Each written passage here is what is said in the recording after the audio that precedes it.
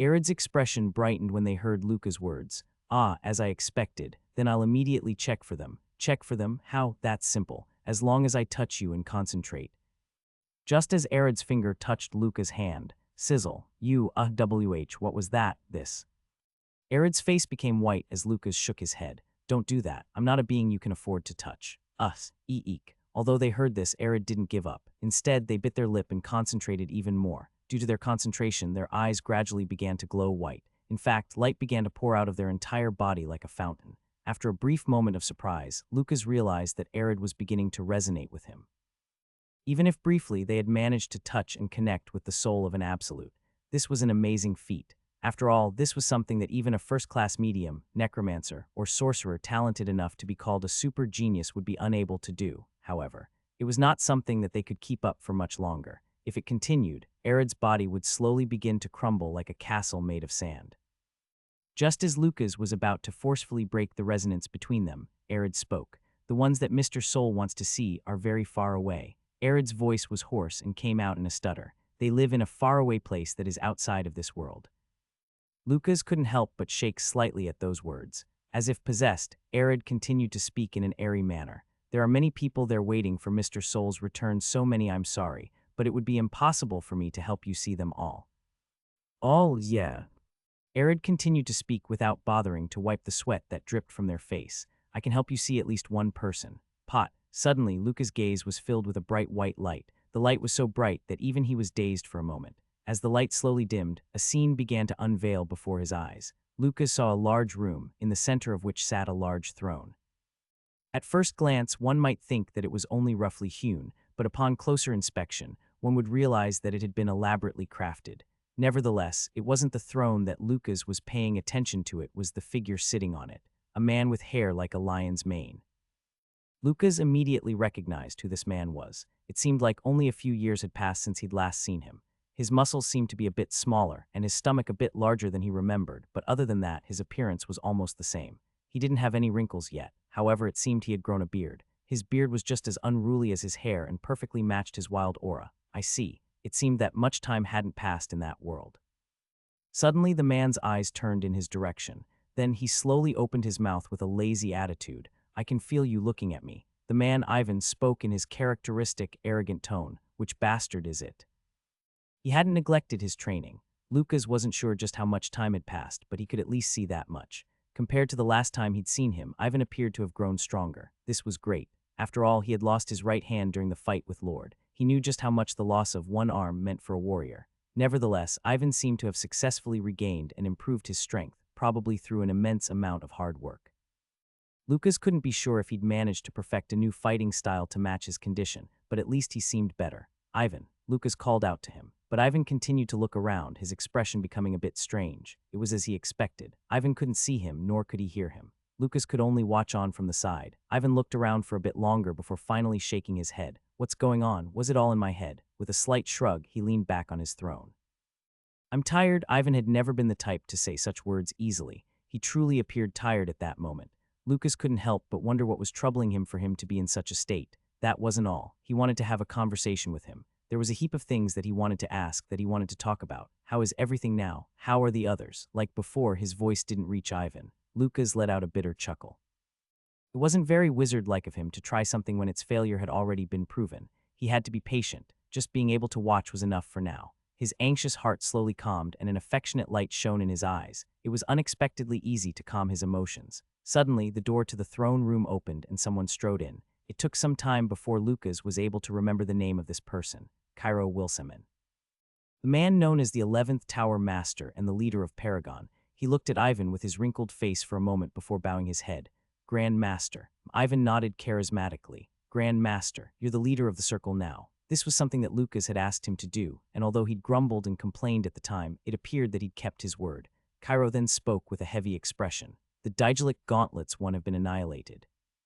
Even Gomez, that's right. Ivan pressed his fingers firmly to his temples. The army will gain momentum once again. What will we do? I will deal with it myself. Crunch. Ivan clenched his left fist tightly, before adding with an expression of dissatisfaction on his face. Is what I'd like to say, but I know you'd never agree to it. Isn't it time you realized the weight of your position as Grand Master? I envy that woman. Carol let out a faint chuckle at those words. Miss Iris is not playing around. I know, she's the busiest of us all, who, Ivan let out a sigh. I guess we can only observe the situation for now. Please be mindful of your position. It's not like you don't know how important you are to us now. I know. Ivan sighed again, appearing even more tired. That's why I'm so frustrated, because I can't make a move even in a situation like this. Were they fighting against someone? Who could stand up to the current circle? Was it Elia, the only surviving demigod? No, Lucas knew her personality. She would not repeat the mistakes the demigod race had before. Other than her, it might have been the demons, but the most powerful demons had all been killed during the battle against Lord. Is it internal? That was the worst possible conclusion. Just as Lucas tried to focus a little more on their conversation, his vision was once again filled with an intense white light, and the scene of the throne room faded. Not only that, but the voices of Ivan and Cairo faded into the distance. Then the white light faded, once more revealing the room at the top of the former Korea headquarters building. As the bright light completely disappeared, the first thing Lucas noticed was Arid's hunched figure. Cough, cough. It took a few moments for Arid to calm down, after which he smiled wryly at Lucas. That's the first time I've ever had such a difficult communication. It seemed that Arid had reached the limits of their mental power. This was to be expected. After all, Arid had just accomplished a task that was impossible even for absolutes. In all honesty, Lucas was still in disbelief. He said these words with utmost sincerity. This caused a faint smile to blossom on Arid's lips. Did that help you to resolve your troubles a bit? Right. It was very important to me. Heh, that's good. Are you okay? What do you mean? That communication seemed to have put your mind under a lot of pressure. After saying that, Lucas looked closely at Arid. To put it bluntly, their white skin, which normally looked pure and sacred, now resembled that of a corpse. And although the light shining from their eyes was somewhat deceiving, Lucas could tell that they were incredibly fatigued. Yeah, I'll be fine after I get some rest. With just those words, Lucas was able to understand just what kind of person Arid was. They were the type of person who found satisfaction in doing good deeds. People like this were usually well respected and carried great authority. Nevertheless, Lucas didn't completely believe Arid's words. After all, they looked like they could collapse at any moment. Arid accepted Lucas' words and quickly fell into a deep sleep as if they had fainted. This showed that their fatigue had reached the limit. From the looks of it, it was possible that they'd even sleep for a day or more. Lucas carefully tucked them into bed before returning to his room. Then, after glaring exasperatedly at Seti, who had once again been playing with his body, Lucas sat in front of her. Seti, what do you think the power rankings in this world currently are? This was something that had to be discussed in preparation for the future. When she heard this question, Seti immediately answered straightforwardly, showing no signs of thinking about it deeply. Father, then the Demon King, then Notisop, then Letip, and finally me. Her answer was just as he guessed. Lucas shook his head, deciding to wake her from her delusion. Not quite. Your current strength is comparable to that of the 5 dukes or lower. Those words caused Seti's expression to change. She pouted her lips in displeasure, appearing unconvinced. But after a bit of thought, her expression became a bit strange. She then asked in a solemn tone, Really? Do you remember the Duke you saw in Africa? You're currently weaker than he was. Seti's expression became contemplative for a moment. She never thought that he would consider her to be so weak. Of course, from an objective perspective, Seti was by no means weak. At the very least, there were few among the humans who could rival her. The only one Lucas could think of at the moment was Cran. Unfortunately, there were many beings in this world who seemed to push the boundaries of mortals, and the 5 dukes were among them. Not to mention the absolutes, if you were to face off against one of the 5 dukes, the battle would certainly last quite a while. And if you were to ever die and your soul flowed into the afterlife of this universe, I would be unable to do anything about it. Then what's the point? It's not like more time will increase my chances of winning. You will win in the end. I will help you.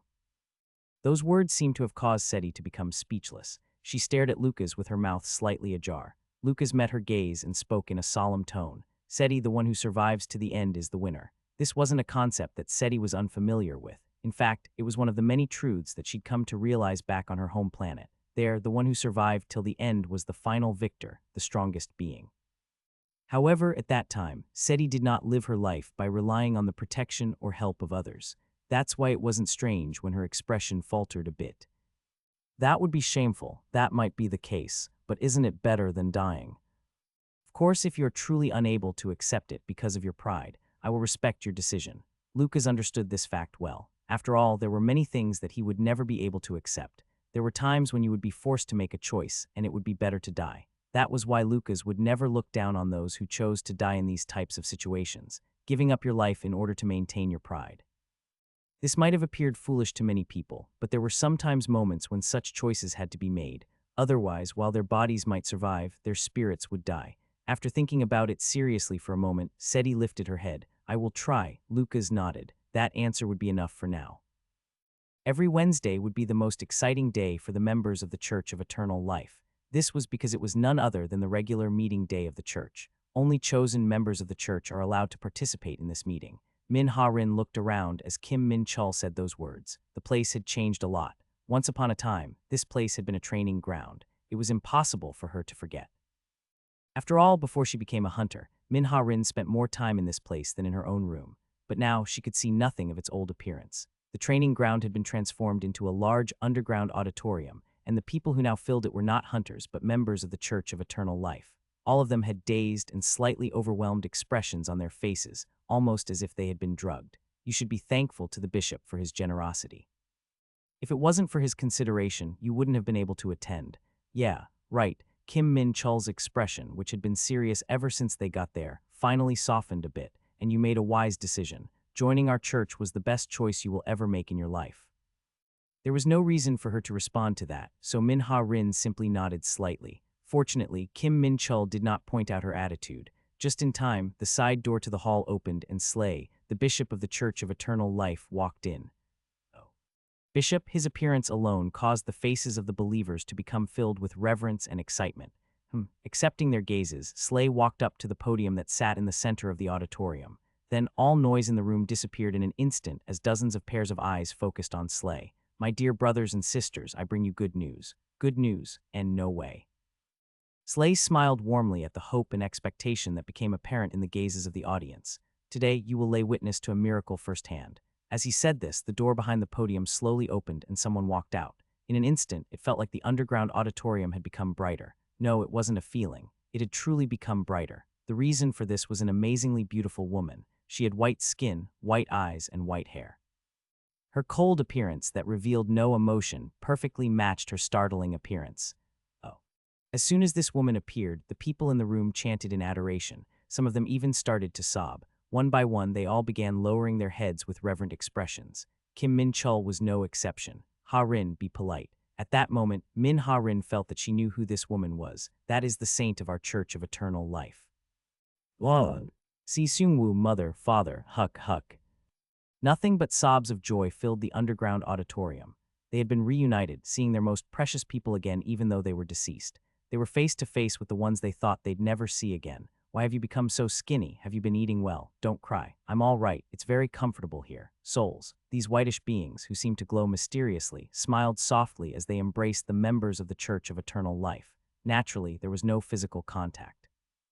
It was just that they had done the action. Nevertheless, that was enough. There were happy smiles on the faces of the members of the audience. It was so strong that it seemed to color the entire underground auditorium. For those who dearly missed their loved ones, the sight unfolding before their eyes would naturally bring a sense of longing. A bright white glow illuminated the stained glass, causing this place to appear like a paradise. And yet, Min Ha-rin could not truly share in their feelings of bliss. She couldn't explain it, but as she looked at this sight in front of her, a feeling of anxiety welled up in her heart. For some reason, it felt morally wrong. Sung Hyeon, Kim Min-chul also joined the group. In front of him stood the soul of a young man. It was a face with which Min Ha-rin was all too familiar. Kim Sung-hyeon, Kim Min-chul's only son. Father. Kim Sung-hyeon wrapped his arms around Kim Min-chul with a warm smile. Min Ha-rin looked away from the touching embrace between father and son. Someone else had caught her eye. As soon as she turned around, she realized what it was. Two souls. As soon as she saw their hazy faces, a strange emotion swelled in her heart. Dad, Mom. The ones standing before her were her two parents who had died miserably. She thought she would never see them again, and a reunion was so impossible that she'd never even thought about it. Ha-rin, come here. They smiled brightly and spread their arms. But Min Ha-rin didn't approach them easily. Why aren't you going to them? Suddenly, a beautiful voice sounded in her ear. The voice sounded clear like a calm lake, but at the same time it was cold. It was the voice of the saint. Her cold eyes contained a faint, questioning look. Your parents are calling for you. Can I ask you something? Go ahead. Are those really my parents? The answer didn't come immediately. Min Ha-rin turned to look at the saint. This was so she would be able to see if there were any changes to her expression. But it was Min Ha-rin who was shocked when their eyes met. There was not a hint of doubt or strangeness in the saint's cold eyes. She asked in a questioning tone, why are you asking me that? Those are your parents. If there is anyone who would be able to find something strange about them, it would be you, not a stranger like me. Do you think there is anyone in the world who would know a father better than his own children? Then, No, she didn't. Min-ha-rin had a headache. She was so confused. She couldn't find any strangeness in her parents' souls.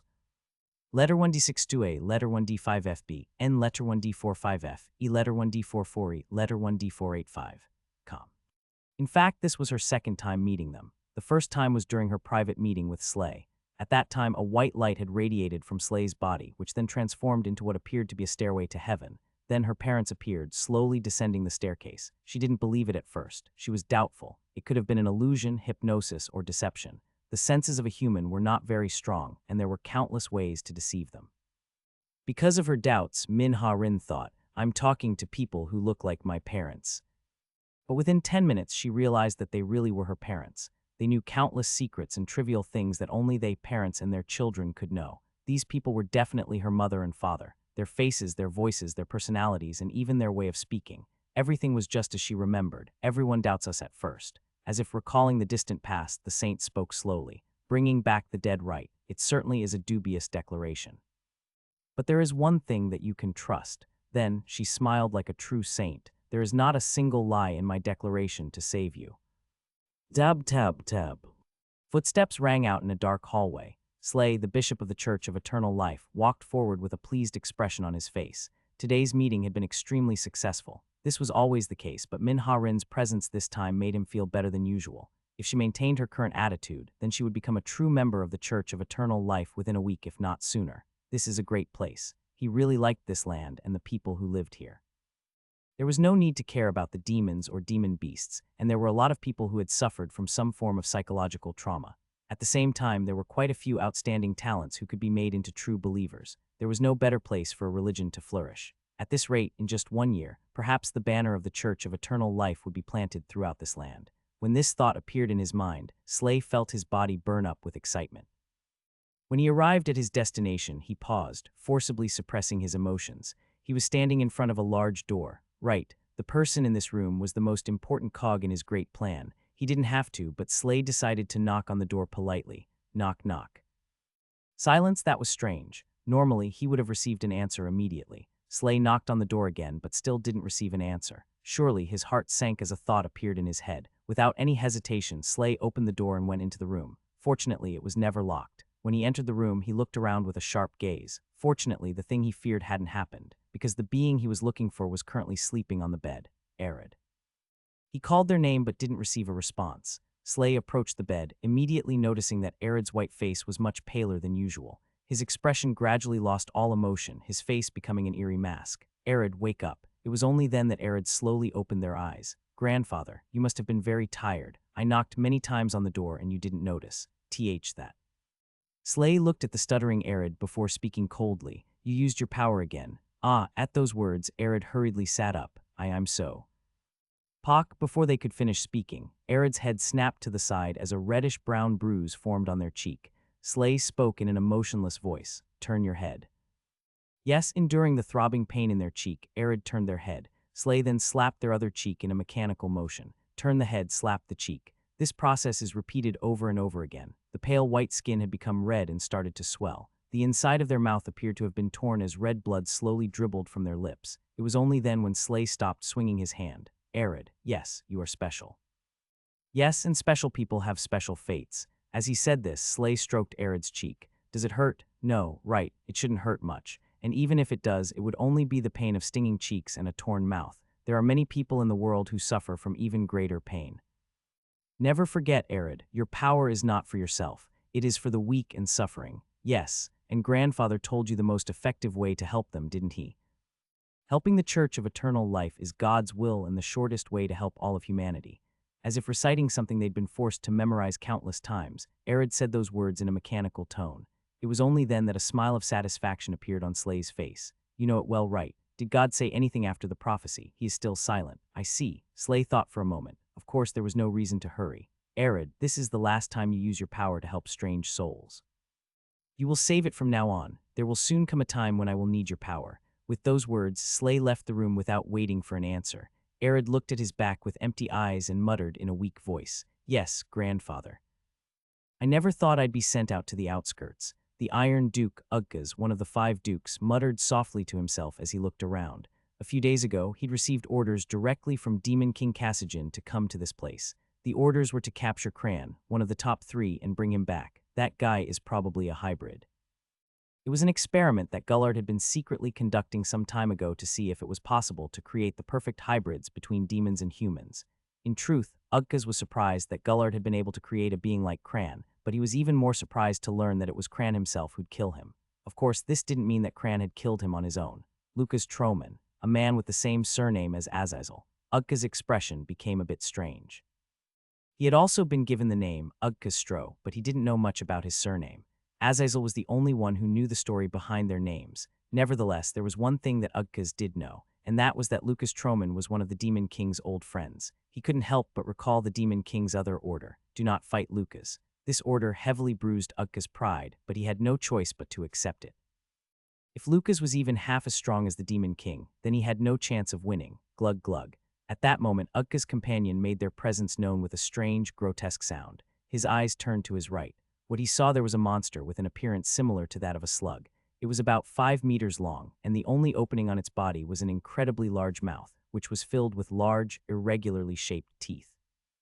Hundreds of tentacle-like legs protruded from all over its body, and a strange slime seemed to ooze from its skin. This being was Sipakna, also known as the Monster Duke. Ugkas looked at this creature with a hint of appreciation mixed with disgust. After all, despite its looks, Sipakna was highly intelligent and possessed the ability to speak. Moreover, its strength was only a bit below that of the 5 dukes. Nevertheless, this guy never revealed his intelligence in front of anyone other than the Demon King. In truth, Ugkas had no idea why the Demon King had ordered it to accompany him. Ugkas was confident that he could eliminate every living being on this peninsula on his own. Of course, this included the top 3, Cran, who was somewhere in this land. Although they had the appearances of an iron statue and a monstrous slug, they were, in the end, dukes.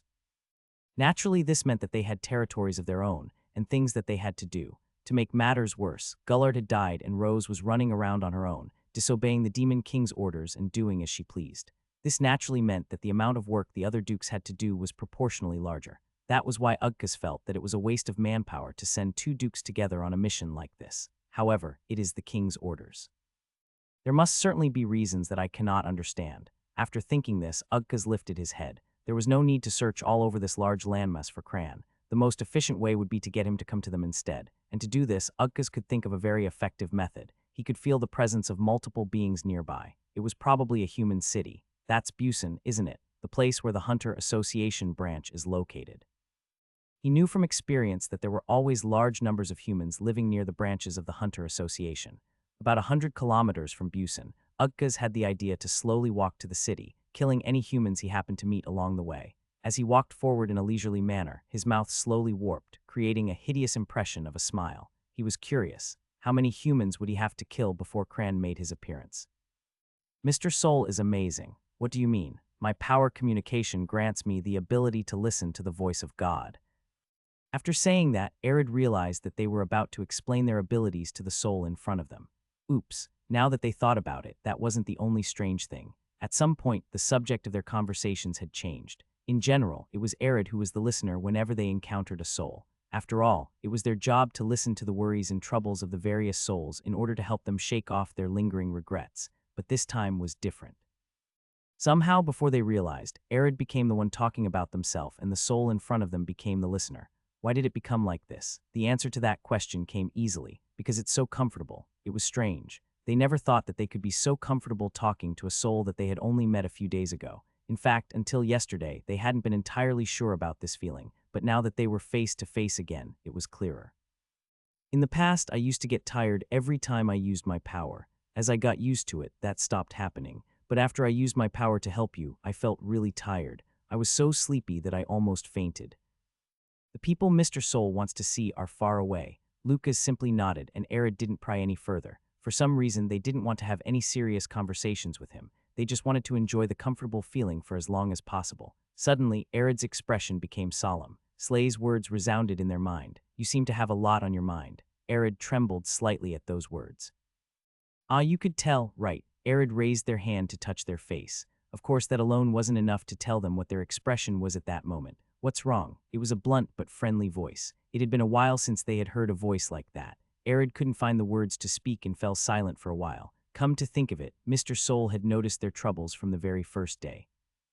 Letter 1D4 F2 letter 1D4 5B letter 1D5 FB letter 1D5 FF letter 1D6 26 letter 1D4 B6 NBSB letter 1D04 O letter 1D5 FA. I want to tell him. They wanted to say it. It felt like if they did, then the pressure that weighed on their chest would be relieved a bit. But Arid simply raised their head and smiled brightly. No, it's nothing.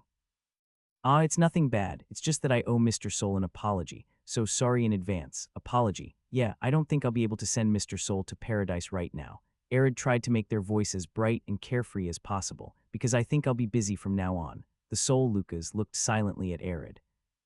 That was the end of their conversation that day, because Arid's expression became a bit tired and they expressed the desire to rest a bit more. Accepting this clumsy signal, Lucas quietly returned to his room. And the next day when he went back to the room on the top floor of the building, Arid was not there. Of course, Lucas knew this even before he entered the room. Nevertheless, the reason he went there was to track Arid's signature with this room as the starting point.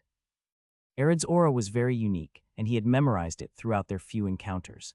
At that point, Lucas was confident that he'd be able to find Arid regardless of where they were in the base. He followed Arid's signature through the building and stopped as he came upon a thick wall. Crackle. When he touched it with his finger, a weak spark appeared. It seemed that a barrier that prevented the intrusion of souls had been erected in this space behind this wall.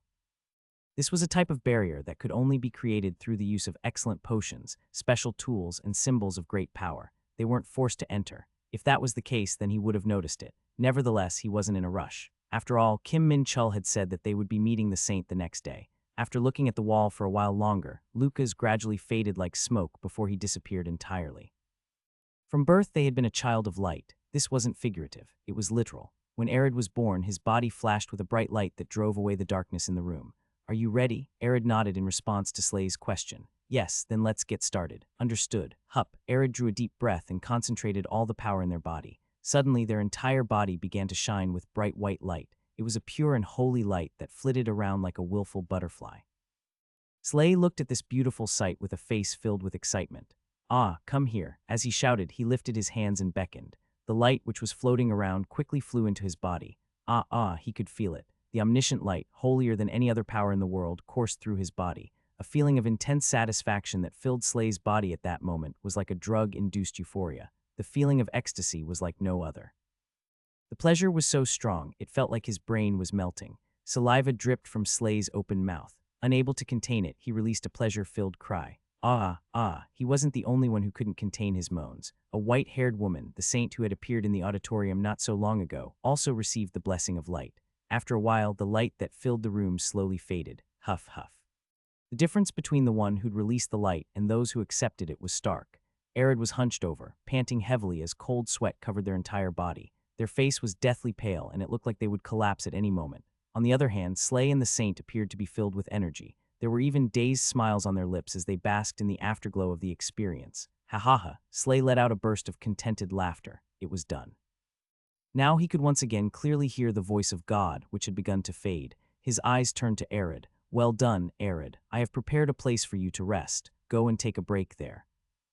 Yes, Arid mumbled softly before staggering out of the room. The saint, who watched him leave with cold eyes, opened her mouth.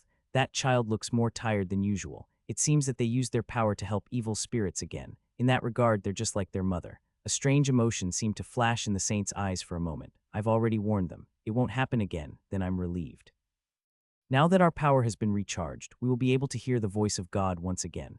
Will you ask about that absolute existence again? Slay nodded. I didn't have enough power last time, so I was unable to hear the answer clearly. If my predictions are correct, then the absolute will be a hindrance to our plan. The saint raised an eyebrow slightly as she looked at him. You look quite relaxed even while saying that. Do you have a plan? Even if they are an absolute or whatever, in the end, they are still God's subordinate. With the power of communication that Slay borrowed from Arid, he was able to receive knowledge that would usually not be available to mortals. And that was how he knew what kind of beings absolutes were, what their goals were, and what kind of ideals they had. They are just the servants of God like us, with the exception of the four great beings.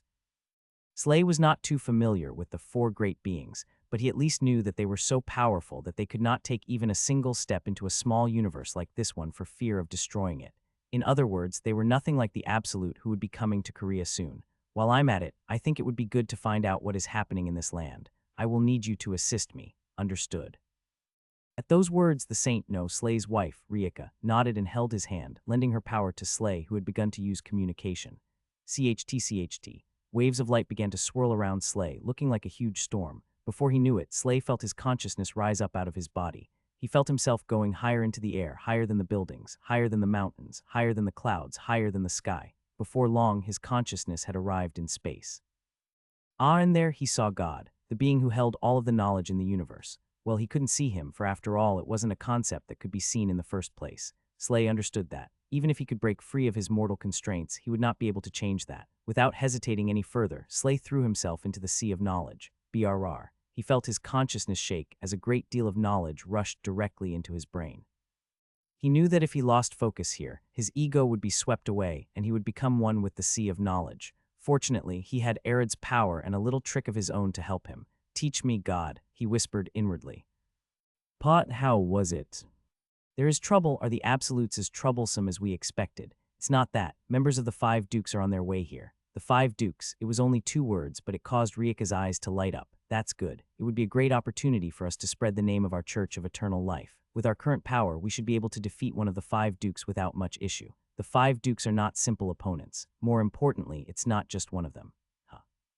2 of the 5 Dukes are on their way here. When she heard that, Rieka's expression became serious. 2 of them, why are they coming here? I think they're looking for someone. I'm not too sure about the details. In any cause, that's not the point. Slay stroked his chin for a moment. In a short while, the entirety of Busan, no, the entirety of the Korean peninsula would fall under the control of their Church of Eternal Life. It would be a shame for them to back down like this.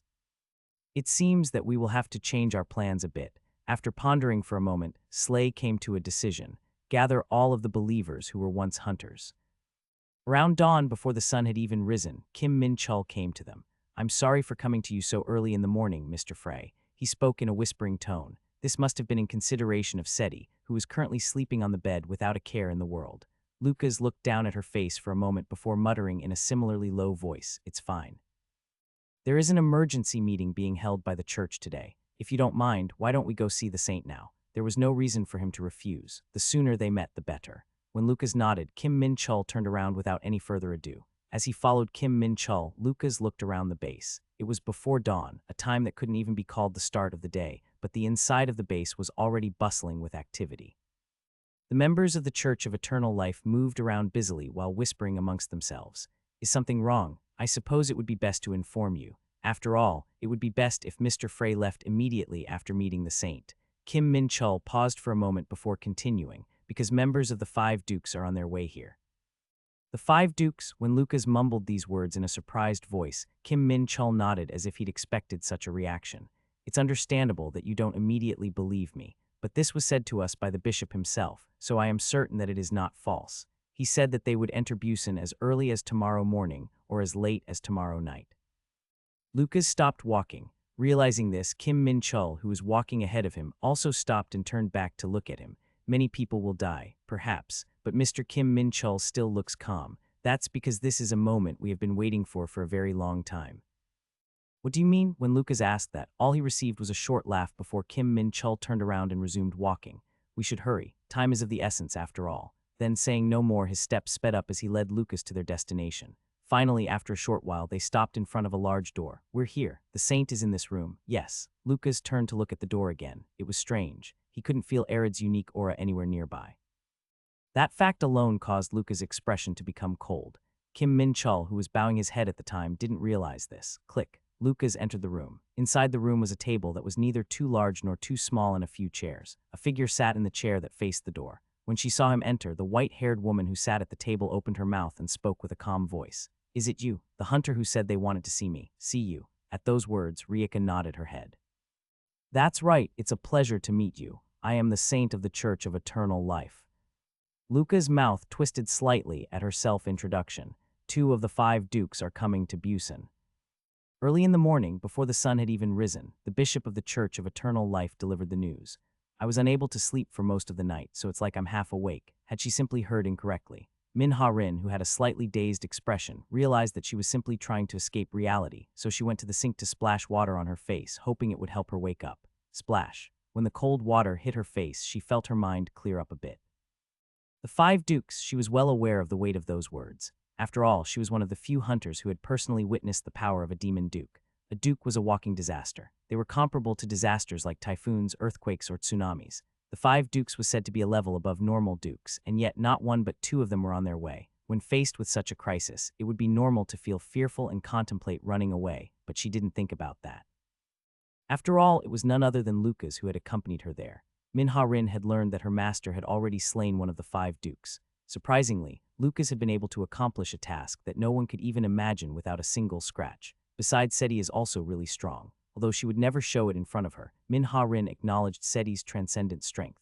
This was only natural. She'd personally seen her play around with the veteran hunters back in America. It also occurred to that she might have been an old monster who was many times older than her appearance. Even though she looked like a child and also acted like one sometimes, her strength made her suspicious. There was also the saint, the bishop of the Church of Eternal Life, and all of the believers who used to be hunters on standby. The 2 dukes would certainly be fearsome, but she felt that it would be possible to eliminate them. However, there was something else that made Manhwa feel uneasy. I don't know what the hell I want to do, creak. She turned off the faucet. Manhwa looked at herself in the mirror. She could see the water dripping down her face, the dark bags under her eyes, her dry lips, and her flaky skin. It was just a haggard face in general, but she couldn't help it. She had been having trouble sleeping. The Church of Eternal Life, the organization that had completely devoured the Korea branch of the Hunter Association down to the bones, the ones who had let her meet her parents' souls.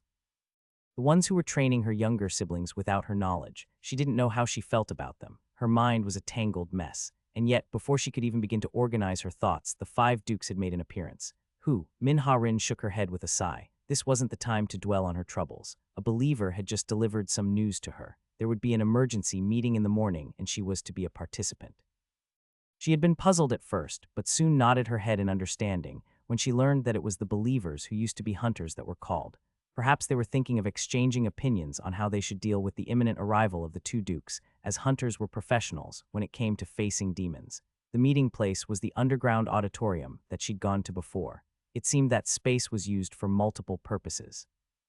When Manhwa stepped into the auditorium, there were already many people there. She also saw a few familiar faces. No, it wasn't a few. They said that they would only be gathering the hunters. It took a while for her to realize because their clothing was different from what she remembered, but most of the believers there were Korean hunters. It was the first time in many years that she was seeing some of the people here.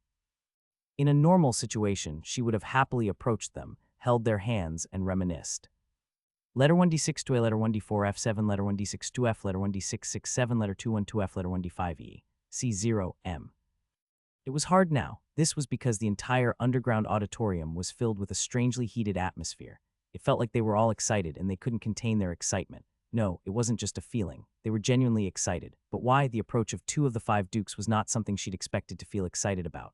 Manhwa hesitated for a moment before approaching someone she knew. Hello, oh, it's Ha-rin. Long time no see. They smiled and greeted her.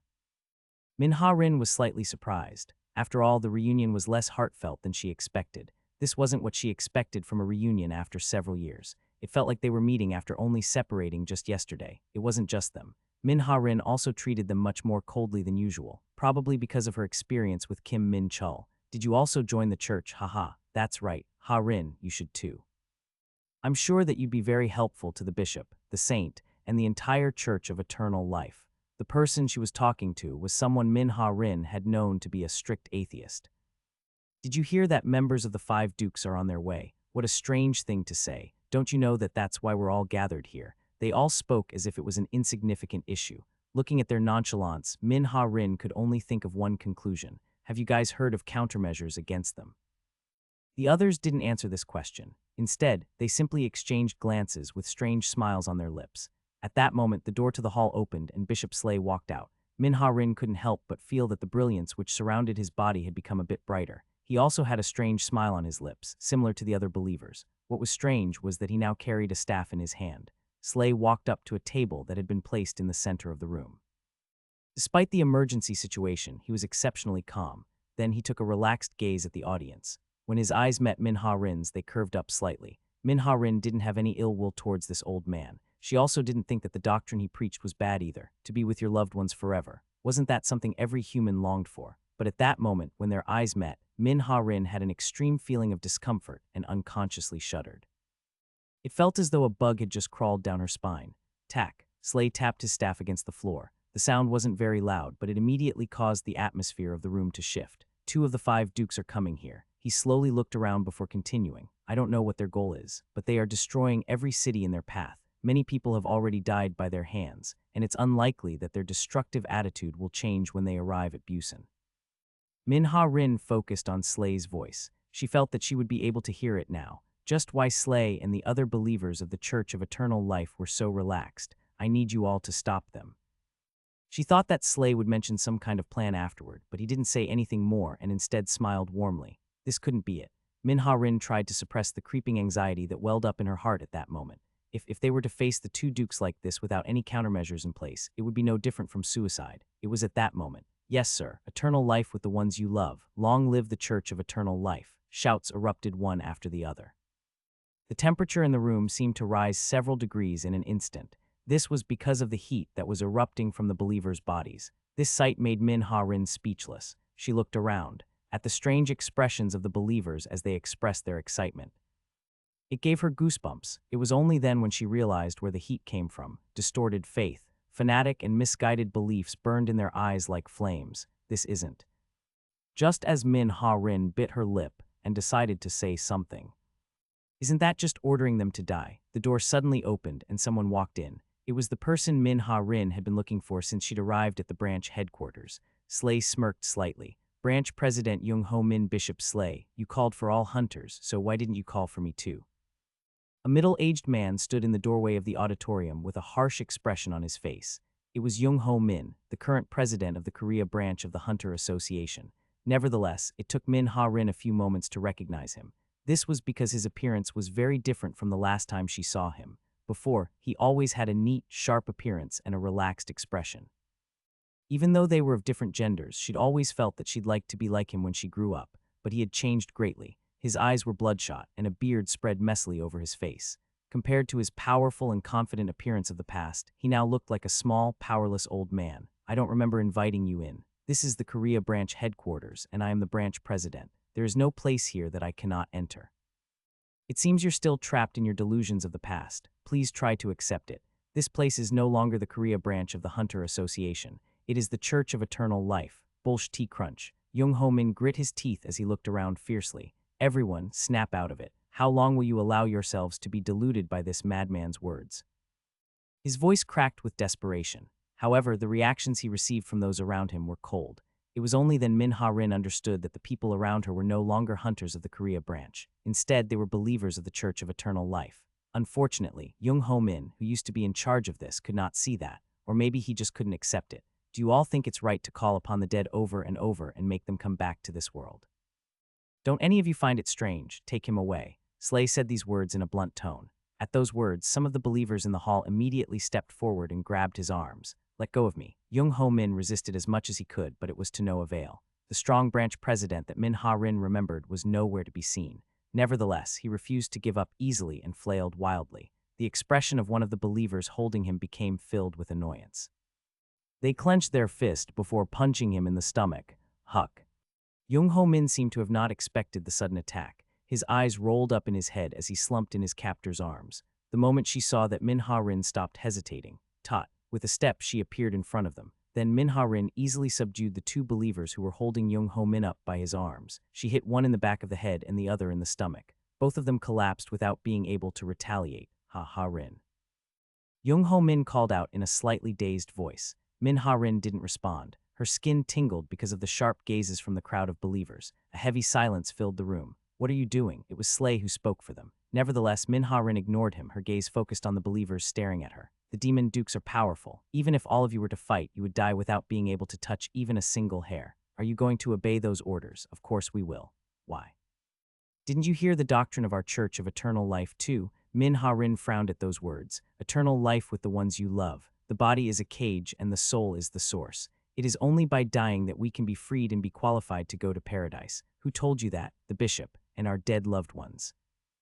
That's not possible. If they were really your family, they wouldn't wish for your death. Manhwa chuckled derisively. Bishop Slay, are you also going to fight with them? She no longer used honorifics, because she didn't feel the need to anymore. Slay didn't seem to care about Manhwa's change of tone. I still have work to do in this land, so I will need to delay my trip to paradise a little while longer. The words were said decisively. Min-ha-rin understood then. Right, it seemed that her hunch at the beginning was correct. At first, she thought that Slay knew just how powerful Lucas and Seti were, and he hoped to rely on them to deal with the approaching 5 dukes.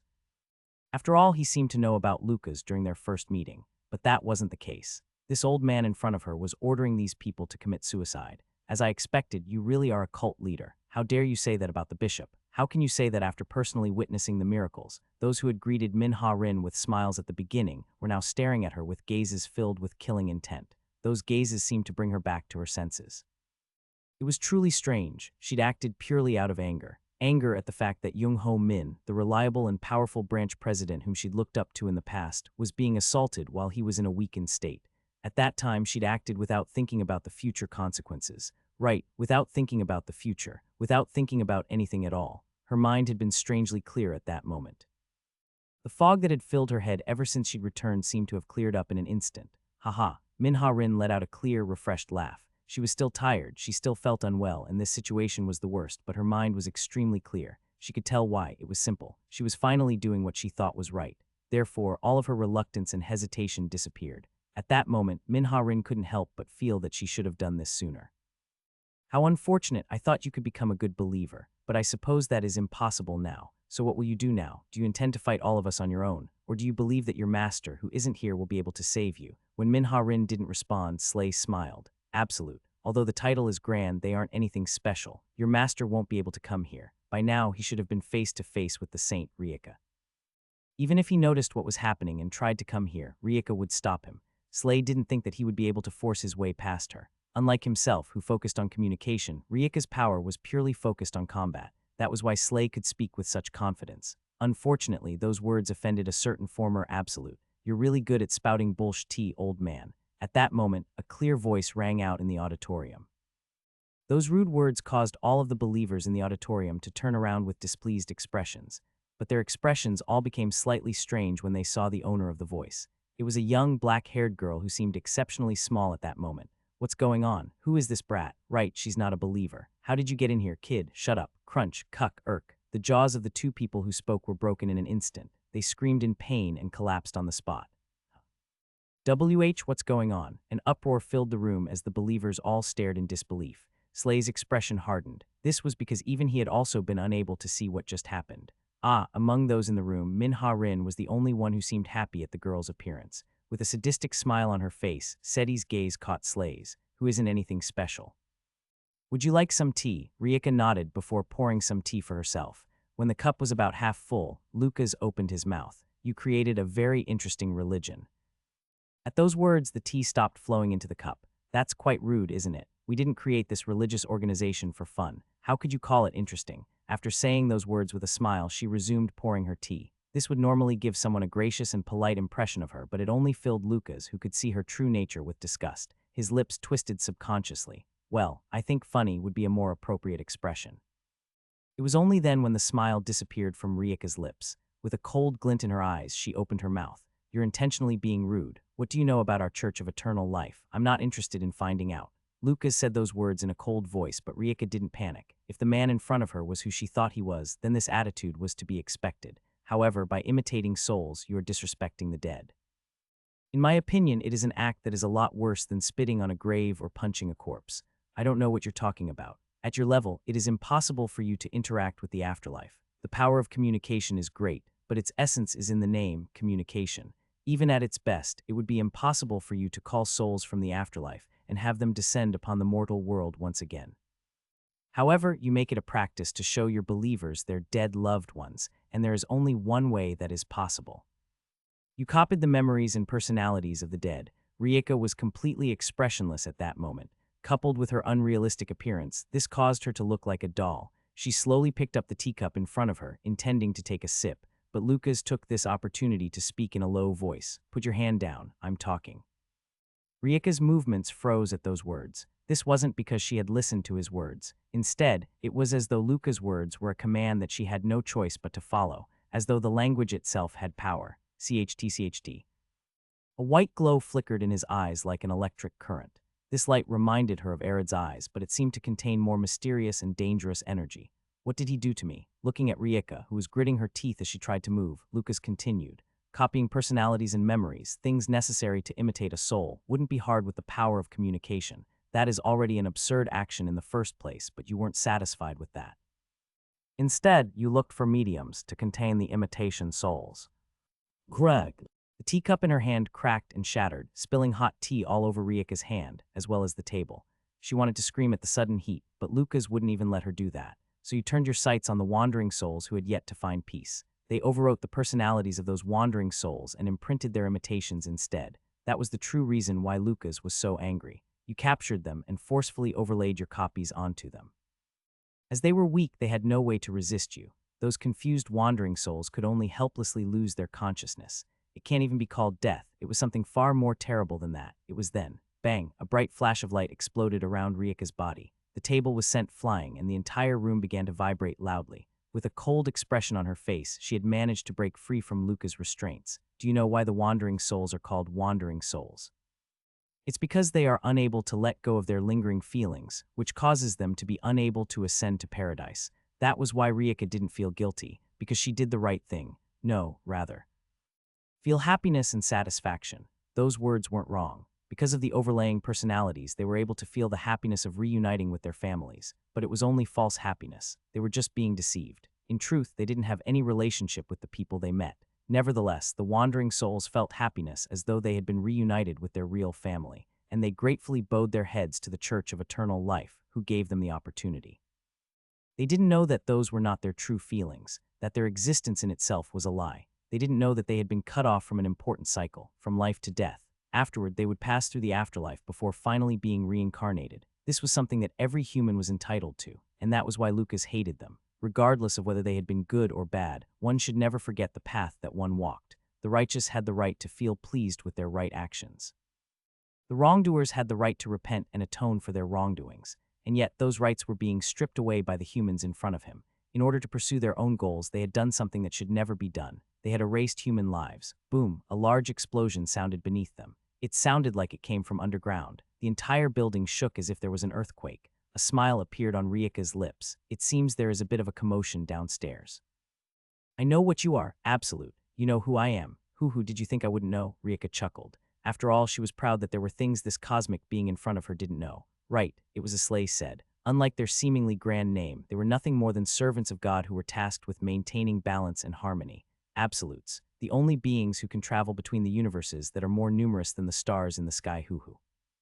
That is a great truth that most mortals are unable to know, but we can, for we can communicate with God. No secrets can escape our eyes. Lucas raised an eyebrow. It's not your power. It is something you stole from that child. He knew even that. But even when that secret was revealed, Rieka retained her proud attitude. Arid, that is too much power for a child. Instead, meeting us was that child's great fortune, because we know the most effective way to make use of that gift. You're mistaken. That child doesn't use his power recklessly because he knows just how dangerous his abilities are. But maybe you're right. Maybe you do know how to use it more effectively. At that moment, the pleased expression on Rieka's face disappeared. After all, with your wisdom, you used most of your power to keep your young appearance instead of the way it was intended. What the hell are you? Now I get it. You seem to know quite a bit about absolutes, but your knowledge is still lacking.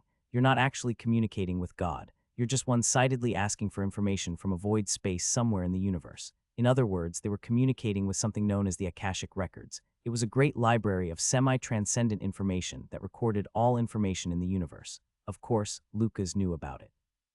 Unfortunately, despite its reputation, not everything was recorded in that library of information.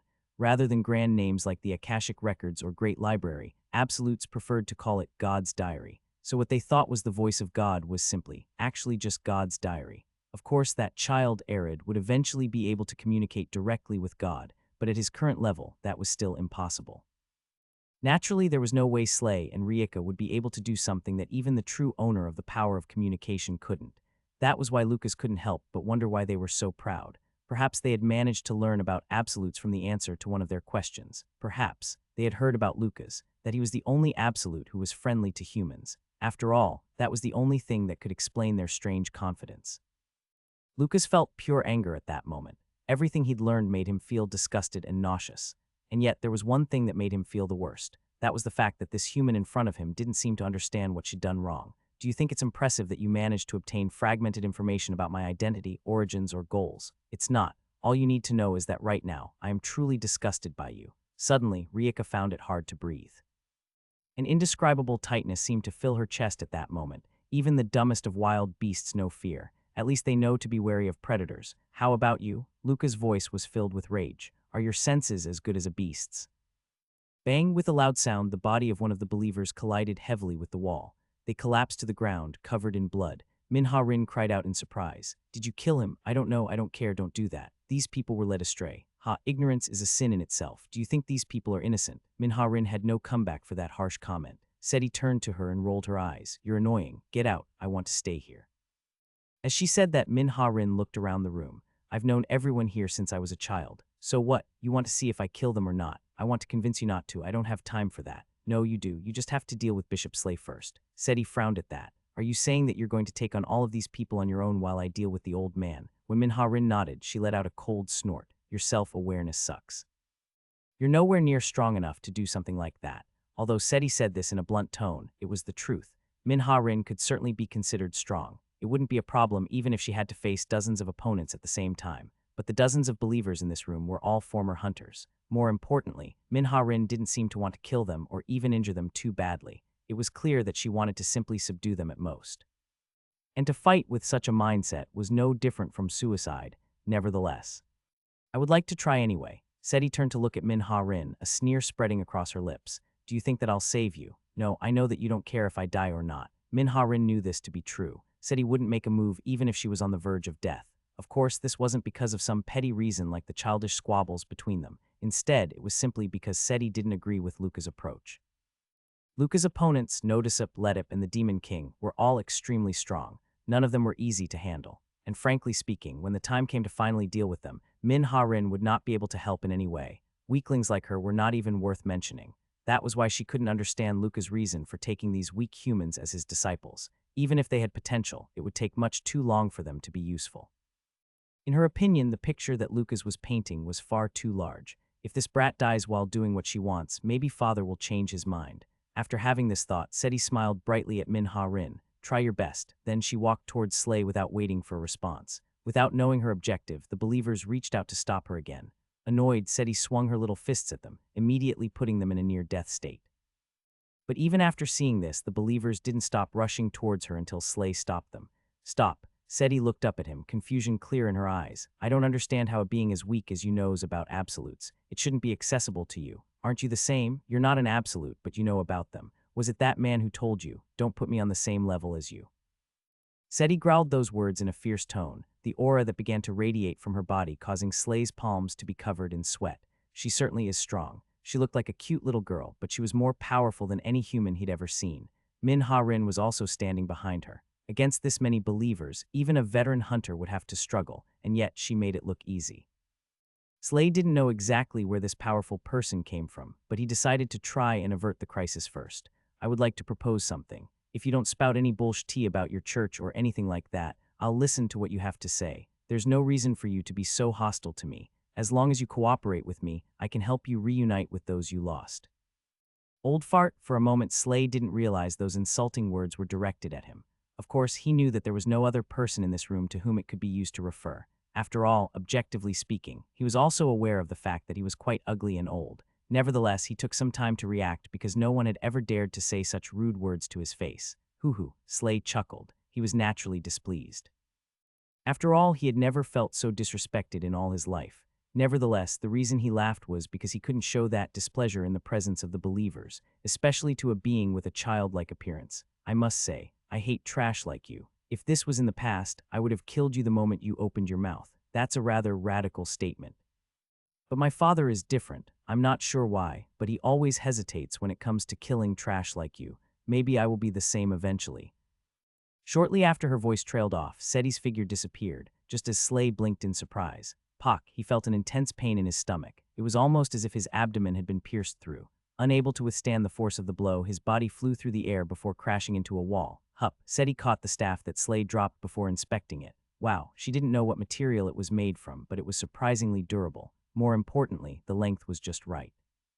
Of course, it could never compare to her soul weapon, but it would do nicely. For now at least, not bad. Whoosh, whoosh. Seti swung the staff a few times before taking a stance. The tip of the staff was pointed towards Slay, who was slowly rising from a cloud of dust. He spat out a mouthful of blood as he stared at her with bloodshot eyes. Boom, then the sound of a huge explosion came from above them. Seti glanced upwards. "Ah, forget what I just said." Then a bright smile stretched across her face. "It seems that you guys have managed to piss my father off somehow, so I'd advise you to start praying. Pray that his anger will have subsided a little by the time he gets here." The Church of Eternal Life was an emerging religion that was gradually gaining prominence throughout the world. In fact, it was the most prominent religion in Australia, where it devoted most of its efforts and where it remained the longest. The same could be said for Europe, where it was slowly expanding its influence. After conquering these two regions, the Church of Eternal Life set its sights on Asia. In fact, it didn't have much of a choice. No matter how ambitious Slay was, he knew that it would only be crazy to set his sights on North America at that point. Asia. In particular, Slay focused on the Korean peninsula, and his expectations were on point. Most of the citizens of Korea were unable to let go of their feelings of loss, which allowed Slay to capture their hearts by showing them miracles. Everything had been going according to plan. Pak, Slay rolled across the ground once again. He rolled a few times before finally springing to his feet. He didn't even see Seti. Puck, U, Erk letter 1d4 to 2n letter 1d4 5 br letter 212 f letter 1d4 b6 letter 1d6 8d. All he felt was the pain in his side before he was sent flying through the air once again. His body crashed into a wall like a meteor. The walls of the auditorium, which had once been a training ground for hunters and could withstand the strikes of multiple missiles, were now covered in cracks because of the continuous impacts. Huck. Slay coughed up a mouthful of blood, his mind racing. She was strong. She was too strong. She's not an absolute or a demon, so how? This question lingered in his mind. At the same time, he was filled with regrets. If the 3 vice-bishops who led each region know, if even 2 of them had been there, they would have been able to deal with the monstrous little bitch. Tot. Seti didn't give Slay the chance to think. Once again, she kicked off from the ground and quickly closed the distance between them. However, this time, Slay was able to react in time. He barely raised his right hand, blocking the blow from his staff, which was now in Seti's hands. Crack, but just because he'd managed to successfully block the attack didn't mean he had been able to negate the damage. The bones of his right hand were smashed to bits as soon as they came into contact with the staff. Nevertheless, Slay used his building rage to suppress his pain as he grabbed the staff. His eyes were filled with venom. "This is mine, fuck you." As she muttered in a cynical tone, Seti stretched out her left hand. Her dainty white hand formed the shape of a blade as it slid across Slay's forearm. Shuck. The sound that emerged was not something a hand should have been able to make. Slay looked down at his arm with a blank expression. There he saw a thin red line from which blood slowly began to drip. Then Slay's forearm slid smoothly like a perfectly sliced cake. Kuok, Slay let out a scream of pain before a flash of bright light exploded from his body. Seti frowned slightly. She still hadn't figured out what exactly this power was yet. Of course, she didn't think that it was particularly threatening, but one could never be certain. She'd seen people who were on the brink of death ignore everything and drag their murderers down with them many times. He's caught like a rat anyway. There was no reason for her to gamble with her life. With a sly smirk on her face, Seti widened the distance between them. Cough, cough. Slay coughed heavily and his body shook. Before this, he had always done his best to maintain a neat appearance. His bleached white hair was always combed neatly without even a single errant strand. His expression had always been calm and gentle, and his voice was always warm and soothing. But now that appearance was nowhere to be seen. His hair was disheveled, his face was distorted like a devil, and his eyes were filled with sheer hatred. Seti smiled brightly at him for a moment before her eyes were drawn to the staff in her hands. There she saw Slay's detached right hand, still holding on firmly. HMPH. She made an expression of disgust before shaking her hand slightly, causing the disgusting hand to fall to the ground with a thud. Slay cried out with a broken voice. "Do you know what you're doing? Getting rid of an old fart who should have died long ago. Our Church of Eternal Life has over 1 million followers. Why would I care about that?"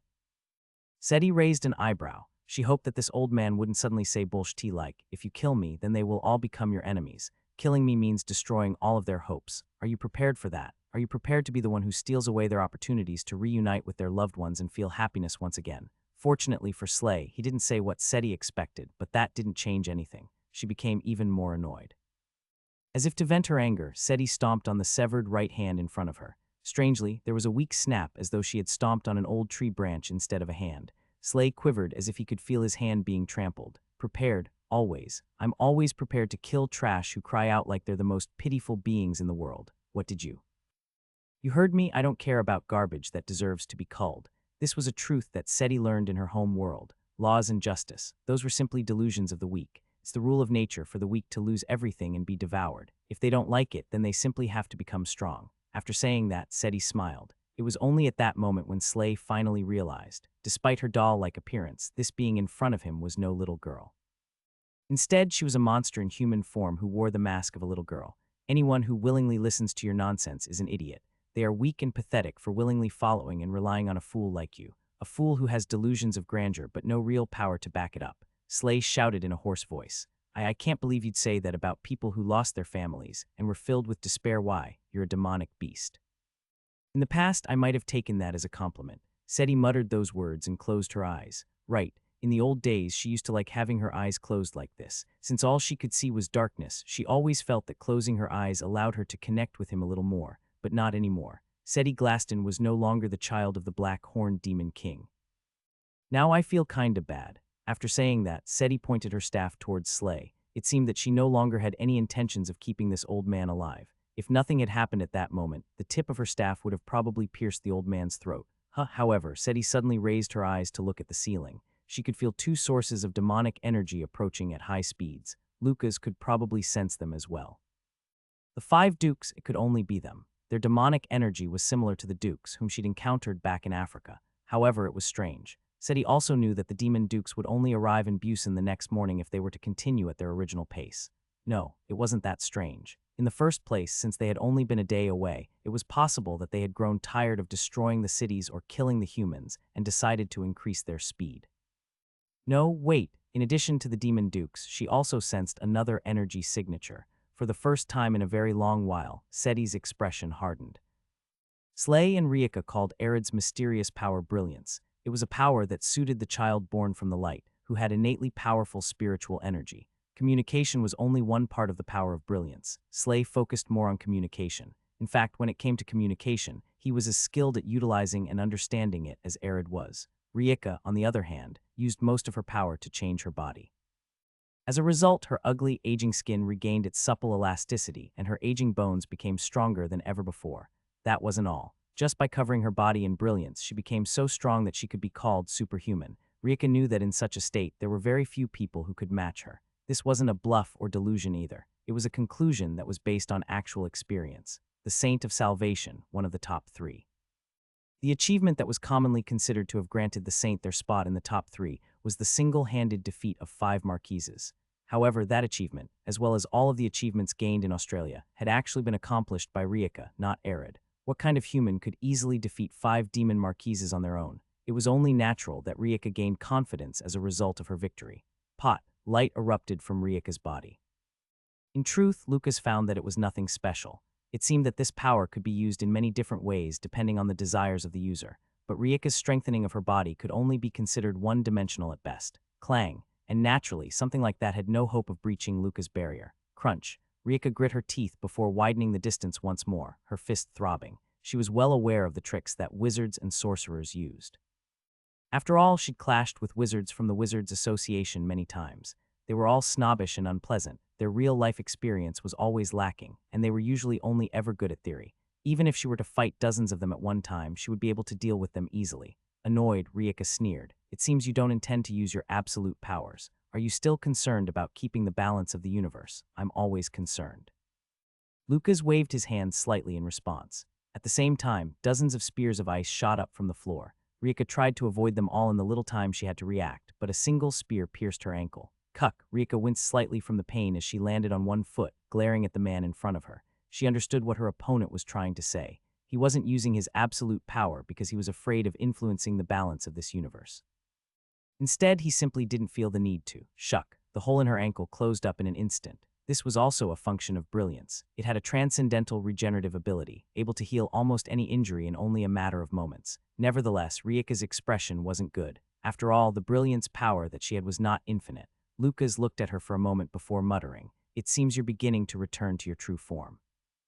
Rieka quickly raised a hand to her face, immediately feeling the wrinkles that had begun to form on her previously smooth skin. Are you unable to give up your obsession with your appearance even in this situation? Shut up, screaming, Rieka charged forward. She'd managed to keep her cool until then, but the moment Lucas mentioned her appearance, she immediately lost her temper. In the end, you use the desperation of others to satisfy your own selfish desires. Ha, don't try to act like you're a noble person. Rieka's voice was filled with hate. It was simply a deal. They wanted something, and I had the means to make it possible. What's so wrong about that? That's why you're going to die. Lucas spoke in a low voice, because I can't understand it, just as Lucas lifted his hand. A bright flash of light appeared in the middle of him and Rieka. Before the light began to fade, Lucas was able to tell who it was. He slowly opened his mouth. Arid. Arid hesitated before nodding and responding. Mr. Soul. He had a complicated expression on his face. Lucas couldn't help but wonder what he was thinking at that moment. Unfortunately, his spiritual eyes blocked even Lucas' insight. Nevertheless, he was certain about one thing. Arid wasn't surprised to see Lucas in a physical form. Is this woman your family? She's my grandmother, I see. Lucas lowered his hand. At that moment, Rieka looked at Arid with a happy expression. Oh, Arid, you saved me. Her supple facial muscles had become loose and her skin became covered in wrinkles and age spots. Nevertheless, Rieka smiled brightly. Hurry up and get rid of that demon. You should be able to do that much, right? Grandmother, you tricked me. Right, I'm sorry, but I did it for everyone's happiness. It's not just me. You also tricked everyone from the Church of Eternal Life. Arid, are you blaming Grandma now? Rieka lowered her voice as she said this, and Arid bit his lip, hard enough to draw blood. Then he strode towards Rieka. Grandmother, what the hell? Lucas wondered just how Arid would react, but he couldn't pay attention to their reunion any longer. Lucas looked up at the ceiling. To be precise, he was looking beyond it. Even though the sun was about to rise, the sky had turned black. This was a darkness that wouldn't be seen even in the middle of a starless night. Then a black spark streaked across the sky. Boom, it was as though lightning had struck, but it wasn't lightning. It was far larger and more powerful than lightning. Moreover, he could feel the malicious energy from there. The power contained in this single black streak was enough to destroy the entire Korean branch. Lucas didn't take too long to react. He immediately erected a barrier as strong and as large as he could make it. In other words, it covered the entirety of the Korean branch and the facility underground. Crack. Nevertheless, the barrier still cracked, nearly shattering. It had only barely managed to withstand the attack. Lucas stumbled backward, his insides churning. Mr. Soul. Arid's eyes widened at the sudden movement. Lucas didn't respond. That's not the 5 dukes. Even if the 2 dukes were to work together, they would not have been able to achieve such destructive power. Lucas' heart raced. He already knew who it was. He once again looked up at the ceiling, this time using clairvoyance. His power allowed him to spot the being standing in the sky, hidden behind the clouds. He'd never met him before, but he knew. The being clenched their fist and muttered, "Supremacy fist." If they didn't witness it for themselves, perhaps no one would believe what happened next. With that soft murmur, half of the Korean branch disappeared. About 10 minutes before half of the Korean branch of the Hunter Association disappeared, Ugkas froze in place, honestly wondering if he was imagining things or not. Guguk. Unbelievably, it was Sipakna's grotesque sounds that brought him back to his senses. This demon duke, who looked like a monster, recovered before Ugkas, who still stood idly. It bent its body in a strange sign of subservience. After seeing that, Ugkas quickly fell to one knee. I greet the king. He paid his respect to none other than the Demon King.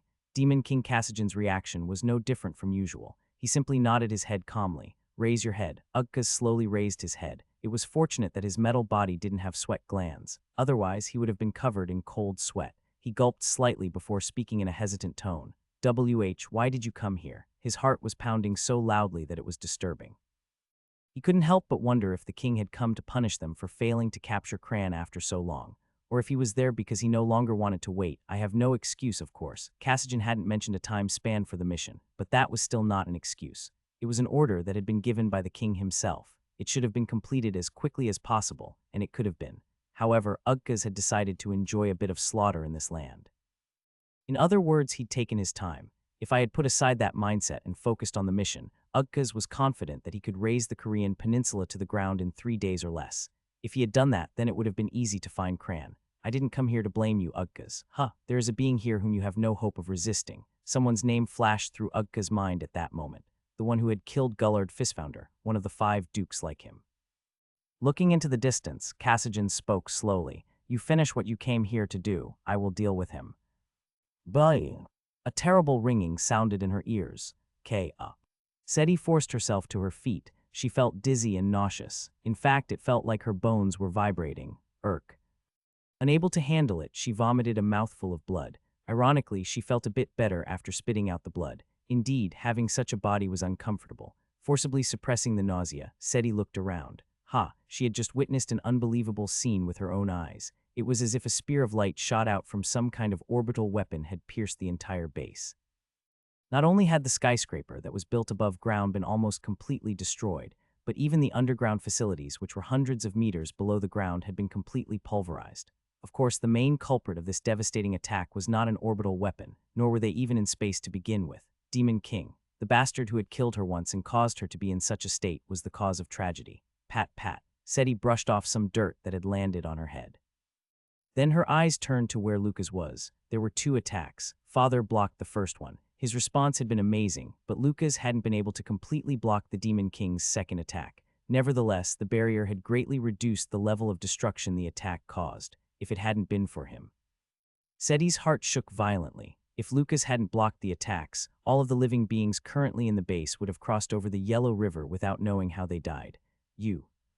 Go. The believers around her groaned in pain. Many of them had died, and those who didn't suffered from severe injuries. Most of them had lost one or several limbs. Even Seti felt pain throughout her entire body. That level of shock wasn't something fragile humans could handle. I'm in pretty bad condition. Perhaps if it had been someone other than Seti, they would have disappeared without a single trace remaining. Seti looked around for Manhwaedit.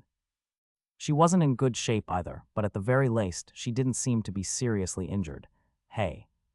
What? It seems like your time to play with these idiots has passed. Manhwaedit spat out a mouthful of dust before speaking. What the hell are you talking about? The 5 dukes are here. Manhwaedit's eyes widened at those words. It wasn't just her. The believers who were groaning on the ground were also roused by those words. The 5 dukes are here. It's time to fight. Cough. Seti looked at them in disbelief. Those who were severely injured and seemed to be on the brink of death were now brimming with energy. Their eyes were filled with joy as though they could no longer feel their pain. Seti smacked the staff against the ground. Bang, the impact caused the ground beneath her to crack, and pieces of stone were sent flying in every direction. Her action didn't just draw attention to herself, but it also caused the believers, who were slowly rising to their feet, to fall to the ground again. With an expression of annoyance, Seti opened her mouth. You want to fight? Cut the crap. Do you think it would even be a fight between you and those guys up there? Who the hell do you think? Thud. An orb of demonic energy shot from the tip of the staff into the stomach of the believer who had just begun to shout. After coughing up a mouthful of blood, that believer collapsed unconscious. Don't be mistaken. This isn't a request or suggestion. It is a threat. If you try to disobey, I will kill you with my own hands. Do you think we are afraid of death?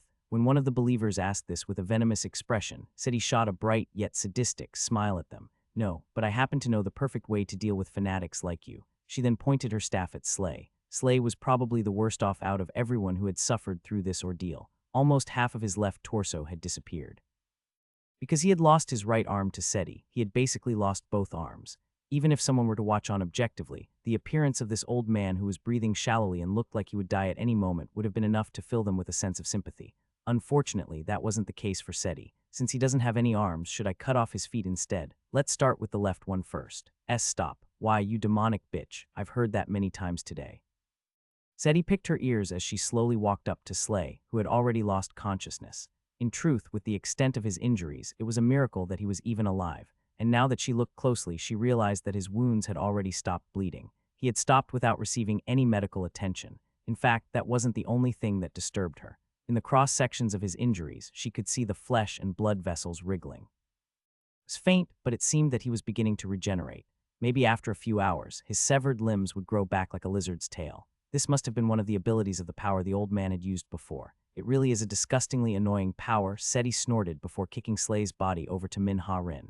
Manhwaedit, who caught him out of reflex, looked down at his body in confusion. If you make use of that old fart, you'll be able to keep those idiots under control.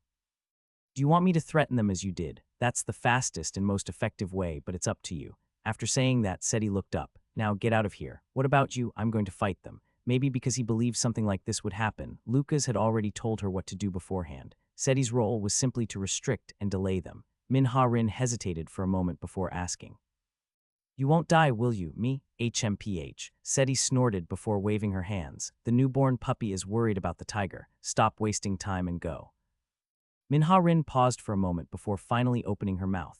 Don't die. Oh, don't worry about me. Just take care of yourself. Right. Manhwaedit nodded once before leaving. Seti only glanced at her for a moment before turning away as if she'd lost interest. The underground facilities were already a mess, and if they were to make a mistake, they might be buried in debris, but they were all still hunters. It should be possible for them to get to a safe zone. Seti's gaze returned to the sky.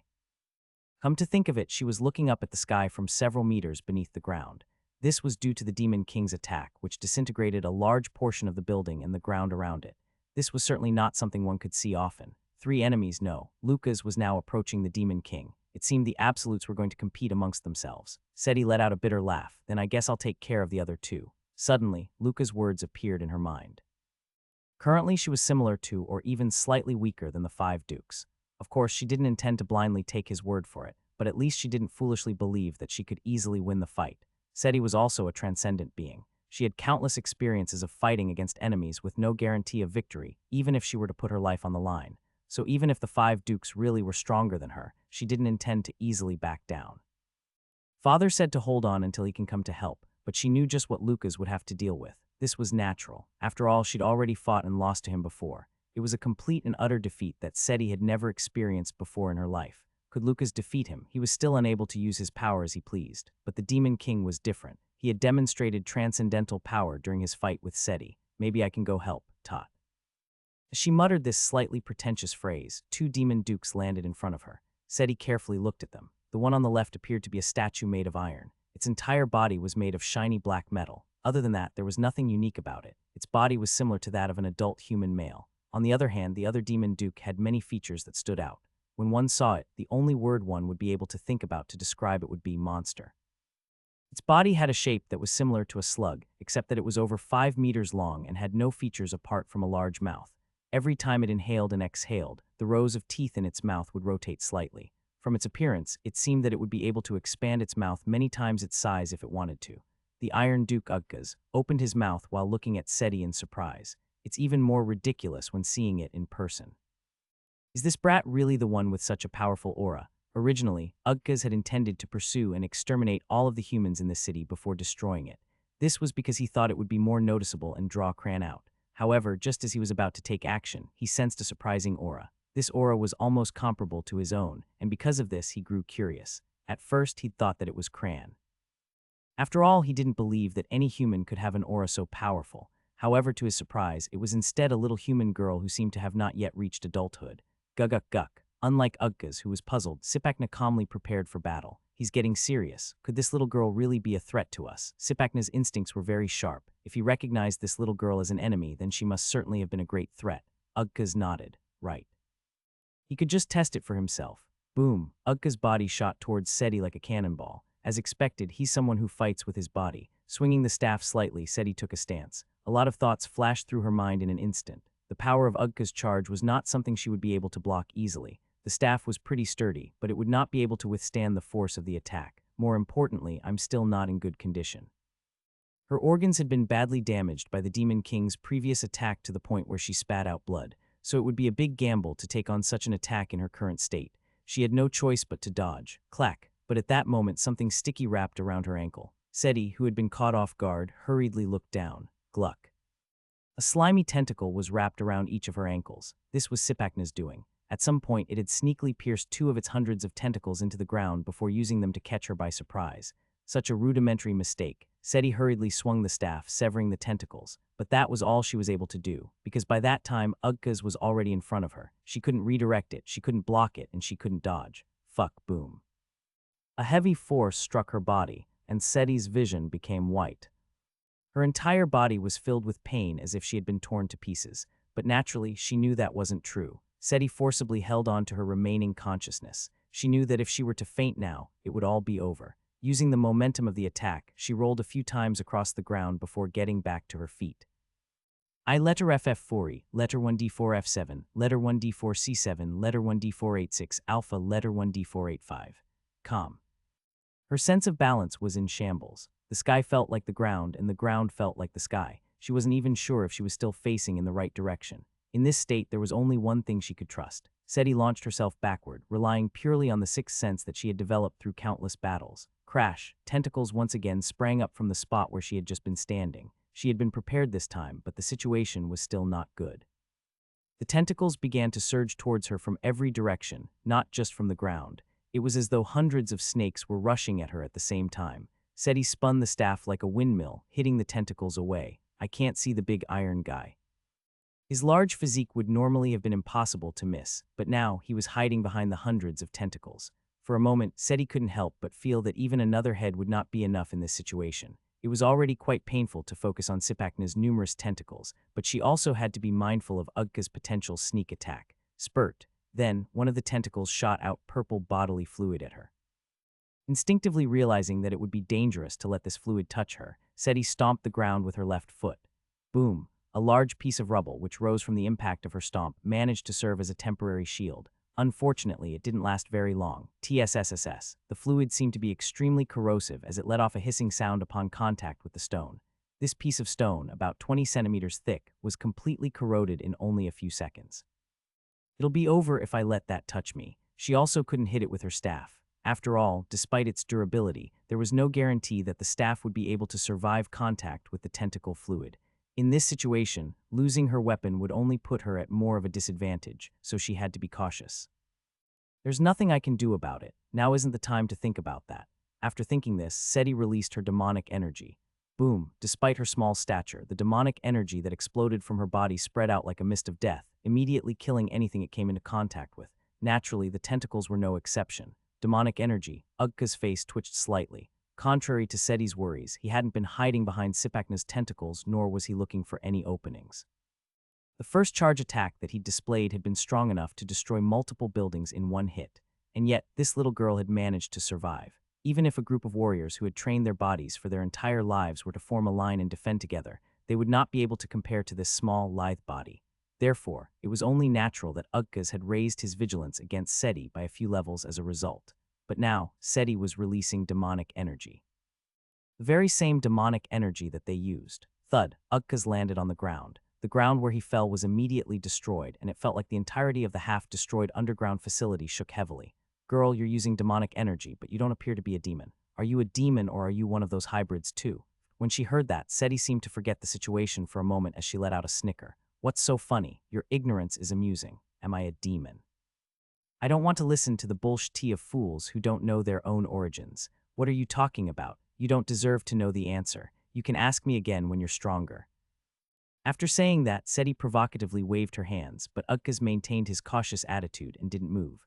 This guy is no joke. It seemed that he also had a lot of combat experience. Seti forcibly stopped her fingers from trembling. Although her organs were still throbbing so far, she had no problems moving her arms, legs, or head.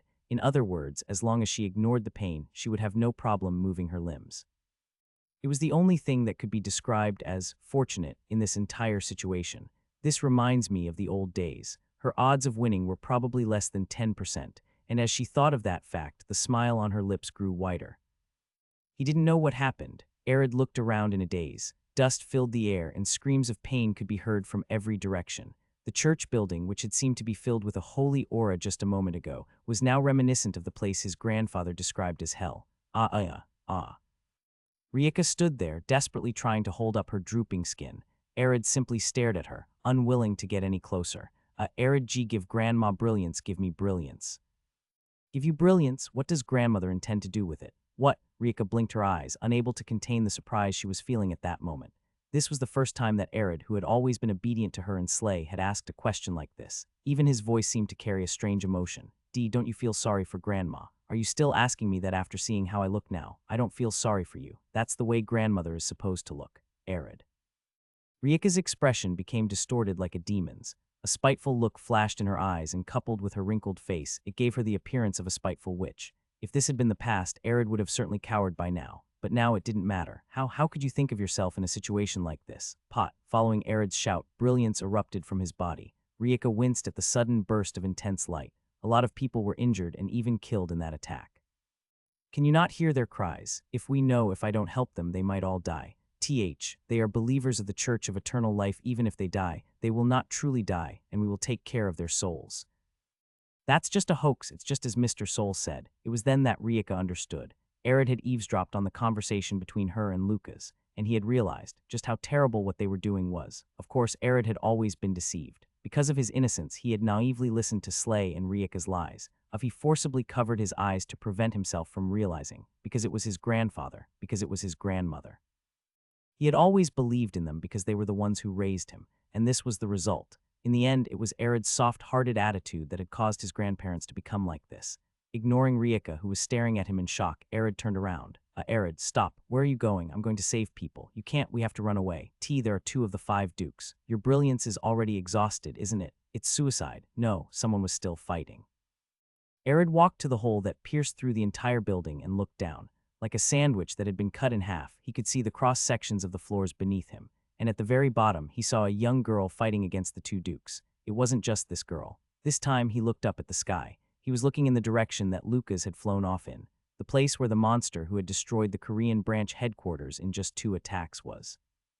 Lucas' expression flashed in Arid's mind at that moment. It seemed that he was prepared to risk his life. Crunch, he clenched his fist tightly. Then he took a deep breath. Arid finally made up his mind. It was really strange. He should have already killed her by now. How long has it been? Bang. Ugka's fist sank into Seti's stomach, and it should have been a devastating blow. But it wasn't. Instead, he felt the force of his attack dissipate just before it reached her. Did she absorb the force of my attack? Tuck. His outstretched arm was caught, but Ugka's didn't care. After all, his entire body was made out of metal that was many times harder than steel.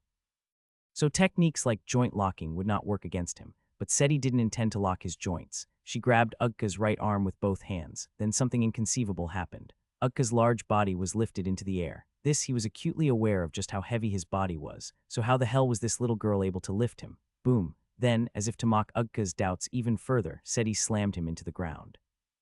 The impact of the fall shattered the ground beneath them, and Ugka's fell down to a new floor. Crash, crash, crash. 1 floor, 2 floors, 3 floors. The underground facility had been constructed in preparation for an attack by the demons, and it was theorized that it would be able to withstand dozens of attacks from air to surface missiles before it suffered even a single crack. Nevertheless, it was only after breaking through the 4th floor that Ugka's finally stopped falling. Ugka's slowly rose to his feet. The pain that rippled through his body for the first time in a very long while was strange and surprising at the same time.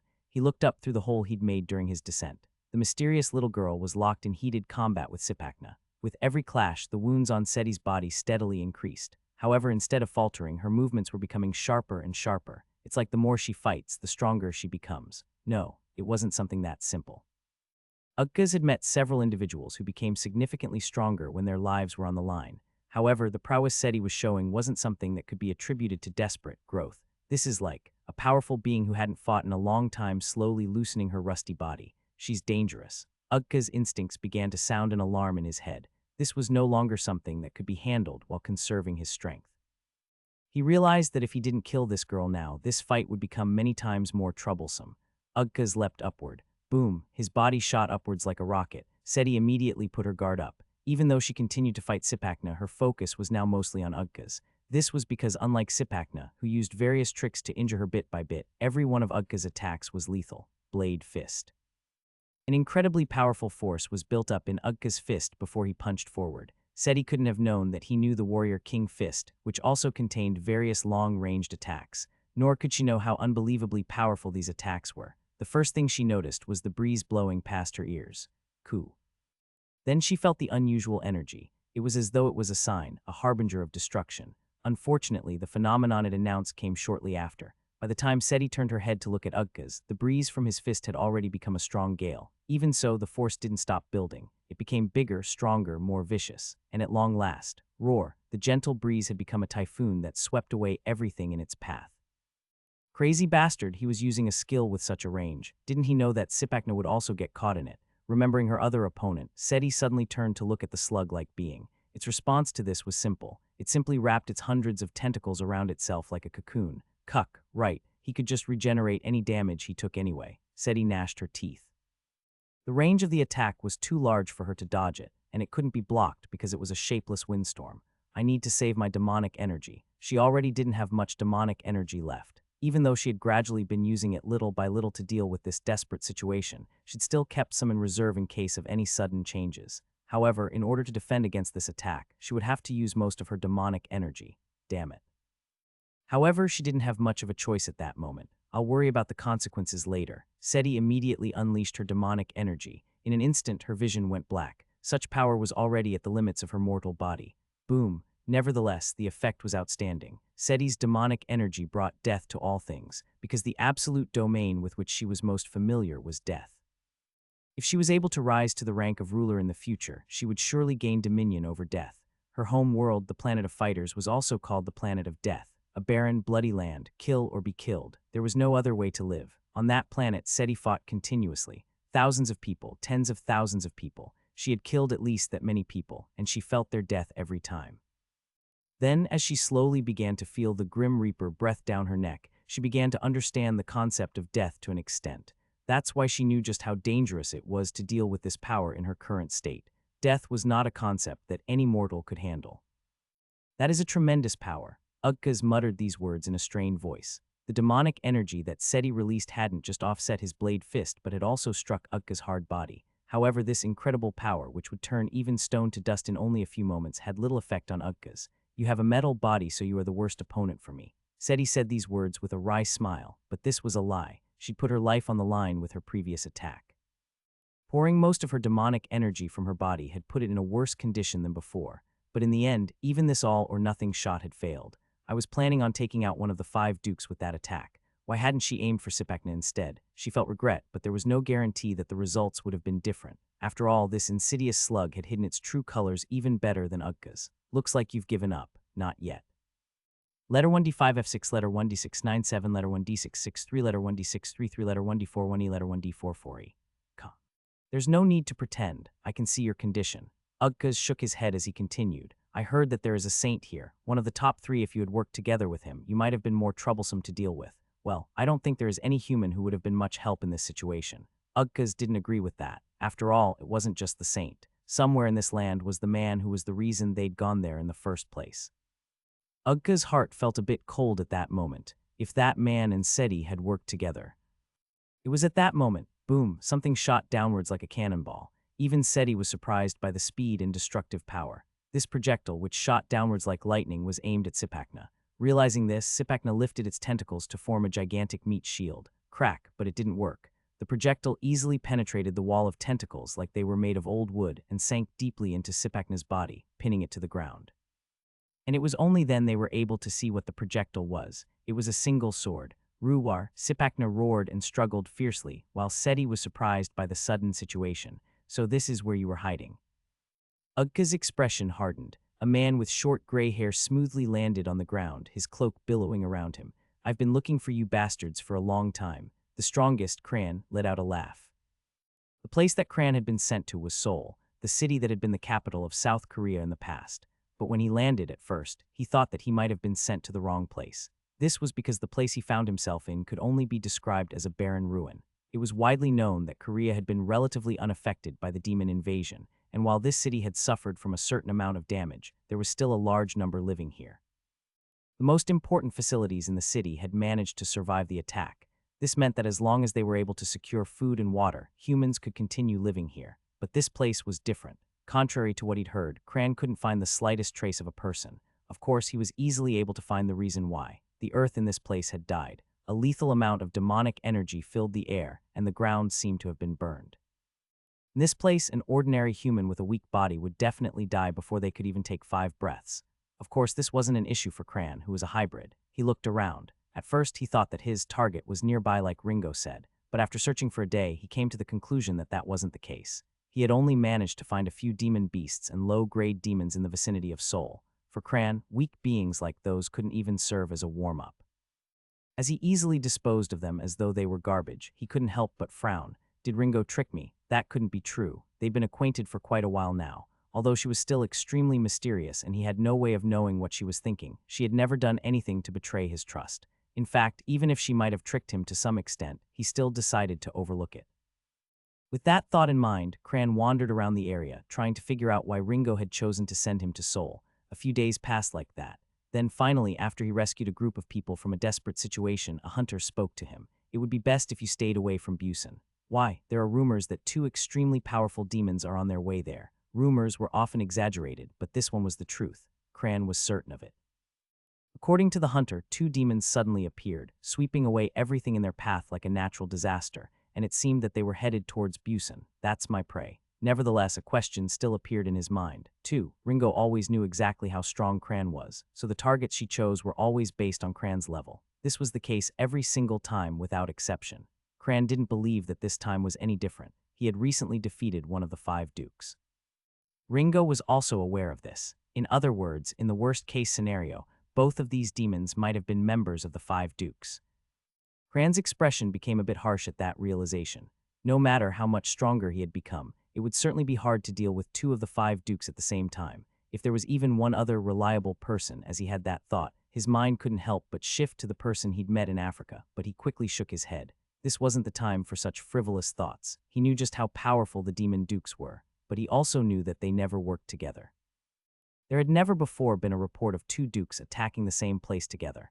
At most, it was usually a duke and a marquis, or even a group of marquises. Even that was enough to be described as a disaster by most humans. With that observation in mind, Cran made his way towards Busan.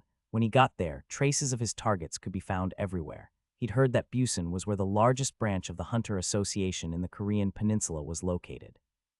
So naturally, there would be a large number of civilians under their protection, but most of these people had already died. There were no corpses in sight, but Cran was able to smell the thick stench of blood.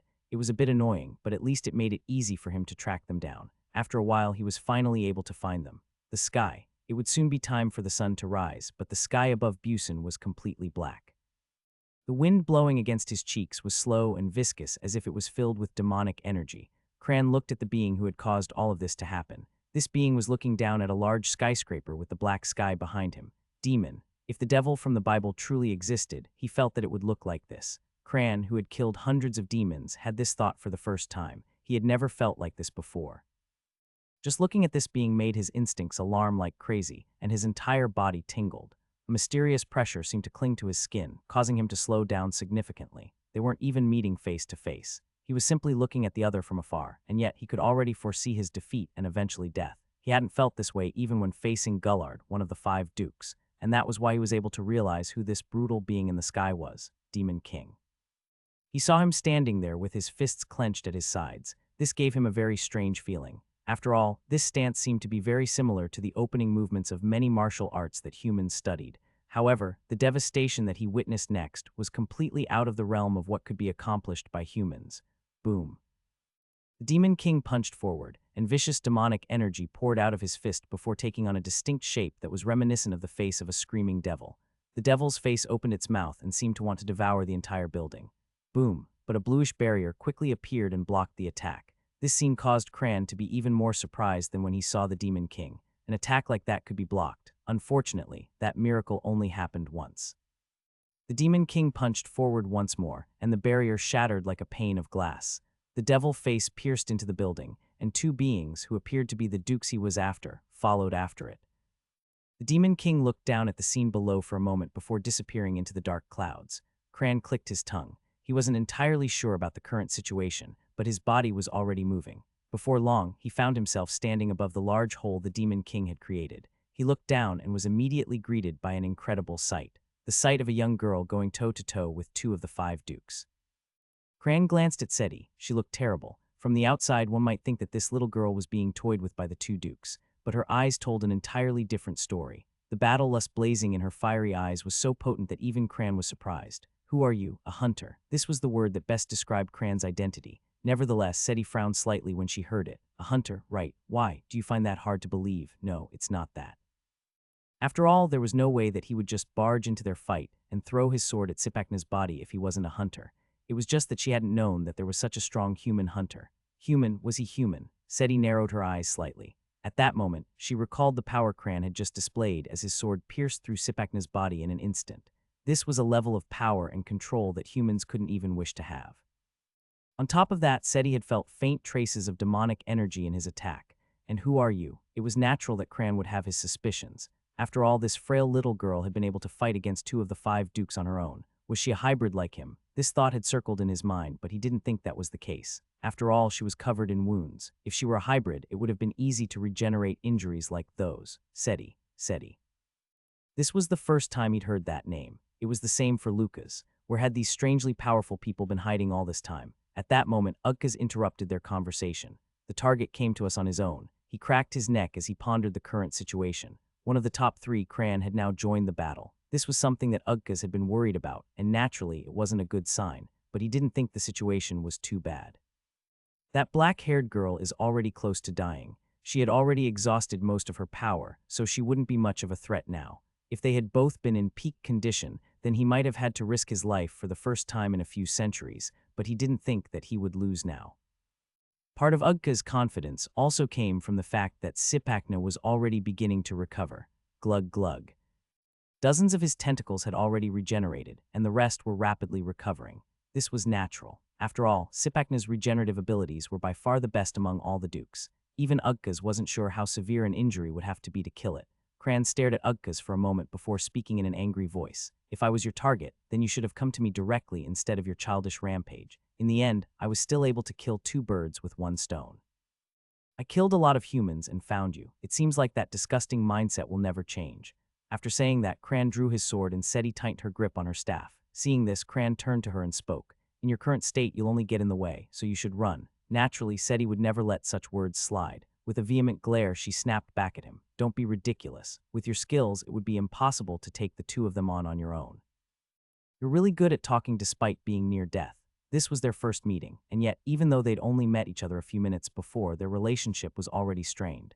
If her condition had been better, Seti would have definitely dealt with this arrogant human first. But after she had this though, Seti sighed. That hunk of metal is tough. If you don't use a lot of strength, your sword won't even be able to scratch him. He has a lot of fighting experience, and he knows how to remain calm.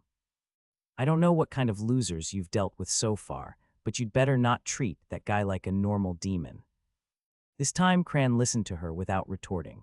Although her words were still rough, he could tell that she was giving him advice about the upcoming fight.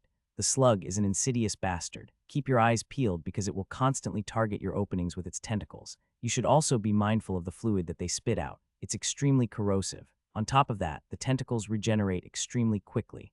Cran seemed to think about something for a moment before finally opening his mouth. You still haven't mentioned the most important thing. What's that? Your current condition. Seti frowned. That left a bad taste in her mouth. It's bad, but I'm not yet at a stage where you'd have to worry. I'll pretend to believe your bluff, just focus on yourself. At that moment, the temporary ceasefire, which hadn't lasted that long, finally came to an end. Sipakna had finished regenerating. As soon as Ugkas realized this, he immediately charged forward and Cran and Seti took up their stances. Cran at the front and Seti at the back. Clang! Ugkas was shocked for a moment. His charge, which wouldn't stop even after he'd destroyed dozens of giant buildings, had been blocked.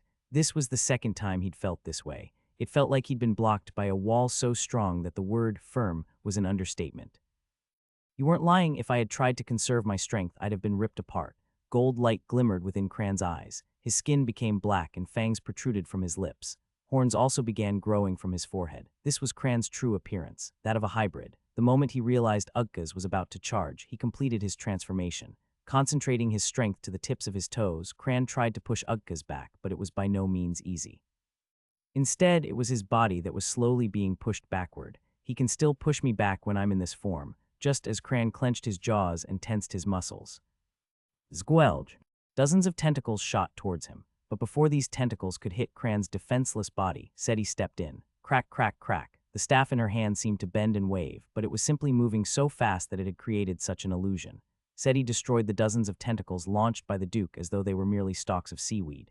This sight startled Cran for a moment, but he was able to quickly regain his focus and concentrate the strength of his body once more. Hup! Then Ugka's massive body was pushed away. No, to be precise, it was Ugkas himself who had widened the distance. It was possible that the last charge was simply to gauge Cran's strength. The first stalemate of the battle had been reached. Looking away from their enemies for a moment, Seti and Cran exchanged glances. It was Seti who laughed first. How are you feeling, brat? That little exchange didn't scare you, did it? Are you speaking from experience? Cran retorted coldly before looking away. At first glance, it seemed that they were just as obnoxious as before, but inwardly, if it's this guy, I guess I can rely on her. They were both thinking the same thing at the same time. Within the black sky and clouds, where there wasn't even the slightest hint of light, it felt as though he was wandering in a dark abyss. Nevertheless, it wasn't difficult for him to find his target, not because of the intense demonic energy that billowed from his body, but because of the devilish energy that he could sense. Lucas was looking at his back, but he was looking down. He wasn't sure what he was looking at. Nevertheless, he suppressed his curiosity and struggled for a bit before finally opening his mouth. The warrior King Fist has changed a lot from what I remember. After saying those words, Lucas suddenly had the urge to burst into laughter. In the past, while he was floating in the abyss with only the darkness to keep him company, he had dreamed of reuniting with his closest friends. He knew that his chances of meeting them were extremely slim. After all, he'd spent a ridiculously long time there. But there was no one there who could judge him for his delusions. The possibility was next to impossible. Nevertheless, he continued to fantasize about what he would do if he was able to meet them again. Truthfully, he could no longer remember the conclusion of those thoughts. It had been far too long ago. Nevertheless, there was one thing of which he could be certain. At the very least, the things he was about to say next would never have been in that conclusion. I'm not talking about the power. Instead, it has become a martial art that can no longer be called the Warrior King Fist, because the basis has been twisted. Lucas held back his sigh. He had already made up his mind, so he wasn't about to back down now. The being currently standing in front of him was an enemy. In the past, you created the Warrior King Fist to kill demigods. It was the martial art of the weak, the martial art created to allow humans to fight against absurdly powerful beings. But what about that attack? Luca's voice slowly became filled with anger. An attack that reaches its target even from a vast distance and shows no regard for the hundreds or thousands of innocents that might be caught in its path. Such an attack could only have been created for mass destruction. When did the Warrior King Fist become the art of killing, Kassajan? A long time ago. For the first time, the Demon King, Kassajan, responded. Hundreds of people died in your attack just now. Right, you must have killed even more humans than that. That's right. He simply nodded his head. Lucas couldn't help but sigh. So the reason we risked our lives in the past was only worth that much. Whoosh. Mana began to billow around Lucas' body, and blue light flashed in his eyes. There is one last thing I want to ask you. Say it. If I asked you what happened, would you tell me? At those words, Kassajan closed his eyes for a moment. His expression remained the same, so Lucas had no idea what he was thinking. Then he slowly opened his mouth. No.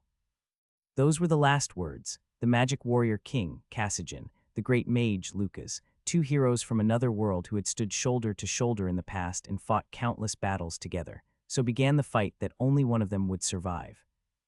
It was a terrible defeat. In fact, it was a miracle that they had even managed to keep their lives. This fact caused Lucas to bite his lip. Damn it, what had gone wrong? The moment he thought this, the reasons began to pour into his head like a stream. First, he hadn't understood his opponent's powers well enough. Second, he had been too prideful. And third, he'd refused to recognize the difference in power between his side and their opponent. They shouldn't have kept fighting. After the first deadlock, they should have run away without looking back. But they hadn't. And there was only one reason for this, because Lucas didn't make the decision. The brains of the group should always maintain his cool at all times, but he hadn't. And because of that, they had suffered a defeat that he would never forget. If you think about it, it's natural. Humans, no, even bugs and insects have different strengths and weaknesses depending on the individual. Naturally, this rule also applied to demigods. But somehow, Lucas had missed this simple fact. Their defeat was all his fault. Lucas. After hearing the soft voice from behind him, he turned around. There he saw a woman illuminated by the moonlight. Iris. Kassajan is awake. Really? Lucas hurriedly got to his feet, but Iris shook her head with a solemn expression. But the situation isn't good. To be honest, it's a miracle that he's still alive. Can nothing be done even with your and Schweizer's knowledge? The poison that demigod used is made up of ingredients that don't exist in this world. That was true. If the poison had been made up of normal ingredients, they wouldn't have struggled to cure him. It felt like the demigod had used liquid death instead of simple poison. No matter how skilled they were, in the face of this poison, it was meaningless. Even a barrier spell from Lucas, who had reached 9 stars long ago, had only been able to last a few seconds, and Kassajan had been drenched in the poison. He rushed in front of Lucas and took the attack for him without any hesitation. Lucas took a deep breath before slowly walking towards the cave. There he saw Kassajan lying on a temporary bed made of grass. He was sweating profusely and panting as though he had trouble breathing. Iris was right. It was a miracle that he was still alive. Lucas looked at the bed made of grass. These special detoxification plants that Schweizer had taken from his own storage had already lost their fresh appearance and looked withered and purple instead. I'm not gonna die, a tired voice sounded. It was Kassajan. He had turned his head to look at Lucas. His voice shook slightly and his eyes were unfocused. Kassajan, this isn't a bluff. I'm serious. I will choose where I die. This grass, sick bed, or whatever isn't worthy enough to become my grave. That's rude to Schweizer, Kukuku. He knew that Kassajan was only pretending to be all right, but he didn't mention it. As if to prove my thoughts, Kassajan laughed for only a moment longer before he began to cough heavily. Wiping the blood on his lips with a handkerchief, Lucas opened his mouth. I believe you, so you better not die. That's natural. Whose body do you think this is? I'm the Punch King, the man who's gonna beat up all the demigods. He smiled brightly, his white teeth stained with blood. Lucas looked down at him for a moment before letting out a sigh. Then a slight smile spread across his lips. No matter how I look at it, that title of yours is just too tacky. Then what about Fist King? Cassian shook his head after saying those words. That can't work. I don't only fight with my fists. Weren't you just calling yourself the Punch King? That's why I want to change it. After thinking about it for a while, Lucas suddenly opened his mouth. How about Warrior King? No, Magic Warrior King would be better. What do you mean? Among all the warriors who can also use mana, you are by far the best. Cassian frowned slightly. That does sound like a good title.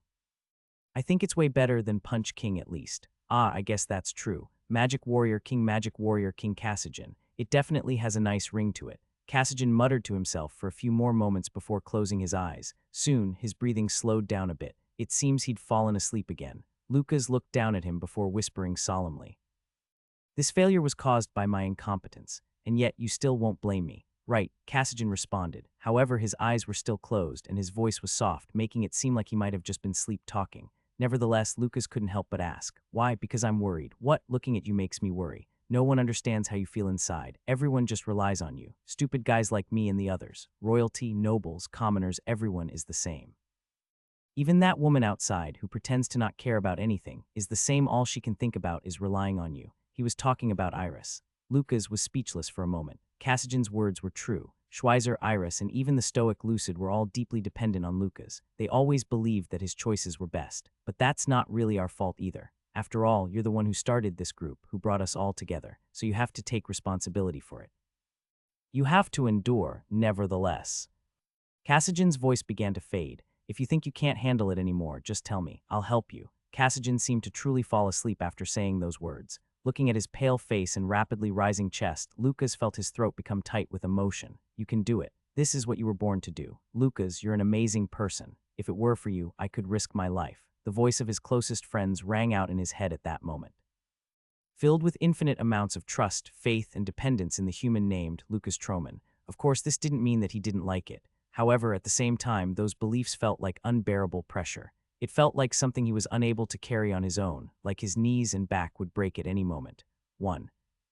But he would never show that, because he didn't want to betray their faith. Right, he was just one of many. Notes 1. Me every time I have to carry my friends in a game. Cassian's punch, he was able to see it coming, but his body was unable to react in time. Bang! Luca's body crashed into the ground, immediately creating a crater similar to one formed when a meteor landed. Crunch! Covered in dust, he got back to his feet. For a moment, he couldn't help but feel that it was fortunate no one was there to see him in such a sorry state. Lucas slowly raised his head and looked towards the sky with a heavy expression. This reminds me of the old days.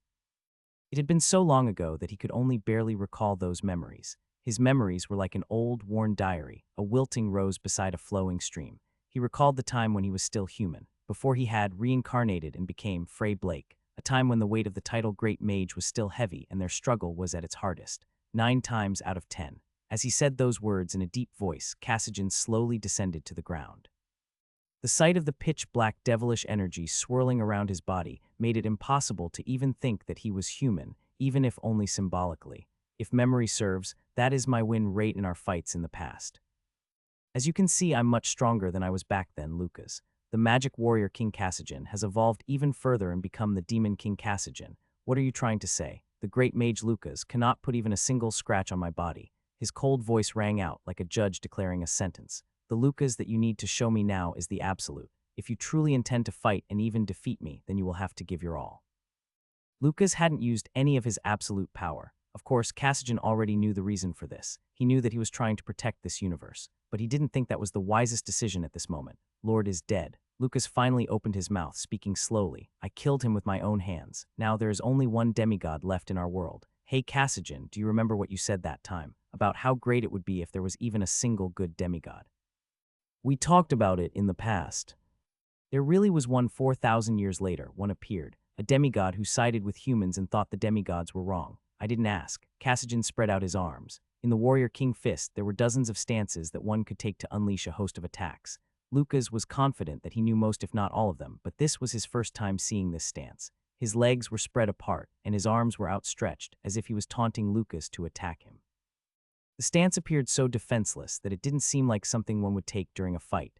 Cassian then added in a nonchalant manner, I'm not even a little curious. Crackle. Dark energy began to converge on his palms in an ominous manner before slowly taking shape. It was devilish energy. This was a type of external force that could only be used by absolutes who were greatly favored by the black-horned demon god. It was a symbol that proved an absolute's authority in any universe, time, and space. Rumble. Lucas could feel the universe begin to cry out, and naturally, the source of its torment was Cassigen. The space around him began to twist and bend. Crack, crack. Then cracks began to form. The dimension was beginning to collapse as power far beyond what the universe was capable of withstanding was forcefully exerted. Cassigen, just as Lucas roared angrily. Boom. Cassigen punched forward, causing an enormous explosion of sound to rip through the area, as though hundreds of lightning bolts had struck the same place at the same time. The roar rippled out in every direction, so powerful that even the word explosion did not do it any justice. The devilish energy from Cassigen's hands began to take shape, and soon it transformed into the face of a screaming ghost. This was the same technique that had been used to destroy the Korea branch headquarters. Looking at this ghost face that was slowly approaching him, Lucas grit his teeth. The external force of an absolute was like a blade that could render any armor useless. The only thing that could be used against this blade was a blade of similar power. Pot, an explosion of blue light erupted from Lucas' body. The bright light soon covered the sky, and it seemed that it was about to destroy the black clouds, but that wasn't the case. After being pushed back for a moment, the black clouds began to violently clash with the bright blue light. Your absolute field cannot withstand my devilish energy. Crash, he was right. The absolute space that Lucas had just created cracked before shattering like a pane of glass. Boom. Subsequently, the face of the screaming ghost crashed into Lucas' chest. The force of the blow sent him flying hundreds of meters, and it seemed that if he didn't do anything, he would fly out of the city. Crack. In an instant, dozens of walls of ice appeared behind him in a row. Of course, they weren't an attack. Instead, every time his body crashed through an ice wall, he lost a bit of momentum. 2 walls. He barely managed to stop himself, leaving only 2 of the dozens of ice walls remaining. Gurk. Nevertheless, his condition wasn't good. His stomach burned as though he had swallowed molten lava, and above all, his entire body was filled with an intense stabbing pain. It felt like he was being gnawed on by tens of thousands of insects. Is this your answer, Lucas? The Demon King looked down at Lucas as he muttered these words. The devilish energy that he'd just unleashed was many times stronger than what he'd used to attack the Korea headquarters. It was not something that could be blocked with just the power of the great mage. A moment ago, Lucas had used his external force, and yet the space around him was still stable. Cassigen sighed, showing emotion for the first time. To bear the burden of this space on your own. I'm sure this method would prevent this dimension from imploding, but I doubt any absolute would have ever thought of such a thing, regardless of how simple it is. Cassigen could tell just what the results of Lucas' method would be. After all, it's only a temporary measure. It's like wielding a hiltless sword with your bare hands, and as a result, Lucas' skin shook slightly before it began to crack like porcelain. Your life force will slowly be depleted. Clang, he blocked the fist of Uggas, who was charging forward like a wild beast with his sword. There were no weak points on his metal body. His body was like an absolute barrier with durability similar to that of a reinforced iron wall, but at the same time it could play the role of a spear that could pierce through any obstacle. Of course, this was natural. If his body could be broken or damaged by normal weapons or attacks, he would have been defeated long ago. At least his joints are relatively weak. It was difficult to pinpoint those spots during their chaotic melee, but at least this meant that he wasn't invincible. Nevertheless, the current situation was not good. In fact, it would be safe to call it the worst. Clang. Ugga's fist and Kran's sword clashed heavily once again. The blade creaked and sparks flew in every direction. Crack. This sword, too, had been unable to survive more than 10 clashes before it broke. Nevertheless, Kran didn't feel any remorse for the weapons he lost. He simply threw away the broken sword in his hand before taking out another. I brought a lot, but I'm starting to run low. When he was preparing, he'd thought he'd brought too many, but now he regretted not packing a few more weapons. Clang, clang. The fight continued. Kran and Uggas appeared to be locked in a toe-to-toe battle, or at least that would have been the case if they were the only ones there. Guluk Guk, Sipakna, with an appearance that perfectly suited the title Monstrous Duke 1, constantly launching attacks at Kran with his tentacles and Seti desperately blocking them. Kran was so focused that he couldn't afford to look away for even a second. Nevertheless, he could tell that Seti was nearing the limits of her stamina. After all, her breathing was so loud and harsh that he could hear it even without consciously trying to. Suddenly, Juk. I letter 1d4 ATEF, letter 1d4 ATEF, letter 1d4 2b, letter 1d4 52, letter 1d4 1ad. Following Seti's cry, a tentacle grabbed Kran's wrist. This caused him to freeze for a moment, and naturally Uggas would not miss such an opportunity. His thick fingers were instantly imbued with demonic energy, causing them to become even sharper than famed swords. Warrior King Fist, Finger Sword, Shuk. Blood splattered, and Kran's left arm was cut off in an instant. The movement was so fast that it was almost impossible to see, but if his wrist hadn't been restrained, he would have been able to avoid it by a narrow margin. Seti realized this fact too as her expression hardened considerably. Suppressing the excruciating pain, Cran turned back to look at her. Retreat for now, what, where, anywhere. After saying that, Cran flew off first, seemingly not caring if she followed him or not. Seti grit her teeth before destroying the tentacles nearest to her and going after him. Fortunately, Cran helped to an extent. Do you think you can leave? Utgaz roared before charging after them. But Cran and Seti were already aware of his limited mobility. As long as they were mindful of his explosive charges, it wouldn't be difficult for them to outrun Utgaz. As expected, not long after they devoted themselves to running away, they completely disappeared from Utgaz's sight. Of course, this was only a temporary retreat. After all, Cran had absolutely no intention of letting those two dukes go. After entering a dilapidated building, Cran collapsed against the wall. He then touched the stump of his severed arm while Seti looked at him with a complicated expression. You that arm. It'll grow back, it'll only take some time. You shouldn't be able to fight them in your current state, so we'll take a break while my arm regenerates. KRRR. The sound of buildings collapsing could be heard in the distance. It was clear that Utgaz was wantonly destroying the buildings in the area. Sorry, Seti clenched her small fists before speaking in a small voice. Why are you apologizing? You got hurt because of me. I expected something like this to happen. Cran simply dismissed her apology before concentrating on regenerating his injury. If it was an ordinary injury, it would have only taken a few minutes to heal, but the surface of the wound was stained with Utgaz's demonic energy. In this state, there was no way for him to forcibly regenerate his arm. Even if it would take much longer, he had to disperse the demonic energy first. Ah, fine. Seti pouted slightly before taking a seat of her own. Cran glanced at her for a moment, but he didn't say anything. He never thought of blaming her, because he knew just how tired she was. This is a difficult situation. Nevertheless, it was going according to his expectations. Cran had used a large number of soul crystals that he'd obtained in Africa to become even stronger than he was before. The true capacity of his demonic energy had increased by at least 30%. Nevertheless, despite his increase in power, he was still only able to fight toe-to-toe with Utgaz. The 5 dukes turned out to be much stronger than he'd originally thought. This thought caused him to remember the things that happened in Africa. If it hadn't been for that guy's help, I would have died in my fight with Gullard. After thinking this, a question appeared in his mind.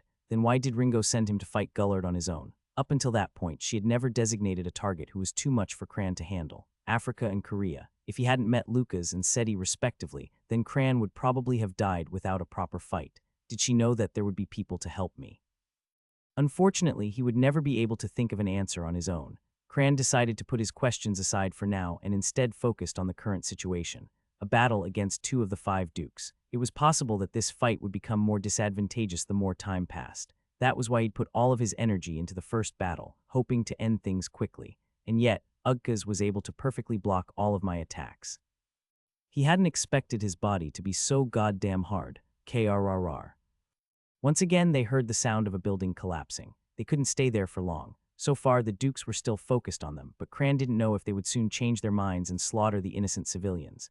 After all, there were still many people in Busan. If we go back and fight now, we will have to settle it as soon as possible. You're right, but the problem is that we can't do that. We don't have the firepower to break through the Tin Can's defenses. Seti bit her lip after saying those words, the feeling of helplessness making her shudder. She never would have imagined that there would be a time when she became a burden for a human. Cran didn't notice Seti's inner turmoil as he suddenly spoke. I have a way. Seti narrowed her eyes. Why hadn't he used it before? This thought popped into her mind. Nevertheless, she didn't say what she was thinking. Cran was a seasoned fighter. His instantaneous judgment and combat sense were all at a high level. If he hadn't used it yet, then there was certainly a good reason for that. It takes about 5 to 10 seconds of concentration before I can use it. It also doesn't have a long range, so I'll have to be close to him. 10 seconds. Seti frowned slightly at those words. Naturally, this meant that she would need to buy him 10 seconds against 2 of the 5 dukes. Unfortunately, such a task sounded no better than suicide in her current condition. Regardless of whether Cran was aware of that fact or not, he nodded his head slightly before continuing. It would be hard. So I was thinking about using a different strategy. What is it, that? Cran then detailed the plan he had just envisioned. As he continued speaking, Seti's expression gradually began to change before finally settling on a strange combination of confusion and disbelief. Are you serious? This isn't the time for jokes. Boom. As if to hasten Seti's answer, the sound of a building being destroyed came from a short distance away. In the first place, she didn't really have much of a choice. Ruffling her already disheveled hair, Seti finally replied, "Damn it, I guess I don't have a choice, but don't blame me if you die. I definitely won't die." At that moment, Cran looked down at his left hand. The regeneration was complete. Cran smiled for a moment before slightly shaking his arm, which was covered in a sticky liquid. "Until I've killed every single demon." Seti frowned slightly before turning her head away.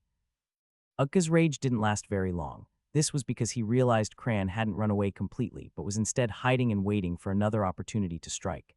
How interesting. Did he intend to hunt 2 of the 5 dukes? Suddenly, Ugga's lips twisted into a sneer. This was because Cran had stepped out of the ruins of a building and was slowly walking towards him at a calm pace. "What are you up to now?" He asked this question while tilting his head to the side. "It would have been better for you to hide and wait for an opportunity. Haven't you already realized that you can't face me head-on?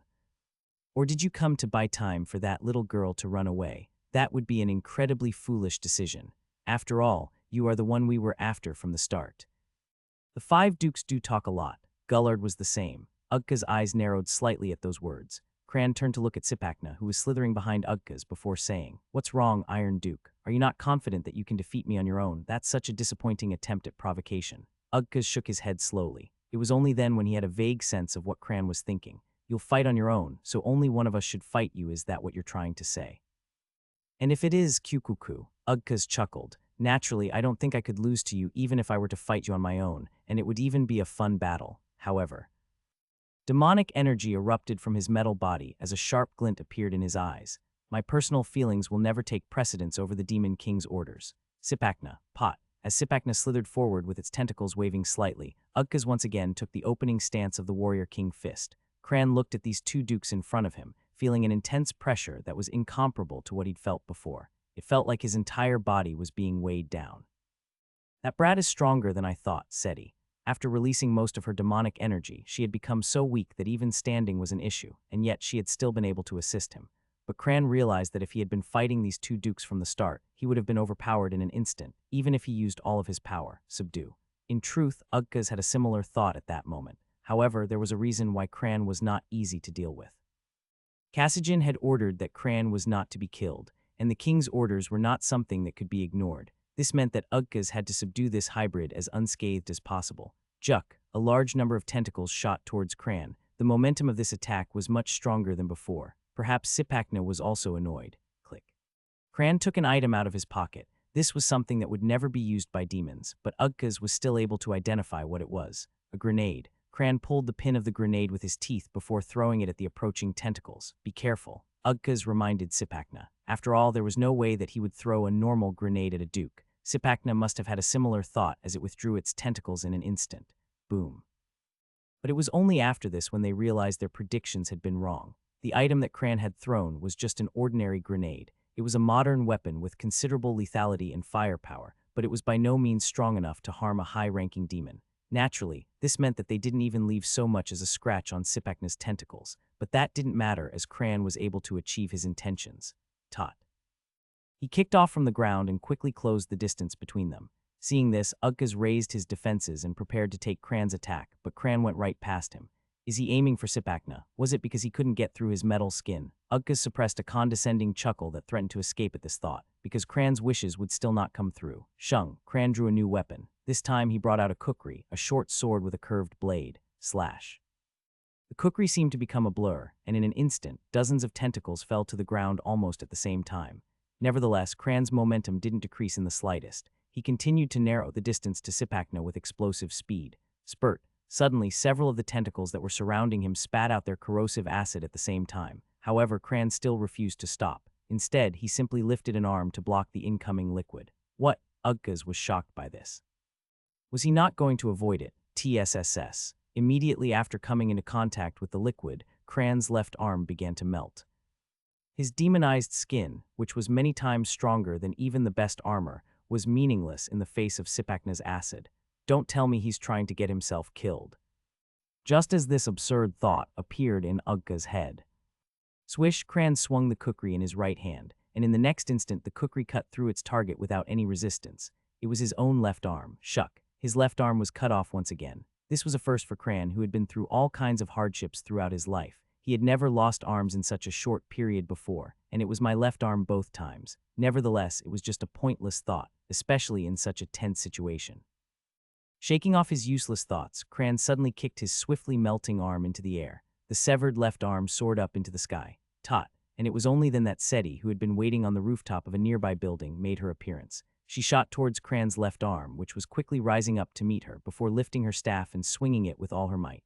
In volleyball terms, it was the perfect set that led to a powerful spike. Pock.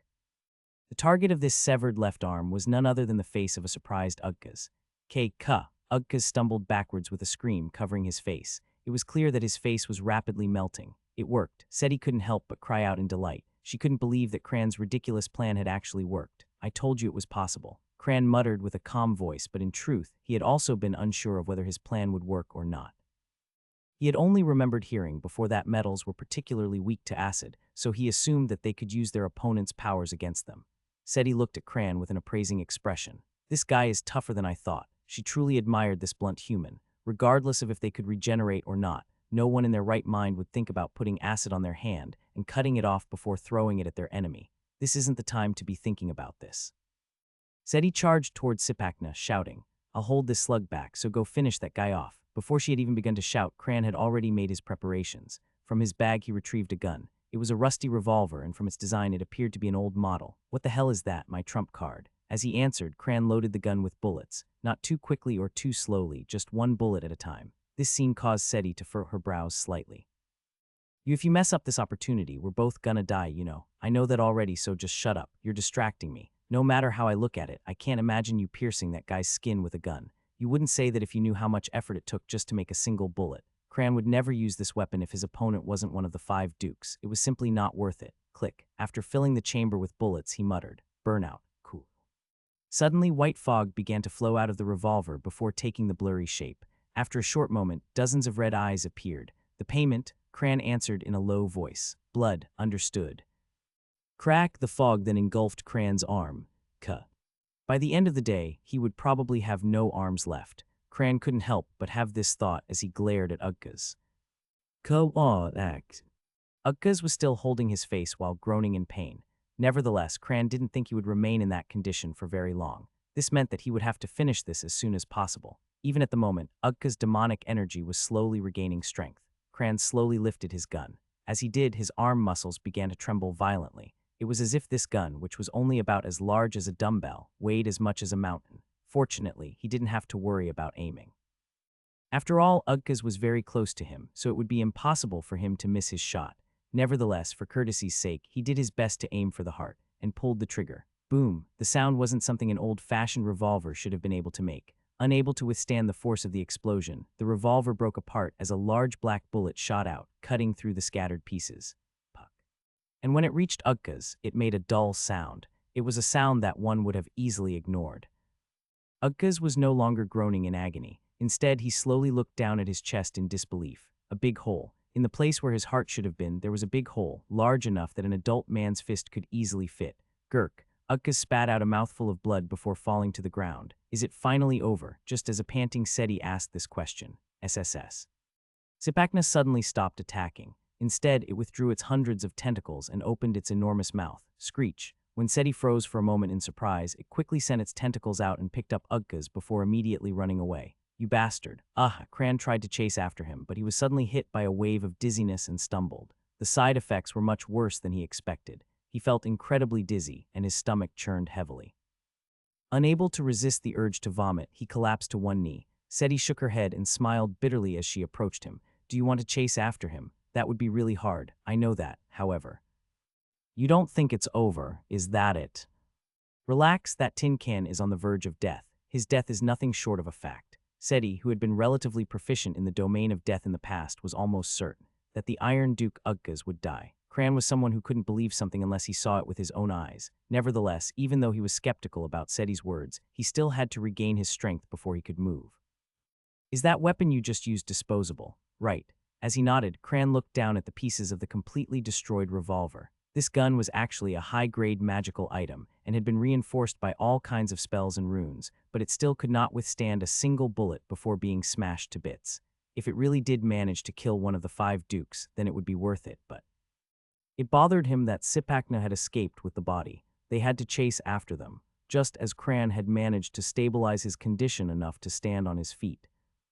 Kaboom! At that moment, a deafening explosion ripped through the air. For a moment, Cran couldn't help but wonder if the sky had fallen. What was that? He looked up at the sky with a blank expression on his face. This was the first time that he'd been so shocked by a simple sound. However, the explosion had been so loud that his shock was not strange at all. After all, just that single explosion had been loud enough to tear the eardrums of anyone who heard it. Kaboom! However, this sound came once again. It was like tens of thousands of fireworks had all exploded at the same time. Of course, the scene that unfolded in the dark sky after this sound was not as beautiful as fireworks. With every explosion, it looked like the sky was trembling. As she watched the sight, Seti muttered in a low voice, "It seems that they've finally started fighting in earnest." Started fighting? Who are you talking about? Human and demon, the absolutes that represented them. Seti swallowed her last words. She knew it wasn't a concept that a mortal like Cran would be able to understand. Kaboom! Boom! Sounds similar to thunder rippled through the sky again and again. Cran focused as much as he could as he looked up at the pitch-black sky, and beyond the faintly flickering clouds, what appeared to be the shadows of two beings were occasionally revealed. He could easily guess the identity of one of them. And that was a monster who had destroyed half of the Korea branch headquarters with just 2 punches, a being Cran would never want to face. The Demon King. The one facing him seemed to have a small physique that was similar to humans. He couldn't be sure since he was only looking at their shadows, but against the Demon King's incredible stature, it seemed that this figure was in a precarious situation. Bang! Suddenly, a spark from the sky struck the ground like a bolt of lightning. Just the force being exerted from this spark caused a 10-story building that appeared to be in relatively good condition to immediately collapse to the ground. That wasn't all. When the spark hit the ground, it caused the ground to shake and crack as if there was an earthquake. Cold sweat immediately began to run down Cran's face. This was nothing more than the aftermath of the fight between the two beings in the clouds, a stray fragment of an attack, and yet this stray attack had been able to completely destroy an entire area. Wouldn't it be better for us to find cover, where, now that they've started fighting, there is no safe place on this planet? Seti grinned slightly as she clasped her hands together in front of her chest. Maybe you should pray that none of the stray sparks from their fight hit us. Each of the 5 dukes had a special ability that no other demon duke had. For Gullard, it was his wings. For Ugkaz, it was his skin. His skin could be described as the most powerful mortal defense, and it bordered on the realm of transcendent. It was capable of blocking any martial art, spell, or curse. An invincible shield that he had been certain would never break, and yet this shield had now suffered irreparable damage. Gurk, he spat out a mouthful of blood. The feeling of his body slowly cooling down was very strange for him. Ugkaz realized that he was gradually becoming more and more sleepy, and he knew that if he were to close his eyes, he would never open them again. In other words, he was going to die here today. In such a vain way, he couldn't help but feel that it was too harsh a price to pay for just a moment's carelessness. Ugkaz lamented this fact, but he didn't know. He didn't know that most things lost their lives due to a moment's carelessness. For beings like the 5 dukes, who were born innately strong, their deaths usually only came from such circumstances. Suddenly, Guruk Guk, Sipakna, who hadn't said a single word since their arrival, opened its mouth. Mission continuation difficult. It slowly spat out those words. Ugkaz's eyes widened in surprise. Although he knew that Sipakna was intelligent, this was his first time actually hearing it speak. But the words that it spoke were even more shocking. You are now no longer useful, and soon you will die, so. Sipakna's mouth widened considerably. I will eat you. At those words, Ugkaz's shock slowly wore off, and his eyes, which had been widened in surprise, grew calm. Guguk guk. Sipakna's mouth continued to expand until it was many times its size. No matter how hard its teeth were, it wouldn't be able to break through Ugkaz's skin. However, it would be possible to swallow him whole and slowly melt him with its acid. With its large mouth, swallowing Ugkaz's whole would be no trouble at all. I see. So I wasn't your insurance. You were my insurance. He calmly looked at the hundreds of spinning teeth, if it is the king's will. Ugkaz slowly closed his eyes while muttering, Eat well, Sipakna, I'll leave the rest to you. Sipakna didn't respond. Crack, crack, and the interspecies predation began. Minha-Rin looked up at the sky. It was already approaching noon, but the sun was nowhere in sight. However, by now she no longer found this strange. KRRR. A flash of light seemed to streak across the pitch-black sky, but it disappeared even faster than it appeared. At that moment, the sky and the ground were both shaking violently, as though it was the dimension itself that was shaking. Master, the dense mana reverberation that she could feel beyond the dark clouds definitely belonged to Lucas. As for the identity of the being whom he was fiercely fighting, that was easy enough to guess. the demon who destroyed the Korea headquarters. It was at least one of the 5 dukes or maybe even something stronger than that. Suddenly.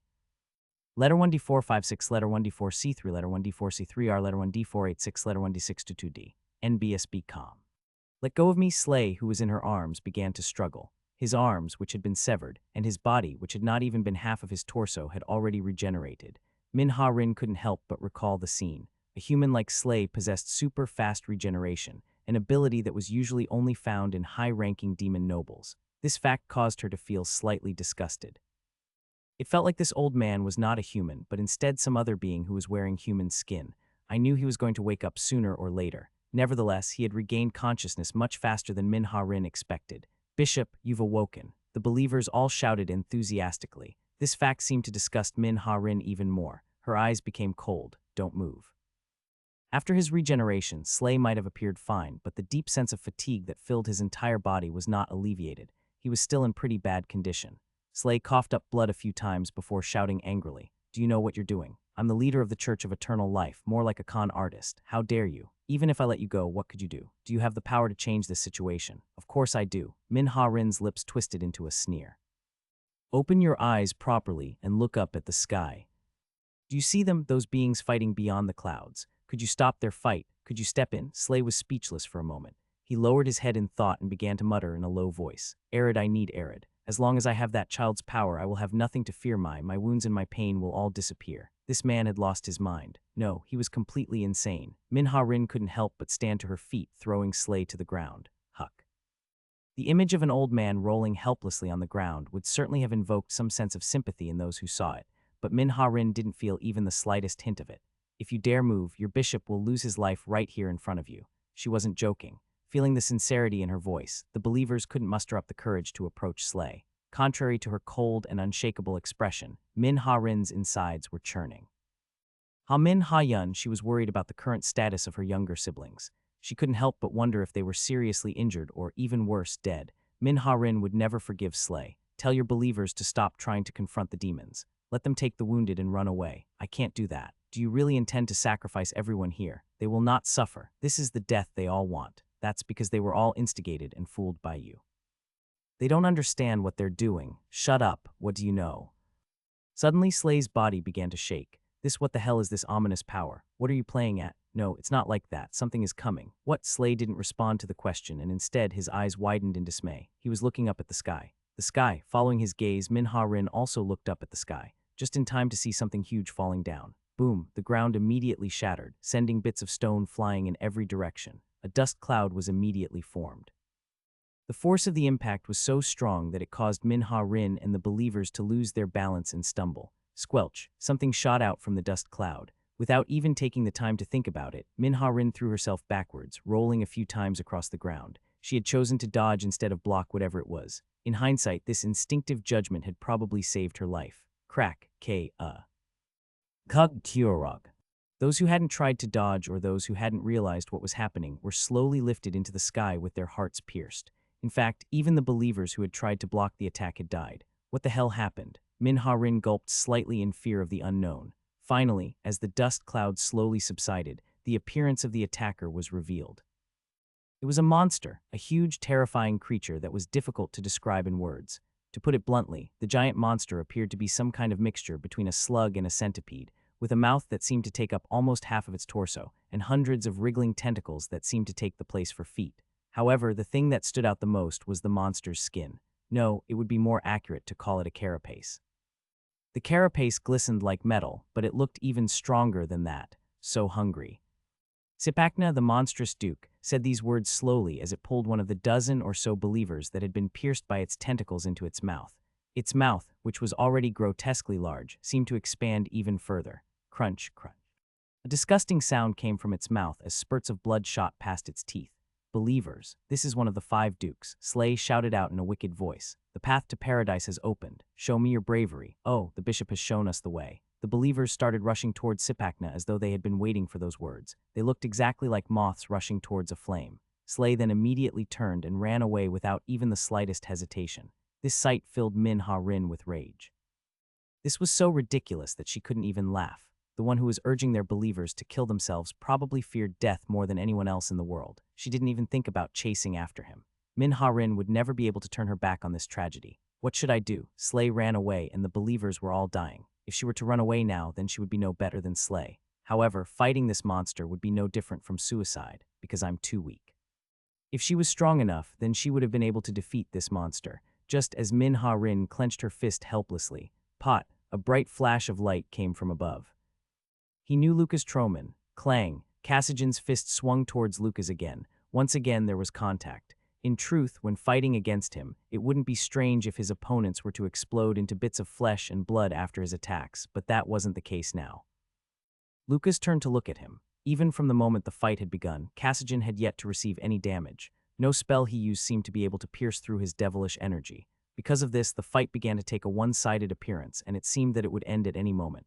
His longtime friend would soon die by his hand, or at least that was how it seemed. How long had it been since I had that thought? One step. It would only take one more step to kill Lucas, but he couldn't do it. That thought appeared in his head again. He knew Lucas Troman. Lucas wasn't the type to fight a battle that he had no chance of winning, and he was the type to find a way to reverse the positions even if he was so disadvantaged that he couldn't even lift a finger. At the very least, this guy was not someone he could defeat without using every ounce of his strength. After all, it was only because he was such a man that Cassigen had been willing to risk his life for him in the past. He is up to something. He was using his external force, but he was bearing the burden with his soul. But it couldn't be just that. Cassigen could tell just by looking at his eyes. Lucas was hiding something. It was just that he couldn't tell what exactly he was hiding. However, the reason he was so concerned about it was because he knew Lucas's personality well, and he knew it might be able to threaten me. It wasn't easy for a mortal to become an absolute. In fact, it was easier to say that it was almost impossible, especially for humans who were nothing more than worms in the eyes of most cosmic species. It was a different matter for beings like him, who had completely abandoned their humanity by accepting other powers and twisting their beliefs. You haven't changed. Lucas, on the other hand, had become an absolute without changing himself, and as an absolute, Cassigen knew just how hard that was. Of course, there were still some things that changed. The Lucas of the past was not so taciturn. He had his fears and he made mistakes. In other words, he was human, imperfect. The only absolute who favors humans, madman. Truly, that title fits him well. Babump. Cassigen felt his heart thump loudly for the first time in tens of thousands of years. In fact, the feeling was so strange that it even took him by surprise. After all, he'd thought that he'd lost his emotions a very long time ago, but it seemed that there were still some left over. In his heart, an emotion that shouldn't have existed within Demon King Cassigen began to rear its head. It was an eruption of fighting spirit. I want to fight him. He didn't want to one-sidedly hit a guy who was worrying about the universe as Lucas was now. He wanted to fight against Lucas Troman as he gave it his all. Cassigen stopped attacking and stepped back. Instead of launching an attack of his own, Lucas, who had been focused on defense, also took a step back. The first one to open his mouth was Cassigen. I want to make a proposal. A proposal? Lucas raised an eyebrow. That's unexpected. Isn't it much simpler to try to kill me now? No, it would be a much harder and uncertain path. After all, I don't know how many poisonous daggers you are hiding away. Even in the past, he had been well known for his animal-like instincts. That was why he had always been slightly wary of whatever trump cards Lucas was hiding. He was certain of their presence. After staying silent for a while, Lucas opened his mouth. Tell me about this proposal. My reason for coming to this land was to retrieve one of the top 3, Cran. He is a hybrid, and he is the only one of the 3 who can be considered perfect.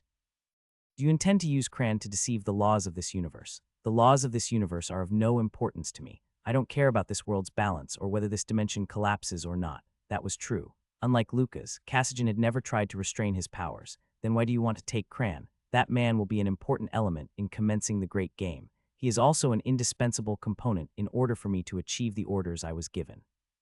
What are you trying to say? It won't be a bad thing for you either. Give him to me. Then the amount of absolute energy this universe can handle will increase to an absurd extent. In other words, for the first time, Cassigen's lips twisted into a terrifying facsimile of a smile. You and I will be able to fight to our heart's content. Cassigen had said earlier that his win rate against Lucas was 90%.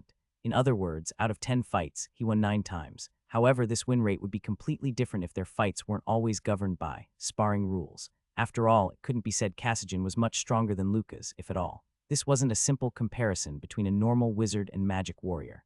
Lucas' true strength could only be displayed on a battlefield where his life was on the line. Fearsome concentration, composure, situational awareness, quick thinking, and most importantly, fanatical desire for victory. These were traits that truly made Lucas who he was, traits that were impossible to properly showcase in a light-hearted spar, because there is no risk to his life. Naturally, there was no reason for them to risk their lives to fight each other back then. However, it was different now. Demon King Cassian and Absolute Lucas had completely different beliefs, conflicting beliefs.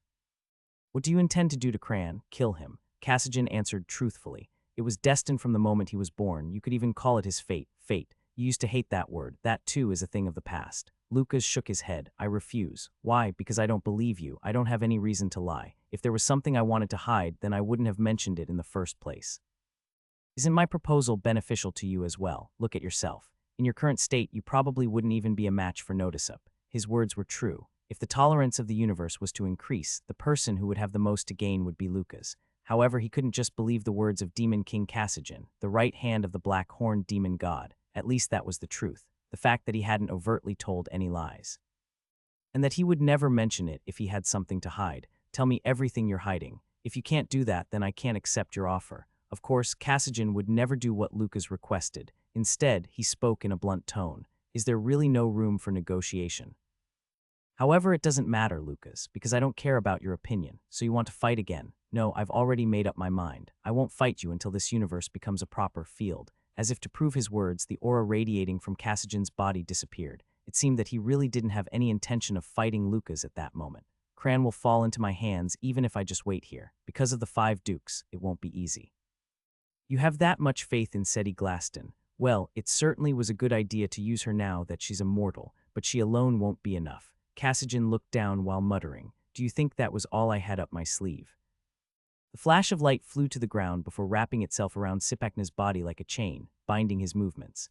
Minha-Rin's mouth unconsciously fell open at the sudden development. Now, following the urgent cry, a sharp streak of light appeared. It was a man wielding a sword. The man fell from the sky at an astonishing speed, his sword pointed towards Sipakna, and his cloak billowing heroically behind him. It was almost as if his sword and body had combined to form a divine spear.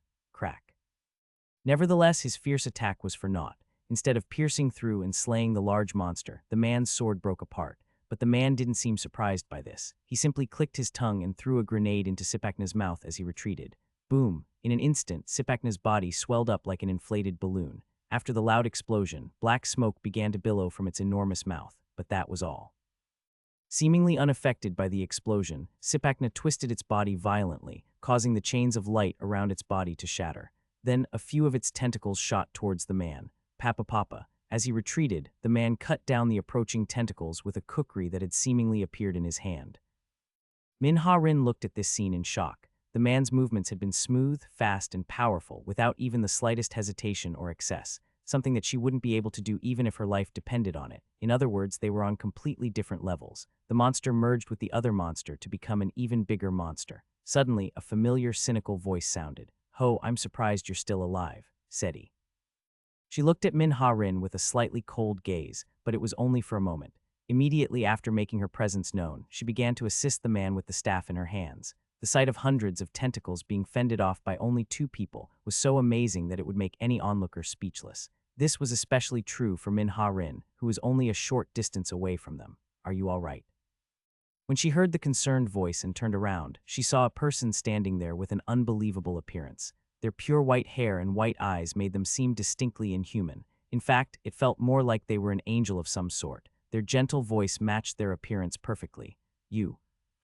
I'm Arid.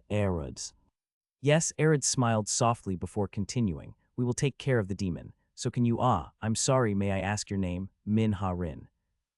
Then Miss Ha-Rin, can you please help us evacuate the believers? I'd love to, but the believers won't listen to me. Minha-Rin muttered in a sad voice. They won't move without Bishop Slay's orders. They will listen to me. You. Just as Arid nodded with a slightly stiff expression, a dazzling white light appeared behind his back. This wasn't an illusion. It was real. A beautiful light covered his entire body, and for a moment, it truly seemed that an angel had descended.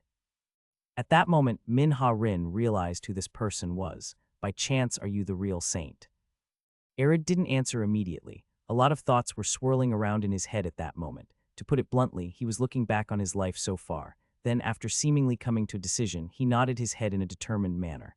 Yeah, I'm the saint of salvation. Minha-Rin, who had asked the question, would never be able to know. just how hard it was for Arid to say those words. He turned away, his eyes drawn to the believers who were rushing towards the demon duke on their way to a meaningless death.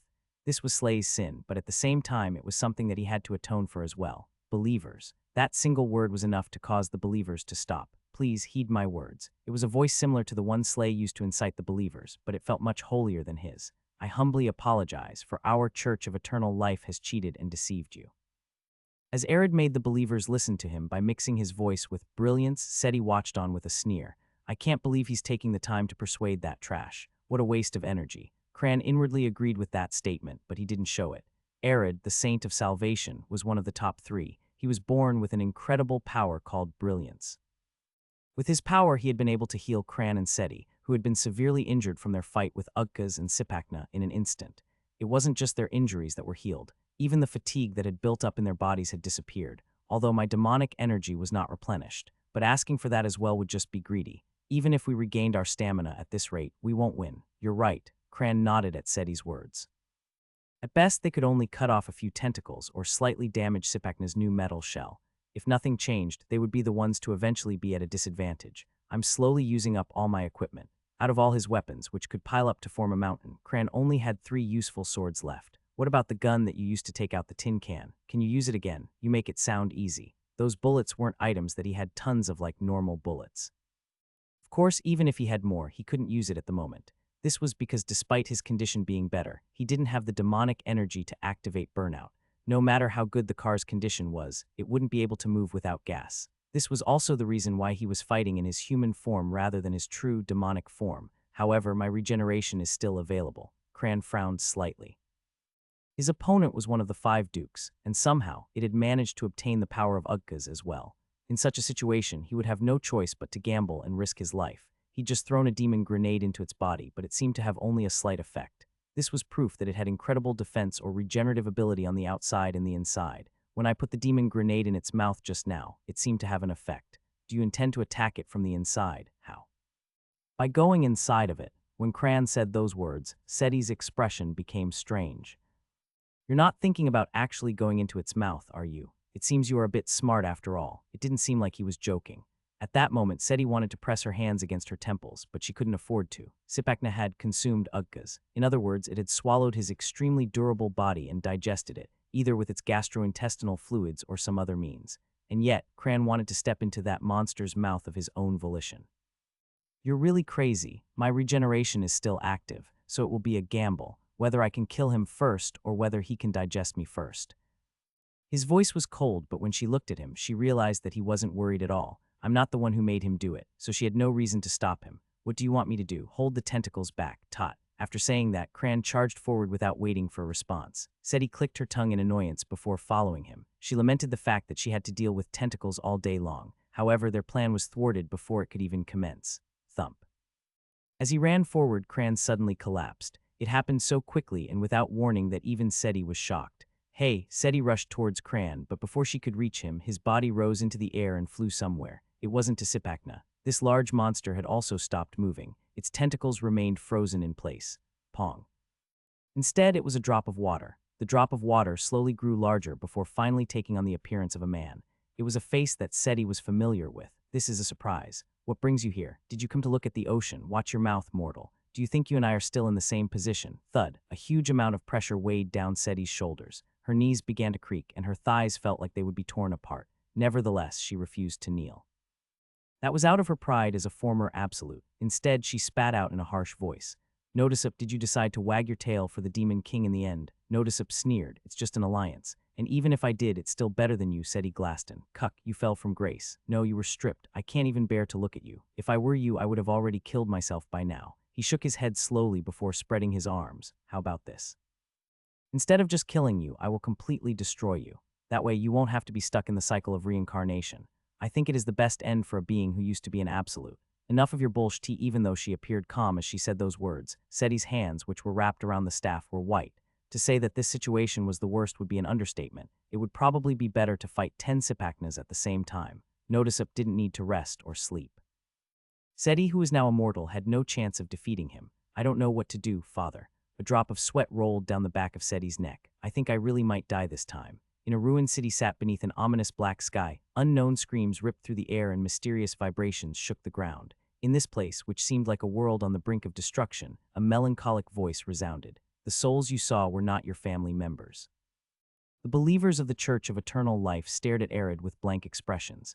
This was their first time seeing Arid, because Slay and Rieka always made sure to hide him away thoroughly. Nevertheless, the believers instinctively felt that Arid was an extraordinary being. The brilliance which encapsulated his body was the best proof of that. "I'm sorry," Arid apologized. His voice was filled with sincerity and regret. In the end, it was his indecisiveness that had caused the situation to become what it was.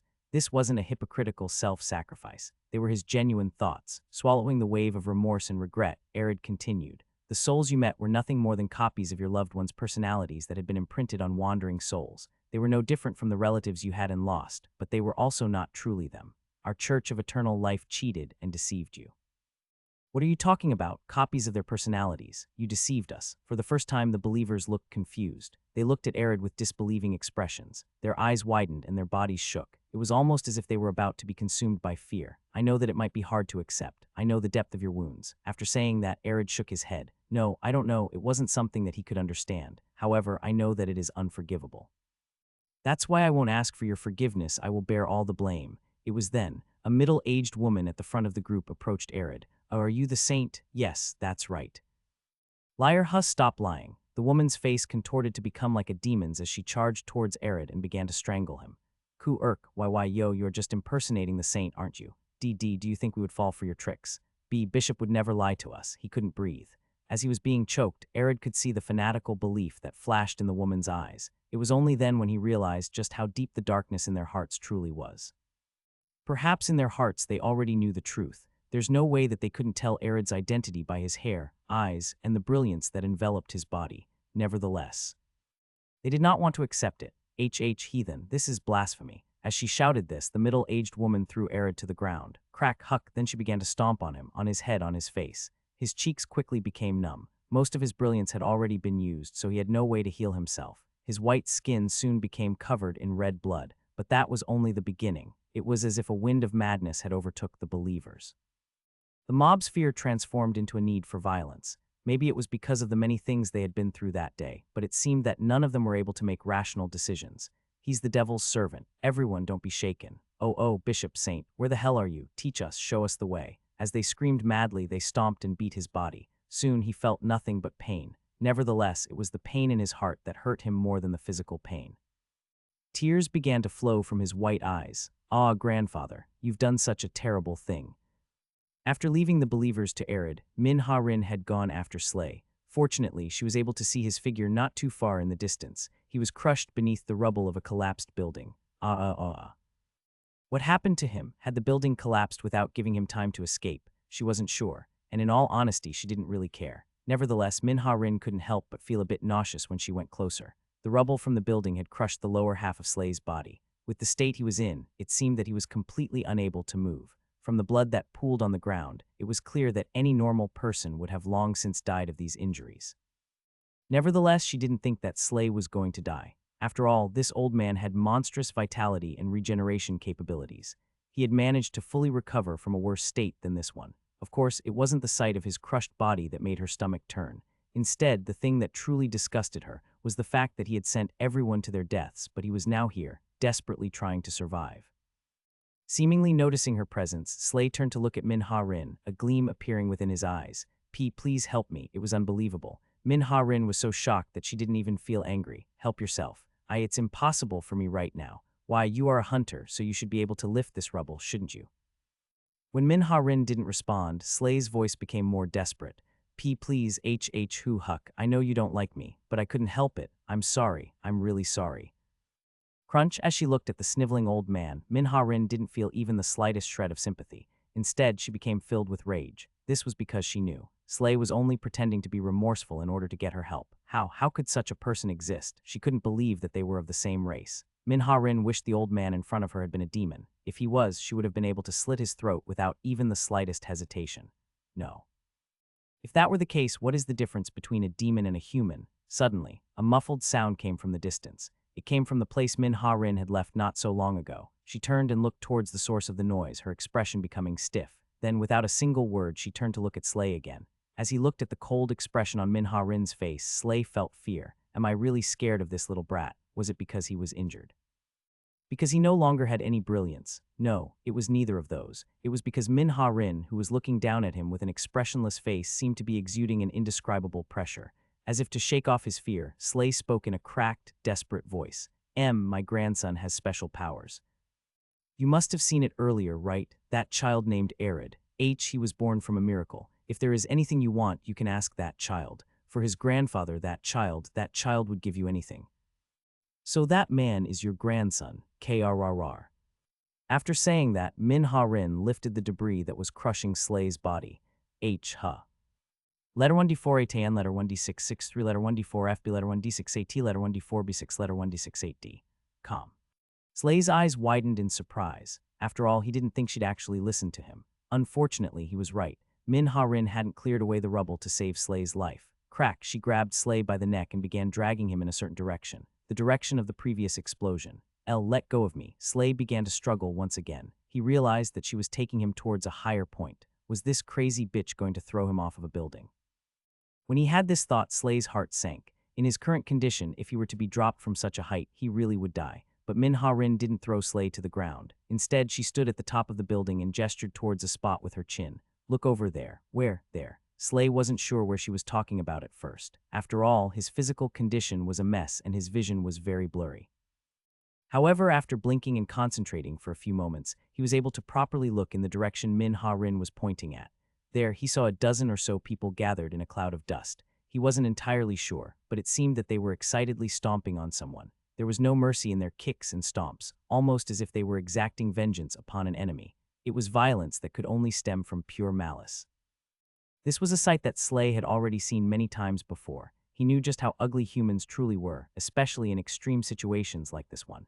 It wasn't uncommon for them to kill someone after just a few words or gestures. Nevertheless, Slay's expression soon hardened, because he realized who the victim of this violence was. His grandson, Arid. Why? Slay's voice shook slightly as he spoke. Why are they beating him up like that? With that child's powers, he shouldn't have a hard time dealing with a group of believers. Your grandson was trying to persuade them. He wanted to clear up the misunderstanding, atone for the wrongdoings, and above all, save them. Unlike you, who ran away because you wanted to save yourself, he faced the victims and apologized. Arid, but that child. He didn't do anything wrong. I don't know much about your Church of Eternal Life, but it's pretty obvious that you used him. She had only met Arid for a brief moment, but she was able to see how innocent he was from that single meeting. If there was anyone who could be considered blameless in this situation, it would be Arid. There is no way such a person could cheat and deceive people. If that were the case, then he would have run away with Slay without even thinking about persuading the believers. Even if that person was guilty of something, it would be minuscule compared to what you have done. Slay's mind was blank at that moment. She was right. After all, Slay actually knew the truth, not just conjectures like Minha-Rin. Arid was the type who would always smile brightly and think about others before himself. Even in this cold, dark world, he was the saint whom everyone longed for. That was the type of person he was. What are you feeling right now? Minha-Rin was genuinely curious. She wondered how he felt as he watched his grandson be brutally beaten for something he had done. She wanted to know. She needed to know. And when she heard his answer, then she would be able to decide just how she would treat Slay. Even kicks could kill a person. As he lay huddled on the ground, Arid couldn't help but have this thought. At some point, it seemed the surroundings had calmed down. Of course, that wasn't truly the case. The believers were still stomping on him with crazed expressions. However, their gazes seemed to be far away. If my death can alleviate their anger, then he could give up his life without much regret. But a thought suddenly occurred to him. Was that really the fundamental reason for his actions? Or was this some kind of hypocritical self-sacrifice in order to make himself feel better? But I don't know what else to do. He had never learned. In all of his 20 or so years of life, he had never been taught how to think for himself and draw his own conclusions. Nevertheless, Arid knew one thing. Choosing death in this situation was simply an escape. He would just be running away from the tragic and horrific things that had happened around him without even trying to think of a solution. Suddenly, he saw the feet of someone walking towards the group. Do you want me to tell you the answer? This being seemed to be responding to Arid's internal question. Arid couldn't see who the owner of this voice was. When he focused his blurred vision, he saw a middle-aged man in a leather biker jacket. Boom, then lightning struck. If the things that lit up the sky before were only sparks that imitated lightning, then this was real lightning. The white lightning was so bright that it seemed to burn his retinas. The believers of the Church of Eternal Life were also sent flying in every direction. Arid looked around with a shocked expression. Crackle, crackle. Sparks of electricity danced around the middle-aged man's body. It's really interesting. All the transcendent beings are crammed together in this tiny land. Ledip looked down at Arid, his eyes shining with amusement. Nice to meet you, communicator. Igaka huff huff, cough cough. The believers coughed up black smoke as they lay twitching on the ground. They had been hit directly by the Absolute, who was the right hand of the lightning god, Ledip. Nevertheless, the only reason they were still alive was because Ledip had perfect control of his power. However, he hadn't held back out of mercy or sympathy. Who the hell are you? What the hell did you do to us? Some of the believers, who hadn't been hit directly by the lightning, stared at him with wary gazes. Ledip grinned and snapped his finger. Crackle. This action caused lightning to shoot out of his fingers. In other words, the lightning simply appeared out of thin air. The bolt of lightning swept forward in a straight line, easily cutting those believers in half. In an instant, the believers died without even knowing what happened. One of the survivors muttered dumbly. This couldn't be helped. After all, this was the first time he'd seen humans being killed as easily as bugs. More importantly, their deaths had been completely silent. It had happened so quickly that they didn't even get the chance to kick up a fuss or scream. It's a demon, run away. As if they had seen the god of death himself, the believers all screamed and fled, their actions creating a lot of noise. And unfortunately for them, the thing Ledip disliked the most was noise. Crackle. A bolt of blue lightning shot out from Ledip's forehead before spreading out in every direction. With a soft buzzing sound, it pierced the bodies of all the escaping believers. In an instant, a heavy silence seemed to fall upon the area. Now it's a bit quieter. Ledip smiled contentedly before turning to Arid once again. Hi there. Arid stared at Ledip with a blank expression on his face. Ironically, the only person who had survived the catastrophe was Arid, who had been the target of malicious violence not so long before. What did you do? It's much easier to have a conversation when the place is quiet, so I cleaned up the area a little. Or would you rather move somewhere else entirely? Communicator, communicator. It was the first time he'd ever heard of such a title. Ledip didn't seem particularly interested in Arid's reaction. He simply stroked his chin before nodding. Your condition isn't the best, but at least you're still alive. That should be good enough. It's not like I'll need you for long. Arid wasn't sure what was going on, but his body suddenly floated into the air. Wary of this strange person, he struggled helplessly in the air. What do you intend to do? Nothing much. I just need to take you with me. Need to? Shouldn't you explain yourself first? That's fine. It's not like telling you will change anything. For the first time in his life, Arid felt genuine fear. This was truly a strange phenomenon. Ledip's attitude has always been calm, gentle. His voice was soft, and a friendly smile always hung from his lips. Nevertheless, Arid was deathly afraid of this man in front of him. He struggled more desperately, but his actions were meaningless. It was as if he was bound by some kind of invisible rope. Anyone, help me. Just as that thought appeared in his mind. Stop. Ledip turned his head and looked behind him. There, he saw a man and a woman staring at him. It was a heavily injured old man and a woman with a cold expression. Arid's gaze turned to the old man. Then his eyes widened in surprise. Grandfather, Bishop Slay. Ledip, on the other hand, displayed an expression of interest. He turned his body completely to face him. I really enjoy watching your religious play. It's very fun and interesting.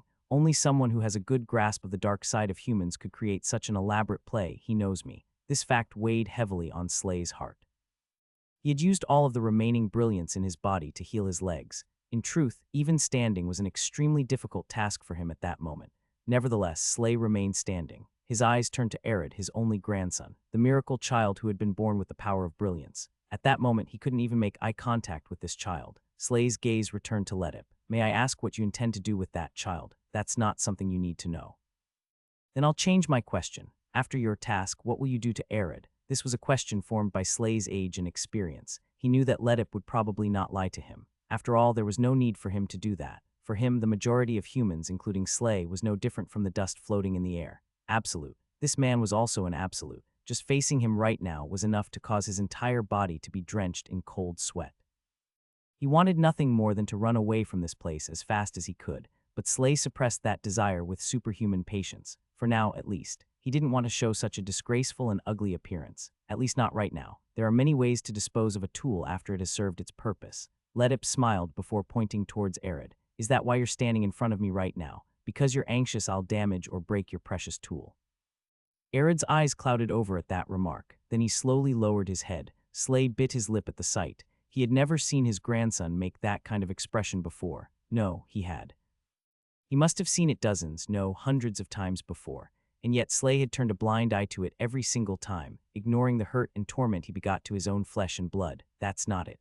Arid wasn't a tool. He might have thought so not so long ago, but no more. He is my grandson. There wasn't a need for another reason. The realization of that simple fact was more than enough.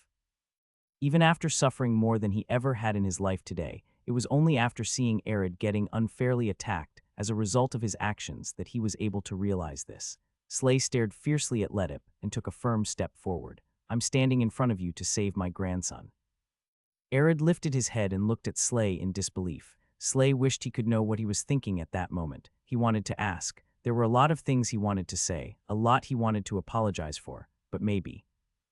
How touching, your love towards your flesh and blood seems to have awoken. The touching reunion that Slay hoped for might never happen. However, it seems that you misunderstood what I meant when I asked you why you were standing in front of me, so I'll rephrase. Crackle. Sparks bounced off of Ledip's body. He slowly raised a finger. Why are you, a mortal whom I can crush and kill without even trying, standing in front of me? For the vast majority of absolutes, raw emotions like happiness or sadness were blunted. It wasn't that they didn't feel it. It was just that it felt muted like sound underwater. To be more precise, it was like their emotions had been worn out.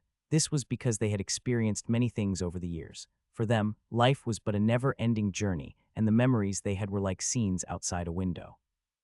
Regardless of who it was, after seeing the same thing hundreds of millions of times, you would become numb and tired of them. The same was true for Notisop. Few things could make his heart move anymore. That was why he was slowly enjoying himself this time. For absolutes like him, finding things like this, which could be considered fun or interesting, was quite rare. Crack, with a flick of his wrist, he destroyed Seti's arm. Notisop felt a bit bad for that. It was similar to the feeling one would have if one were to damage their favorite toy. He couldn't help but lament for a moment. He should have been more careful. Nevertheless, the pleasure that swept across his spine at that moment was clear. Contrary to Notisop's leisure thoughts, Seti was a mess. Of her limbs, only her left side was still in relatively good condition. Her right leg dragged on the ground, and her right arm was now hanging limply at her side. Now that she was immortal, she couldn't fix her limbs in the same way she used to in the past. In other words, for now, Seti was crippled. A former absolute, a being who had once stood at the peak of the multiverse, had fallen from her position and become immortal. Nevertheless, she continued struggling to survive, unwilling to accept death. This is so disgraceful, disgusting. And stepping on a former absolute like Seti, slowly driving her to death, was a new and enjoyable experience for Notisop. Why don't you scream or even beg a little? You never know. Maybe it will create a bit of mercy or sympathy in my heart. Fuck you, Seti forced those words through her gritted teeth as she panted heavily. Instead of taking offense, Notisop simply laughed at her response. After all, he didn't want her to scream. In fact, had that truly been the case, his excitement would have long since died down. What Notisop really wanted was for Seti to maintain her unyielding attitude until she took her very last breath. Chirung. A droplet of water began to form in the air. This water droplet was so small that it was hard to see it unless one looked carefully. Nevertheless, Seti's expression became a bit tense as she saw it. Huff, huff. At that moment, the only thing she could hear was her own labored breathing. She was so focused at that moment that even the hair on her body had stood up. This couldn't be helped. After all, she knew that this small droplet of water was more dangerous than thousands of blades. Pit. Suddenly, the drop of water disappeared from her sight. Seti forcibly twisted her heavily injured body. Despite her fast reaction, she felt the drop of water, which had just disappeared, fly past her neck. She hadn't been able to avoid it completely. She felt her neck become warm as a throbbing pain appeared. Even without looking, she knew that blood was flowing from her neck at that moment. The neck was one of the vital points of a mortal body. If she hadn't avoided that attack, she might have died. No, that's not true. Notisop had intentionally allowed her to survive. He'd made sure to attack at a speed that she would barely be able to react to. Son of a bitch. Seti was furious. He was toying with her. If Notisop really wanted to kill her, Seti would have already become a cold corpse by now. I have to catch him off guard. This factor usually created the most important variable to help the weak defeat the strong. But if the difference in power between the two sides was too large, then it would be meaningless. After all, nothing would change if a tiger decided to sleep in front of a baby. Then why do I still not want to give up? Did she still expect help? In reality, Lucas was the only one who could help her out of her current situation, but she knew that he was also in a situation where he couldn't easily care about others. More importantly, it's not that. Seti shook her head. She wasn't waiting for anyone's help. The reason she was still struggling so desperately despite being toyed with and humiliated by Notisop was actually quite simple. She just didn't want to die. She wanted to live. Crack, her left foot, which had been the only thing supporting her body, was finally crushed as well. No matter how powerful she might be, even Seti couldn't stand without her legs. Helpless, she could only fall onto her face. Notice finally shook his head. It had been fun, but it was time to put an end to it. After all, even as he had his fun, he hadn't forgotten his task. He glanced to the side. Sipakna, one of the 5 dukes. This monster in the shape of a slug had been watching on from the side with an unconscious crayon bound by its tentacles. It was waiting for Notisip to finish playing with Seti. Woo-woong. External force appeared around Notisip's hand. He had a sincere expression on his face. He honestly believed that it was better for a former absolute to be completely destroyed than for them to become immortal and get caught in the cycle of reincarnation. And that was something that Notisip could do. With the external force that all absolutes could use, it would be quite easy to completely erase a soul from existence. It was then that Seti muttered. "Wrong, what was that? You said my name wrong." Seti spoke in a strained voice. "My name is Seti Troman." Notisip frowned at those words. He knew who the surname Troman came from. Pathetic, he sneered slightly. Pop. Then droplets of water began to appear in the air. These were much bigger than the ones before, and they were a deep red as if they were made of blood instead of water. All he had to do was shoot them forward, and it would all be over. But he couldn't. Notisip froze. The drops of water that had condensed in the air all disappeared. Seti hadn't taken her eyes off of him for a moment, so she noticed immediately. Notisip's expression had been relaxed before, but now his face was stiff. Then he slowly raised his head and looked at the sky. As if controlled by an unknown force, Seti imitated him. In the instant that she saw the being standing above them, she subconsciously let out a soft cry, "Ha-ha," which was immediately followed by a bout of weak laughter. Why was he here? Wasn't he fighting the Demon King? Did he accomplish his goal? Even as all of these questions flashed in her mind, a warm sense of security filled her body at that moment. In that moment, she felt like she could no longer feel the intense pain that came from every part of her body. Right, this was what it felt like to be protected by someone. I thought it would be disgusting or unsightly. It wasn't. Her mouth twitched slightly. Her heart felt strange, and for some reason she felt embarrassed. Nevertheless, at that moment, she was really happy. "You were really, really late." Seti looked up at the sky and smiled. "No, I almost died, father." She looked up at Lucas and smiled. Lucas slowly descended from the sky, landing just in front of Seti. Then, he looked down at the panting Seti and spoke slowly. I'd appreciate it if you came faster next time." Seti meant those words. Maybe it was because of Luca's appearance, but the tension in her body had evaporated. The little strength she had left faded away and her eyelids drooped. Noticing her fatigue, Lucas nodded. "You can rest now." "Right, I'll get some rest then." Seti lost consciousness immediately after saying those words. She was very hurt, but at least she wasn't at risk of dying at that moment. "As expected, you act just like a human." This mocking voice came from none other than Notisip. His gaze swept over Luca's entire body. Although he didn't appear to be heavily injured, it couldn't be said that he was in good condition. This was natural. After all, he had just exchanged blows with the Demon King.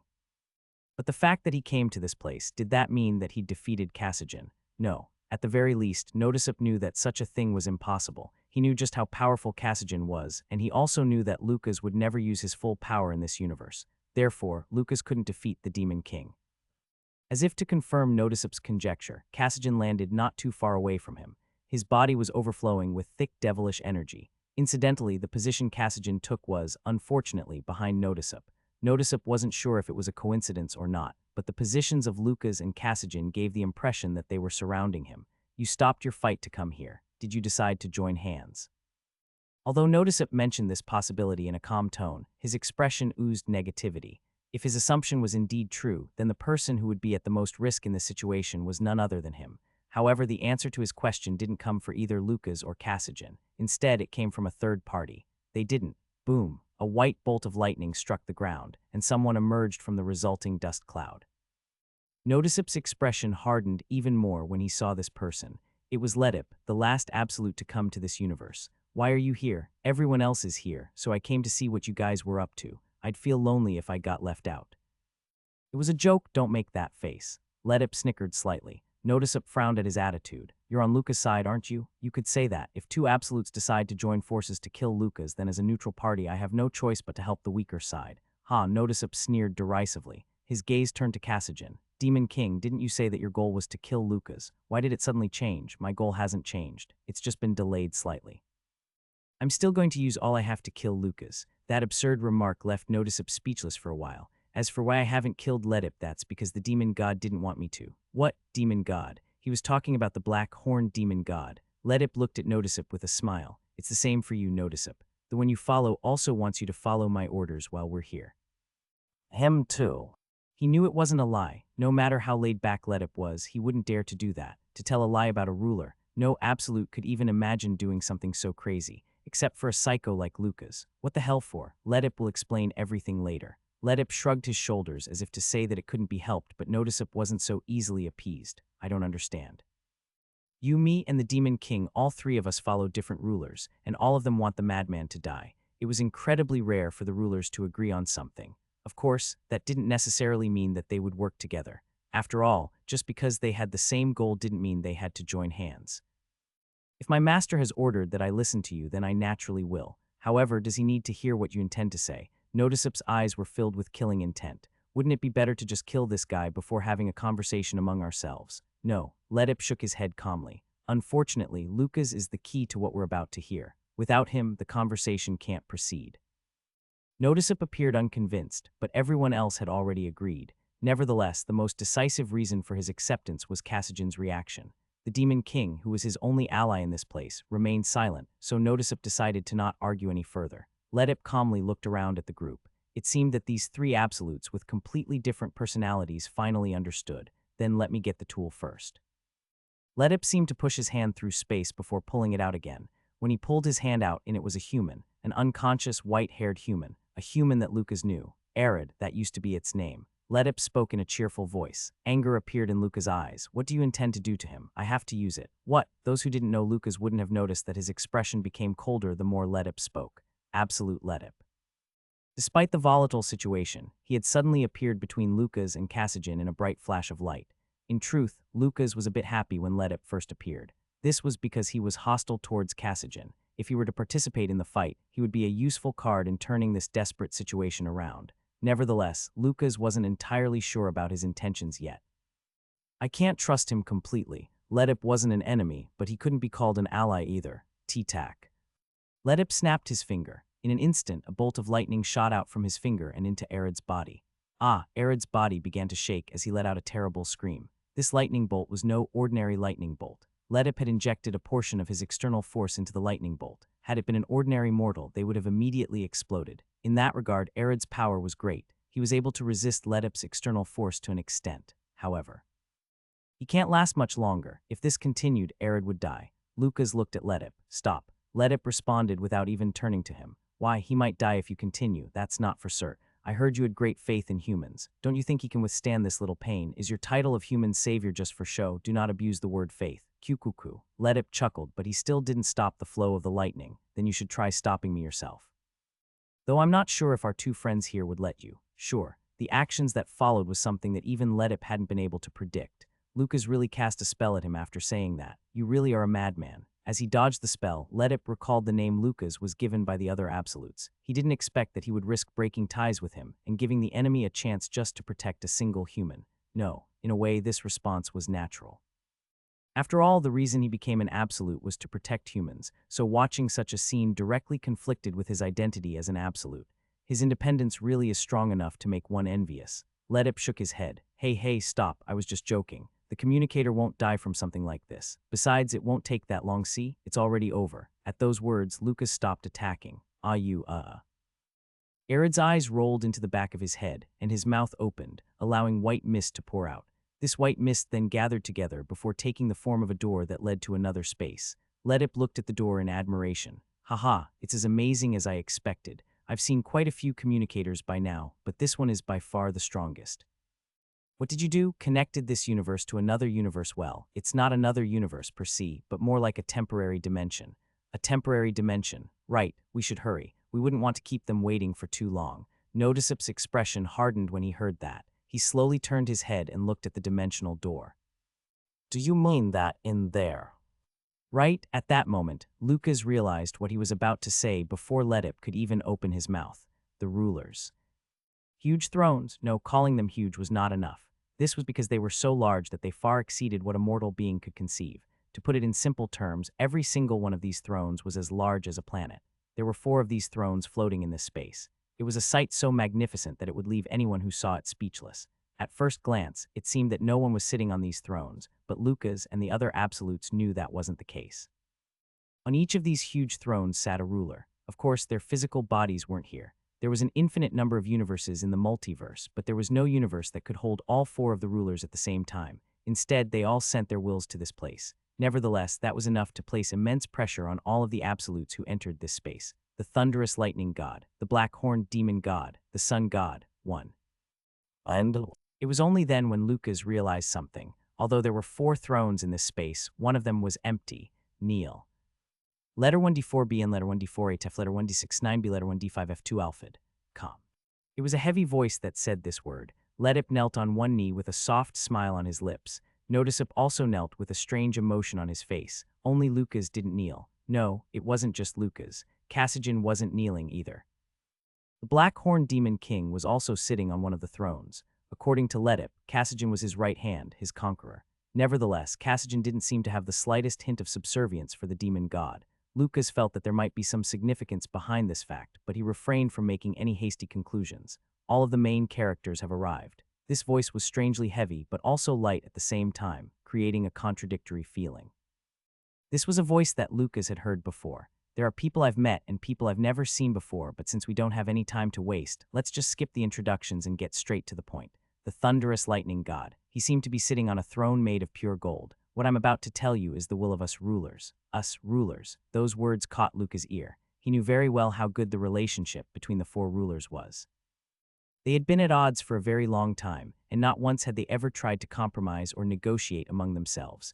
This was the fate of a ruler. For them, compromise was similar to lowering their head to another person, and for rulers, such a thing was tantamount to denying the foundation of their existence, which was to rule over all things. In the first place, the reason they were praised as rulers and were able to stand above all absolutes was because of their strong sense of independence that couldn't be influenced by any other being.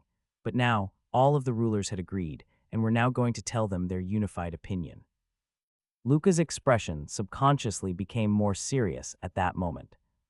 The great game will begin soon. This remark was basically a statement. The lightning god's voice seemed to have a strange compulsion in it, as though anything he said would come to pass. No matter how absurd it might have been. In fact, to be completely honest, it would have started already. It was another ruler who said those words in a deep, gloomy voice. It was probably the ruler sitting on the black throne, the black-horned demon god. He wasn't visible, but Lucas could clearly feel the overwhelming killing intent that he emitted. If it weren't for your existence, Lucas Troman. He was completely different from the lightning god. In fact, of all the rulers, the killing intent that the demon god had towards Lucas was by far the strongest. If the other rulers weren't there, he probably would have crushed him to dust already. He was the ruler who had the hardest time putting his murderous thoughts to rest. That isn't something you were supposed to say. If lava had a voice, this was probably what it would sound like. It was a calm voice, but it seemed to be filled with boundless heat. The being sitting on the crimson throne was probably the sun god. This was Lucas' first time meeting him personally, but he had heard many rumors about this ruler. Sun giants were special beings in the multiverse who were birthed directly from solar bodies. They were one of the races that God had mentioned in the past who were transcendent beings from birth. Nevertheless, the being who sat on the crimson throne could be considered a mutant among his race. The sun giants in the multiverse were usually born with varying characteristics depending on which body they were birthed from. The sun god had been birthed from a supergiant star, something that was incredibly rare even in the multiverse. In fact, the vast majority of sun giants hadn't believed that he would be born. This was because the temperature of the supergiant was so high that they believed his entire body would melt before he, a fetus, could even begin to take shape. In fact, the sun god had taken an extremely long time to be born. He had been silent for billions of years. And when most of the sun giants had all but forgot his existence, the supergiant star suddenly stopped burning. This was quite strange. After all, the supergiant still had much of its lifespan left. Curious, the sun giants went to investigate the dying star and soon found a flickering sign of life within its core. Soon after they discovered him, immense flames erupted from the core and the sun god was born, and in the aftermath of his birth, all living beings in that universe died. Although there was a bit of a delay, no one had been able to escape the disaster. This vast, expansive universe, the end of which was completely unknown, soon became completely red simply because of the heat emitted from the sun god's body. In an instant, there was only one living being in the entire universe. The heat he radiates gets progressively stronger. There was no way to know how much time had passed since the sun god had been born. Likewise, no one knew just how hot he was now. In any case, it was rumored that his personality was considerably moderate among the rulers. Of course, it could just be a meaningless rumor considering the extremely arrogant lightning god or the crazy, bloodthirsty demon god. Respect the lightning god. We already decided that he would be the one to represent us. Demon god, do you intend to go back on your word? The demon god fell silent at those words, and the lightning god continued to speak in a voice that carried a hint of laughter. As fun as it is to watch you two bicker, we should continue. This universe is quite stifling, but that won't matter anymore. As soon as the great game is over, I won't have to see you anymore. There is one thing I'd like to ask. It was Notisip who started to speak. The lightning god asked as if he already knew what he wanted. Why are there only 3 of us here? Notisip wasn't surprised when the lightning god asked his question for him. After all, for beings as powerful as the rulers, mind reading was as easy as breathing. Yes, I believe that the 7-fanged dragon god is not sitting on a throne, but if I am mistaken, then please forgive me for my ignorance. Notisip, in front of the rulers, this normally arrogant absolute had no choice but to lower his head like a soldier before a king. This was unavoidable, even if the one he was addressing was the lightning god and not the ruler he followed, the sun god. She doesn't agree with us, which is disappointing since I even made a nice throne for her. Nevertheless, since a majority of rulers has agreed, we will proceed as planned. Of course, it is possible that she will try to interfere, but we are doing our best to prevent such a thing from happening. The 7-fanged dragon god, she was the most mysterious of the 4 rulers. Lucas had fought against absolutes many times before, but he had only ever faced absolutes who followed her a handful of times, and even then, it had only been during the early days of him being an absolute. Ever since he'd become a lord, he had never had any interactions with the 7-fanged dragon god. Because of that, for a while, he truly wondered whether she was hostile towards him or not. It shouldn't be very far from that. Even if she wasn't hostile towards him, the best and most realistic possibility would be that she had an indifferent attitude. After all, there was no reason for a ruler to look favorably at Lucas, who was wantonly messing up the balance of the multiverse. I'll say it again. The great game is about to begin. However, the opening of the game is being delayed by you, Lucas. At that moment, everyone turned to look at Lucas. Kung. Pressure, an immense pressure, fell on his shoulders. It felt like he was carrying the weight of a planet. It was an incredibly difficult task to remain standing under the gazes of 3 rulers. This was especially so now that Lucas had drawn the backlash for using his external force to his own body. Nevertheless, there was no change to his expression. He continued to look at them with a determined face, completely ignoring the small voice within him that was trying to convince him to give in. Not lowering his head to the strong was something Lucas was very familiar with. It's weird. He felt his heart begin to pound for the first time in a long while. Lucas knew that it was his morale being boosted. The heart of this absolute, who had a reputation for not being shaken by anything, was now beginning to stir as he was faced with the threat of these transcendent beings known as rulers. For a moment, his vivid emotions caused him to feel like he had returned to his days as a human. Letter 1d4b and letter 1d4a, letter 1d69b, letter 1d5f2 alphid. Com. Cassigen was tasked by the demon god to create a battlefield suitable for the great game.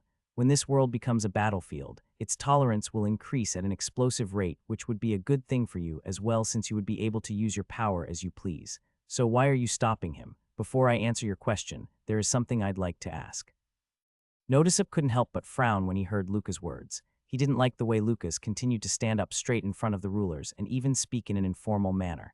He didn't know who started it, but the title Madman really suited him well. What is it? What would happen to this universe if it were to become a battlefield for the great game? This question was particularly important for Lucas. He had no idea what the great game was.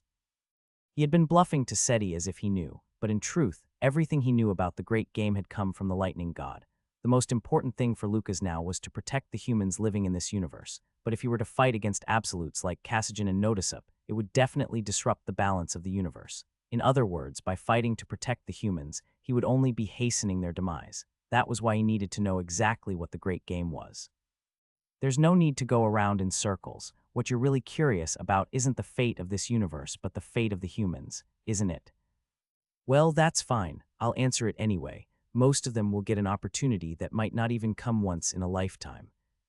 What do you mean? There's a saying that heroes are born from turmoil. You can understand this in the same way. When the great game begins, all beings within it will have a chance to become an absolute, no matter how weak or insignificant they might be. Notisip was greatly shocked by those words. This was because he knew how unlikely it was for even a single absolute to be born in a universe. On the other hand, Cassigen and Ledip didn't appear surprised. Perhaps they already knew about the great game.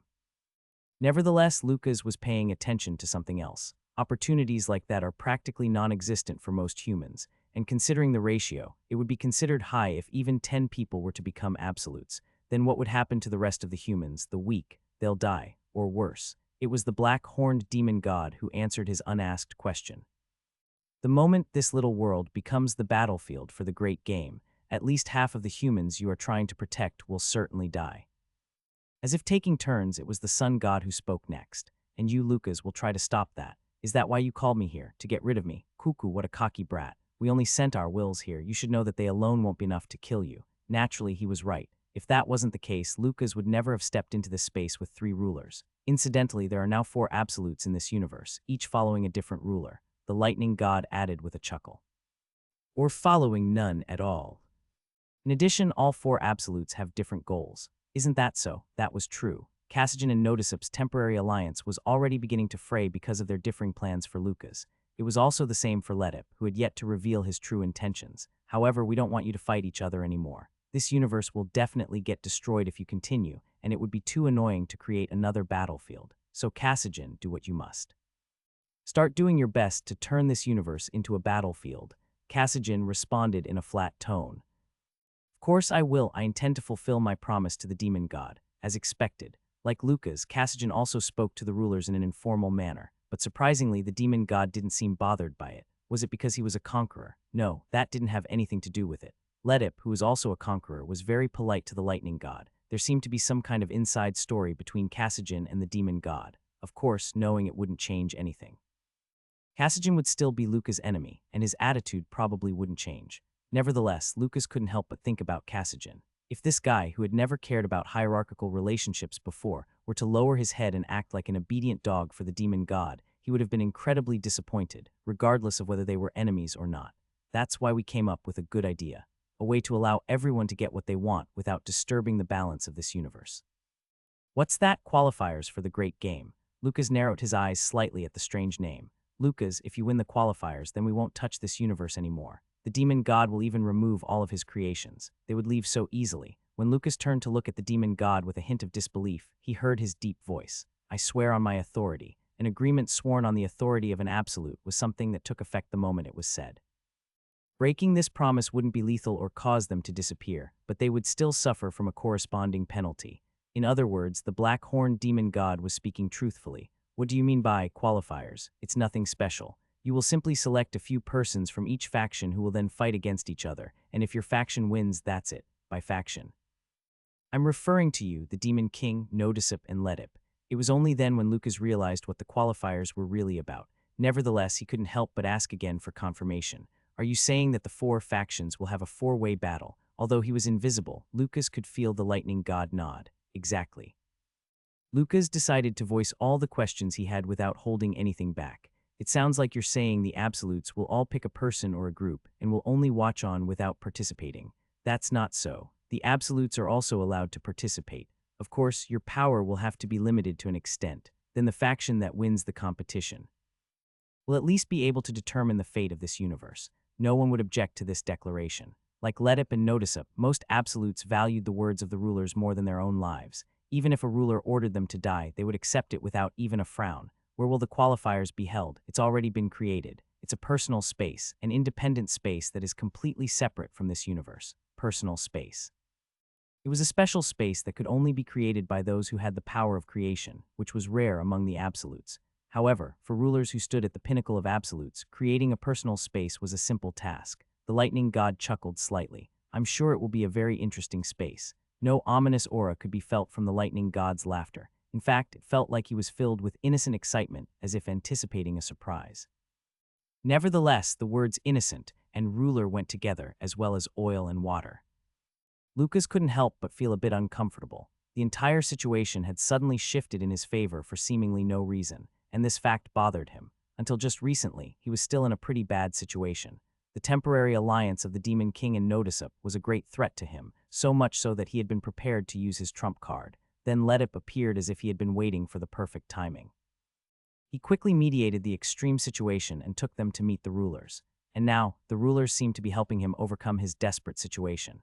The great game is about to begin. He didn't know what it would be like. Among the absolutes in this universe, it was clear that Lucas was at the greatest disadvantage. However, it was possible that the qualifiers for the great game could become the tool that would help him overcome his disadvantages. This was why he felt uncomfortable.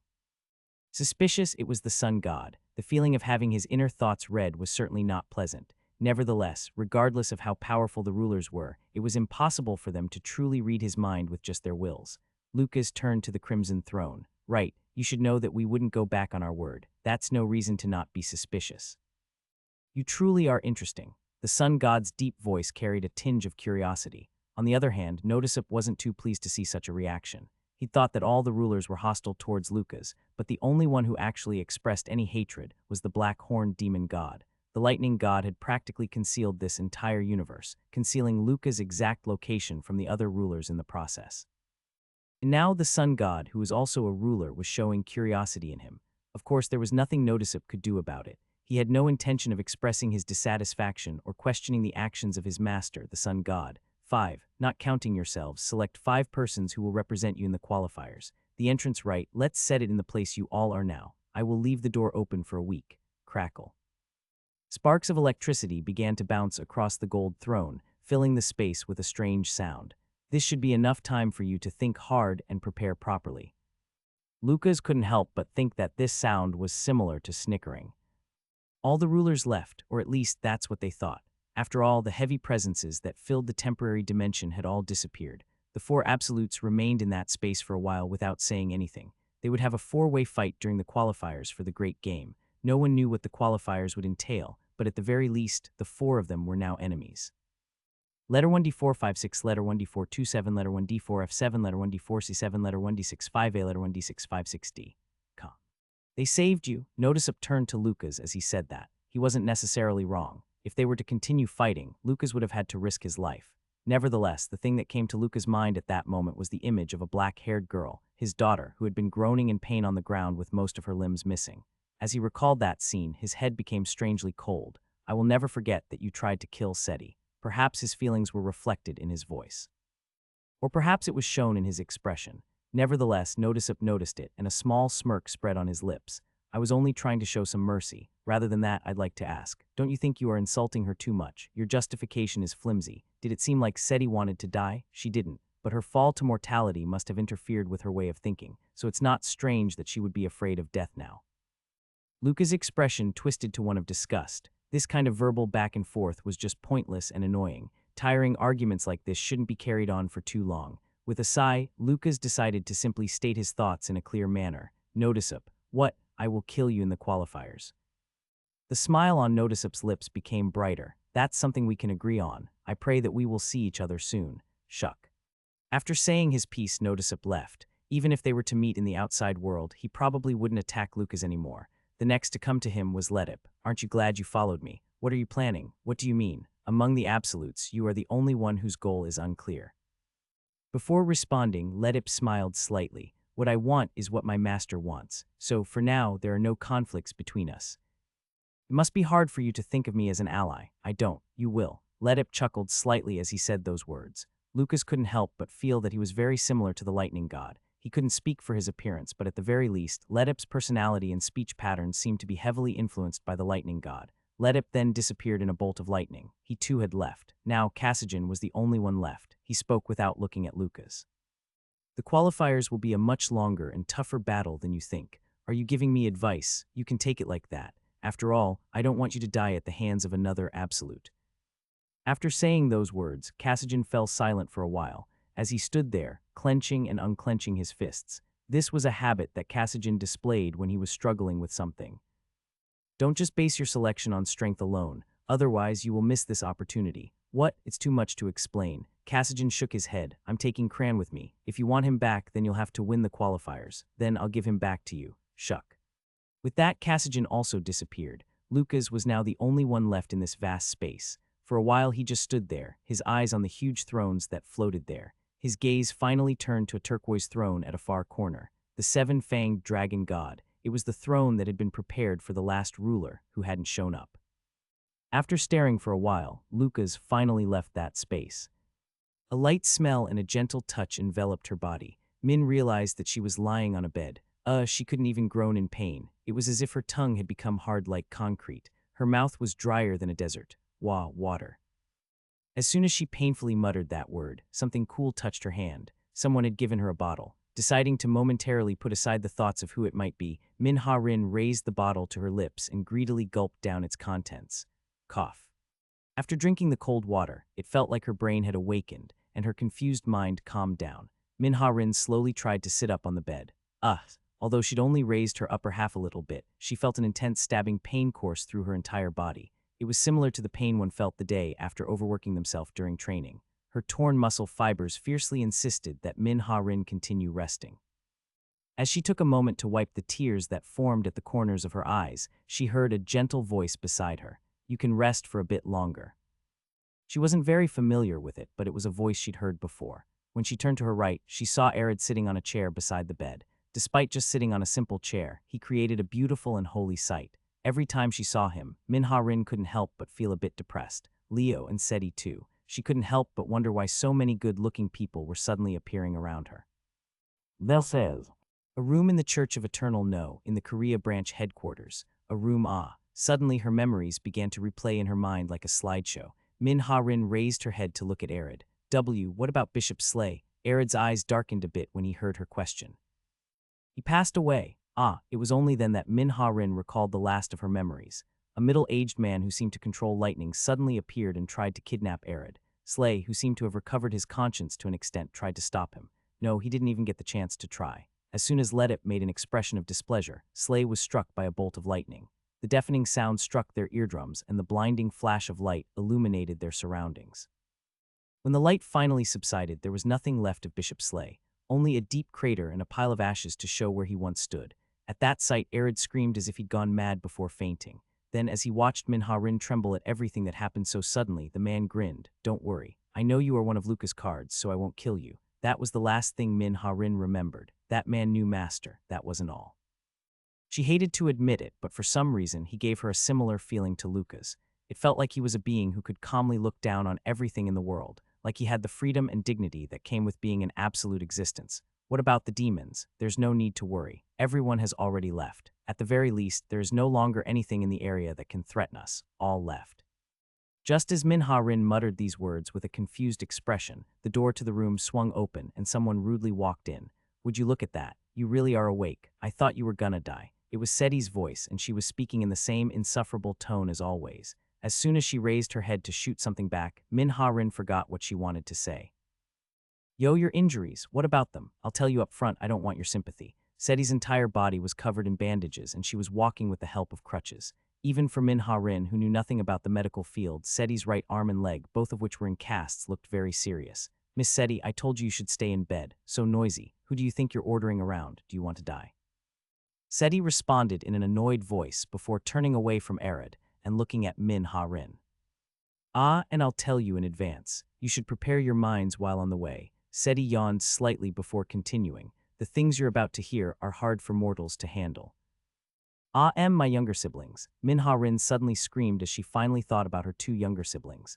Her heart pounded heavily in her chest. She was so foolish. No matter how confused or injured she was, how could she forget about her two siblings who were more important to her than her own life? She was disappointed and angry at herself. She hurriedly turned to look at Arid. "Hey, by chance, have you seen my younger siblings?" They kinda look like me, as for their ages." "Min-Ha-min and Min-Ha-yun, right?" Yeah." Arid smiled gently. "Both of them are fine. They were a bit hurt, but they've already received treatment and their lives are not in danger. They are just resting now." Those words relieved Min-Ha-rin so much that she almost collapsed on the bed again. It was nothing. Arid scratched his cheek slightly, his face red. Seti, who was being treated to this sight, couldn't stop her cheek from twitching. Rolling her eyes, she spat out, "I'll be outside. Hurry up and get dressed." Then she left the room without looking back. Arid watched as she disappeared behind the door before opening his mouth. "Has Miss Seti always been like that? I haven't known her for that long, but her personality has always been unique." A more vulgar expression had tickled the tip of her tongue, but what she said in the end was much milder. It was incredibly hard to say vulgar things in front of such an innocent expression. Arid smiled with a naive expression that seemed to say, "It certainly is unique." Then he turned to look at her again. "Are you feeling tired or sore?" "A bit. How long has it been since I passed out?" "About 2 days." 2 days? It was a time that couldn't be called too long or too short. Suddenly, the image of Neil Prand, the president of the Hunter Association, appeared in her mind. Min-Ha-rin didn't have any feeling of reverence or awe towards him, but she had a strange sense of responsibility after the conversation she had with Joanna before they left. Arid smiled slightly as he saw her expression. Are you worried about the association president? Yeah, how did you? I heard about it from Mr. Lucas. Lucas, that was her master's real name. He knew his real name instead of the pseudonym, Frey. It seemed that many things had happened while Min-Ha-rin was unconscious. Then the association president is no longer at risk of dying. He is an incredibly tough man, so he should be out of his bed within the week. I see. In other words, their initial goal for coming to the Korea branch had been achieved. Then what did Lucas want to talk to them about? Prepare our minds. The tone that Seti had said those words and made her feel a bit anxious, but she decided to put it aside for now and get out of bed. Arid also stood to his feet. I will wait outside as well. Ah, yeah. Min-Ha-rin, who was now alone in the room, washed her face and undressed before changing into a new set of clothes and leaving the room. Surprisingly, she found Seti waiting outside the room with a calm expression. From the impression she had of Seti's personality, Min-Ha-rin thought she would have been banging on the door as if she was going to break it and screaming for her to hurry. This brat seems to be a bit upset. This was pure intuition. As she looked at Seti's face, it felt like she was looking at her younger siblings trying their best to not pout. Of course, she didn't say this out loud. If she did, then this ferocious little girl might try to kill her. You took so long. Sorry. Whatever, just don't fall behind. After saying that, Seti limped forward. It was clear that her injuries had yet to heal. Nevertheless, it was a bit strange. She was clearly limping, but she was moving so quickly it was as if invisible wings were attached to her feet. Her black hair, which was as dark as ink, fluttered in the wind. On the other hand, Min-Ha-rin, whose legs were both fine, was struggling to keep up with her. Only after adjusting her pace slightly to something closer to a jog than a brisk walk was she able to catch up. Now that she was more relaxed, Min-Ha-rin began to look around as they moved. A cold wind blew inside the building. This couldn't be helped. After all, a large section of the building had been destroyed by the Demon King's attack. It seemed that they were preparing to repair the damage, but it was so extensive that it would take at least a few years to fix it completely. This left a bitter taste in Min-Ha-rin's mouth. Even if it had changed a lot, this was still the place she was born and raised. Branch President Jung-Ho-min is in charge of the headquarters now. Min-Ha-rin nodded slightly at Arid's words. She was glad that Jung-Ho-min had survived. She was well aware of his leadership skills and charisma. As long as he was present, she was certain that the Korea branch would be able to return to its former state, even if it would take some time. Among those who were helping with the repairs were a few familiar faces. They were the believers of the Church of Eternal Life. Min-Ha-rin even saw Kim Min-chul. How did you manage to persuade the believers? It was a sensitive question, so Min-Ha-rin lowered her voice and spoke carefully. Arid had previously tried to persuade them, but he was only subjected to unfair violence as a result. But Arid didn't seem affected by the experience as he responded indifferently. My grandmother helped. By grandmother, do you mean the person who was known as the saint instead of me? It seemed that Arid was talking about the woman who had white hair like him. She didn't look like someone's grandmother, but after meeting so many unique people lately, Min-Ha-rin didn't find it strange to meet someone whose appearance didn't match their age. Suddenly, Seti stopped walking. We're here. Min-Ha-rin fell silent as she looked at the door in front of them. Without knocking, Seti opened the door and stepped in. Lucas was standing inside the room. He had been standing by the window, looking down at the ruined city below, but when the door opened, he turned his head. You're here, master. Min-Ha-rin didn't know why, but she suddenly felt like she hadn't seen him in a long time. She was happy to see him, but her face burned with embarrassment. The last time she saw Lucas, she'd been determined to unravel the conspiracy surrounding the Korea branch on her own, and she had even told him that directly. At that time, although she had been nervous, she was still filled with confidence. But now that she thought about it, she only felt like she had been too proud and overconfident, to the extent that she overestimated herself. After all, in the end, Min-Ha-rin hadn't been able to do anything here in Korea. Nevertheless, her master, Lucas, didn't say anything about that. Are you feeling better now? Yeah, I'm glad. Lucas gestured to a chair in front of him. Have a seat. Arid, you too. Listening to him, Min-Ha-rin and Arid took their seats. Seti leaned against the wall and seemed to want to cross her hands in what would have been a cool pose, but her casts made it look awkward instead. Seti, how much did you tell them? I didn't tell them anything. Then I guess I'll have to start from the beginning. For starters, I think I'll have to tell you who I am. This caused Min-Ha-rin to lift her head. Is it okay for you to tell us? She'd always wanted to know Luca's true identity, but he never seemed to want to talk about it. Of course, she had never asked him directly, but she remembered the conversation they'd had with Nina and Lee Jong-hak not so long ago. The balance of this universe has already been severely disrupted. So I can reveal some things to a certain degree. However, Arid's presence is the most decisive reason. Arid. Yes, Arid nodded before turning to Min-Ha-rin. Can you lend me your hand for a moment? Ah, yeah. Lucas watched on silently from the side. Arid's brilliance was a very versatile power. Its power of communication was able to reach any being in the entire multiverse. Its power of salvation could save even those on the brink of death, and its power of reinforcement could help even those without the power to do anything stand up for themselves. Among these powers, the one that surprised Lucas the most was the power of communication. Through that power, Slay and Rieka, who were mere mortals, were able to learn of the existence of absolutes. This was a truth that couldn't be accessed even by souls who had reincarnated for hundreds and thousands of years. No, even if they could learn of it, their souls would simply be incapable of handling such a vast amount of information, and they would instantly lose their minds. However, it seemed that brilliance was able to suppress those negative side effects. Arid might even be able to directly communicate with God one day. Minharin gently touched the back of her hand, which was being held in Arid's. Her hand felt warm as if it had been dipped in warm water, and that warmth soon spread to her entire body. Flash. When the light faded, Minharin looked down at her body curiously, but she couldn't find any noticeable changes. Nevertheless, as if he was waiting for this moment, Lucas slowly opened his mouth. I was a human in another universe. In another universe, right. Now I'm a being that can't be called human anymore.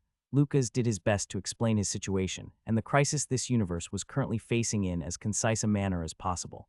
For the parts he didn't think were necessary, he directly left them out. For example, he didn't think it was necessary to include how he became an absolute, his life as Frey Blake, or his struggle against the demigods.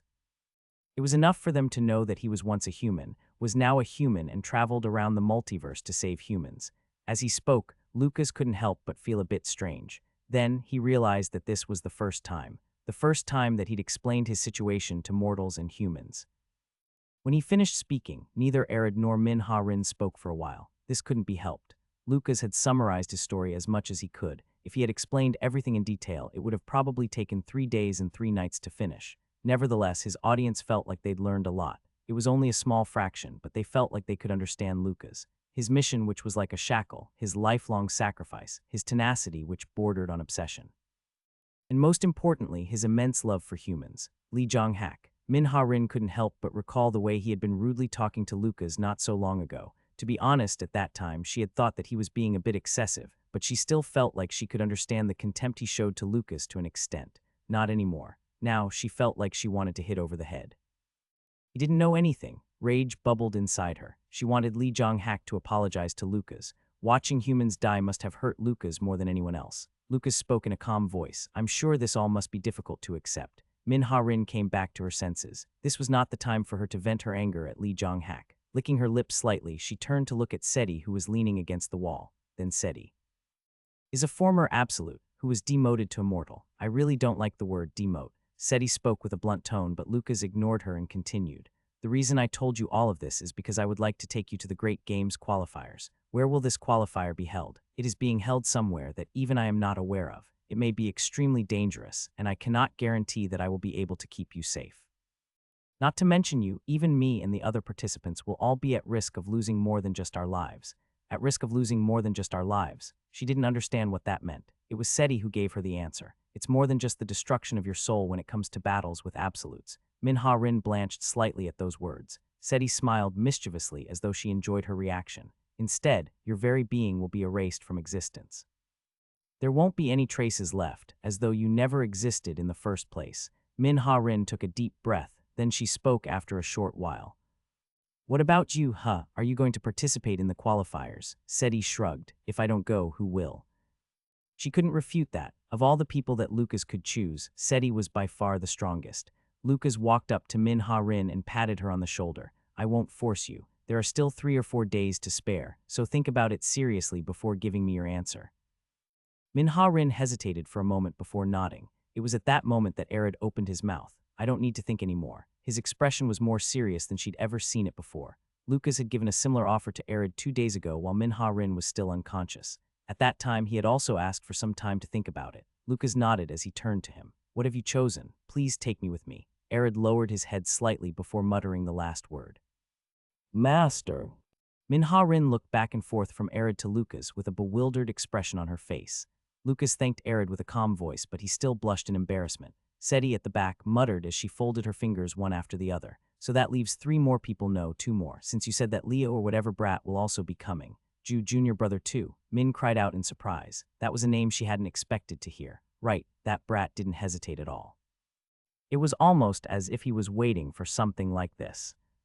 Ignoring Min Ha-rin, whose face had gone pale from shock, Seti asked Lucas, "Who will you choose for the other 2 spots?" Lucas tried to think of the few remaining candidates. A soft whisper echoed in a dark cave. There wouldn't be a second time. K-U-K. Followed by a groan from another person. These unpleasant sounds served as the alarm clock that slowly brought Cran back to consciousness. Hearing the voice of a woman who seemed to be struggling to endure great pain, Cran slowly opened his eyes. He didn't feel good at all. It felt like his intestines had been twisted together before being battered repeatedly. He almost wanted to throw up. Instinctively, he tried to move his arms, but he soon realized that he couldn't. In fact, he couldn't move at all. It was as though his arms, legs, and neck were bound by invisible restraints. Whatever it was had an incredible binding force. Even if he was in a weakened state with his strength, Cran could easily break free from steel chains, but whatever it was that bound him didn't even budge despite him using all his available energy. Why am I bound here? Firstly, he decided to calm down, cool his mind, and adjust his breathing. Then he slowly recalled his last memories. He had been fighting Sipakna with Seti. Then he had come up with a foolish but workable plan and had run towards Sipakna to carry it out. Then. He didn't remember anything after that. Did Sipakna get me? No, that wasn't it. He was not dumb enough to not notice an attack coming from the front. Realizing that a third party had probably interfered in the fight, Cran decided to check on his condition. I have no demonic energy at all. His condition wasn't just bad, it was the worst it could possibly be. It would be impossible for him to demonize himself in his current state. Deciding to give up on getting out of his restraints, for now, Cran looked up, and his expression immediately hardened. This was because he found himself inside what appeared to be the hall of a large building which seemed to give off an antique feel. Unfortunately, he knew exactly where this was. Images of this hall had been among the materials Ringo had given him in the past. This was the Palace of Versailles, a world-renowned landmark that was located in the city of Versailles, France. Of course, in the current era, it was much more well known for its new title, the Demon King's Castle. In this hall, Cran saw 4 beings, each exuding a startling amount of demonic energy. There was even one he knew, Sipakna. Just like him, the 2 beings beside him were probably also members of the 5 Dukes, an extremely pale man and a woman bleeding as she kneeled towards the end of the room. In that spot, a huge being sat on an enormous throne. Despite not moving a finger, this being's presence easily engulfed the entire room and suppressed everyone within. It was the Demon King. It seems you've awoken. After Cassian opened his mouth, the 5 Dukes all turned their attention towards Cran. Nevertheless, Cran wasn't startled as he found himself the focus of these immensely powerful beings. Instead, he let out a laugh. Your underlings were shouting so loudly right next to my ear. It would be a miracle if I didn't wake up. I'd appreciate it if you could pay a bit more attention to your pets. The expression of the pale man, Azazel, became cold. Instead of bluffing, you should pay more attention to your situation. Maybe then you'll be able to keep your insignificant life for a bit longer. HMPH, you're the one that's bluffing. What are you talking about? Cran coughed a couple times. It felt like something was built up in his lungs. Soon afterward, he felt something warm rush up his throat. Blurk. After vomiting up a mouthful of blood, his stomach felt a bit better. Cran then spoke in a much more relaxed tone. If you could have killed me, you would have done it by now. Azazel narrowed his eyes. Right, as you said, I can't kill you, but I can do anything else to you. As he said those words in a dangerous tone, he slowly stalked towards Cran. Since you're a hybrid, you probably won't die if I ripped your tongue out, right? Enough. Cassian only muttered a single word, but Azazel immediately stopped moving and knelt towards the king. I have no intention of harming you. I'm sure you feel much better now, but you could use a bit more rest, huh? Cran, who was about to retort, suddenly felt a burst of fatigue fill his body. An unknown power was forcing him back into unconsciousness. Just before he finally passed out, Cran managed to squeeze out a few words. You bastard. After his head had fallen to rest on the floor once again, Cassian slowly rose from his throne. As he looked down at Cran, he couldn't help but mutter. He has matured a bit, but it is still far from enough. Cran needs to grow even stronger. May I ask what you mean, my lord? Cassian answered without thinking about it. We'll go together. Wow. Nina Rednikova blinked. The darkroom was only lit dimly by a single candle that sat in the far corner. This was the sight that she'd missed so much, but she'd never thought she would be able to see again. It would be best for you to keep your eyes closed as much as possible. You should also avoid any place with bright lights and make sure to wear sunglasses when you truly have no choice. Am I really healed? When Nina asked this question with a stutter, Arid smiled gently. As long as you take good care of yourself, your sight will return to the way it used to be. Nina fell silent after receiving his reply, speechless. Min Ha-rin, who stood at the side, also watched on in amazement. Amazing. She knew just how strong the curse that had been used to blind Nina was. It was a powerful curse that even an archbishop of the Catholic Church had been unsure of how to heal, but Arid had completely cured it in less than half an hour. Nina sobbed in gratitude, but eventually she fell unconscious. At that moment, her appearance didn't match her title, leader of the Iron Blood Army. She appeared fragile. Arid quietly got to his feet and said, "She must have used a lot of energy to heal herself. Her body is currently in an extremely weak state. She will probably regain consciousness in a few days. Arid, you are really amazing." When Min-Ha-rin decided to put her admiration into words, Arid could only scratch his cheek bashfully. It was nothing. This was probably one of the habits he displayed when he felt shy. However, he coughed to regain his composure before speaking in a serious voice. "By the way, senior sister, please speak comfortably." I'm also one of Master's disciples now. Senior sister Min became a disciple much earlier than I did, so you are my senior." "Hey Arid, how old are you?" Arid then responded with a somewhat stern expression. "If you keep asking me politely, then I won't answer you." This was said in a stubborn voice. She'd always thought he was a bit weak-willed, so she didn't expect him to have such a stubborn side. Min-Ha-rin had no choice but to change her words. "Arid, how old are you?" Her tongue felt strange after saying those words. It felt like she'd done something wrong, and that guilt only grew when she heard Arid's answer. "I'm 29. This was a ridiculous moment. Min-Ha-rin felt awkward about speaking informally, but Arid had a smile on his face as he got what he wanted. "How old are you, senior sister?" 22. Wow, his innocence and curiosity didn't match his age. At first, it was awkward and uncomfortable, but as they continued talking, Min-Ha-rin finally came to terms with the situation and began to act more naturally. Then she asked her new junior brother the question she wanted to ask the most. "Arid, why did you become Master's disciple?" "Because I wanted to." Arid responded immediately, seemingly not having to think about it. But probably feeling that his answer was a bit lacking, he decided to add an explanation. "There were probably many reasons, but the most important one was definitely the fact that I'll never meet someone like Master again. I felt that if it was Master, I would be able to understand and learn how to use this power I was born with. Innate power." Arid's innate power was extraordinary. There were probably no more than 5 people throughout history who had been born with such a rare talent, and it was these special talents that stimulated people's desires. Although Arid could smile brightly and appear carefree, he had already been deeply scarred. Nevertheless, he didn't show it, instead choosing to move forward.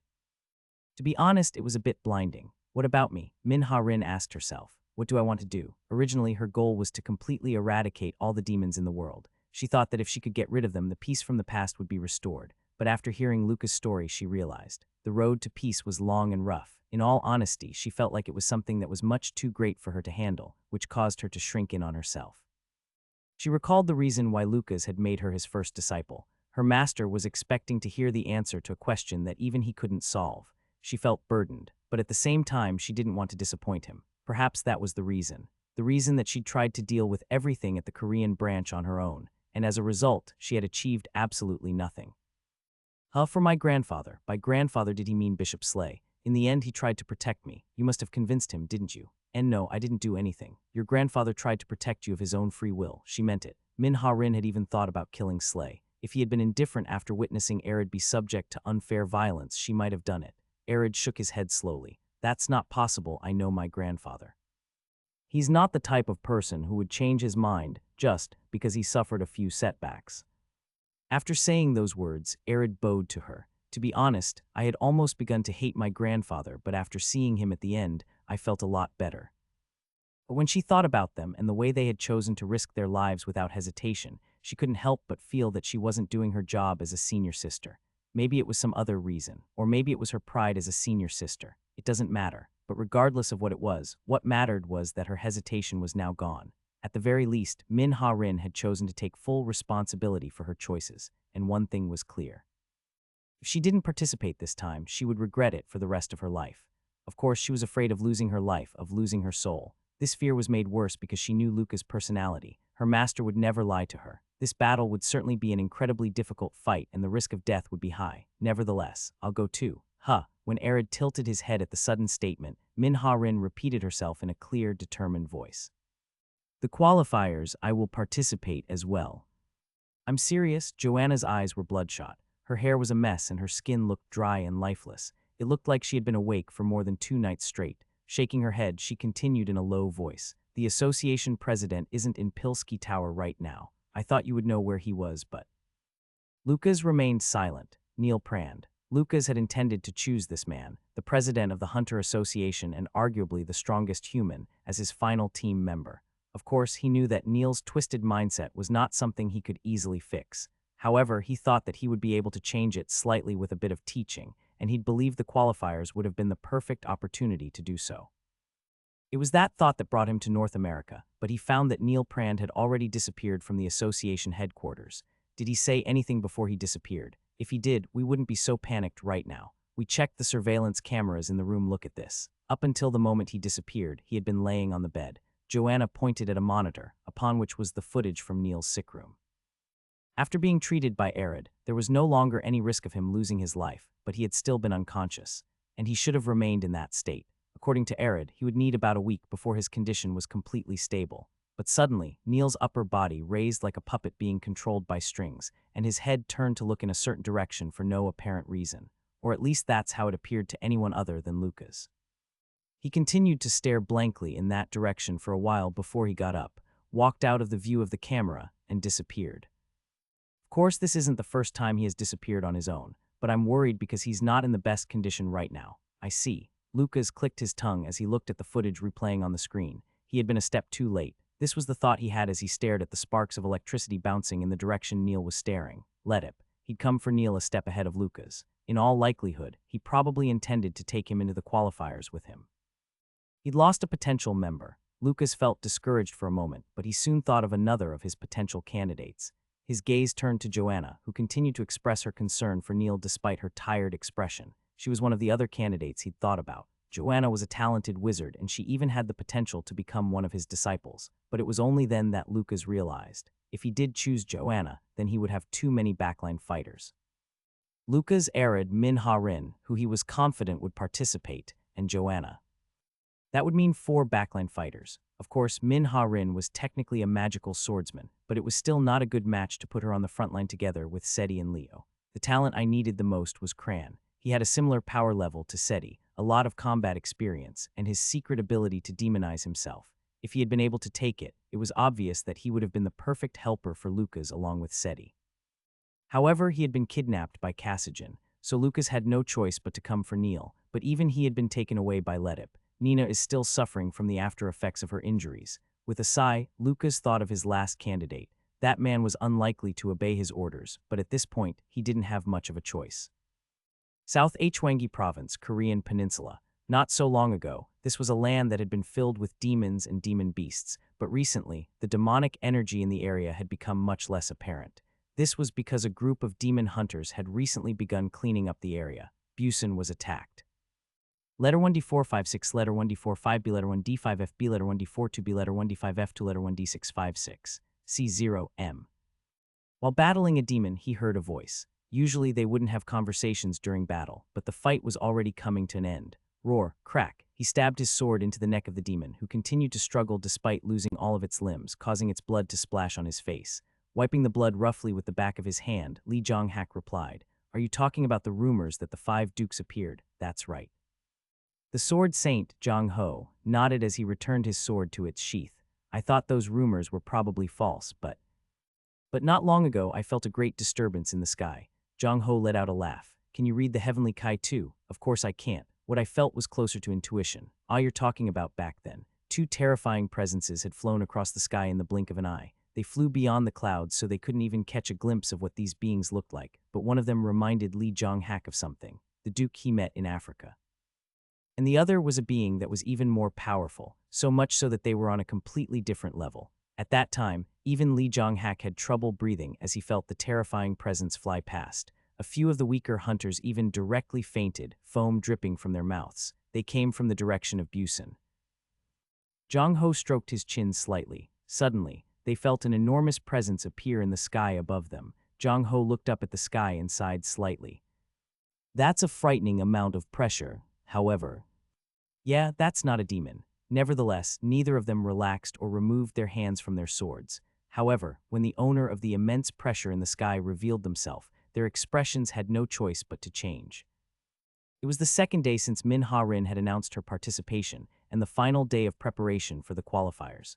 Lucas, who had disappeared not so long ago, returned to the Korea branch headquarters with the final team member. Min-Ha-Rin was probably the most surprised out of all members in Lucas' team. This was because she would never have expected to see this man with a calm expression standing there, the human dragon, Lee Jong-hak.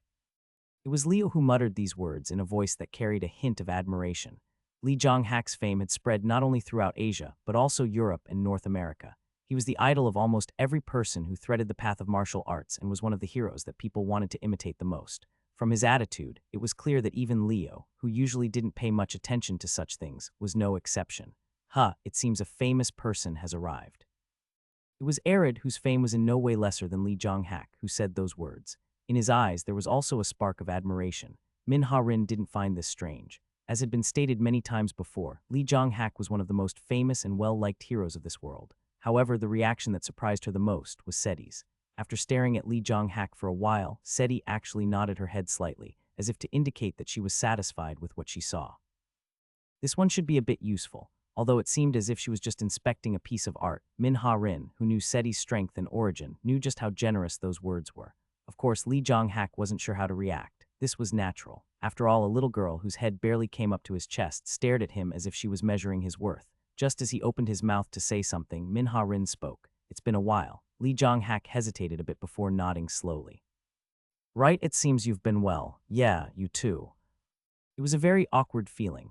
They had once risked their lives together to escape from that place, but now there was a cold distance between them. Min Ha-rin couldn't help but wonder if there was an edge to her voice. After learning of Luca's true identity and goal, a feeling of dislike for this had developed in her heart. Nevertheless, Lee Jong-hak was a helper that Lucas himself had brought, so she couldn't just openly display that kind of attitude. More importantly, no matter how upset she was, she would never deny that Lee Jong-hak was powerful.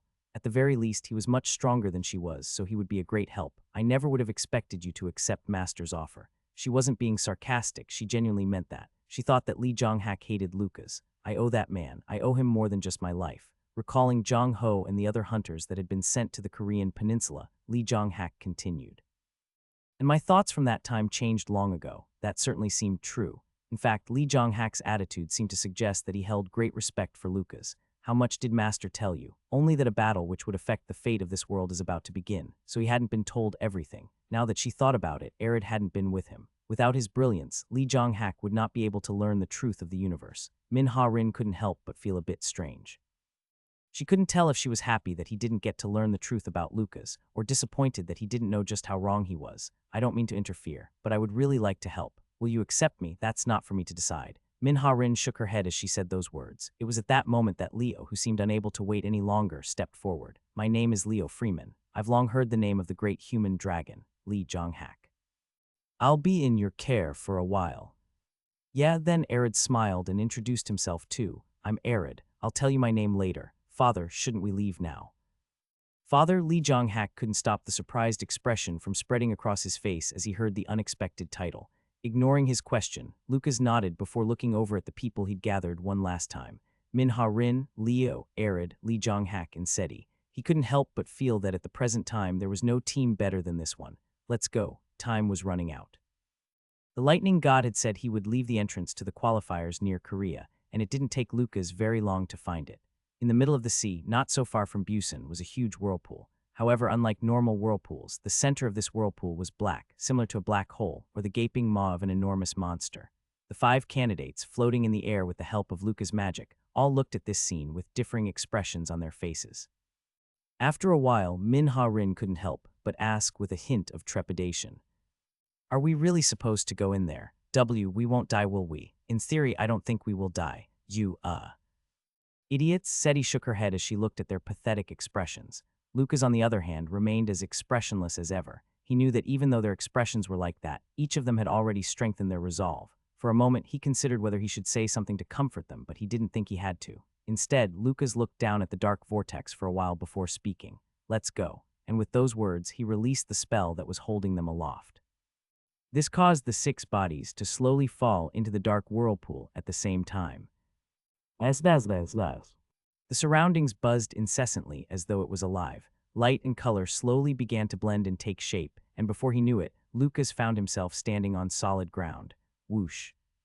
A heavy wind blew over. Lucas looked around. The world he found himself standing in was barren and colorless. Large rocks floated in the sky, and there was nothing on the dry, cracked ground. It felt like a world that was only at the beginning stages of creation. Is this the battlefield created for the qualifiers? No matter how eccentric the rulers were, he didn't think they'd be this laid back for something so important. Just as he had this thought, a voice sounded in his head. Welcome, participant, to the qualifiers for the great game. It was a cold, inorganic voice. What did it mean, welcome? Lucas couldn't help but lower his head as he felt numerous doubts appear at the same time. He wondered whose voice this was. At the very least, it didn't seem like it belonged to any of the rulers. Before proceeding to the qualifiers, you will first participate in a tutorial. Tutorial. Just as Lucas narrowed his eyes in confusion, the voice continued. The tutorial is a necessary process for us to objectively measure the power level of each participant, so we will ask you to please do your best. Additionally, any injuries you might suffer in the tutorial will be reset before you enter the main game. This reset applies even if the participant receives an injury that would otherwise lead to certain death. Reviving the death was not a task that was particularly difficult for rulers.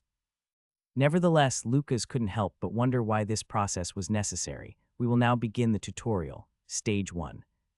Pot. With a weak flash of light, a group suddenly appeared in this empty world. It was a monster, one that filled Lucas with a sense of nostalgia. Short, green-skinned, bipedal beings with thin arms, protruding stomachs, and sharp, hooked noses, each of them wielding a shabby weapon in their hands. Goblins. Karuk, Kirker. They looked at Lucas with eager gazes. You have cleared stage 1. Huff, huff, Leo panted heavily. This was the first time he'd ever encountered these monsters, but they weren't that strong. At best, they were only comparable to the lowest-ranked demon beasts. Nevertheless, the reason why Leo was panting so hard was because this was only his second real battle. It's fine. I can handle this much pressure. Leo clenched his fist. Maybe it was because these monsters looked very different from demons or demon beasts. Or maybe it was because he couldn't sense any demonic energy from them. But when it came to these monsters, he didn't feel like he would have much trouble dealing with this amount of pressure. He had never slacked off in his training, and he could even be called a bit talented. So there was no reason for Leo to lose to a dozen or so goblins. However, these guys were only the first stage. He wasn't sure how this tutorial was structured, but he was almost certain that it would get more difficult with each passing stage. He couldn't help but wonder if the others would be okay.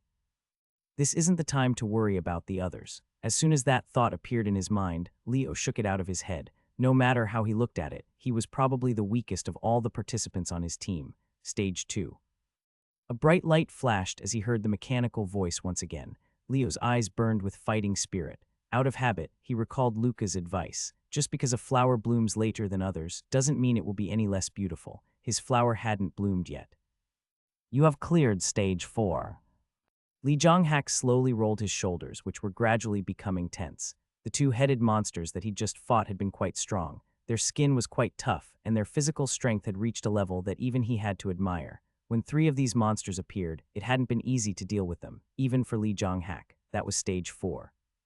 Power flowed through the hand which was holding his sword. At first, he'd been relaxed because this was only the tutorial, but now, he felt like he should pay a bit more attention. You have cleared stage 9. She was bored, so bored that she felt like dying. While this thought floated in her mind, Seti calmly shook the blood off of her hand. She didn't like the feeling of these low-level beings' blood covering her body. This was why her scythe was so useful. Whenever she took an enemy's life with her scythe, she never had to worry about being splashed with their blood. When the qualifiers truly began, she would have to do her best to find a weapon. How much longer do I have to do this for? When she grumbled these words in an annoyed voice, she received an unexpected answer. The tutorial consists of 10 stages, and for participant, the next stage will be your last. Ah, right, so there was only one left. That was good to hear. A bright smile spread across Seti's face as she waited for the final stage to begin. You have cleared stage 10. Congratulations, participant, for clearing all of the prepared stages. Based on the information gathered from the tutorial, we are now able to objectify the participant's body information. Please wait for a moment. Luca's hand shook slightly as he looked at the monster corpse in front of him. It belonged to a gigantic monster that was shaped like a wolf and was quite strong. None of them would have been able to clear stage 10 except Seti. Lucas had a good grasp of the different strengths of the people who entered the qualifiers with him. Li Jonghak's limit should be the 8th stage, while Min Ha Rin and Leo should have stopped around the 4th or 5th stage. As for Arid, he wasn't too sure. The power of his brilliance was certainly great, but he had little to no combat experience. With his strength, he could pass the 10th stage, but it was also possible for him to lose even the 1st stage. Arid might benefit from this experience even more than Min Ha Rin or Leo. The objectification process has been completed. To view it, say, status window. Lucas tilted his head to the side before muttering, status window. What is this? Min Ha Rin, who had cleared the 5th stage, stared at the translucent screen that had appeared in front of her. Min Ha Rin. Level 27. Title: Snow Flower, Great Mage's Disciple. Occupation: Magic Swordsman. Race: Human. Skills: Magic LV 5, Swordsmanship LV 6, Magical Swordsmanship LV 1. The great game. It really was like a real game. Then she heard the voice again. The tutorial has ended. Proceeding to the great world. Flash. A bright flash of light enveloped Min Ha Rin. Then she felt a sense of weightlessness similar to when they'd first entered this space. Her surroundings, which were gradually revealed, were filled with a variety of vibrant colors, completely different from the colorless world she'd just stayed in. But when she saw her surroundings clearly for the first time, Min Ha Rin's mouth fell open, and for a moment she forgot how to speak. Lucas looked around. He found himself standing alone in a dark cave. He could hardly feel any movements around him. Cold wind whistled continuously through the cave, creating a deep, ominous sound. I'm alone. Lucas couldn't help but wonder if he was the only one separated from the group, or was it that everyone had been separated randomly? He hoped it was the former, but it was more than likely the latter. He didn't like it, but he wasn't worried. Even if there was a gap in strength, all 5 of the people who had joined him this time were equally resolved. All of them were willing to risk their lives to accomplish their task. Nevertheless, they would survive, he knew it, and Lucas currently wasn't so relaxed as to worry about others. His gaze was drawn to the end of the cave. There, he saw a faint light coming in. That was probably the exit, just as he was about to slowly move towards it.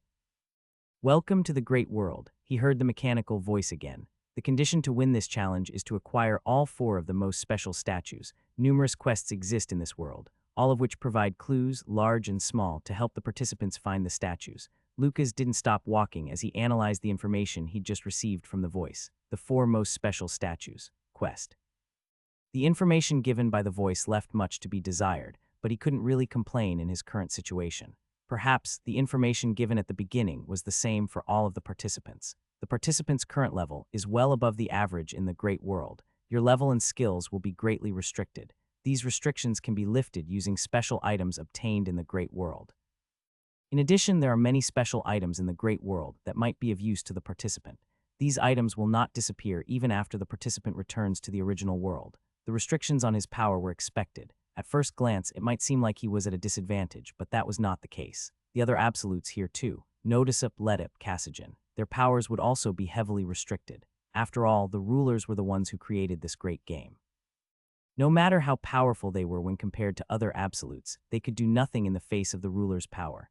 In the original world, Lucas was the only one whose power was restricted, so a situation where everyone else was also restricted was not bad at all. I should carefully decide the order. The special statues, or the items that would help him break free from his restrictions. He needed to decide which of the 2 he would go after first. Even if he managed to grab the statues, he might not be able to keep them if he didn't have the strength to do so.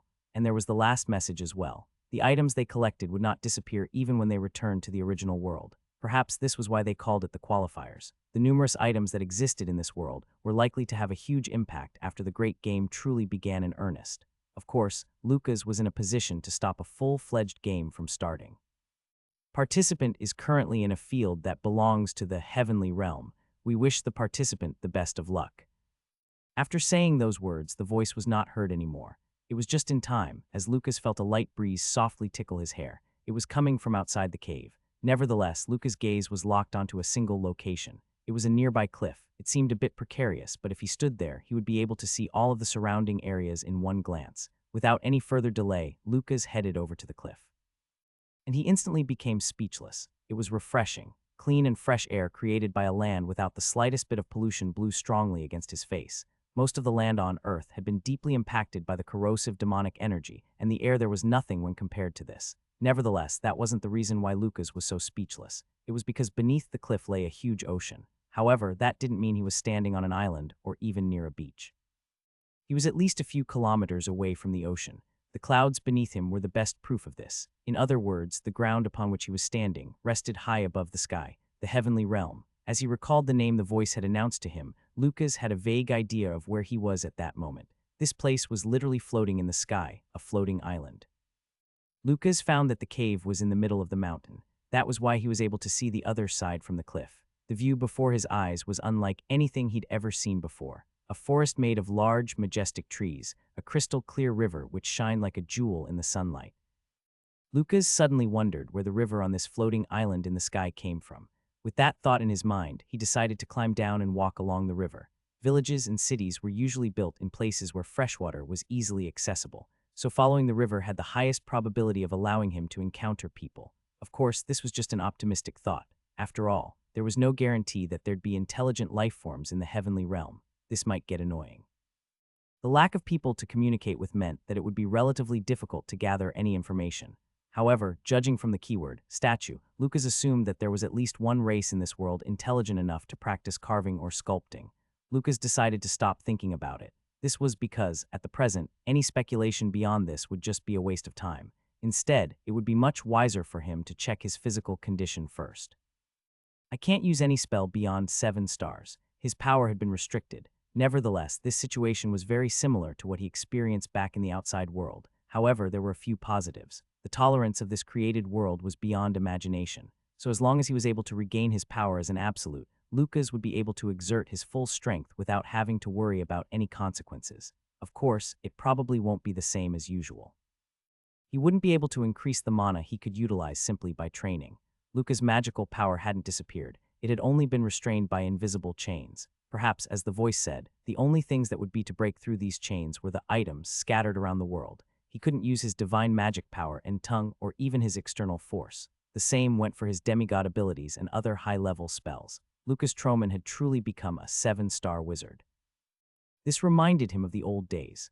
At that time when he'd suddenly opened his eyes and realized that he'd exited the abyss and now possessed the body of Frey Blake. At that time, Lucas had been able to reach 5 stars in an instant by relying on the residual energy trapped within that body. Is this better than back then? After all, he was 2 levels higher than he was at that time. Nevertheless, Lucas decided to shake these unnecessary thoughts out of his head. There was a lot of work to be done. His ultimate goal was to obtain the 4 statues and win this game. But before that, he had to go find his other team members who had scattered to different places, and if he could afford to, get an item or 2 that would help them. Lucas stopped walking. Similar to his expectations, there was a city sitting at the edge of the river. Tall, clean white walls wrapped around the city, and the buildings that could be seen above it had a certain architectural beauty that showed they weren't built by clumsy hands. As he slowly approached, he spotted a figure sitting beside the river. It was a skinny, middle-aged man. His reddish skin and mismatched clothing caused Lucas to almost mistake him for a scarecrow. Nevertheless, a heavy-looking club hung from his waist, and he held a fishing rod in his hands, its hook floating in the river. The man didn't seem to care about Lucas' presence, but when he narrowed the distance to 3 feet, the man finally looked up at him. His eyes were bright yellow and his pupils were slit like a cat. He isn't human. Just as Lucas had this thought, the man rose up from his seat. What are you doing here? His voice was cold and sharp. In his expression, there seemed to be a mixture of vigilance and hostility. You aren't from the heavenly realm. Are you from the Thunder Archipelago? The man's voice was indifferent, but Lucas could feel the undertones of disdain contained within it. Lucas simply responded without hesitation. Where is the Thunder Archipelago that you mentioned? Quit pretending. Right, I don't know how you got into the heavenly realm, but I can't let a guy like you roam around as he pleases. As the man said that, he removed the club from his waist. It was literally a club. It was a thick stick with a blunt end that exuded an aura of primitive violence. The hostility in the man's expression was clear. There was no way for him to avoid this fight. Woo-woong. So Lucas also called upon his mana. He had been weakened to a ridiculous level. There was no way for him to know just how strong his opponent was, and death here would probably lead to complete soul annihilation. But there wasn't even the slightest hint of tension on Lucas' face.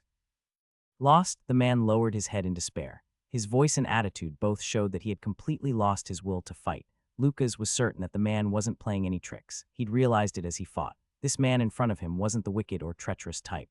Rather, he seemed to be the type to prefer fair duels. Lucas slowly calmed his man before looking at the man whose head was still bowed. This is a good world to use magic. That was because mana could be found everywhere in this world. Even if he were to use the same spell, the one he cast here would be twice as strong as the one cast on Earth, and the channeling time would also be much faster. Letter 1d65e, N letter 1d427, letter 1d69b, E letter 1d6 letter 1d451. Com. It'll be fine to use a staff before reaching 9 stars. Staffs and wands increased the efficiency of spell casting and mana concentration. They were weapons that Lucas didn't usually need, but it would be a great help for the 7-star Lucas Troman. Lucas turned to the man once again. This man, who continued to look at the ground with a defeated expression, was by no means weak. His use of the club and mysterious martial art together with his combat experiences gave him the ability to win even if he met opponents stronger than himself. It was just that his opponent this time was too strong. His martial arts hadn't been enough to shock Lucas, and no matter how deep his combat experience was, it would always be shallow when compared to an absolute like Lucas. You are very talented at sorcery, so you really were a lightningman from the Thunder Archipelago. I'm not. It doesn't matter, in the end I still lost. The man shook his head as if he didn't believe him, then his voice became firm. Kill me. What? Do you intend to do it with your hands instead of sorcery? I'd rather not die by strangulation, but I suppose the loser doesn't have a choice. I'll have to accept it. It was only then that Lucas realized what the man was talking about. I have no intention of killing you. What are you talking about? The man's eyes went wide. Don't all outsiders kill us dragon men? There's no way you are really not from the Thunder Archipelago, are you? Haven't I already told you that many times? Lucas' voice carried a hint of aggravation. The man lowered his head in thought for a while before finally speaking. I see. Since you don't want to kill me, then there's no helping it. What? The man suddenly fell down to one knee and bowed his head. I hereby swear allegiance to you, my lord. Lucas was shocked. Was this guy joking? That didn't seem to be the case. Then what was he up to? Lucas looked down at him for a while before speaking. Stand up first. Yes. What's your name? Bargain. It was at that moment. You've earned the loyalty of Wandering Dragon Man Fighter, Bargain. Current loyalty, 51. Once again, the mechanical voice sounded in his ears. What did it mean for him to hear the voice at that moment? More importantly, could he trust it? Lucas thought for a moment before finally opening his mouth. Why are you swearing your allegiance to me? I am a wandering fighter. What does that matter? Bargain tilted his head to the side at those words. Do you not know about dragonman fighters? I don't know anything, I see. After contemplating for a while, Bargain turned to him and said, Before I speak, may I ask for your name? Lucas thought for a moment. He wondered if he should use his real name or a pseudonym. Each had its own pros and cons. A pro of using his real name was that all the members of his team would be able to find him if this news spread. A con would be the fact that those rumors might attract his enemies as well. Lucas. In the end, Lucas decided to stick to his real name. His team needed someone to serve as the central point, and he was the only one who could fill this role. He had to do it even if there was a bit of risk. May I ask where you are from, my lord? Do I have to tell you that as well? You don't. However, if you tell me where you are from, I will be able to summarize everything better. There's no need to summarize. Explain everything in detail. Understood. Bargain nodded and started talking. This place is Combat Island, one of the 7 floating islands. Combat Island, yes. All dragonmen here are natural-born fighters, and we all enjoy fighting. Fighters? Lucas knew a bit about those who called themselves fighters, those who only took defeat to mean death. Bargain seemed to be a particularly extreme case, but they were all somewhat similar. Lucas nodded before deciding to state his purpose. I'm looking for a statue. A statue? What kind of statue? They were called the 4 most special statues. Do you know of them? Bargain closed his eyes and seemed to scour his memories for a while, but he eventually shook his head. I'm sorry. I fear this is also my first time hearing about them. Lucas wasn't disappointed. After all, he never expected the statues to be easy to find. Bargain then continued, however someone in Harrow might know something. Are you talking about that city? Yes, it's a fighter city. There are many skilled blacksmiths there, so you might be able to get some clues if you ask them. That made sense. Of course, the only thing blacksmiths and sculptors had in common was the fact that they made things. However, they were more likely to know more than the random fighter. Unfortunately, the blacksmiths in this area are rather snobbish. Unless one is a powerful fighter, they won't even bother to talk to you, let alone make a weapon. Of course, if they knew Lord's true strength, their attitudes would certainly be better. It would be better to deal with such problems in person, so Lucas decided to not waste time. First things first, let's head to Harrow. But when I be barred from entering, you were able to immediately tell that I was an outsider. That's because your skin is too pale and your complexion is unique. Nevertheless, there are quite a few outsiders here on Combat Island. Once we get into the city, the first thing we'll do is get you some new clothes. No matter how you look, there should be a bit less suspicion if your clothes don't stand out as much. Of course, before then, there wasn't really anything they could do. Bargain then added something. At first, the city guards all looked at Lucas with suspicion, but their expressions soon changed to surprise and awe. Did this outsider really defeat Head Smasher Bargain? I really can't believe it. He's so skinny that it doesn't look like he could harm a fly. Bargain didn't show any displeasure at their words. He simply shook his head and said, It was a complete defeat. So can we enter? Of course you can. Harry always welcomes new fighters. Suddenly, the guard standing to the left spoke with a suspicious expression on his face. Are you really sure he's not from the Thunder Archipelago? Of course, if that were the case, I never would have sworn allegiance to him. That's true. After passing through the gates, he was immediately greeted by the sight of an enormous city. The first thing he saw was a large road. This road was so large that 10 carriages would easily be able to pass side by side. The buildings stood on either side of the road in an orderly manner, creating a clean image. These many stores were all of different kinds, from restaurants to clothing stores to weapon stores. The people walking on the street all looked different, especially their skins. There were people with black, brown, yellow, and even some with reddish skin like Bargain, but after observing them for a while, Lucas realized that Bargain was right. There were hardly any people with white skin in the crowd. Finally, his eyes landed on a large building at the end of the road. In fact, it was this building that drew most of his attention after he entered the city. This way. Nevertheless, following Bargain was his current priority. Head Smasher Bargain, it seems you're pretty famous. Among the wandering fighters in the city, I am a bit famous. Bargain replied calmly. The easiest way to prove yourself on Combat Island is to be strong. Lord has managed to make me submit, that in itself is some proof. Where is the Thunder Archipelago? For some reason, everyone seemed to think that Lucas came from that place. A bit of emotion appeared on Bargain's otherwise expressionless face. It was the same disdain he displayed when they first met. There is an in the heart of the great ocean when thunder and lightning continuously strike without ceasing. It seems that you all don't get along with people from that place. They're just a bunch of garbage with no respect or honor. One day, we will wipe those bastards out. Lucas nodded for a moment before pointing towards the large building in the distance. What's that? That's the arena. Its value and importance are almost unparalleled in the entirety of Combat Island. We should probably go there soon. As he said, the first place Bargain took him to was a clothing store. There, Lucas was able to buy clothes similar to Bargain's. The clothes were large and loose. In particular, the way the sleeves flapped with every movement bothered him greatly. Do I really have to wear this? If it bothers you, we could always get you a belt and some straps. I would appreciate that. Understood. After a while, a clerk from the clothing store returned with a black belt and some wrappings for the wrist and ankles. The forearms and thighs still flapped, but at the very least, it wasn't as bad as before. The clothes that Lucas had been wearing when he entered this world were all sold to the clothing store. Nevertheless, since it wasn't the type of clothes that dragonmen preferred, they weren't able to get much from the sale. 100 Iru. It should be 125 Iru, but I'll give you a small discount for the weird clothes. This price was naturally paid by Bargain. Lucas turned to him and said, I owe you. Everything I have belongs to you. Would you prefer to hold the money instead? As he said that, Bargain shook the money bag he'd just taken out. Of course, I'm just a wandering fighter who lives day by day, so I don't really have a lot of money. Are all fighters like this? Huh. All I did was defeat you once, but you truly intend to give everything you have to me. You didn't just win, you also showed me mercy. From the moment you spared my life, it became yours. After hearing this response that Bargain said as if it was natural, Lucas became speechless for a while. Even if he expected their way of thinking to be different, this was too different. Dragonmen, come to think of it, Bargain said he was a dragonman. Did that mean that all dragonmen were like this? There are so many things that I don't know. This was a new world, so this was natural. And Lucas also had the bad habit of being curious about everything whenever he entered a new world. I think it would be better for you to keep the money. After all, I have no idea of how money works in the heavenly realm. Understood. If you need anything, please don't hesitate to inform me. After that conversation, they left the clothing store. Lucas was immediately able to notice that the suspicious gazes he received were reduced by a considerable amount. I know a blacksmith near here. We should look for him first and find out about the statue. Just as Lucas nodded and moved to follow him, the street suddenly became noisy. It's a champion. A champion is here. Lucas was easily able to see the excitement in their eyes. Even Bargain was the same. The champion is making her journey. Now that I think about it, she did have a match scheduled for tonight. Lucas turned to Bargain, the champion. It means ruler of the Harui arena. With her overwhelming power and win rate, she has completely dominated the arena.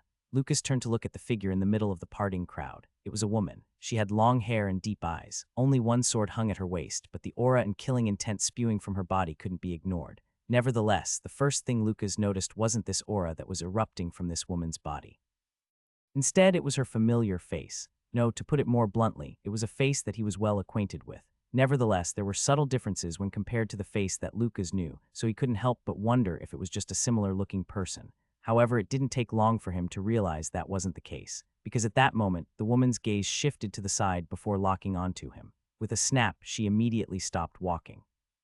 Then she looked over at Lucas as if she'd seen a ghost before muttering in a disbelieving voice, "Master." Seeing this, Lucas also became confident in her identity and called out to her. Ha-Rin, the champion who was revered by the city, was none other than his first disciple, Min Ha-Rin. Lucas followed Min Ha-Rin. He found that she was staying in a magnificent mansion near the center of the city. This was the building that was gifted to the champion. Before entering, Lucas ordered Bargain to wait outside. While he appeared surprised that the two of them knew each other, he simply followed his orders without making a single sound. Sitting face to face in the room, the master and disciple didn't speak for a while. The reason Lucas was speechless was because of the intense emotion that covered Minha-Rin's face. Tears had welled up in her eyes, threatening to fall at any moment. After a while, Minha-Rin wiped her eyes before speaking in a very shaky voice. Master, I'm really glad you're okay. Did something happen? Right, you seem to have gone through a lot. Yeah. Minha-Rin's mouth opened and closed for a while before she was finally able to calm herself. Where have you been all this while? I couldn't find a clue, even after searching the entire heavenly realm for you, Master. Lucas had a sense of incongruity from Minha-Rin's words. It was the same feeling of incongruity that he'd felt when he first saw her in the street. Ha-Rin, yes, how long have you been here? A dim light shined in Minha-Rin's eyes at the strange question. I haven't been counting, but it has probably been around 5 years. The sense of incongruity that Lucas felt finally began to take shape. He then spoke in a heavy voice. I just arrived, huh? In a way, this conclusion that he'd reached meant that things might be even worse than he initially expected. Nevertheless, it was an issue that had to be clarified. Lucas looked at Minha-Rin for a moment before speaking. I don't think we all entered the great world at the same time. Minha-Rin had been a bit startled by Lucas' statement for a while, but she eventually regained her calm. Her appearance caused Lucas to feel a bit more maturity in her than before. It was strange. On one hand, he was proud, but on the other, he felt a bit sad. 5 years. That was a relatively short time for an absolute like him, but during this time, Minha-Rin had grown a considerable amount.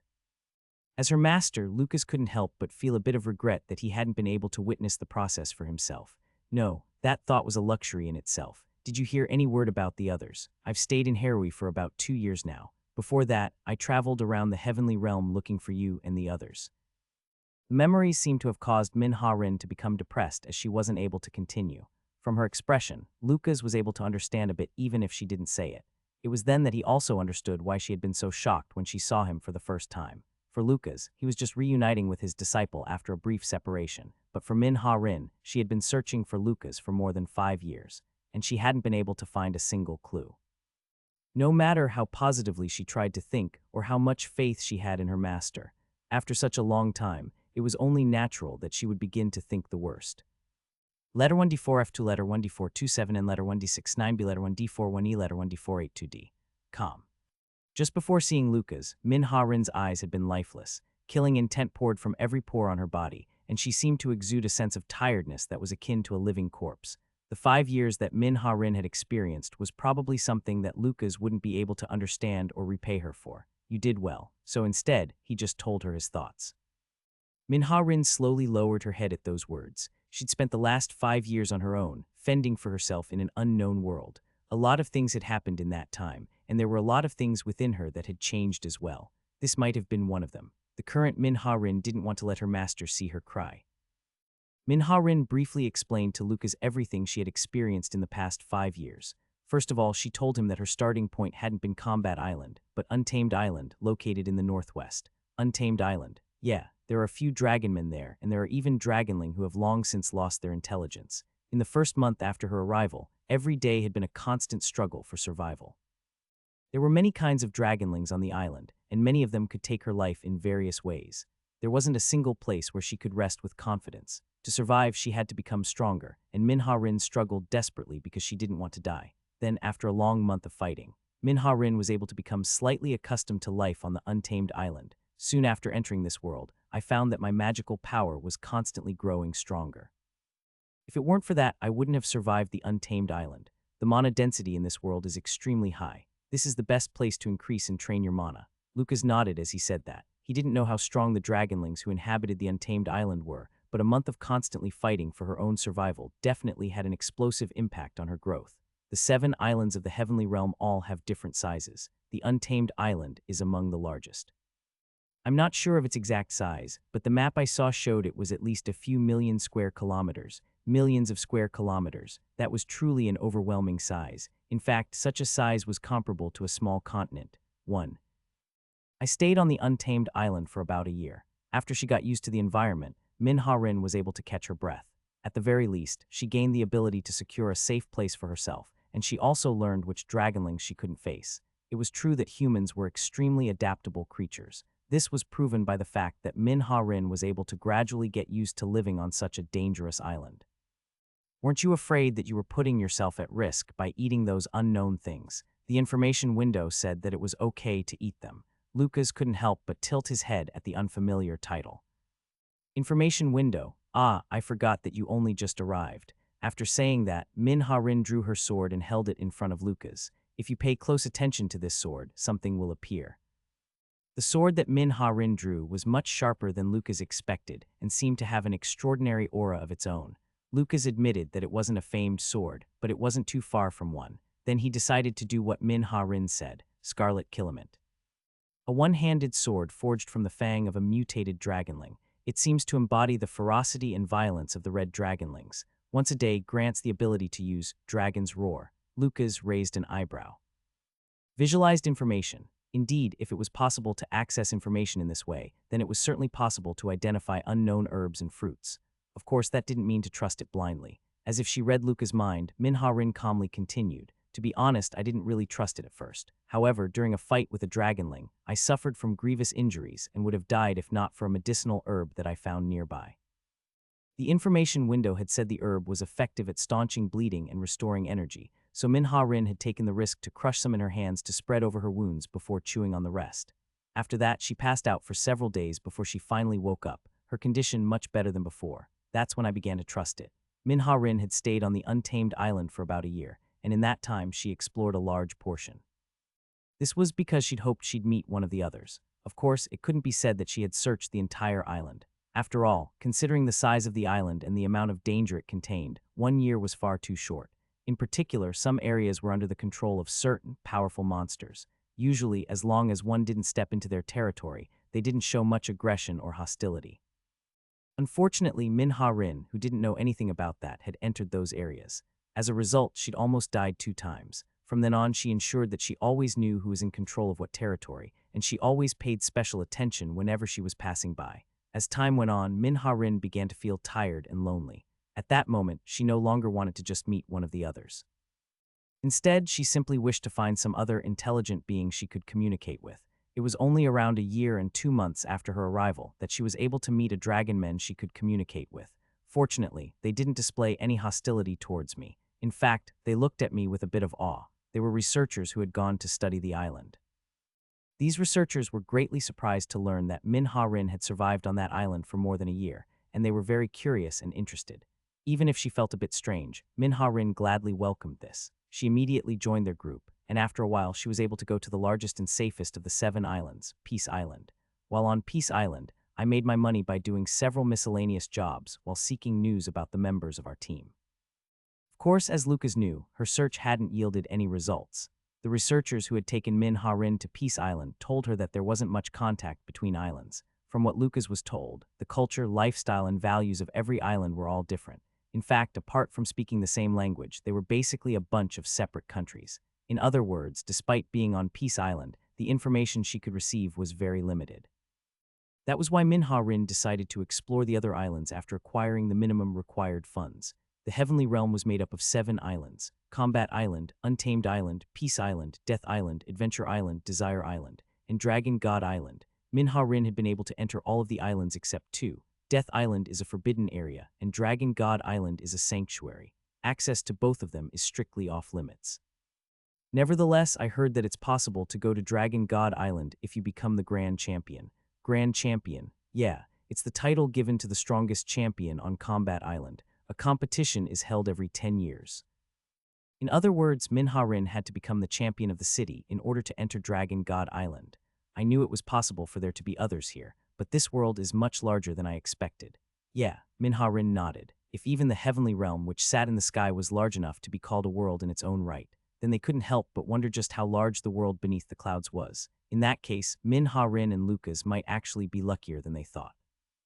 After all, although it took 5 years, they had been able to start in the Heavenly Realm, and they had even managed to reunite. But what about the others? When will we meet them? No, could they even meet them? They had no idea where they were, and more importantly, they didn't even know if they were in the same time period. What if someone had already appeared in this world decades ago? Or what if they only appeared over 100 years in the future? If that was the case, then even searching for them would be a waste of time.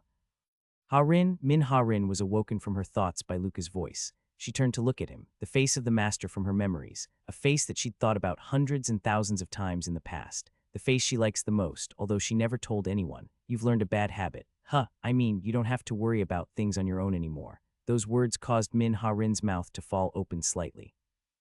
It was only then she realized that at some point, she'd stopped opening her heart to others. In fact, she'd even begun to forget what she was like originally. Maybe we'll meet the others sometime in the future. This was a game designed by the rulers, and they were the ones who made us pick 5 teammates. If there was no way for us to meet each other, they wouldn't have designated the number of people we could bring.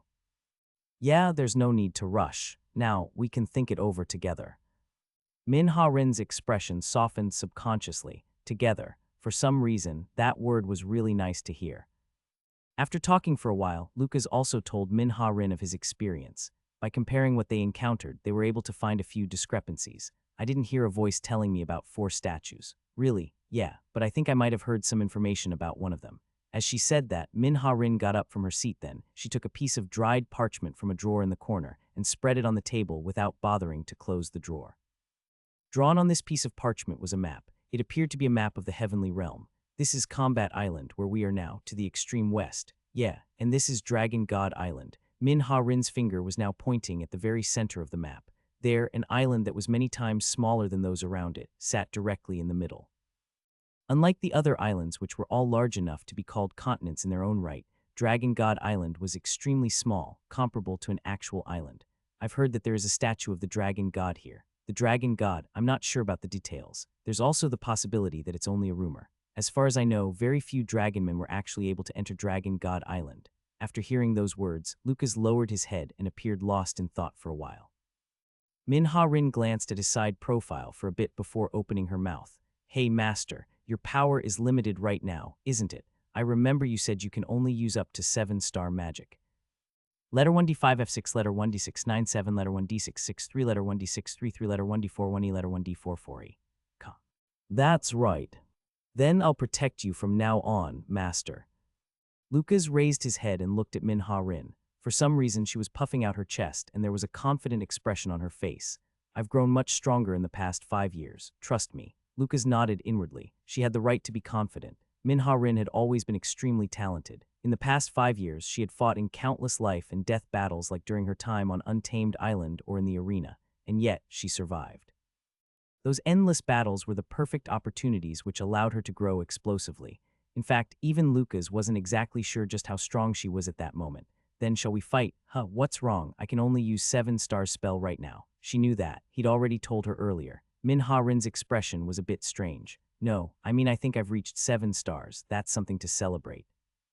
She wasn't sure how to react. Magic wasn't Min Ha-rin's only weapon. Her magical swordsmanship had almost reached a state of perfection through the countless battles she had experienced. At present, she was confident that she would be able to win even if she were to face several fighters at her level in the arena. It was only at that moment that Lucas realized what his student was thinking. I see, so you were worried about me. Min Ha-rin coughed slightly as Lucas accurately hit the nail on the head.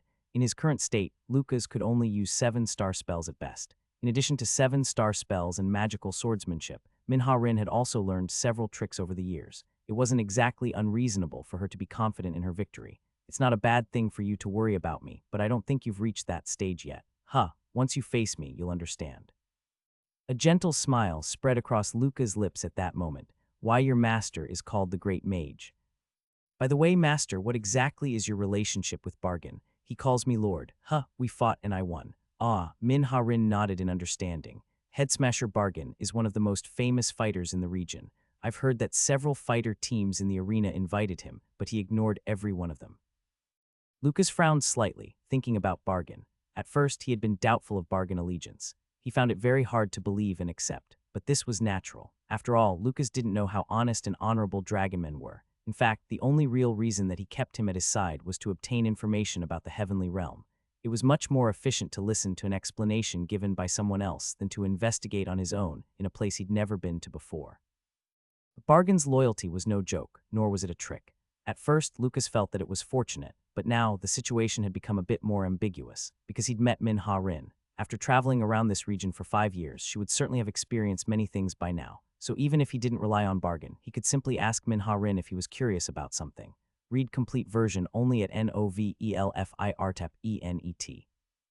I wanted to let Bargain go, but I can't seem to convince him. Lucas could feel the stubbornness within the dragonman fighter. It was highly unlikely that Bargain would nod and say, yes, if Lucas told him to leave. Master, did you fight a life-and-death battle with Bargain? Right. Then it's possible that if you try to force him to leave, he will just kill himself. Naturally, Minha-rin knew that Lucas didn't want him to die, but they couldn't exactly keep him with them either.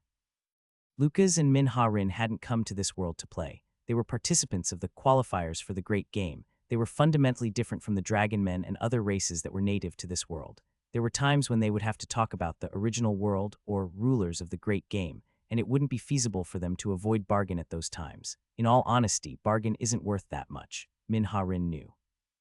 Even if the heavenly realm was only a part of the great world, there were countless powerful beings with unfathomable strength.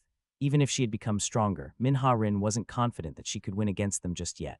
If he was strong enough, it might be worth it to think of an alternative, but after thinking for a while, Minha-rin finally spoke in a slightly subdued tone. I might have a few ways. A few ways, yeah. One would be to simply order Bargain to stay put.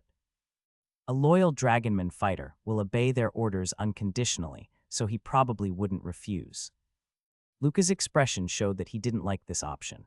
That meant that even if Bargain wouldn't be following them any longer, he would still be under Luca's command. That wouldn't be good for Bargain or Lucas. Of course, Minha-rin expected such a response from her master. Another would be to make him return the favor he owes you, master. What do you mean? Bargain has given his to you. Master didn't take his life even though you won the fight, so in his eyes, he literally owes you his life. Bargain is a dragonman, more specifically, he is a red skin. That means that his loyalty towards you will never waver until he thinks he has repaid his debt. Lucas understood what Minha-rin meant, so it's just a matter of making Bargain think he has repaid his debt. Right. In other words, if he believes he saved your life or did something comparable to that, we can make Bargain go back to his own life. Lucas lowered his head in thought. Make Bargain think he saved his life. Such a situation wouldn't just happen suddenly. This meant they would have to create a crisis, but that was a tiring and annoying endeavor. Suddenly, a thought came to mind. What if we entrusted Bargain with the task of finding the other? Those words took Minha-rin by surprise. That could work. Such an order would mean that they wouldn't have to keep Bargain with them, and at the same time, they would be able to receive clues or even directly find the rest of their companions. It would be a great help. In addition, Bargain's strength was around the top of the wandering dragonmen. Although it wouldn't be worth it to set their expectations too high, it was still possible for him to surprise them. Then we'll let Bargain do that. Minha-rin's voice trailed off after saying that. She had her sword in one hand and the other was held out with her palm facing upwards.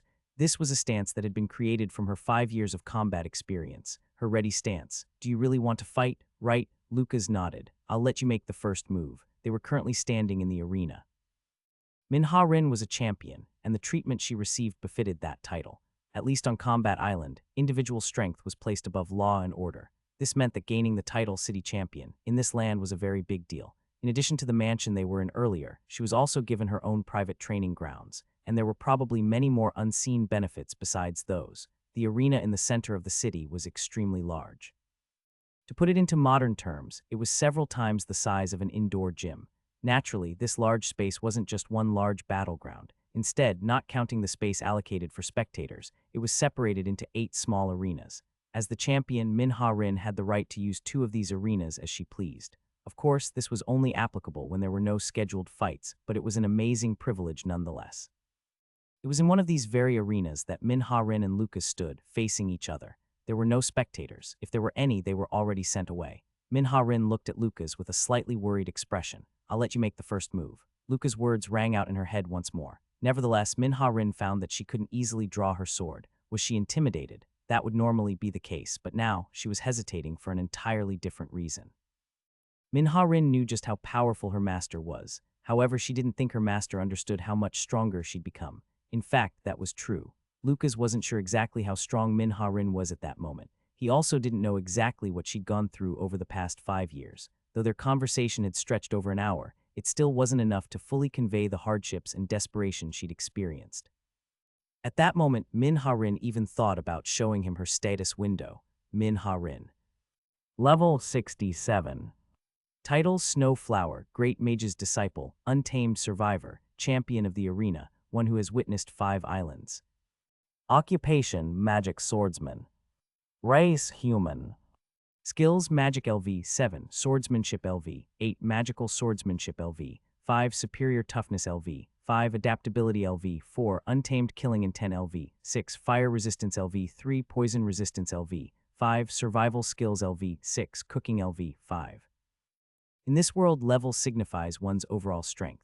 When she first arrived, Min-Ha-rin had only been level 27, but now it had been raised by 40. That wasn't all. Her magic level was now 7 stars. She had regained part of her former swordsmanship ability, and her magical swordsmanship was near perfection. In addition, she had many skills that would all play a role, large or small, in the fight. On the other hand, what did Lucas have? His 7-star magic was all. That was why Min-Ha-rin was concerned. If I were to win, would it be a form of disrespect to her master? Would it affect their relationship and cause things to become awkward? Nevertheless, these worries all vanished a few moments later. Pit. Because Lucas disappeared, Min-Ha-rin's eyes narrowed in an instant, her gaze sharpening. Blink. It was a spell that could be used to cross a short distance. For a 7-star wizard, covering the distance between them was something that could be done in an instant. But Lucas didn't come directly to her location. As if to test the waters, he was slowly covering the distance by a series of blinks. No, rather than that, he is closing the distance to a magic swordsman. She couldn't understand. For wizards, it was common to fight from a distance, and in a limited area like the arena, it would be even more difficult to maintain that distance. But now, Lucas was doing the exact opposite of that. Was he trying to catch her off guard? If that was the case, then Min-Ha-rin felt that Lucas was looking down on her too much. The calmness that had been developed over thousands of life and death battles wasn't something that could be shaken by a simple, unexpected situation. Pot. Deciding to stop hesitating, she drew her sword and rushed towards him. Letter 1d6 to a letter 1d4 f7, letter 1d6 to f, letter 1d6 6 7, letter 2 1 2 f, letter 1d5 e, c0 m.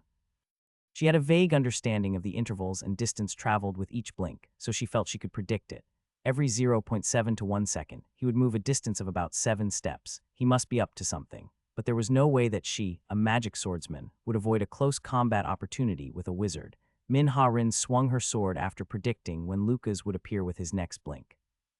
The Scarlet Kilament, a sword made from the fang of a mutant dragonling, released an intense burst of heat as it rushed forward.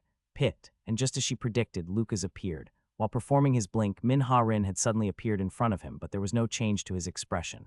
Shick, then Lucas disappeared again. Only this time, it wasn't blink. Instead, Lucas moved so quickly that it seemed like his entire body had disappeared. Crouched down as low as he could before shooting up like a spring.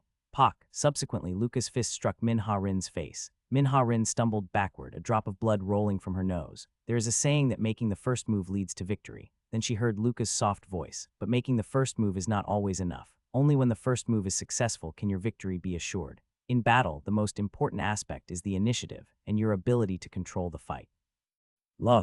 Min-Ha-rin finally regained her balance. Lucas' physical abilities were unexpected, but that was only because it was a surprise attack. It wasn't at a level where she couldn't even react to it. Min-Ha-rin silently cast a magic missile. In an instant, 5 magic missiles charged towards Lucas, each one aiming for a different vital point. Even though her mind had been shaken and she was in pain, her aim was still accurate. Nevertheless, it still wasn't enough. Bang, bang, bang. The magic missiles all exploded without even being able to touch Lucas. This was because they were blocked by energy bolts that suddenly appeared from behind Lucas. No, not suddenly. It was clear that this spell had been cast beforehand. It was just that he hadn't used them. He had probably cast it while using Blink. Right. The reason he hadn't immediately closed the distance between them with Blink was that he was casting Energy Bolt as well. I didn't think enough. She'd never stopped to wonder why he was using Blink so many times. Min-Ha-rin swung her sword and struck an energy bolt that was rushing towards her. But that spell wasn't the only one. Clang, clang, clang. Each and every one of them was only a weak spell. Just like Magic Missile, Energy Bolt could only be considered a 1-3-star spell. Nevertheless, if the number reached tens or hundreds, with each one targeting a vital spot, then it was a different story altogether. Cuck.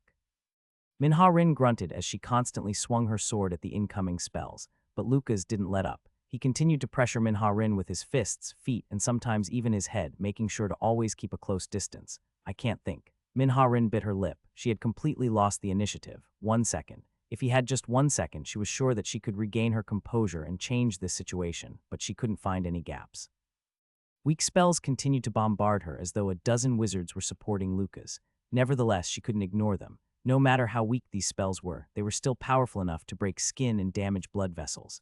The only areas Lucas kept aiming for were her vital points. It was only then that she finally realized. The period where she had the highest chance of winning had already passed. It's different from fighting the dragonlings or the fighters. Lucas' fighting style completely shattered her prejudice against wizards. There were some similarities with her own occupation, magic swordsman. in that it made use of both magic and martial arts, but that was it. But that wasn't the case for Lucas. He was using magic and martial arts simultaneously, almost as if he had two brains. While this might sound simple, such a task was incredibly complicated. Even the most intelligent humans might not be able to replicate such a scene. To put it into more understandable terms, it was more difficult than drawing 10 different pictures with each of your 10 fingers. Manhwa-rin realized that this sort of close-up battle was extremely disadvantageous for magic swordsmen. She at least needed enough distance to swing her sword, but Lucas was so close to her that she didn't have the chance to catch her breath as he continued to swing his fists. And as time went by, she found herself more and more on the defensive. Tuck. Suddenly Lucas grabbed Manhwa-rin by the collar. This was bad. Just as she had this thought, Manhwa-rin felt her body float up into the air. Similar to a shoulder throw, this was one of the techniques of the warrior king fist, overturning the bull. Bang! Manhwa-rin's body hit the ground so hard that cracks were formed beneath her. As her back crashed against the ground, she felt all the air leave her lungs. If the slam had been a bit stronger, she would have fallen unconscious. Lucas didn't follow up his attack. He only looked down at Manhwa-rin while shaking his hand slightly. Manhwa-rin couldn't bear to meet his gaze. She'd lost. It was a complete and utter defeat. She could still move, but when she'd hit the floor, her entire body had been full of openings. If this were a real battlefield, she would be dead without a doubt. As for making some kind of excuse, she didn't even think about it. Manhwa-rin had been defeated before she could display even half of her true strength. In fact, if it wasn't for the experience she had gained over the years, she might have asked for a rematch. That's what Master wants. He had intentionally ended the fight without allowing her to properly display her strength. If they were to fight again, while she might not lose as easily, it would be nothing more than a loser's consolation. Then Lucas spoke. Get up. You shouldn't be tired already, right? We're going to have another round. Manhwa-rin looked at him with a blank expression. Right now? Right. I want to see all that you've developed over the past 5 years. At the very least, I can see that you've developed some level of calmness and quick thinking. And I might have been a bit emotional just now. Lucas smiled wryly as he said this. After seeing my disciple worry about beating me after only playing around for 5 years, I unintentionally forgot to hold back. Manhwa-rin's mouth hung open, unsure of how to respond to that. Hiding her blushing face, Manhwa-rin got to her feet. Master is an absolute, so that's why you can fight like that, isn't it? If you were a human, I think fighting like that would be very. Do you mean the combination of magic and martial arts? Manhwa-rin nodded, but Lucas shook his head. That's not true.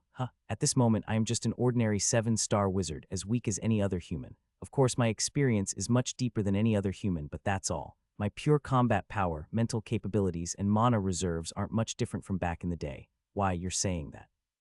Right? Lucas nodded. When I was a human, even as a 7-star wizard, I was able to use magic and martial arts simultaneously, just like now. Manhwa-rin's mouth fell open. She'd always known that Lucas was amazing, but now that they were standing on the same level, she was finally able to understand a bit just how special this being in front of her was since the days when he was a human. After that, they fought 5 more times. However, she was defeated every single time, almost as if it was a natural outcome. The more they fought, the longer she was able to last, but that was it. From beginning to end, she hadn't been able to land a single attack on Lucas.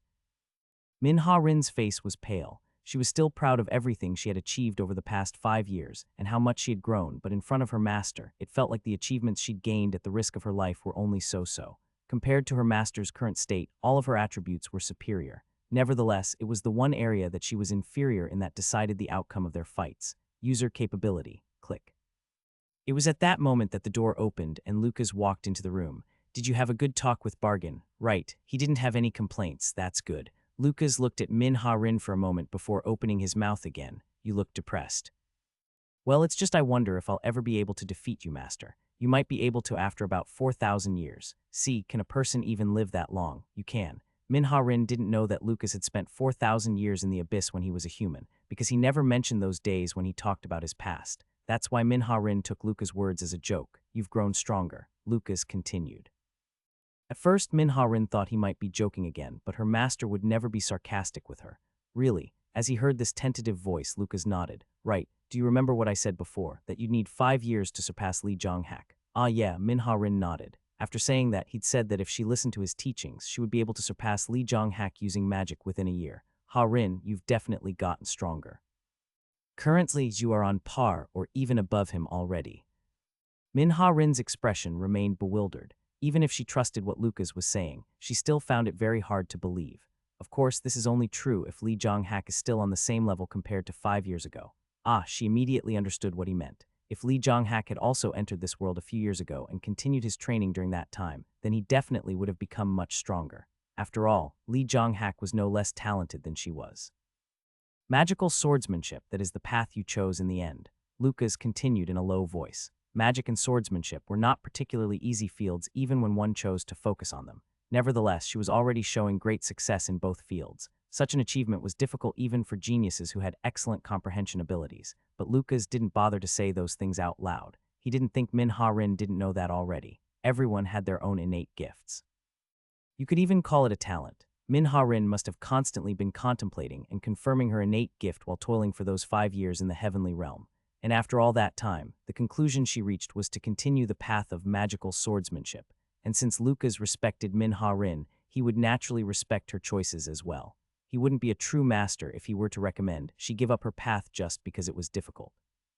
What do you think your biggest problem is right now? I'm not able to show 100% of my abilities. Exactly. Now all you need to work on is refinement. Refinement? What does that mean? I realized something during our fights. You picked up on a lot of tricks. Yeah, well. Min-ha-rin had learned about a dozen or so skills during those 5 years on her own. There were many different kinds of skills. Some of them weren't very useful, while some of them had even saved her life. However, in our fights just now, you couldn't use many of those tricks. Yeah, she nodded. Had they had this conversation before the fights, she would have been a bit skeptical, but now she understood what it was like to make use of all the weapons in your arsenal. She could tell just from watching Lucas. Because of his understanding of his weapons, he was able to bring out 120% of their power by using them in the right place at the right time. In truth, it's not very easy to use all of your power in a fight. This is because the situation can change in many ways depending on who your opponent is, the terrain, and whether or not you're in peak condition. Yeah. Since you've mastered a large number of tricks and skills, you have a relatively large number of options by which to respond to a variety of situations. The only problem is that you can't fully utilize them yet. Then what should I do? Until you can make every skill completely yours, limit the skills you use. Min-ha-rin looked at Lucas, her head tilted to the side in confusion. Lucas got up from his seat and walked to the window. From there, he was able to see the arena in all of its glory. For now, when using sword techniques, you should minimize your use of magic. Don't just cast blindly. Sometimes, it's necessary to do without something in order to realize what you need. Okay. Min-ha-rin didn't understand her master's intentions, but she decided to just listen to him. In truth, as she was now, if Lucas were to look at something white and call it black, it wouldn't be too surprising for Min-ha-rin to tilt her head to the side and ask, really. I also think it would be better for you to not increase your level or learn any new skills for the time being. Okay, you don't know any 6 or 7 star spells yet, do you? I'll teach you a few of them in a little while, so make sure to pay attention. Understood. Lucas nodded. This much advice was enough. After all, Min-ha-rin was a smart kid. Now it was time to discuss the next topic. Our final goal is to find the 4 special statues, but in our current state, it would be troublesome if we clashed with the other groups. Their group only had 2 people, and Lucas was currently limited to 7 stars. On the other hand, although Min-ha-rin had become stronger to an extent, she still hadn't reached the point that Lucas considered the peak of mortality. Min-ha-rin's eyes lit up, so we should find the rest of our teammates first, or find an item that will help me break free from these restrictions. They had 2 options. Min-ha-rin also knew that there were many incredible items in this world. After all, she had personally experienced explosive growth in her mana after eating special fruits on Untamed Island. If we were to look for our teammates, who would we look for first? Arid. Lucas answered without even needing to think about it. The reason for this answer was obvious, so Min-ha-rin nodded. His brilliance power would be very useful. Right, if we have Arid's brilliance, it would be much easier to find the others. Arid's communication power was something that would be extremely helpful in a situation like this where they were all separated. If they managed to find Arid, then finding the others would be a breeze. However, that leads me to believe that Arid hasn't entered this world yet. If Arid was already in this world, he would have used communication to send us a message by now. Lucas smiled slightly. That's right, you're definitely thinking more flexibly than before. More than that, Min-ha-rin looked at Lucas. Maybe he was in a good mood or something, but she felt that he was smiling much more than he did before. It was the same for his attitude. Of course, this didn't mean she didn't like it or anything. On the contrary, it felt much warmer than before, so she felt it was much better this way. She wasn't exactly sure how to describe it, but she couldn't help but feel that Lucas seemed more human. It's really been a while, hasn't it? Min-ha-rin shook her head slightly to get rid of her thoughts before speaking. Who's next? Said he. May I ask why? That's simple. She's probably the strongest person in the group now. In all honesty, Seti was probably stronger than Lucas at this point. Unlike absolutes like Lucas, who had been restricted back to a mortal state, she had probably not been restricted, and even if she were, she has the ability and experience to achieve explosive growth. In the 5 years that she was here, Minha-Rin hadn't encountered the other factions, but it wouldn't be strange if that changed tomorrow. Therefore, it was imperative that they secured their strongest fighting power, Seti. Minha-Rin lowered her head in thought for a moment before opening her mouth. So statues, teammates, and an item that can help master unlock your power. There might be a chance to get all three at once. What is it? Championship. That word made him think about the conversation they'd just had. Do you mean the competition to determine the grand champion that is held every 10 years? Yeah. If you become the grand champion, you will be able to go to Dragon God Island and receive the Dragon God's blessing from the goddess. Dragon God's blessing. I heard it was the goddess' special ability which would allow the receiver to bring out their full potential. I see. Such a setting seemed to have been pre-arranged by the rulers. In other words, it was highly likely that it was the key to unlock the Absolute's powers. If you become the grand champion, your name will definitely spread throughout the heavenly realm. This is because that is the highest and most honorable position in the eyes of the fighters. If that happened, then I'm sure our other teammates would be able to learn about us. Minha-Rin then added in a slightly solemn tone. Of course, there are some risks involved. It was the same risk that Lucas was prepared for when he decided to use his real name. Increasing his fame meant not only publicizing his name, but also his appearance to an unknown number of people. In other words, the other factions would also come to him. Nevertheless, Lucas felt that Minha-Rin's idea was currently the best option they had. In addition, it is said that there is a statue of the Dragon God on Dragon God Island. Only those who are given permission have the honor of seeing it.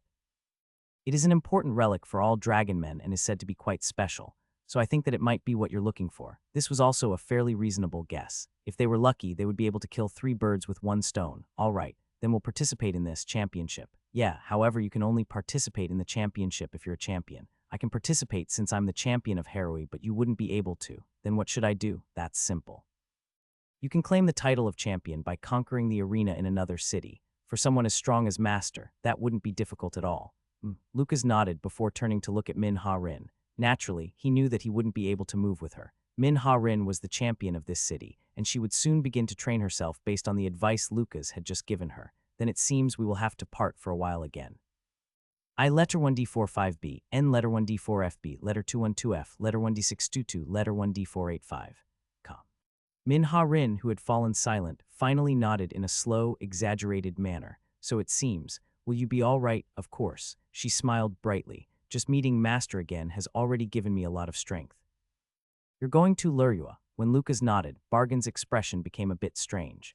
He was just getting ready to leave the city. Since he was going to have to travel all around the heavenly realm anyway, he decided to head to the largest major city nearby, which was Lurua. It was Minha-Rin who had suggested Lucas should head to Lurua. She told him that when he could become the champion, the various rewards and benefits he would receive were proportional to the size of the city. If he was lucky, he might even option special items and equipment. What is your goal for going to that place? To become the champion? Bargain's expression became solemn. He seemed lost in thought for a while before finally speaking in a heavy voice. My lord is strong. You defeated me without even trying, so you are more than qualified to become a champion. If you were to go to a small town, you would be able to secure the position with ease, so I would really not recommend you go to Lurua. Why?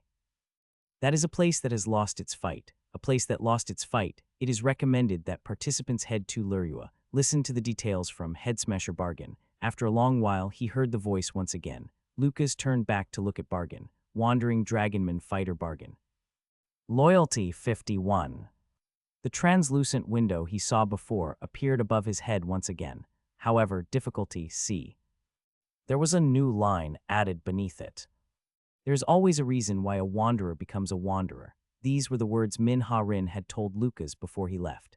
This is especially the case for dragonmen living here on Combat Island. I'm not sure if it's a racial trait or not, but dragonmen tend to have a very strong attachment to their hometowns.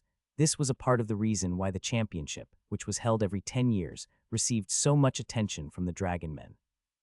If Minha-Rin managed to do well in the championship, then the entire city of Harui would hold a large festival that would last for at least a week. The championship wasn't just a competition to determine who was the strongest among the champions. It was a great regional event that not only Combat Island, but the entirety of the Heavenly Realm paid attention to. It is incredibly rare for a fighter as powerful as Bargain to become a wanderer. Even if he didn't have any attachment to his hometown like other dragon men, he would still be treated well in any arena he decided to go to. By choosing to become a wanderer, it meant that he had a complicated past that he wasn't willing to reveal to others. After a short pause, Min-Ha-rin added, "It might be a bit presumptuous for me to say this, but I think it would be best to not pry into it." "What do you mean it has lost its fight?" When Lucas asked this question, Bargain responded without hesitation. "I mean that fighters cannot survive there. That's strange. Rin was the one who told me about Lurua. Rin was the pseudonym Min-Ha-rin used in this world. The full name was Rin Summers. When she told him this, with a slightly embarrassed expression, she added that she hadn't really thought much about it when she chose the name. She told me that Lurua is one of the 8 major cities here on Combat Island. In terms of the size of its arena alone, it is among the top 5, and the level of fighters there is quite high. Was she wrong? No, everything she told you was right. Then why?" Bargain's face became bright red. This wasn't because he was embarrassed or shy. Instead, it was because he couldn't control his agitation. In fact, he even began to breathe heavily. For a while, he did his best to suppress his emotions, so he didn't speak. It was almost as though it was taking all of his concentration to calm his rising passion. Lucas waited calmly to the side without hurrying him. Then, after finally calming himself enough to speak, Bargain opened his mouth. "Letter 1D65E, letter 1D697, letter 1D4F7, letter 1D5FF, letter 1D68T, AD. Calm. There is darkness in Lurua. Darkness. Yeah, they have broken one of the greatest taboos. Which taboo?" An expression of extreme disgust and contempt flashed across Bargain's face. He closed his eyes as if he felt it was disgraceful to even say it and spoke as if he had swallowed a bug. "Fight fixing." What? The arena in Lurua has a lot of fixed fights. Fight fixing, in other words, it meant that they were manipulating victory and defeat in the arena. Why? There are many reasons, both large and small, but the biggest reason will always be money. With an arena as large as the one in Lurua, the amount of money that is moved whenever there is a big fight is astronomical. I see. Others can bet on the fights. Right, Bargain nodded, but Lucas frowned slightly and opened his mouth. Aren't there people who can crack down on corruption like that? There is no way they would allow something like that to happen on a large scale. There certainly are auditors, but they aren't well known. In truth, they are nothing more than puppets for those with money and power. They are scum who wouldn't even dare to stand against the city lord of Lurua. It was possible that the people Bargain hated the most were those auditors. His eyes were filled with fierce rage, as if he was thinking about some irreconcilable enemy. "How do you know so much about them?" Bargain closed his eyes once again. Then, he muttered in a low, defeated voice, "I used to be a fighter for Lurua." He heard everything. Nevertheless, Lucas didn't change his destination from Lurua. There were several reasons for this decision. The words the voice had spoken before, the darkness lurking in Lurua, and his curiosity, among other things. Bargain didn't seem very pleased by Lucas' decision, but he didn't try to persuade him any further. Lucas also didn't try to pry any further into Bargain's past. It would still be fine to ask in the future if his loyalty went up a bit more. Lurua was a fair distance away from Harui. At the very least, with his current strength, it would take him about 2 months to get there by foot. The championship will commence in 2 months. In this situation, he didn't have the time to walk. He would have to find some other mode of transportation. When he mentioned this to Bargain, he nodded his head. "I think it would be best for you to ride the sky horse carriage." One sky horse carriage. Yes, sky carriages were a mode of transportation using dragonlings.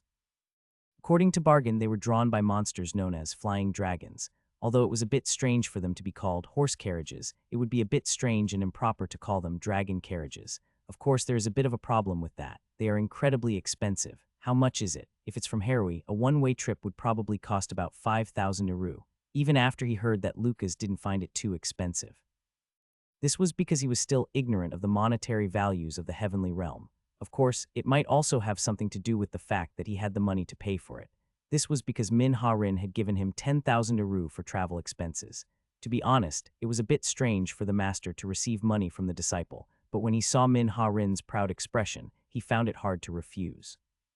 After all, he felt that it wasn't a good thing for Min-Ha-rin to spend the money she earned with her blood and sweat for him. Then Bargain continued, "Of course, if that amount is too much for you, there are other methods. However, these methods come with disadvantages. That's fine. Tell me what they are." "Well, you could join a subjugation team's mission." Lucas tilted his head to the side as he heard the unfamiliar term. Subjugation team's mission. Bargain naturally realized that he didn't understand, so he explained in a calm tone. "In addition to dragonmen, there are many dragonlings here on Combat Island." Dragonling. This was a generic term used for the monsters found in the heavenly realm. Most of the monsters on these floating islands all had some characteristics that were reminiscent of dragons, so they were given that name. It might be hard to see them near the cities, but they are quite common in the wilderness untouched by civilization. That sounds like a large threat. Right, that's why there are subjugation teams. These groups receive money from the royal family to travel around the island at regular intervals, and based on eyewitness accounts and other reports, they subdue the dragonlings living in the wilderness. Now that he had some understanding of it, Lucas realized what Bargain was suggesting. So you're saying I should move with the subjugation team? Yes, this is usually the method used by people who don't have enough money. It might take a bit longer than using the sky carriage, but there is little risk involved. Then he added that it would take about 2 weeks to get there if he went with the subjugation team. That was about twice as long as the carriage. How much does it cost? 500 aru, but the meals cost extra. 1/10 of the price was a noticeable difference. Lucas pondered for a moment. In any case, there were still about 2 months to go before the championship began, and even if there was a delay, he didn't think it would take more than a month for him to obtain a spot. The first thing I should do is unlock more of my strength. In a large city like Lurua, it was likely that he would find strong individuals that he couldn't defeat with just 7-star magic. If he wanted to defeat them and subsequently win the championship, he would need to become stronger than he was now. Special items. New small cap N letter 1D0F letter 1D20 letter 1D07 small cap L letter 1D04 hapters are published on Novelrecap. These things were more likely to be hidden in the wilderness than in busy cities. Min-Ha-Rin had been able to experience tremendous growth in the past 5 years due to the numerous items she found during the time she spent on Untamed Island. With that in mind, he thought about the explanation he'd just received from Bargain. In truth, although they were called a subjugation team, what they did seemed to be more similar to that of a reconnaissance team. He said that there was a very small chance to encounter dragonlings, and even if they did, the passengers usually didn't have to do anything. Letter 1D4B, letter 1D5FB, letter 1D4C3, letter 1D42B, E alpha, letter 1D68D. Com. This system was designed because the cost of running this subjugation team was incredibly high. Although this mode of travel wasn't as safe as the sky carriage, the Dragonmen were a race who welcomed adversity, dangers, and unknown adventures, so no one really had a problem with it. Of course, the biggest reason why people chose this method was because they were short on cash. After thinking about it for a while, Lucas nodded. I'll go with that then. Understood. Then I'll inform the subjugation team in advance.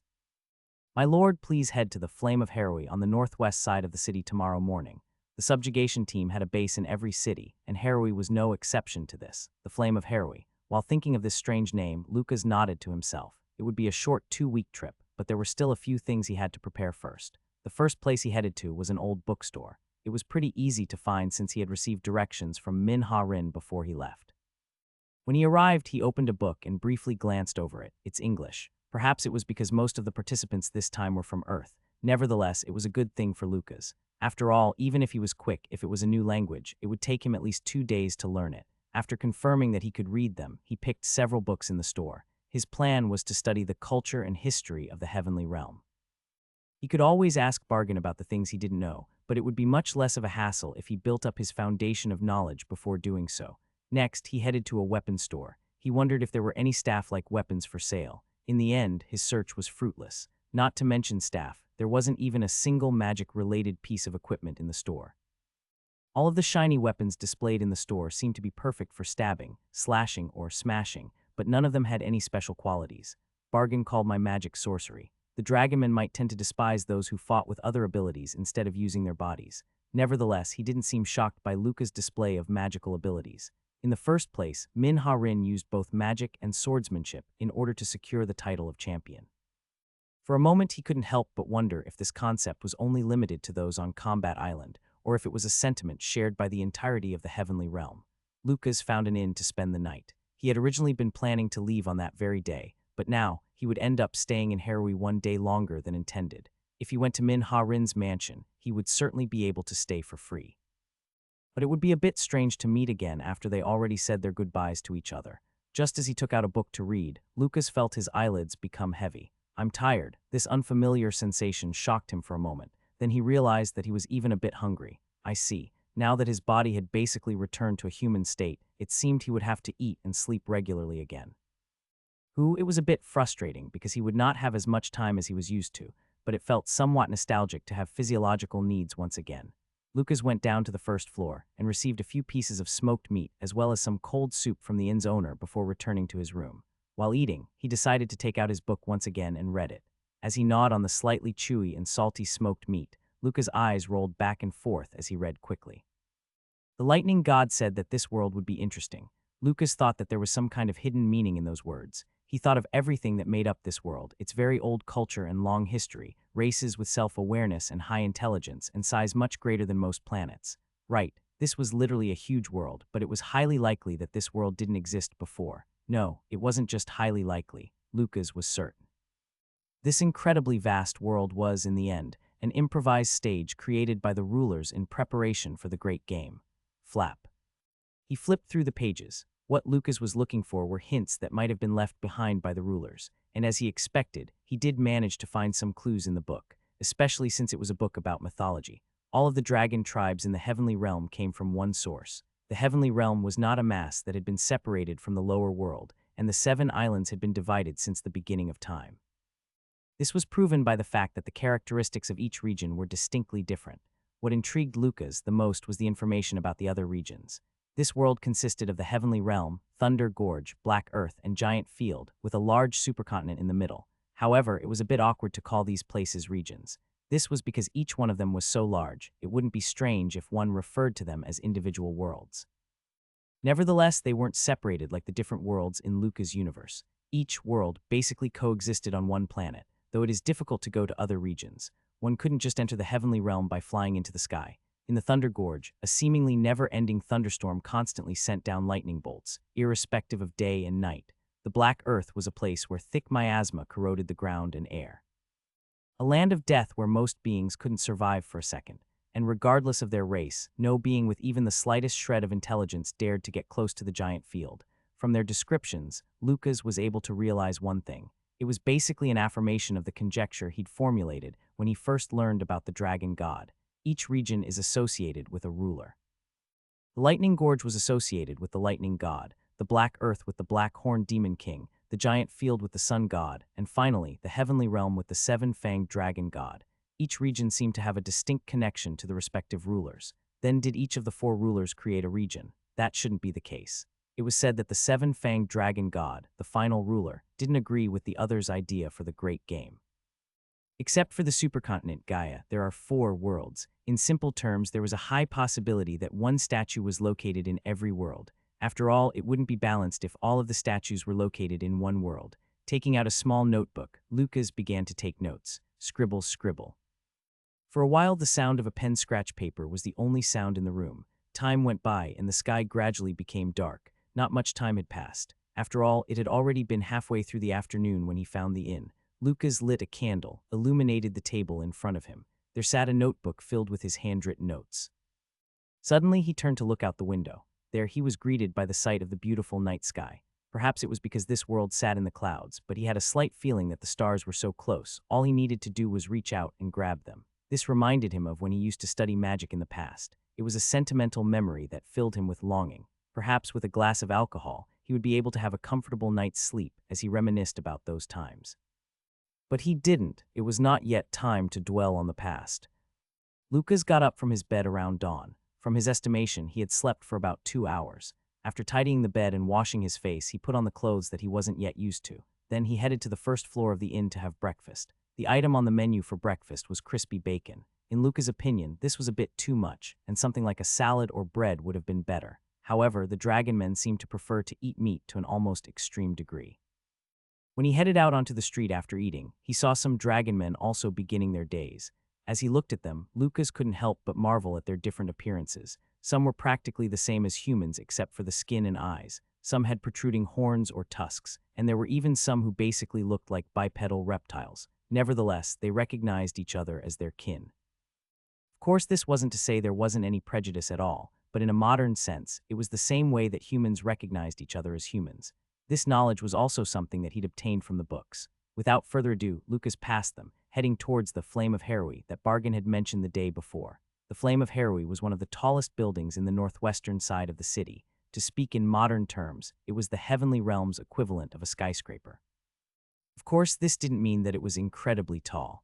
At best, it was only a 10-story building, but when compared to the 1- and 2-story buildings around it, it looked like a mountain jutting out from the ground. Lucas looked up at this large building. He could already tell from where he was standing. The top of the building had been designed to be a kind of landing pad for flying dragons. Flying dragons. Dragonlings who had the ability to fly across the sky. Lucas couldn't help but wonder just how big they were. Considering the size of the building, it was fairly likely that they were much larger than he initially believed. He headed into the building. The first floor of the building was a large lounge. It had an atmosphere similar to a bar, if not a bit harsher. The smell of alcohol seemed to permeate every inch of the space, and above all else, it was incredibly noisy. It was still very early in the morning, but there was already a large number of people sitting in the bar. It was likely that it remained open all day. When Lucas entered, the volume in the bar lowered a bit. The dragonmen, who had been relaxing in the bar, glanced at Lucas and began to whisper among themselves. Is he an outsider? I'm not sure. I don't think so. Not even the outsiders look so weak. Ignoring them, Lucas headed to the middle of the bar. Standing there was a man who looked incredibly close to a lizard and had almost no human features. To put it bluntly, he was more like the lizard men from Lucas' homeworld. The man's yellow eyes flashed dangerously as he spoke. Outsider, what brings you to the Flame of Harroway? I'm here to join the subjugation team's travel service. Since the other wasn't polite, Lucas didn't try to be respectful either. After looking at the dragonman for a short while, he added, Bargain should have come to speak with you beforehand. You are Bargain's lord, that should be the case. I don't believe it. The dragonman's voice was tinted with disbelief. Bargain was defeated by such a skinny outsider. His tone was strangely rough, but it didn't seem like he was trying to refute him. This was because there was a clear expression of admiration on his face. It was the same for the other dragonmen who heard their conversation. This reminded Lucas of the attitudes of the guards who protected the gates to Harroway. It was at that time that Bargain came down from the second floor. As soon as he spotted Lucas, he walked over at a brisk pace. You came early. Should I have come later? No, the preparations are already complete. All we need to do now is wait for approval. Bargain turned to the dragonman Lucas was talking to and opened his mouth. How about it, Towton? Your request has been approved. Did you say it's just the two of you? Then you can join Igaru's squad. Bargain's expression brightened at those words. What are you saying? The dragonman Lucas had been talking to was Towton, and Bargain seemed to know him. Although their words were cold and stiff, there was a hint of familiarity mixed into them. After checking the schedules a few more times, Bargain turned to Lucas. Let's go up, sure. After saying that, he followed Bargain up the stairs. Even though it was still early in the morning, dragonmen filled every floor of the building. Many of them didn't seem to be members of the subjugation force. Perhaps they were passengers like Lucas and Bargain. If we were a bit later, they might have left without us. There are many more people than I anticipated. If it wasn't for Towton's help, it would have been impossible. It seems that the process is very complicated. Not necessarily, it's just a lot of reading. There are a lot of documents that you need to go through. Documents, right. It includes things like precautions you should be aware of when moving with others, the risks involved, actions to be taken during an emergency, etc. And you also need to write a waiver stating that, in the event you die, the subjugation team would not be held responsible. The explanation Bargain gave was concise, but Lucas had a feeling that it was much more complicated than that. Nevertheless, Bargain did all of those frivolous tasks on his own. Lucas was inwardly surprised by this fact. It seemed that he wasn't just a wandering fighter who could only earn his living by fighting. That wasn't all. Bargain seemed to have a good understanding of the behavior one should have for their superior, and knew exactly how rude or polite he should be at any moment.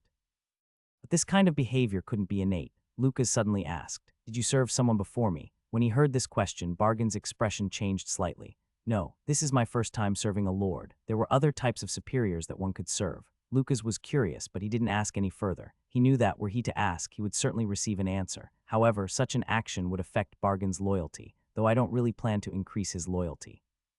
He was a bit curious about this man named Bargain's past, but that was all. While Lucas was lost in his thoughts, they arrived at the roof of the building. Upon opening the door and stepping outside, they were immediately greeted by strong winds which ruffled their hair. As Lucas had expected, the roof of the building had been fashioned into a landing strip of sorts.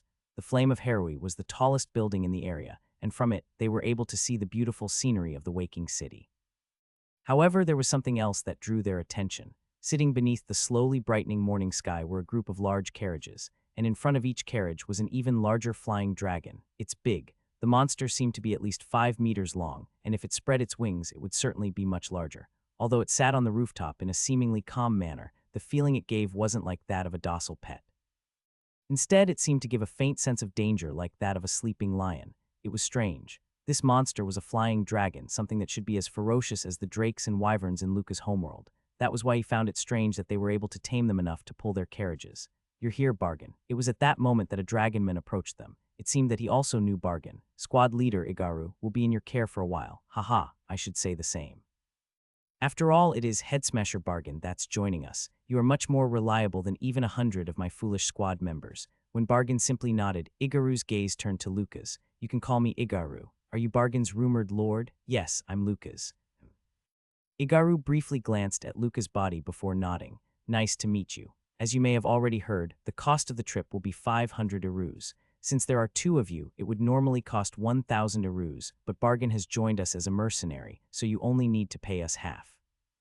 A mercenary? It was Bargain who answered Lucas' question. To put it simply, I'll be helping the subjugation team. That explained why Igaru was so happy to see Bargain. I'm sorry for not telling you earlier. I thought it would be better to save, even if it was only 500 Iru. After saying that, Lucas turned back to look at the carriages once again. Each carriage had one flying dragon attached to it. Before boarding, he decided to see how the flight worked. There is no way it can fly properly just by putting reins on a flying dragon. Considering the weight of the carriages and their occupants, no matter how powerful the flying dragons might be, there was no way they'd be able to fly for extended periods. Lucas decided to take a closer look at the carriage. As he expected, runes were engraved all over it. There were runes for reducing weight, runes to block the wind and prevent shaking to some extent, and also runes that helped with levitation. The dragonlings on Desire Island are said to be good at using runes. Runes was a field that could be considered quite common in different types of magic. The difference between spells and runes was the fact that even those who might not have the necessary magical talent would be able to use runes as long as they had the required knowledge, materials, and tools. It probably has something to do with the abundant mana in the air. Since there seemed to be a never-ending supply of potent mana in the air, it was natural for the dragonlings to not see the need of storing it in their bodies. This also caused the direction of their development to move from using spells to using runes. The principle behind runes was to take the energy flowing in the air and transform it to suit your specific needs. For that reason, it was possible that the runes the dragonlings created could have only been used in the heavenly realm. As he watched Lucas carefully observing the carriage, Igaru tilted his head to the side. Are you a sorcerer? Lucas thought for a moment before nodding. There was no reason for him to tell him about spells, which would probably be a new concept for him. Suddenly, the squad members who had come over with Igaru burst into laughter. A sorcerer. I didn't think there would be sissies who played with runes here on Combat Island. Unlike Igaru, the other squad members didn't seem to have a very good impression of Lucas, and when he turned to look at them, they gave him provocative glares as if to say, what can you do about it? Naturally, Lucas wouldn't care about this kind of childish provocation, so he simply got onto the carriage without giving them a second glance. The interior of the carriage was much larger than he expected. It was large enough for 5 or 6 people to sit comfortably. Then he heard Igaru's voice. Everyone, get on the carriages. 3 flying dragons flew across the blue sky. The group this time consisted of 9 squad members, including Igaru, Lucas, Bargain, who was also controlling a flying dragon, and 3 other passengers. On an island above the clouds, it was certainly a novel experience to be flying once again, but Lucas didn't find it interesting. He had long since lost any interest in the scenery flashing past the window. Rattle, rattle. In all honesty, the ride was not good. Instead, it would be better to say that it was terrible. No matter how many runes were inscribed on it, the carriages were drawn by living creatures. Whenever the flying dragons flapped their wings to propel themselves forward, the entire carriage shook as if it had been buffeted by heavy winds. Nevertheless, although the shaky trip was uncomfortable and puke-inducing, Lucas simply sat with a nonchalant expression, reading the book he'd prepared in advance. You really Bargain's lord. When he lowered his book and looked past it, Lucas saw a man looking at him with an expression of interest on his face. The horns sticking out of the sides of his head were a clear indicator that he was a dragonman as well. That's right. Amazing. You really don't look like much from the outside. In that case, how about we spar later, if we have the chance? If we have the chance, that's fine. The man then spoke with a smirk. I'm Guaba, by the way, Lucas. That's a pretty weird name. Contrary to his serious appearance, Guaba was quite the chatterbox. While the other squad members didn't seem to pay any attention to Lucas, he continued to talk non-stop. I've been doing this for 10 years. Do I like this job? To an extent. As long as we fill our quota, we can take the rest of the time off. You don't need to be scared. In the past 10 years, only 2 passengers who came with our squad died, and they were both accidents. Of course, Lucas just read his book without responding to his chattering, but that didn't seem to bother him. He had reached an interesting part in the book, so he began to concentrate even more. The lifespan of dragonlings is much higher than that of dragonmen. They also continue to grow until they die. Individuals that manage to survive for several hundred years are called ancient dragons, and they gain strength that is on a completely different level from other dragonlings. The Untamed Island is the place where the most ancient dragons can be found, but that doesn't mean they can't be found on other islands too. Because of their extreme adaptability and tenacious vitality, it is possible for ancient dragons to even survive on Death Island, which is known as the Forbidden Land. Ancient dragons. That name reminded Lucas of the dragons from his homeworld, but they seem to be a bit different. No, I can't say they are completely different.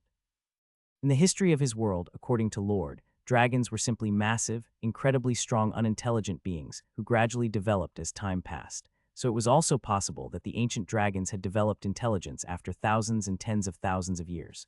Lucas kept reading the book intently. The next phrase piqued his interest even more. The corpse of an ancient dragon can only be described as a treasure trove. It is a valuable treasure in itself, but many parts of it can also be used as unparalleled elixirs or supreme ingredients.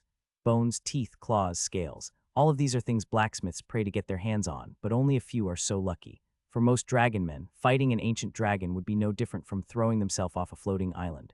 There is no confirmation of this fact, but it is stated that the heart of an ancient dragon has miraculous properties. Only a handful of those who try to refine it would be able to handle the immense power contained within.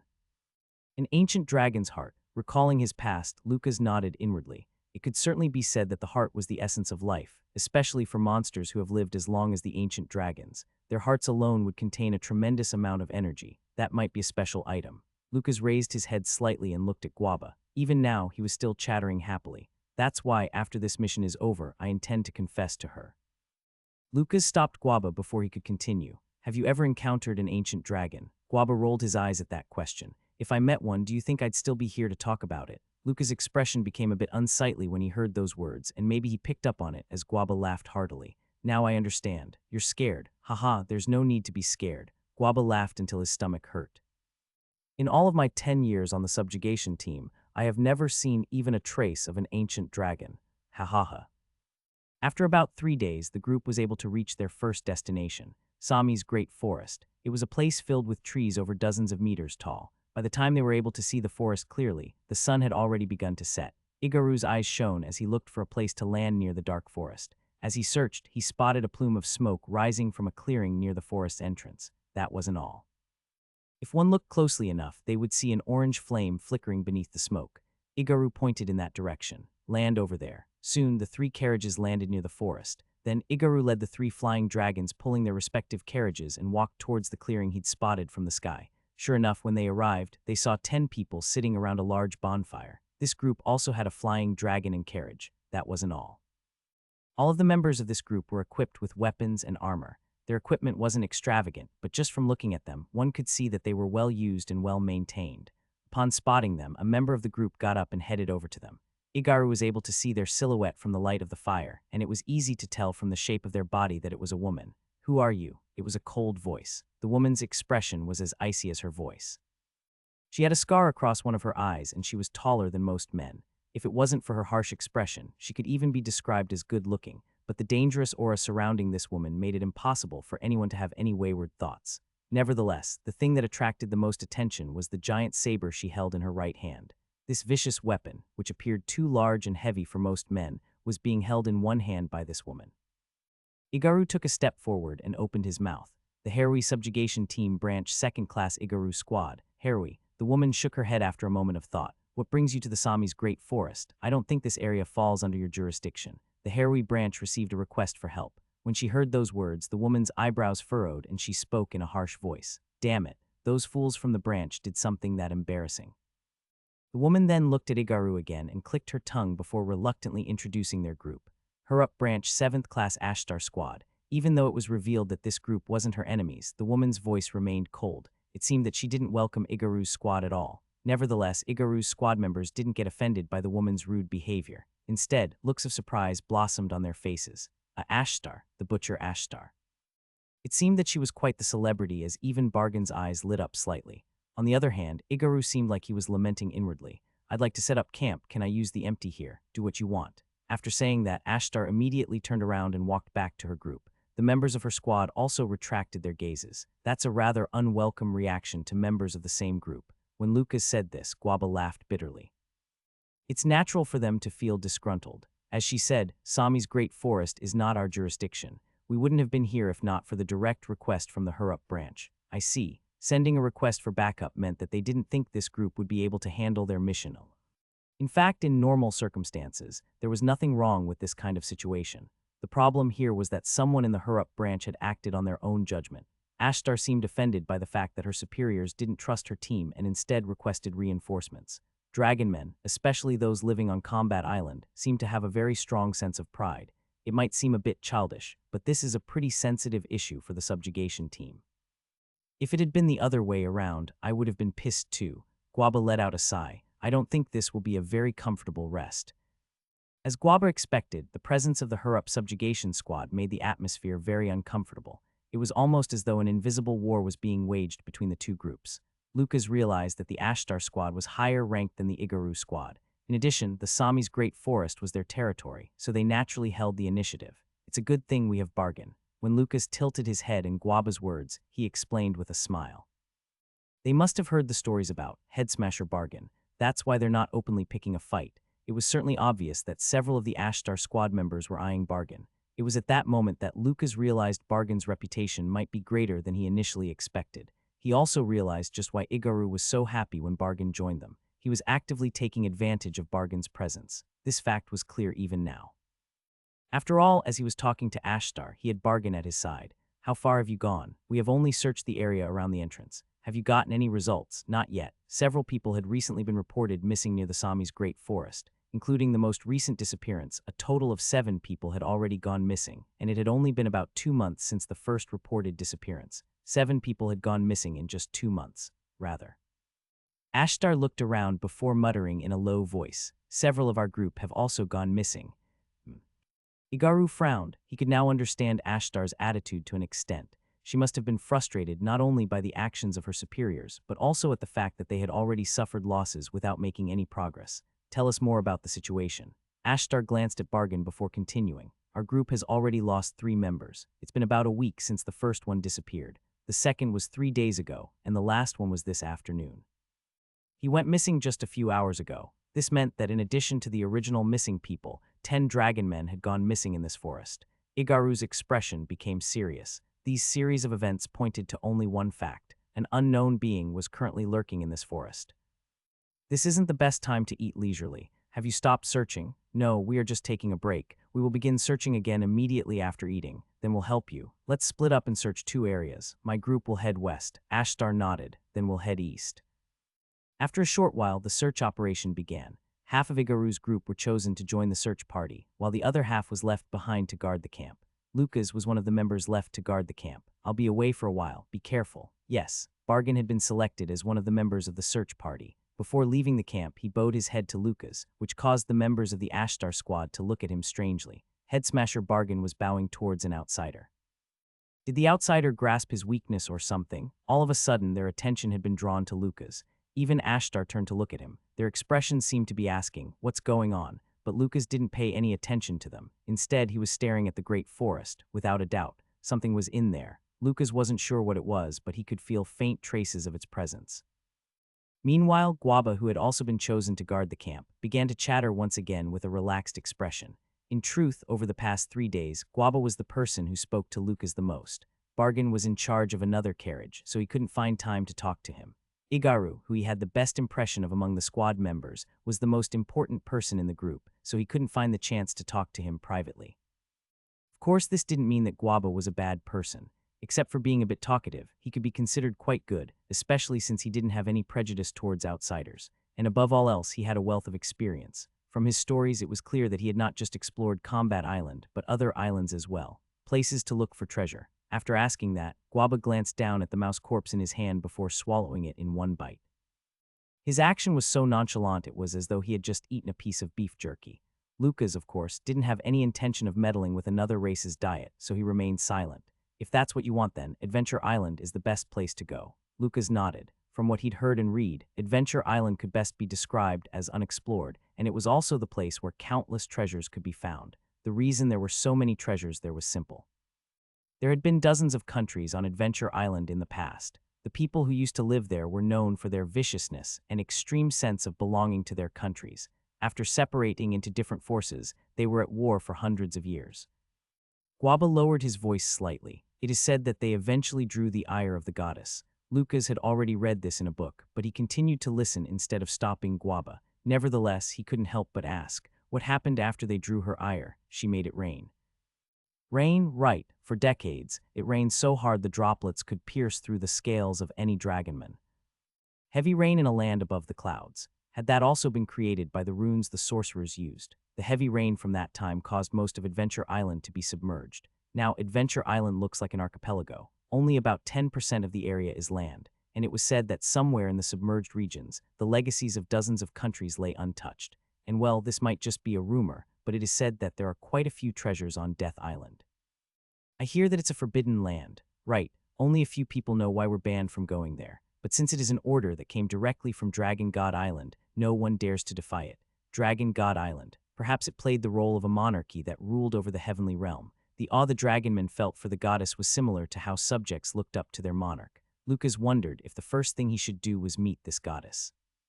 The stronger you are, the more hidden truths you are made aware of. This was one of the truths that transcended any specific world. By the way, why are you going to Lurua? Lucas decided to respond honestly to see his reaction. I'm going there to become the champion in order to take part in the championship.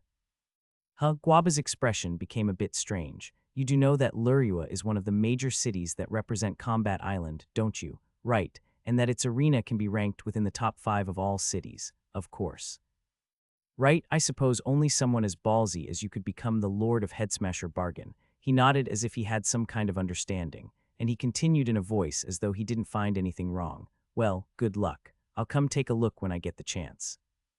That was it. Guaba didn't show any disgust or contempt as Bargain had. What this meant was simple. Guaba doesn't know about the fight fixing in Lurua, just as he drifted along this train of thought. Thud. A strange vibration came from the forest. Flap, flap, and dozens of birds flew up from the forest at the same time. Lucas was surprised that birds were living on the floating island, but now wasn't the time to think about that. The ground shook again, almost as if an earthquake was occurring.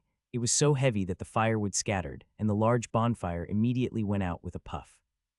In an instant, their surroundings became pitch black, which caused the members of the subjugation team to become a bit panicked. What's going on? Damn it, what the hell happened? Which bastard just hit me? It was Igaru who organized the chaos. Everyone take out your weapons. Unlike Ashtar, who had directly joined the search, he stayed back to guard their base. Igaru's loud voice pierced the panicked haze that had settled on everyone's minds. They all drew their weapons and stared at the forest in anticipation. As the commotion subsided, the area immediately became drowned in silence, so much so that the sounds of gulping were clearly audible. Huff, huff. It also allowed them to hear the sound of panting. It wasn't from someone in the camp. Instead, this sound came from the forest when the strong vibrations had just been felt. Only then did the subjugation team members realize that someone was crawling towards them from the forest. Irk. Igaru's expression hardened. The person who was slowly crawling out of the forest with unsteady movements was his subordinate Nal. His face was white with fear, but he didn't seem to want to get up. No, upon closer inspection, they realized he couldn't get up. The lower half of Nal's body was no longer there. Therefore, he had no choice but to use his arms to slowly drag himself forward like a slug. He called out in a shaky voice. Letter 1d4 2 letter 1d6 2f letter 1d4 5b letter 1d4 fb letter 1d6 at letter 1d6 5 6 letter 1d0 4 letter 1d5 fcm. Squad leader Ru, run away danger is co. Nal collapsed before he could finish his sentence. The adrenaline that had been pushing his body forward had finally run out. Lucas turned to look at the forest again. Then he heard a familiar voice once again. A great power has been sensed in the Sami's great forest. Warning. It is recommended that the participant doesn't approach the great forest at this time. Why? The answer to this question came promptly. That being will be difficult for the participant to confront at your current level. Relight the fire. At Igaru's order, one of the squad members lit the bonfire once again. Whoosh. Soft light once again filled their surroundings. Igaru also created a torch by wrapping a cloth around a piece of firewood. Then he carefully inspected Nal's corpse. There were numerous injuries on Nal's body. However, as he looked at these injuries, Igaru couldn't help but feel that none of them were enough to kill or even incapacitate him. Every single injury missed his vital points. Was it because Nal had done a good job of dodging? No. From Nal's pale complexion and his missing lower half, it was obvious that the difference between him and his opponent wasn't small. He was toyed with. Instead of intentionally killing him, the beast simply devoured his lower half and enjoyed it as he crawled away in fear. Right, devoured. From the injury, it was obvious that Null's waist had been torn off by the teeth of a huge monster. Null must have tried desperately to crawl away from it after that, filled with immense pain and even more fear. Corey, the most knowledgeable member of Igaru's squad, frowned as he looked down at Null's corpse. It has a powerful bite. It was able to tear through his skin like paper and his bones snapped like twigs. Was it a dragonling? Yeah, it's possible that it's a mutated dragonling, or... After a moment of hesitation, Corey added, it's possible that it was an ancient dragon. Even though it was a shocking statement, it didn't cause a big commotion. Instead, all the dragonmen present felt as though a cold wind was blowing against the napes of their necks, and they didn't dare to open their mouths. That was the weight of the words ancient dragon. Guaba, whose expression had been stiff this entire time, finally turned to Igaru. Squad leader, what are your orders? It was a difficult situation, but that was exactly why the squad leader's orders were important. Igaru took another look at Null's corpse, then back to the pitch-black forest from which nothing could be seen before letting out a long sigh. We will wait here until dawn. With the situation the way it was, entering the forest now would be no different from committing suicide, especially if their opponent was truly an ancient dragon. All they could do was wait there for those who might come back alive. However, night had only just arrived. They would need to wait for half a day for dawn to come. Could those in the forest survive that long? Who? Igaru sighed and shook his head. This wasn't the time to worry about the search party. Right now, Igaru had to focus on protecting those still in the camp. There was no guarantee that the unidentified dragonling in the forest wouldn't come here for them. Guaba, who was wiping cold sweat off his forehead, spoke to his side. What a mess. Hey Lucas, you're a sorcerer, right? Is there any rune you can use to send messages to those ins? But he didn't finish his sentence. Lucas, this was because Lucas, who had been standing beside him the entire time, had disappeared. An eerie wind blew through the pitch-black forest, causing those who felt it to be filled with a primal fear. This feeling was magnified by the fact that they still didn't know exactly what the being trying to take their lives was. If only it wasn't so dark, then they wouldn't be as panicked as they were now. As she had that thought, Ashtar looked up. The night sky was barely visible through the thick leaves of the trees around them. How many are left? 4 of us, including you, squad leader. Ashtar almost clicked her tongue when she heard that answer. When they first entered the forest to begin their search, their party had been made up of 9 members, but now 5 of them had disappeared without a trace. In other words, only less than half of her group remained. There were already more than 5 screams from the darkness. In this situation, even the brightest optimist wouldn't be able to feel hope for the survival of those missing members. Trying to get rid of her cynical thoughts, Ashtar opened her mouth.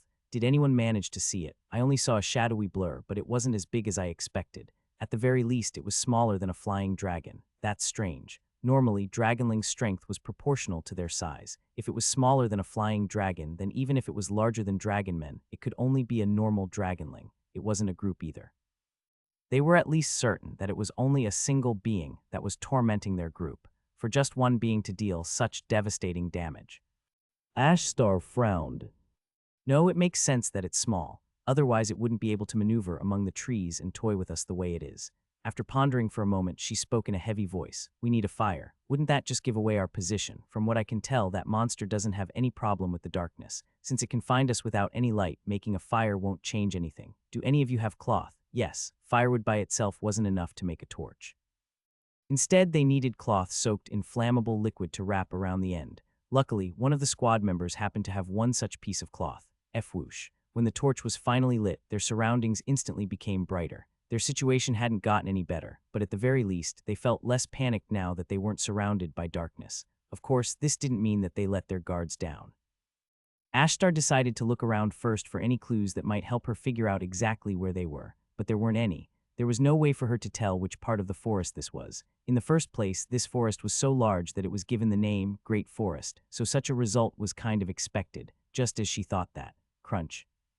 A sound came from the bushes in front of them. It wasn't just Ashtar. Her entire squad heard it. They all immediately fell into battle stances as they focused intently on the bush where the sound came from, and after a short while, something appeared from the bushes.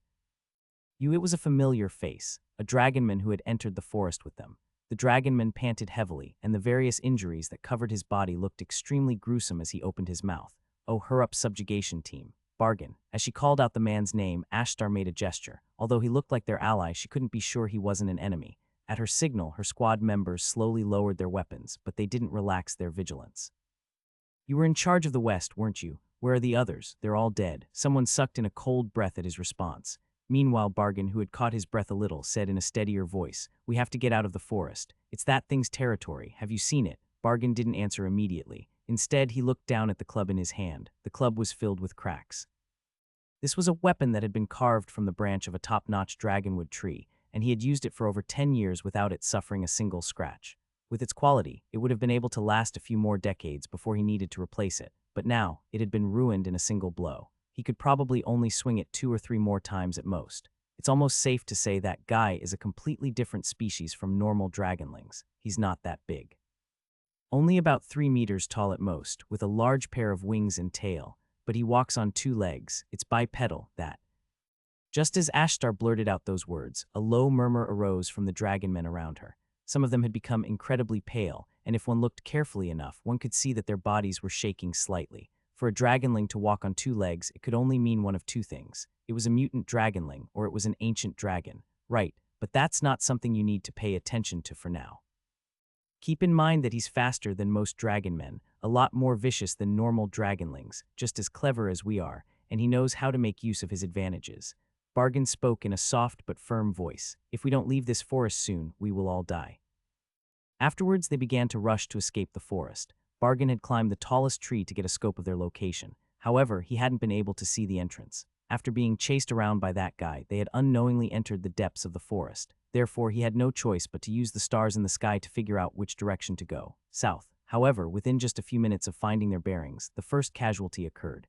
Yua.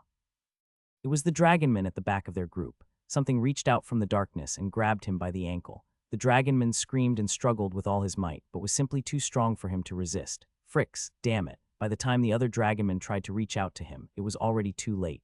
Save me. Fricks dug his fingernails into the ground, but he only left deep gouges as he disappeared into the bushes.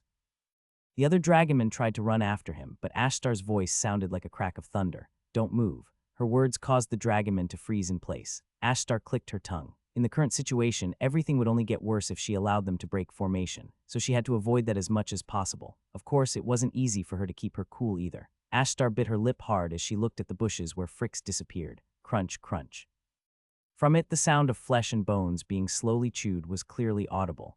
When she heard it, she clenched her fists so hard they began to bleed. Fucking bastard. It was eating him so close to them on purpose so that they could hear it. It wanted them to be scared. It was clearly staged, but it still managed to get the reaction it wanted. Fruxes. Fear quickly began to spread through the group. The squad members Ashtar had selected were all talented individuals who could be called elite in their own right, but they were not so cold-blooded as to keep their calm in a situation like this. He's the only one that's able to remain calm. Ashtar glanced at the man standing beside her. He continued to look in front of them with sunken eyes, not showing the slightest hint of fear or restlessness at the terrifying sounds that drifted from the bushes. Headsmasher Bargain, she'd heard a few rumors about him. He was an outstanding fighter who stood out even in a place like the Lurua Arena. But she heard that one day, he suddenly stopped being a fighter in the arena and instead became a wanderer. When she first heard the rumor, she thought he'd just run away because he got rusty or was afraid of fighting. But now that she saw him for herself, she didn't think that was the case. Suddenly, Bargain muttered. It was its tail. What? The thing that just dragged Fricks away. It had a long, prehensile tail. Of course, knowing that didn't make much of a difference. The monster had finished its meal, and it would soon hunt again. They had no way to deal with it either. It was clear from the start that their enemy was many times stronger than them. Bargain frowned slightly as he looked into the darkness. The monster wasn't hiding and attacking from the shadows because it didn't have the confidence to face them head-on. Instead, it was doing it just so it could enjoy the hunt. For example, even if it was day instead of night and they were in a plain instead of a forest, their chances of winning would still be very slim. That was why Ashtar was so angry. For the extremely proud dragonmen, this kind of death was the most shameful. From the start, they were the type who wouldn't even want a peaceful death where they could lay on a bed, close their eyes, and smile. However, they had now been reduced to nothing more than prey and could do nothing more than wait for their deaths. For Ashtar, that was a kind of death that she could never accept. By the time she had made this silent resolution, Ashtar realized that all her squad members had disappeared. To be precise, they were all dead, and as if to mock them, they arrived at a clearing. Of course, they hadn't escaped the forest. Instead, this clearing represented the center of the great forest. Standing in the middle of this clearing was their assailant. As Bargain described, it was relatively small for a dragonling. In fact, its appearance was closer to that of a dragonman than a dragonling. Its slim body and the fact that it stood on 2 feet emphasized this feeling. The The monster had jet black scales, 6 sharp horns, and a tail. This tail, which seemed to be much longer than its body, was pointed straight up toward the sky.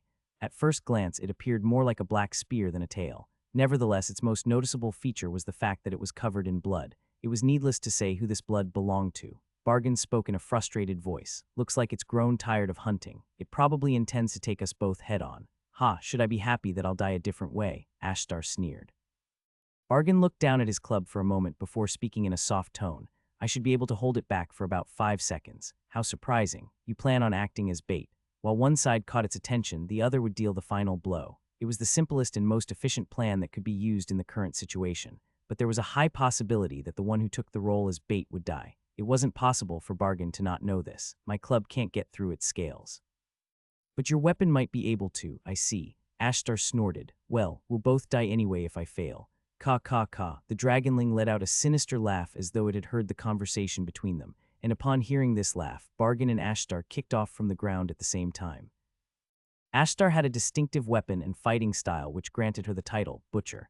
Once she designated someone as her enemy, she never showed any hesitation or mercy when slaughtering them, and this trait was showcased in her fights. A weak-willed person would never be able to watch her fight. The process of her slowly turning her opponent into minced meat with her huge saber was shocking enough to cause many to vomit. But now, Ashtar's renowned fighting style could not be displayed at all. Clang, her saber bounced off once again. Her wrist ached as if she'd hit polished steel armor made by a master craftsman. Letter 1 D5 F6, letter 1 D6 9 7, letter 1 D6 2F, RE letter 1 D4 1 AD. Calm. It was bloody hard. How could scales that hadn't gone through any smelting process be so hard? Bargain seemed to have expected her saber to be able to cut through its scales, but at this rate it seemed that would never happen. Whoosh, the long, flexible tail bent like a whip, hitting both Ashtar and Bargain at the same time. Its tail wasn't very thick. Rather, it was pretty thin and smooth, but the shock she felt as it smashed into them was closer to being hit by a huge boulder. She could only barely get back to her feet after rolling several times across the ground. Her heart pounded in her chest. That attack had broken at least 3 ribs. Ka ka ka. The bastard didn't take advantage of the opening. Instead, it simply clapped its hands together and laughed at them. It felt as if it could kill them at any time, and it was true. Ashtar let out a laugh. She couldn't believe she was having such thoughts. At this rate, she couldn't tell when she would finally kick the bucket. If this continues, we'll both die. It'll probably happen when it gets tired of us. Bargain muttered softly before spitting something to the side. It was a broken tooth. Ashtar narrowed her eyes as she looked at the monster in front of them. Is it an ancient dragon? Probably. Who? Ancient dragon. Ashtar had seen an ancient dragon before. It hadn't been this small, but at that time she'd felt a similar sense of helplessness.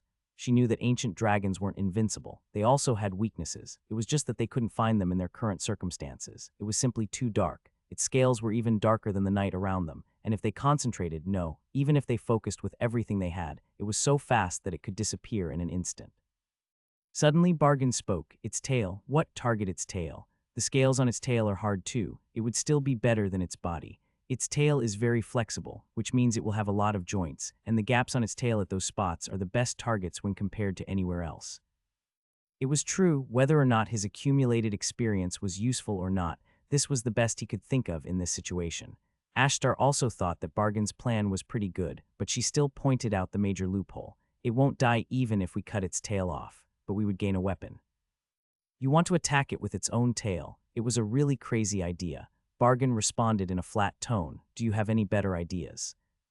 Of course she didn't. Ashtar rolled her eyes slightly as she said, Fine, fine. The only other choice is death anyway. But won't that be our only chance to catch him off guard? That's why we have to catch the tail before it falls to the group and stab a vital spot with it. There was only one reason why the ancient dragon was so relaxed at that moment, because it didn't see them as threats. That is to say, it had let its guard down. This also meant that the moment it became vigilant, they would lose all hopes of winning. The level of difficulty was absurdly high considering that they only had one chance, but that was the reality, especially for the weak who were on the brink of death. At the very least, the possibility that she would die a meaningless death was gone. Even if she were to die now, she wouldn't feel any regrets because she aimed for a chance at victory, a chance to take its life. Suddenly, the ancient dragon began to walk towards them. It could move faster, but it was walking slowly on purpose. In all honesty, the sight of an ancient dragon walking towards them was terrifying. If it's hard to understand, think of a lion or tiger suddenly standing on 2 feet and walking towards you. It was strange. but Bargain was focused on another fact that he noticed. Its back was hunched. In other words, while it could walk on 2 feet, it was probably most used to walking on all fours. Suddenly, the ancient dragon disappeared from their sight.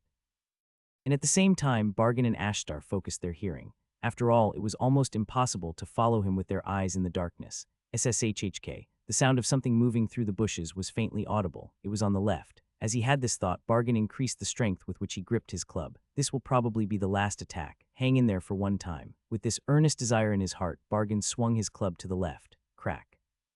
And it immediately broke into several pieces. It had hit the tail. The ancient dragon's tail could almost be considered as an independent entity. This was because it seemed to move as if it had a mind of its own. Rumble. Bargain's muscles swelled greatly. When his club broke apart, the ancient dragon must have been happy, but Bargain had intended to give up his weapon from the start. Pock. For the first time since their fight began, the ancient dragon had an expression of surprise. This was because Bargain had caught its tail with his bare hands. Kaak. With a loud cry, it pulled its tail back. The tail of the ancient dragon was like a whip with shards of metal embedded into it. When someone tried to hold it with their bare hands, their hands would naturally be shredded.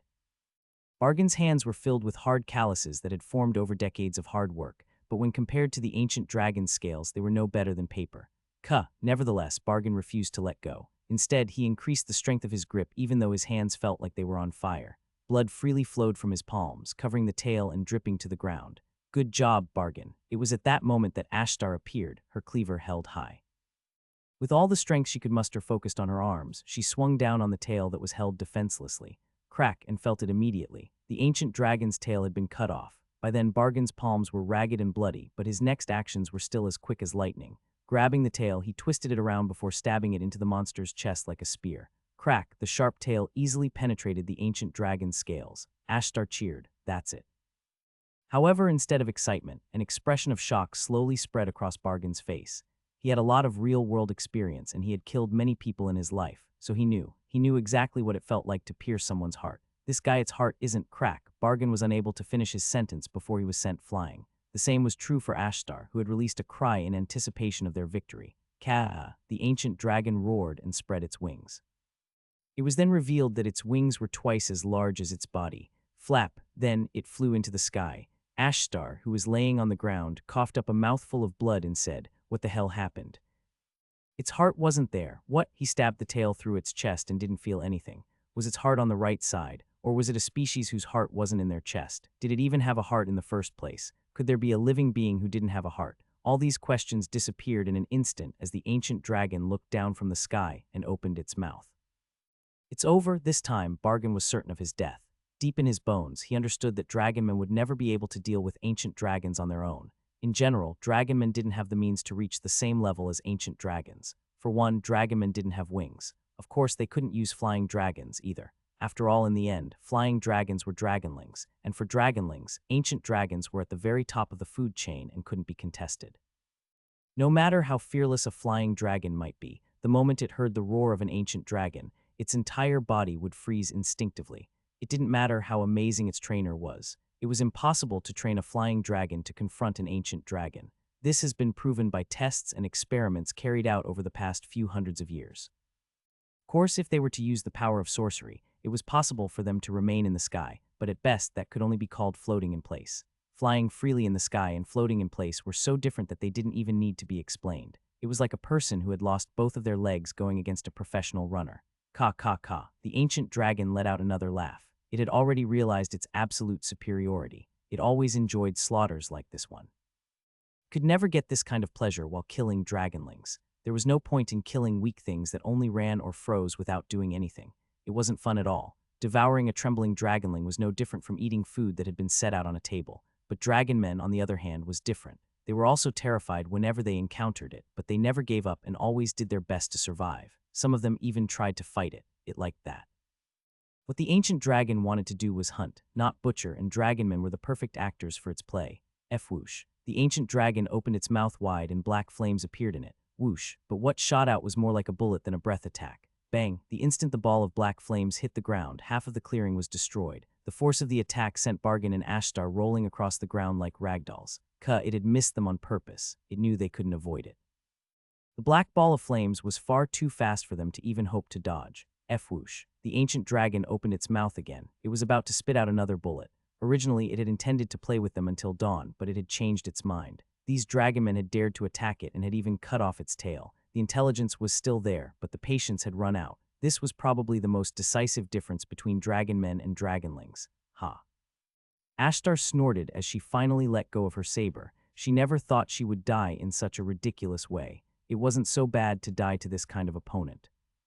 Unlike Ashtar, who had already resigned herself to her fate, Bargain continued to glare at the ancient dragon. There wasn't any big reason for this. It was simply because he had sworn to never turn his head away if the day of his death finally arrived. However, this allowed him to witness a very strange sight. From somewhere in the forest, a whitish blur suddenly shot towards the ancient dragon. It was almost like a group of pure white bats were flying. It took the ancient dragon a while to notice their presence, but when it did, it immediately shot its ball of black flame towards them. But these objects which suddenly appeared flew through the black flames, as though it wasn't there, before tearing the ancient dragon's body to shreds. Kaga UK, the ancient dragon's body shook as it looked down at itself in disbelief. This was because it realized that the things that had pierced the scales it was so proud of and made its body a ragged mess were only pieces of ice. Ice, it was Ashtar who called out in disbelief. It was a bit chilly as there was still some time before dawn, but it wasn't cold enough for ice to form. And even if it was, there was no way the ice would be strong enough to withstand those powerful black flames, or sharp enough to pierce the scales that even her prized saber could do nothing about. Bargain, on the other hand, immediately knew the source of this incredible phenomenon. Bang! At that moment, the ancient dragon's body fell to the ground. Its mouth was wide open, and doubt, shock, fear, and resentment were clear in its dark eyes. Instant death. A death that was still unbelievable even after they witnessed it with their own eyes. How could this monster, who even Bargain and Ashtar had to risk their lives to just cut off its tail, die so easily? Juck. It was at that time that a man appeared from the forest. There was a cold, hazy mist drifting off of his body. You. Ashtar's eyes narrowed slightly. It was the outsider that Bargain had been strangely polite to. Lucas looked over to them and spoke. It seems I wasn't too late. Are you okay, Bargain? Yes. Bargain responded while suppressing the pain from his ribs and palms. Instead, he smiled slightly. To defeat an ancient dragon on your own, I knew you were an amazing person, my lord. But Lucas' expression became strange when he heard those words. He shook his head as he looked down at the monster's corpse. You're wrong about something. What do you mean? This isn't an ancient dragon. What did you say? It was Ashtar who asked this question. Lucas looked into the forest and said, Don't you remember the huge vibration that shook the forest earlier? It caused most of the birds in the great forest to fly away simultaneously. This guy isn't strong enough to cause that kind of vibration. In other words, Lucas looked down at the ancient dragon again. No, this is nothing more than a mutated dragonling. As he ended his words, he pushed the mutated dragonling slightly with his foot. Bargain's expression stiffened. Although he didn't really want to accept it, it certainly did clear up some of the doubts he'd been feeling from the start. For example, the monster was even smaller than normal dragonlings, and its physical structure was so deformed that it could hardly be called a dragonling.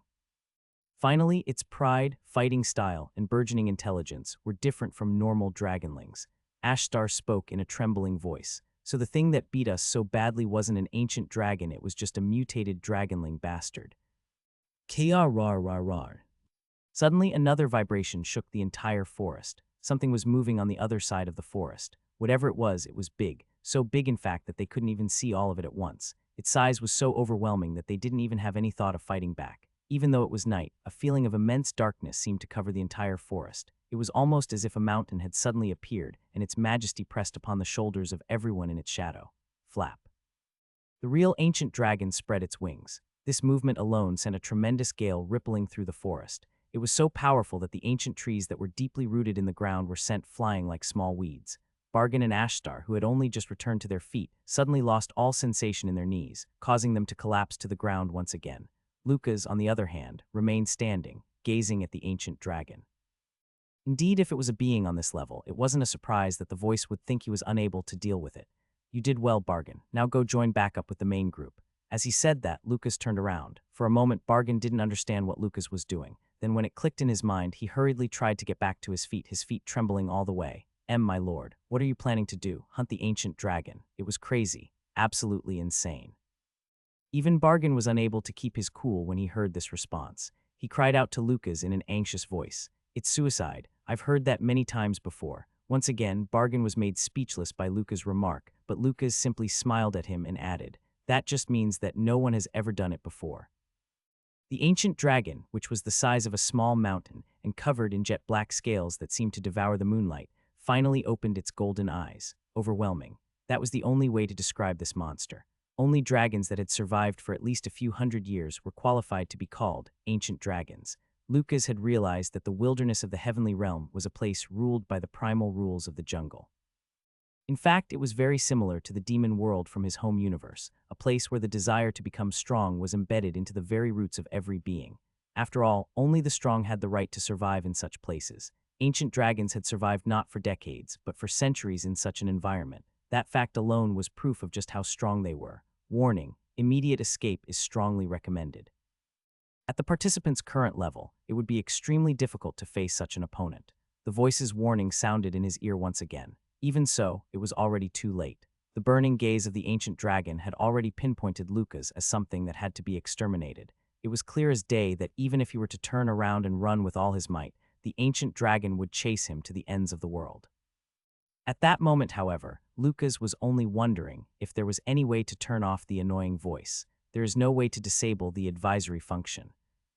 Shook his head with a sigh. Then at least you can be quiet for now. After he snapped inwardly, he no longer heard any response from the voice. Maybe it was just him, but it almost felt like the voice was sulking. Nevertheless, Lucas decided to ignore the voice as he analyzed his current strength. He could only use 7-star and lower spells. That meant that his options were incredibly limited. And to make matters worse, the ancient dragon was certain to have annoyingly strong defenses. Suddenly, Ruar, the ancient dragon, let out a loud roar before charging towards Lucas.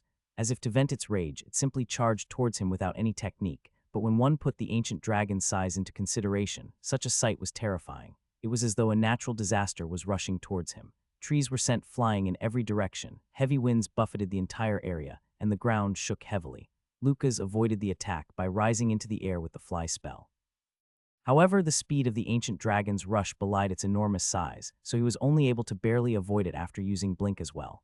Boom! The ground where Lucas had been standing sank. Based on the extent of the damage, it would probably take a few decades before the forest would be able to recover to its former state. While the thought buzzed in the back of his mind, Lucas analyzed the ancient dragon's state. It's angry, incredibly so in fact. The reason for this wasn't too difficult to guess. The mutated dragonling that Lucas had killed was probably its child.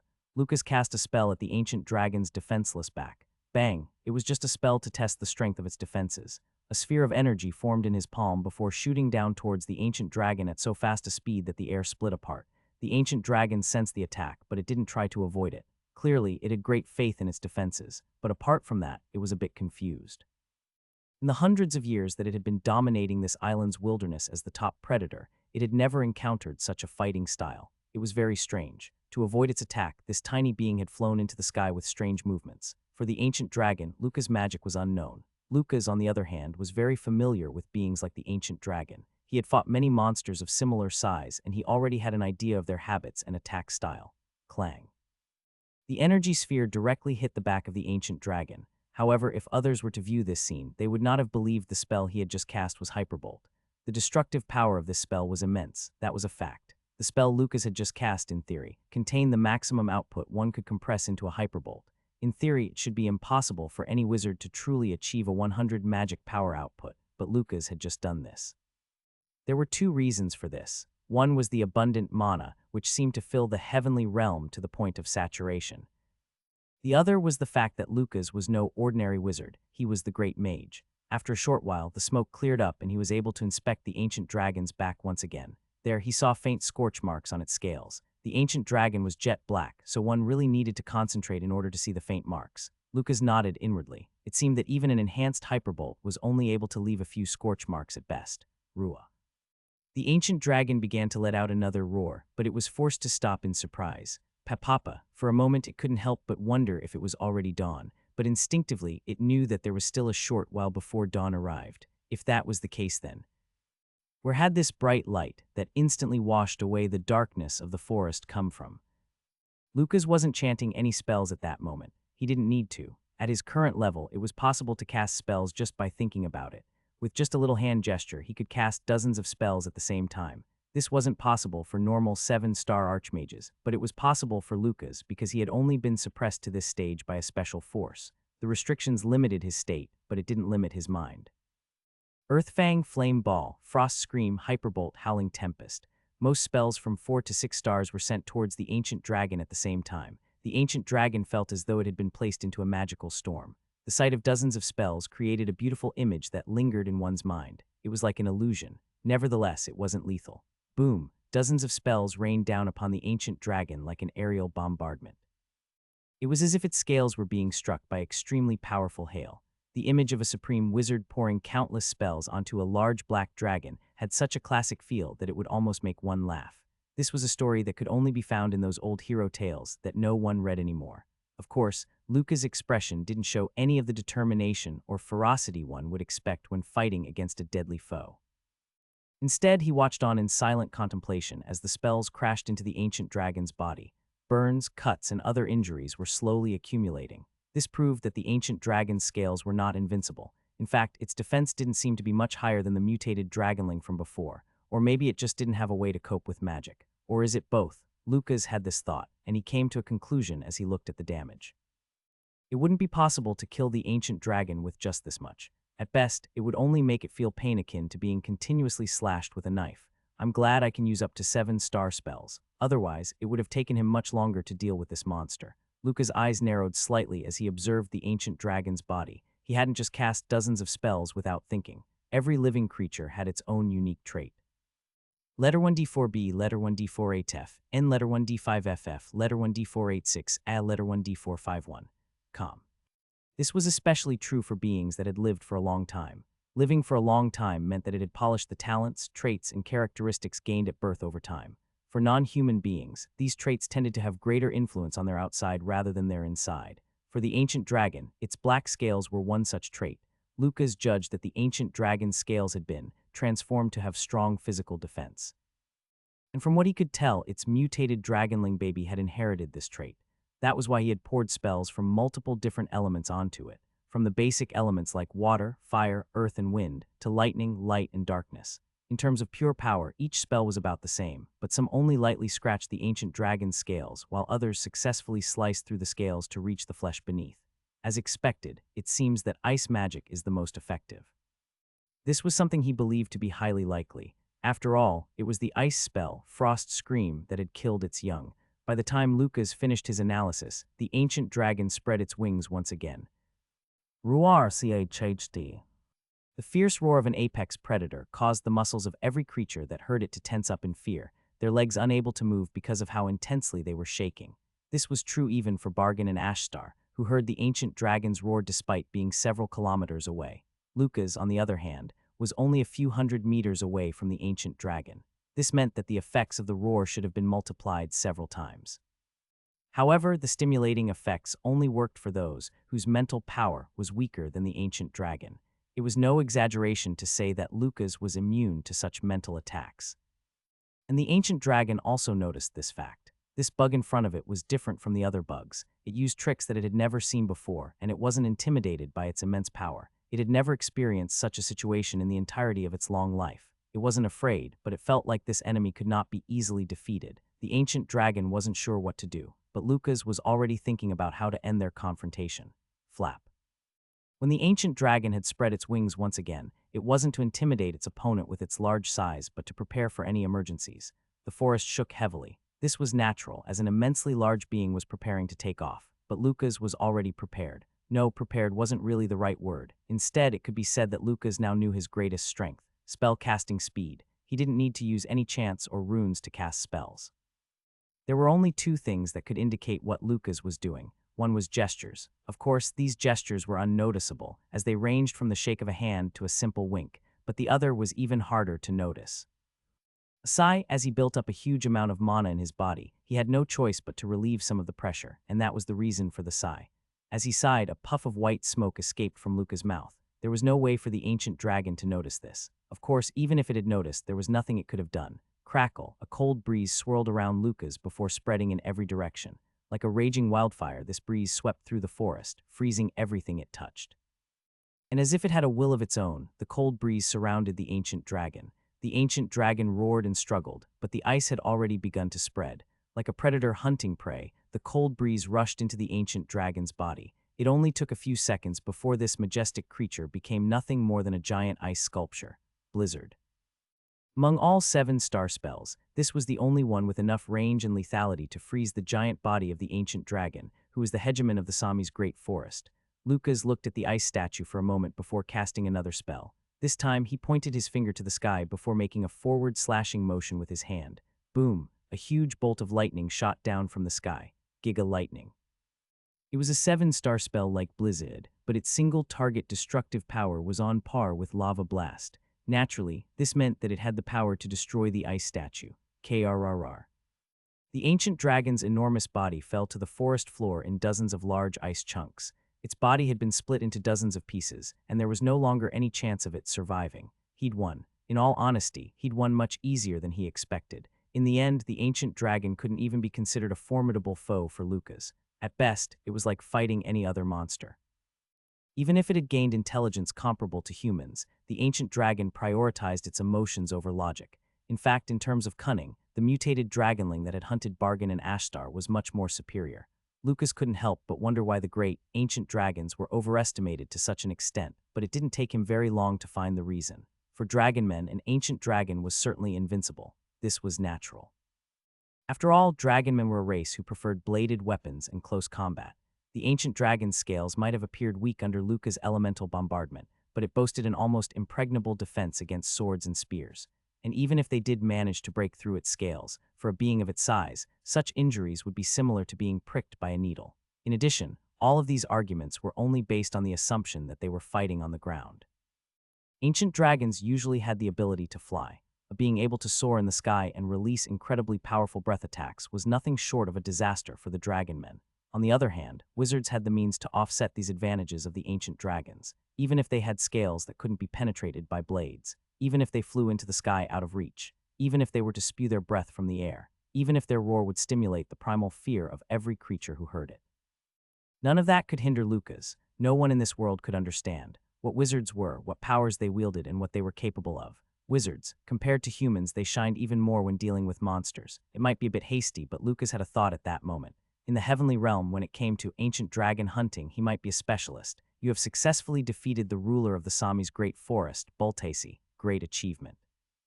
You have earned the title Legendary Dragon Hunter. The prestige of Dragon Hunter Lucas spreads throughout Combat Island. Prestige spreads, so it seemed that this was a way to spread his name in addition to winning the championship.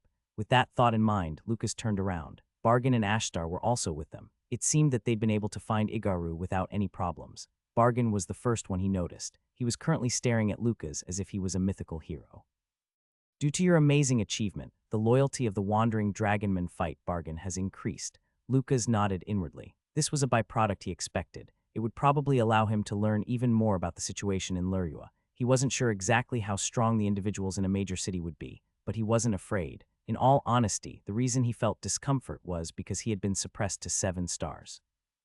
In his current state, even a single swordmaster would be more of a threat to him than the ancient dragon who once ruled over the Sami's great forest. Just as he had this thought, the loyalty of Subjugation Squad leader, Ashtar, has increased significantly. This was unexpected, so he was a bit speechless. However, it seemed that the voice had only just begun. The loyalty of Subjugation Squad leader, Igaru, has increased significantly. The loyalty of Subjugation Squad member, Kori, has increased significantly. The loyalty of Subjugation Squad member, Numaha, has increased significantly. The continuous ringing of the voice in his ear was deafening. Lucca's attention was then drawn to the dragonmen behind Bargain. That was why he realized that the gazes of these dozen or so dragonmen were similar to Bargain's. No, their gazes might have been even more intense. Lucas recalled the passage he'd read in the book. The corpse of an ancient dragon can only be described as a treasure trove. It is a valuable treasure in itself, but many parts of it can also be used as unparalleled elixirs or supreme ingredients. There is no confirmation of this fact, but it is stated that the heart of an ancient dragon has miraculous properties. Only a handful of those who try to refine it would be able to handle the immense power contained. Then he looked at the corpse of the ancient dragon that was currently before him. Bones, teeth, claws, scales. It was a huge mountain of treasure that blacksmiths would sell their souls to get even a single portion of. However, in all honesty, Lucas didn't feel like this ancient dragon's corpse was a treasure trove. After all, the ancient dragon's body had been broken into pieces. This was natural because it had been turned into a giant ice statue before being shattered with lightning. Not to mention the fact that the magical bombardment it suffered had greatly damaged its prized scales. Animal hide was always worth more the less it was damaged. That was why it was usually difficult to obtain good quality hide from powerful beasts. It was very difficult to kill a beast that was struggling to survive without doing any damage to its hide. Therefore, Lucas felt that the value of the corpse of the ancient dragon he'd slain would be rather low. Of course, that didn't matter to him. What he was after was its core, not its shell. Lucas looked at the ancient dragon's heart. It was as black as its scales, and one rubbed it gently with their hand, they would find themselves with a handful of ash. The heart was also much larger than Lucas. It was about as large as a small cabin. I need to control the ice so it doesn't melt. Lucas also had fairly deep knowledge about alchemy. He knew that if he were to let the ice around the heart melt, it would gradually begin to lose its vitality, which would, in turn, mean that it would lose value. Can I really refine this? This thought appeared in his mind for a moment, but he shook his head after thinking about it. He didn't think he would completely fail the refinement at all, but on the other hand, he wasn't 100% confident in his success either. After all, he knew nothing about the biological structure of ancient dragons, nor did he know how their parts should be handled. Such things were better left to the professionals, refiners. His current priority would be to find someone who could purify and refine the heart of the ancient dragon for him. Of course, if he couldn't find one, then he would have no choice but to research on his own and figure it out himself. But that was only a last resort. None of it should be thrown away. Bargain spoke in his normal cold tone, but despite his voice, his eyes shined with respect and admiration. Not really paying attention to it, Lucas said, "What do you mean? The ancient dragon my lord defeated." "The rights to deal with the ancient dragon's corpse goes to the one who defeated it. I will keep an eye on it so that no dragonman tries to touch your property." After saying that, he turned to stare at the dragonmen who were wandering around the ancient dragon's corpse. When they felt his gaze, they flinched as though they had been pricked by something. Do you not trust Igaru and Ashtar? As for the wandering dragonmen, they were naturally the surviving members of Igaru and Ashtar's squads. Bargain shook his head at those words. Those two are proud. They will only pay respect to my lord's achievement and will never try to take your spoils unjustly. Then, don't you intend to move the parts? As I said before, no part should be thrown away. His gaze then turned to the carriages pulled by the flying dragons. However, even if we were to remove all the cargo from the carriages and use all the available space, we still wouldn't be able to load the entire ancient dragon. That was natural. The ancient dragon was the size of a small mountain. The carriages they came with were relatively large and the luggage compartments were spacious, but as the name suggested, they were made to store luggage. As Bargain said, even if they used up all the available space, they wouldn't be able to fit even a single one of the ancient dragon's arms. Both squad leaders have called for reinforcements from their respective cities. Ah, Lucas finally understood. Flying a carriage in the middle of the night wasn't particularly dangerous, but the chance of encountering a wild flying dragon was definitely higher than during the day. Nevertheless, the squad leaders could not wait for daytime. They might have just called for backup and to report the situation, but there will definitely be vehicles capable of transporting the ancient dragon's corpse in the group. It's even possible that the respective city lords will also make an appearance. And they will definitely fight to decide whose city the ancient dragon's corpse is moved to. Is moving a corpse that important? It's very important. Bargain nodded several times before he explained. After moving the corpse to the city, won't you try to sell the parts? After all, you can't keep such a huge corpse by yourself. That's true. A black dragon the size of the one you slew is enough to equip hundreds of fighters. I see. It was that he understood what Bargain was trying to say. Would that increase the average level of the fighters in the city? It wouldn't just increase, it would increase explosively. Lucas knew a bit about the subtle relationships between the cities on Combat Island. While they weren't exactly hostile towards each other, there was still a certain level of competition between them. The level of the fighters in the city represents the strength of the city. This relationship would be even more strained than usual since the championship, a competition that would determine the strongest in the realm, was soon approaching. My lord, in this kind of situation, you slew an ancient dragon. I'm not too sure about the details, but I can guess that the value of this black dragon will be beyond imagination. I'm not sure if I agree. It's quite damaged. Lucas looked back at the corpse as he said this, but Bargain's expression became a bit strange. Is it even possible to kill an ancient dragon without damaging its hide? In addition, the damage to its body is limited to its scales at best. The claws are still intact, and the bones are still in good condition except for the cute ones. I think this can be considered a top-quality material. Bargain knew just how much manpower, effort, patience, and luck were required to defeat an ancient dragon. The subjugation rate of ancient dragons was generally considered to be less than 10%, and even if they succeeded, the ancient dragon's corpse was usually no better than a damaged wet rag. Nevertheless, such corpses were still viewed as incredible treasures, not to mention the one Lucas had killed, which suffered practically no damage except for its scales. Lucas nodded slightly. The dozens of spells he casted had thoroughly damaged the ancient dragon's scales, but most of them had failed to penetrate its flesh and cut its bones. And naturally, its claws were fine because it hadn't even gotten a chance to use them in the fight. And above all, the skull I heard that the skull of an ancient dragon was comparable in strength to that of mythical metals, and that part has been perfectly preserved. The value of that alone would be enough to make anyone cry out. Bargain's voice was filled with confidence as he spoke. Even so, Lucas simply listened at the side without much change in his expression. He naturally did have a need for a certain amount of money, but on the other hand, if he received an exceedingly large amount, then he wouldn't have anywhere to spend it. Of course, there was a saying that as far as money went, the more you had the better, but that was just one of the tricks spread by those obsessed with coins. I don't know if I'll even require such a large amount of money. Lucas looked up at the sky as he had this thought. A dim orange glow was beginning to spread from the horizon. The long night had finally come to an end, and dawn had come. To be honest, at that moment, Lucas was still underestimating the achievement of slaying an ancient dragon. He didn't expect that it would create a storm that would affect the cities near, where he had single-handedly defeated an ancient dragon. No, that would affect the entirety of Combat Island. Even in the cities of dragonmen, city lords existed. However, it was a bit incorrect to view them as absolute or supreme powers. This was because the meaning of the position was stronger than the city lord's authority. Of course, this didn't mean that it was just a nominal position or that they didn't have any real power. It was simply the fact that it was not easy to get the position in the first place. In order to become a city lord on Combat Island, there was a condition that first had to be satisfied: maintain the position of champion for at least 1 year in 5 different cities. It was a condition so difficult that most would just give up upon learning it. Becoming the champion of a city was in itself a difficult task, but it was even harder to maintain that position for a year. And yet, one would only be eligible for the city lord position after repeating this process 5 times. It was for this reason that all city lord were relatively well known, including the city lord of Hurup, Eschiris. However, Eschiris was different from other city lords. Even after taking the seat as city lord, most champions do not neglect their training, but it had been more than 10 years since he last held a weapon. His pretentious appearance, which was completely unlike any other fighter, proved that fact. The reason for this was simple.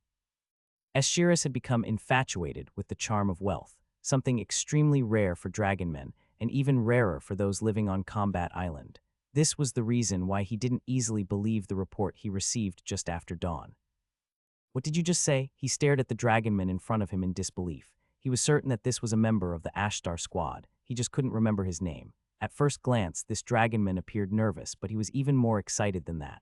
An ancient dragon appeared in the Sami's great forest, a huge one, and a sorcerer named Lucas managed to slay it on his own. Squad leader Ashtar said that we should quickly go retrieve the body before other cities have the chance to intervene. Eschiris frowned slightly. For someone like him, who was picky 24 hours a day, he usually wouldn't tolerate this kind of rude gibberish. More importantly, the squad member's report was filled with unbelievable nonsense. The fact that an ancient dragon had appeared in the Sami's great forest. The fact that the monster was huge enough to be described as a small mountain. And above all, the fact that the monster had been slain not by a group of well-known heroes or great champions, but by a single sorcerer. Just as he was wondering just how to deal with this foolish squad member who had come to tell him such nonsense first thing in the morning, the squad member hurriedly pulled something from his pocket. Perhaps he had sensed his bad intentions. This is squad leader Ashtar's letter. Give it here. Eschiris quickly looked over the piece of paper with the letter. It didn't take long for his eyes, which had been a bit dull and blank, to become sharp. This sharpness gradually became surprised, and the surprise soon morphed into shock. Tang, Eschiris roughly smacked the letter onto his desk. His beard trembled. This was a rare sight that could only be seen when he was extremely excited. How many sky carriages are available right now? The attendant at his side quickly answered. 17, sir. Not enough. That wasn't enough. Eschiris stroked his chin for a moment before saying, contact every carriage that is out on missions of lesser importance and tell them to return immediately. The attendant made an expression of surprise. That means not only those on subjugation missions, but also those transporting passengers. There will definitely be some backlash. Tell them that we will refund them double the fee, and they will be able to use a direct carriage after the city has completed its task. Understood.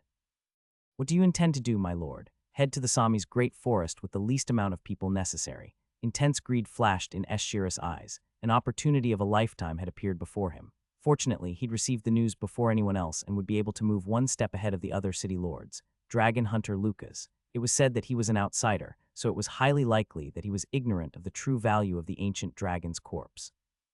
In other words, if he played his cards right, he could get his hands on a mountain of treasure for practically nothing in return. As he had this thought, sweat began to appear on his palms and his heart raced.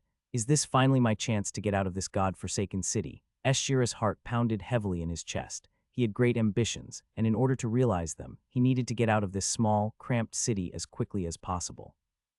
It was possible that this opportunity would become the great cornerstone to him achieving his ambition. Eschiris left his seat and practically floated out of his office. At that time, his excessive excitement caused him to overlook a certain fact. The more one tried to hide something, the faster it would spread. Igaru was a squad leader from the city of Harui, so naturally, the news of what Lucas had done reached the city lord there. And once the news reached the city lord, it wasn't hard for it to spread to the ears of the city's champion. In other words, Minha-rin, ahahaha, ahahaha. Upon hearing the news, she burst into laughter like a little girl. In fact, if she could, she would have even wanted to roll around on the ground. That was how happy she was. She felt much more refreshed than if she was standing on a coast, being hit by the ocean breeze. As expected, he was on a completely different level. In less than a month, Lucas had easily overtaken even her greatest achievements. Nevertheless, she didn't feel jealous or inferior. She felt proud. She remembered when she'd first entered the heavenly realm. For Minha-rin, it was a world that was big, scary, and altogether unfamiliar. Wild dragonlings threatened her life daily, and extremely strong beings constantly stimulated her inferiority complex. And yet, in this place infested by monsters, her master stood tall, as usual. I letter 1D427, letter 1D4C3, letter 1D493, letter 1D486, letter 1D440, letter 1D659. Calm. Right in her eyes, even this huge world wasn't enough to be much of a problem for Lucas. To put it bluntly, what she was feeling was, in essence, surrogate satisfaction, but Minha-rin almost felt like saying, what's wrong with that? After all, she was that person's disciple. I'm not really surprised. Dragon Hunter Lucas. It wasn't quite as nice sounding as Great Teacher or Great Mage, but she thought the name suited him quite well. I have to work hard too.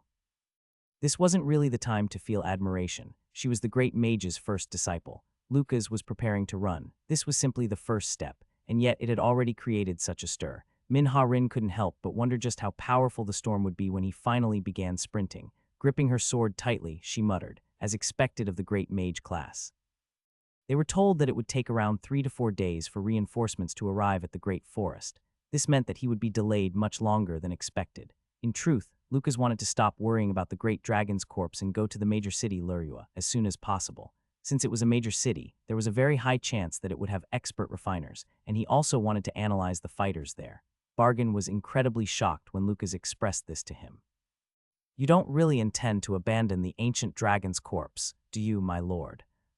Would you like to have it? I really don't care as long as I get a bit of the money and the heart. Haha, that's a cruel joke. Bargain shook his head at Lucas and let out a laugh. This showed just how absurd Lucas' words were, as it was his first time seeing Bargain laugh. Reluctantly, Lucas decided to stay in the forest until the ancient dragon's corpse was properly taken care of.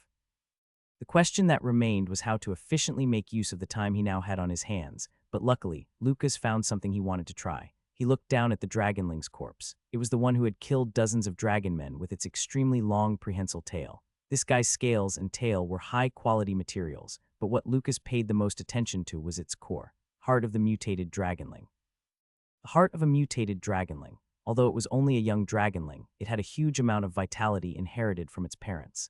If processed with a special refining method, there may be many uses for it. Because it was left unattended for a long time, most of the inherent vitality has dissipated. Visualized information. It was the thing that Minha-rin called information window. Lucas decided to call it that as well. He liked the name because it was simple and intuitive.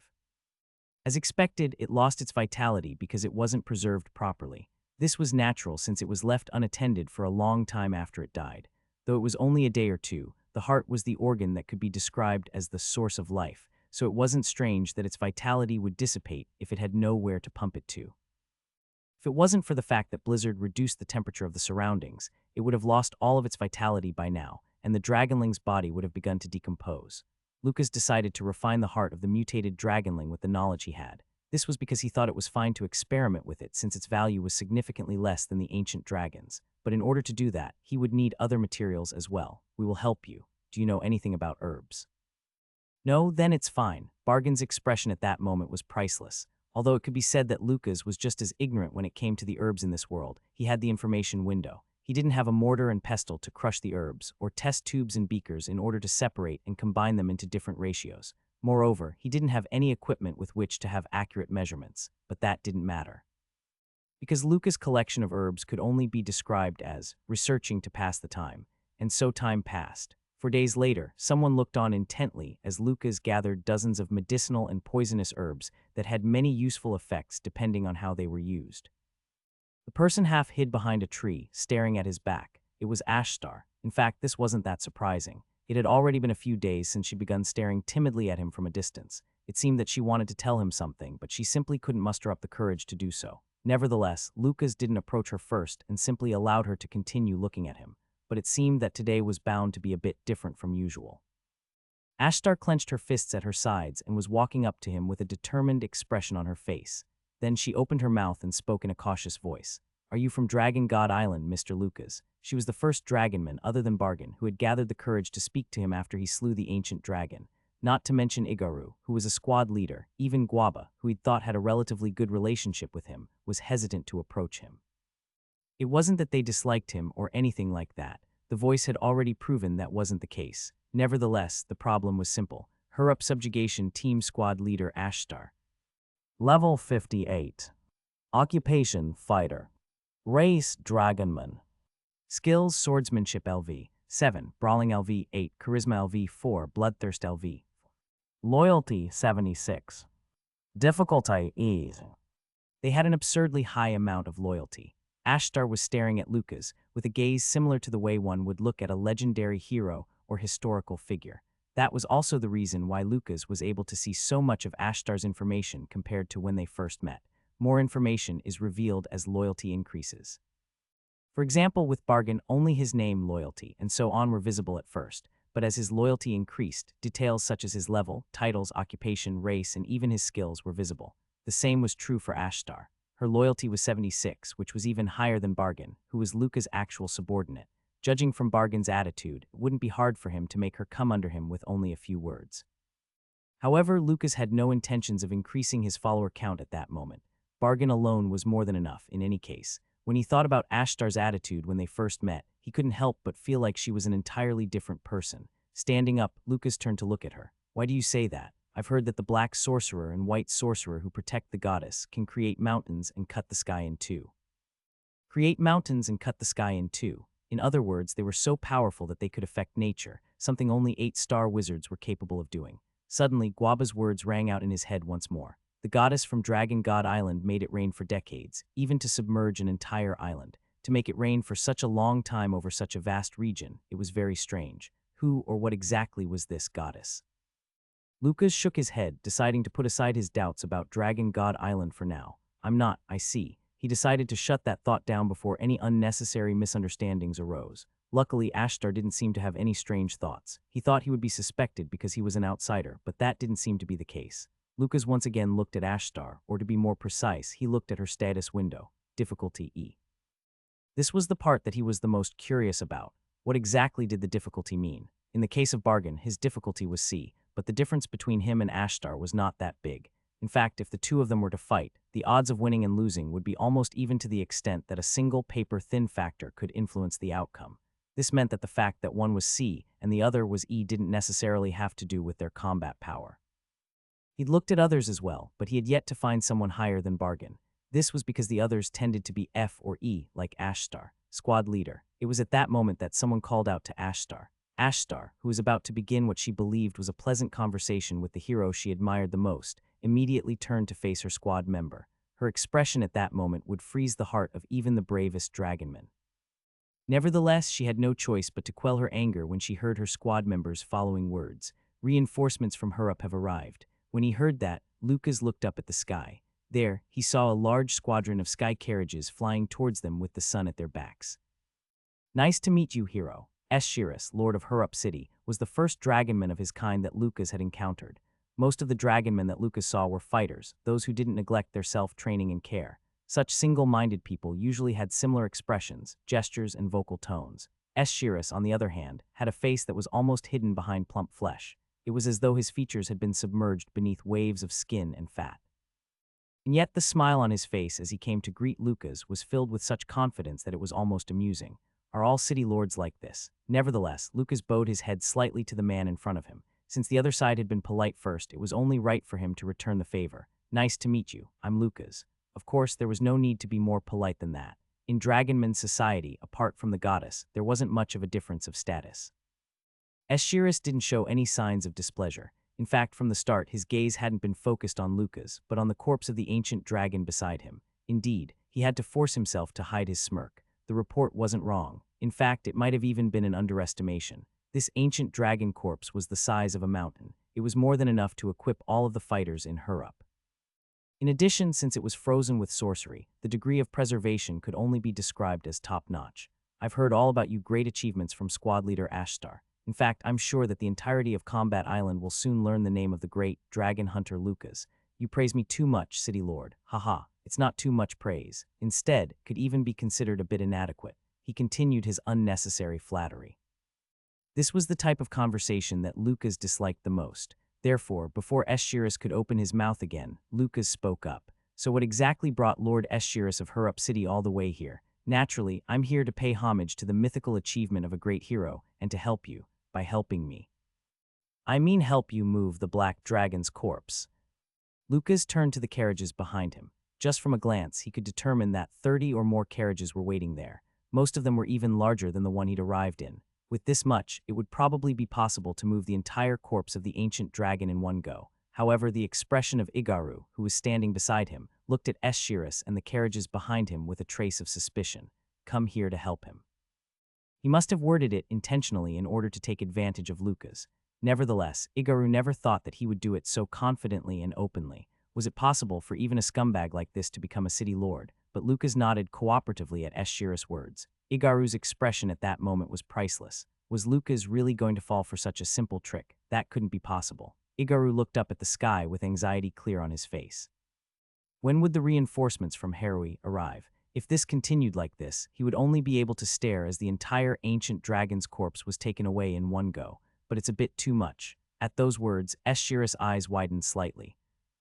It's too much? What do you mean? Squad leader Ashtar only asked for reinforcements and aid, didn't she? But City Lord brought an entire squadron. It seems that the injured will each be able to sit on a carriage. In just a few words, the dozens of carriages at the back, which had come to carry away the corpse of the black dragon, had become reinforcements and aid.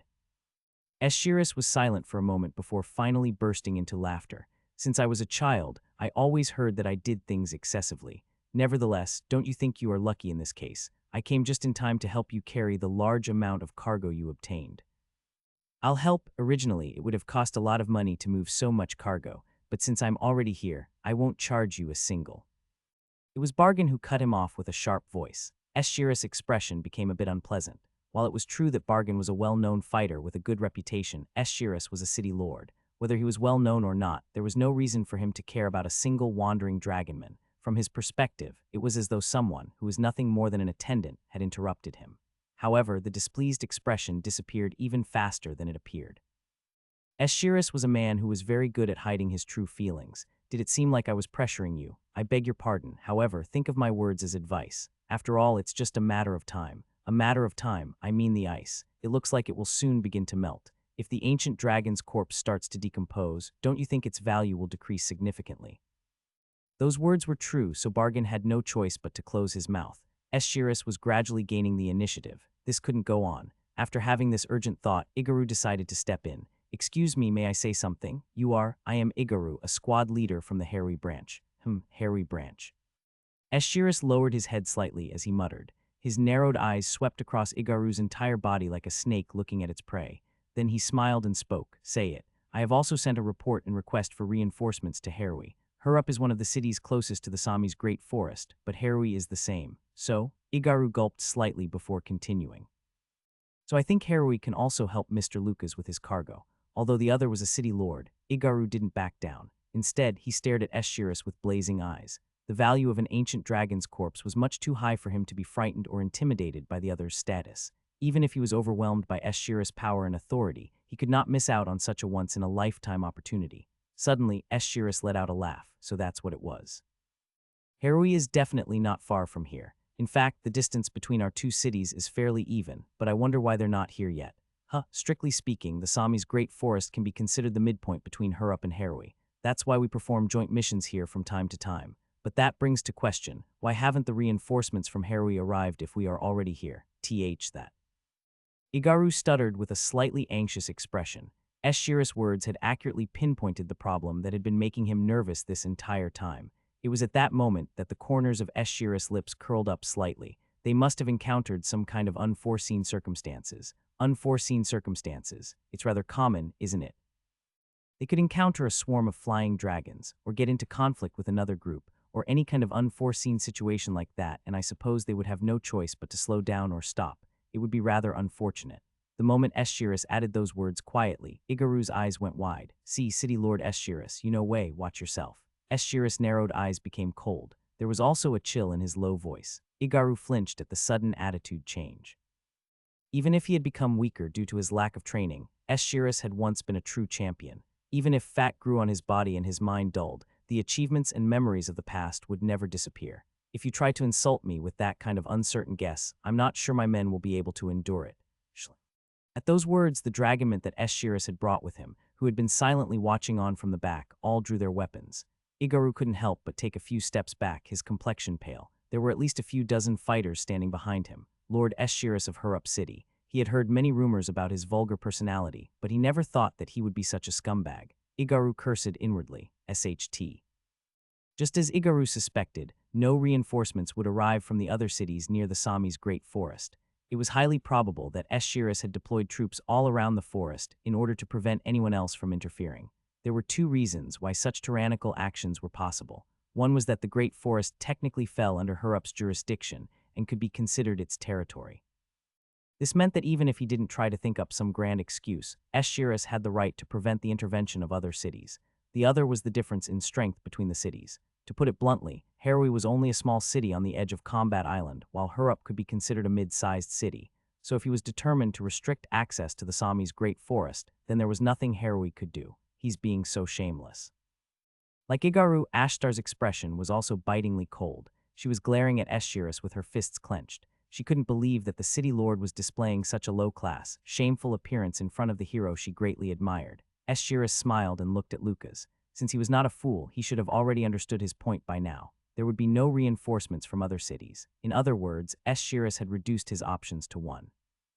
Nevertheless, although he had lost his right to choose, it couldn't be considered a bad deal for either of them. After all, he really couldn't do anything else in this situation. If he didn't choose to cooperate, then the value of the ancient dragon's corpse would plunge. Eschiris didn't openly say this because he wanted to see if this man could understand his situation. The same was true for the dragonman, who had an appearance similar to a monk, standing beside him. Lucas might have been desperately thinking at that moment, but that didn't mean that other options would suddenly appear. Now then, since he'd shown him the stick, it was time to show him the carrot. Eschiris smiled at Lucas and said, "It seems that you froze it with some kind of sorcery trick, but something on such a large scale can't be used often, right?" Then he added in a soft voice, "Hurup is the city closest to the Sami's Great Forest. In other words, these parts could be transported to it much faster than to any other city, so you wouldn't have to worry about the ice melting."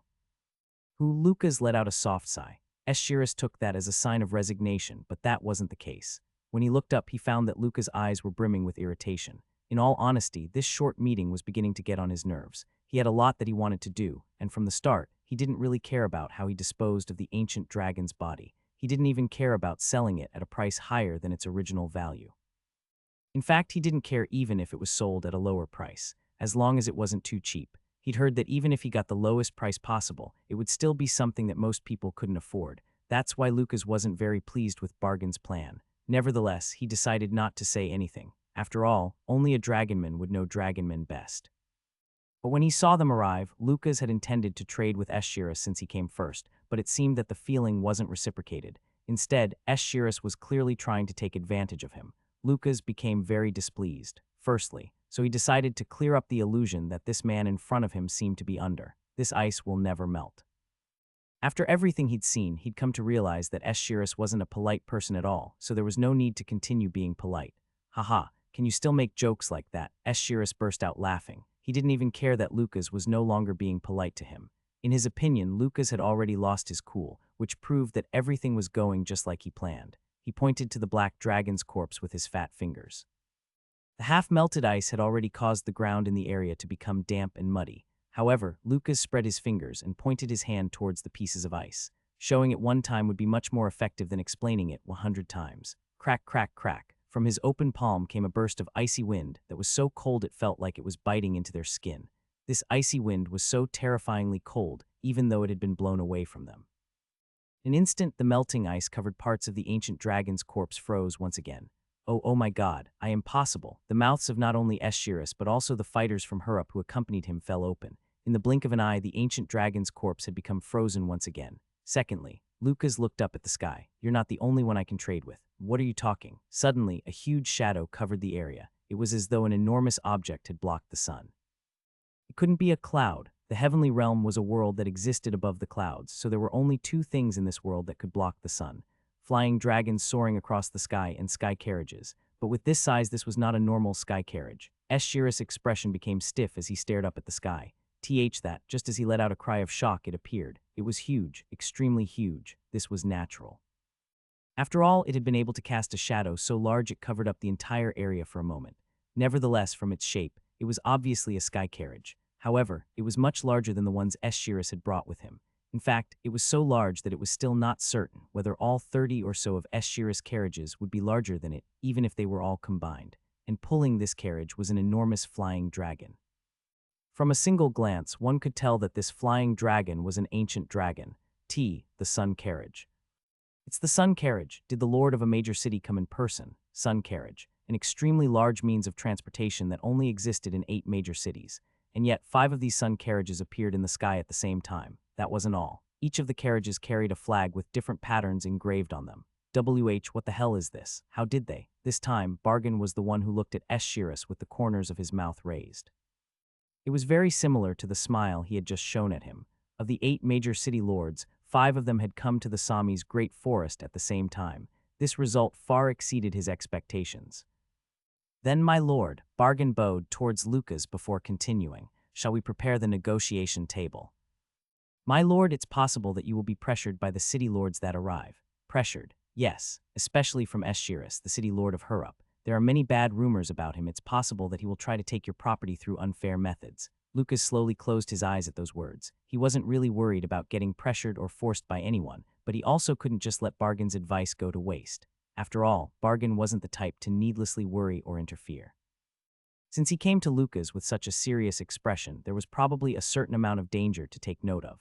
Please leave it to me. Bargain suddenly spoke out in a clear voice. I will turn this situation around. Is there anything I can do to help? No, but I have a slightly rude request. His tone was cautious, but Lucas nodded without drawing any attention to it. Bargain then turned to look at the corpse of the young dragonling. Please give me a few of its scales. When he heard that, Lucas waved his hand, causing the dragonling's scales to fly off and float towards them.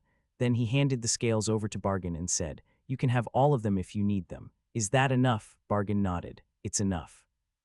Bargain didn't do anything special. He simply gave a few letters to one of the subjugation squad members heading to Harroway and asked them to deliver it to the major cities. In fact, finding someone to deliver the letters was the hardest part. After all, the squad leaders had ordered their members to keep the details about the ancient dragon a secret. Fortunately, Bargain was well acquainted with one of the members set to return to the city. No, they weren't just well acquainted. Bargain had saved his life about 3 years ago. For dragon men, not to mention 3 years, they wouldn't forget the favor of someone saving their life even after 300 years. Therefore, by making use of the communication channels in Harroway, the squad member was able to send the details about the ancient dragon to the 8 major cities. Of course, even if they were to suddenly receive such a report, he would only be treated like a crazy person, which is why he also attached the scales to the letters. This was the so-called concept of proof. Transmission techniques had many restrictions that the senders had to abide by. For one, the item being transferred couldn't be much larger than a fist, and it could not be too heavy. Additionally, no living creature could be transferred, not even a small bug the size of a fingernail. Fortunately, the young dragonling's scales were small enough to meet the demanding requirements of the transmission technique. Therefore, the subjugation squad member was able to send 8 scales with a single message attached to each of them. This isn't from a real ancient dragon. This is simply the scale of its offspring. Any discerning eye would be able to recognize the value of those scales, and Bargain was certain that there would be at least one person talented enough to see it in each major city. Nevertheless, it was half a gamble. Bargain was the one who made this plan, and he thought that it could be considered a success if even 2 major city lords were to come. What he wasn't aware of was the overflowing competitive atmosphere that had overtaken the entirety of Combat Island, the championship, the most honorable competition on Combat Island to determine the one and only grand champion. Like uncut gemstones, fighters who had been training in secret would begin to appear one after the other. And in order to protect the honor of their arenas, each city needed to get their hands upon these fighters before the other cities. If the overall quality of their fighters improved, so would the chances that an outstanding champion would appear in their cities, and naturally, the chances of them producing the grand champion would also increase. Then, what was the most important thing to attract these independent fighters to their arenas? Honor. This would naturally be obtained the more they won. Dragonmen fighters risked their lives for their pride, so they would not covet honor that someone had artificially created for them. Wealth. While it was nice to have, few fighters attached great value to money. No, the thing that fighters raved about the most was a good weapon. Whenever a weapon that could be called a treasured weapon appeared as a prize, hundreds of Dragonmen fighters would risk their lives in fierce, bloody battles to obtain it. And if it was the corpse of an ancient dragon, then hundreds of such weapons could be made.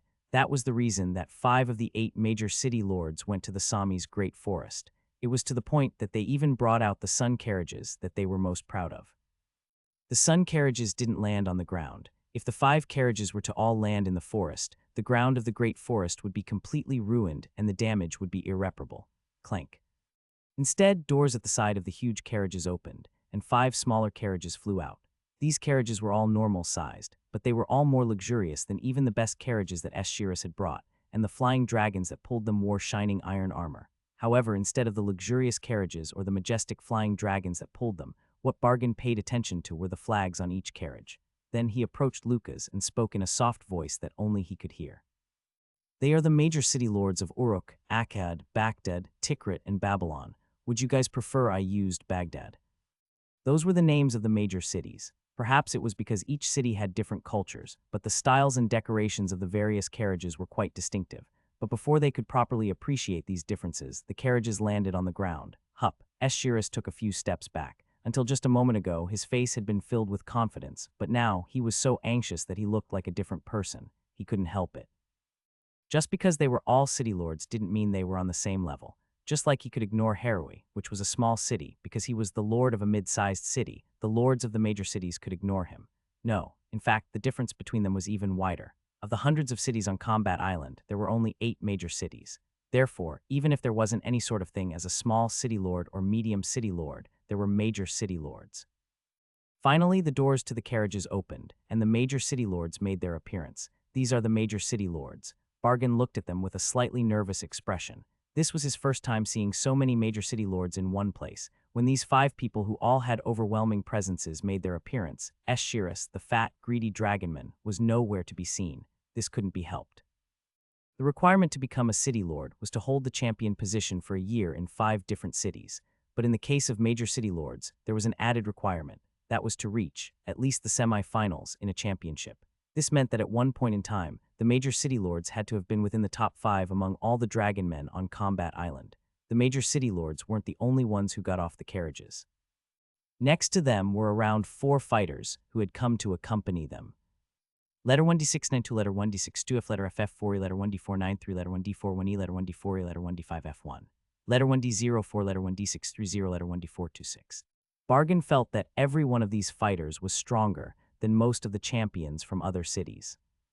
Suddenly, Luca's eyebrow twitched slightly. This wasn't because he admired their strength like Bargain. The major city lord of Babylon, the face of a fighter standing beside her, who was the only female among the major city lords present, looked very familiar. Even though it had changed a bit, it wasn't so different that he couldn't recognize them. The change wasn't as dramatic as Minharin's, but it was clear that he hadn't come to the heavenly realm recently, like Lucas.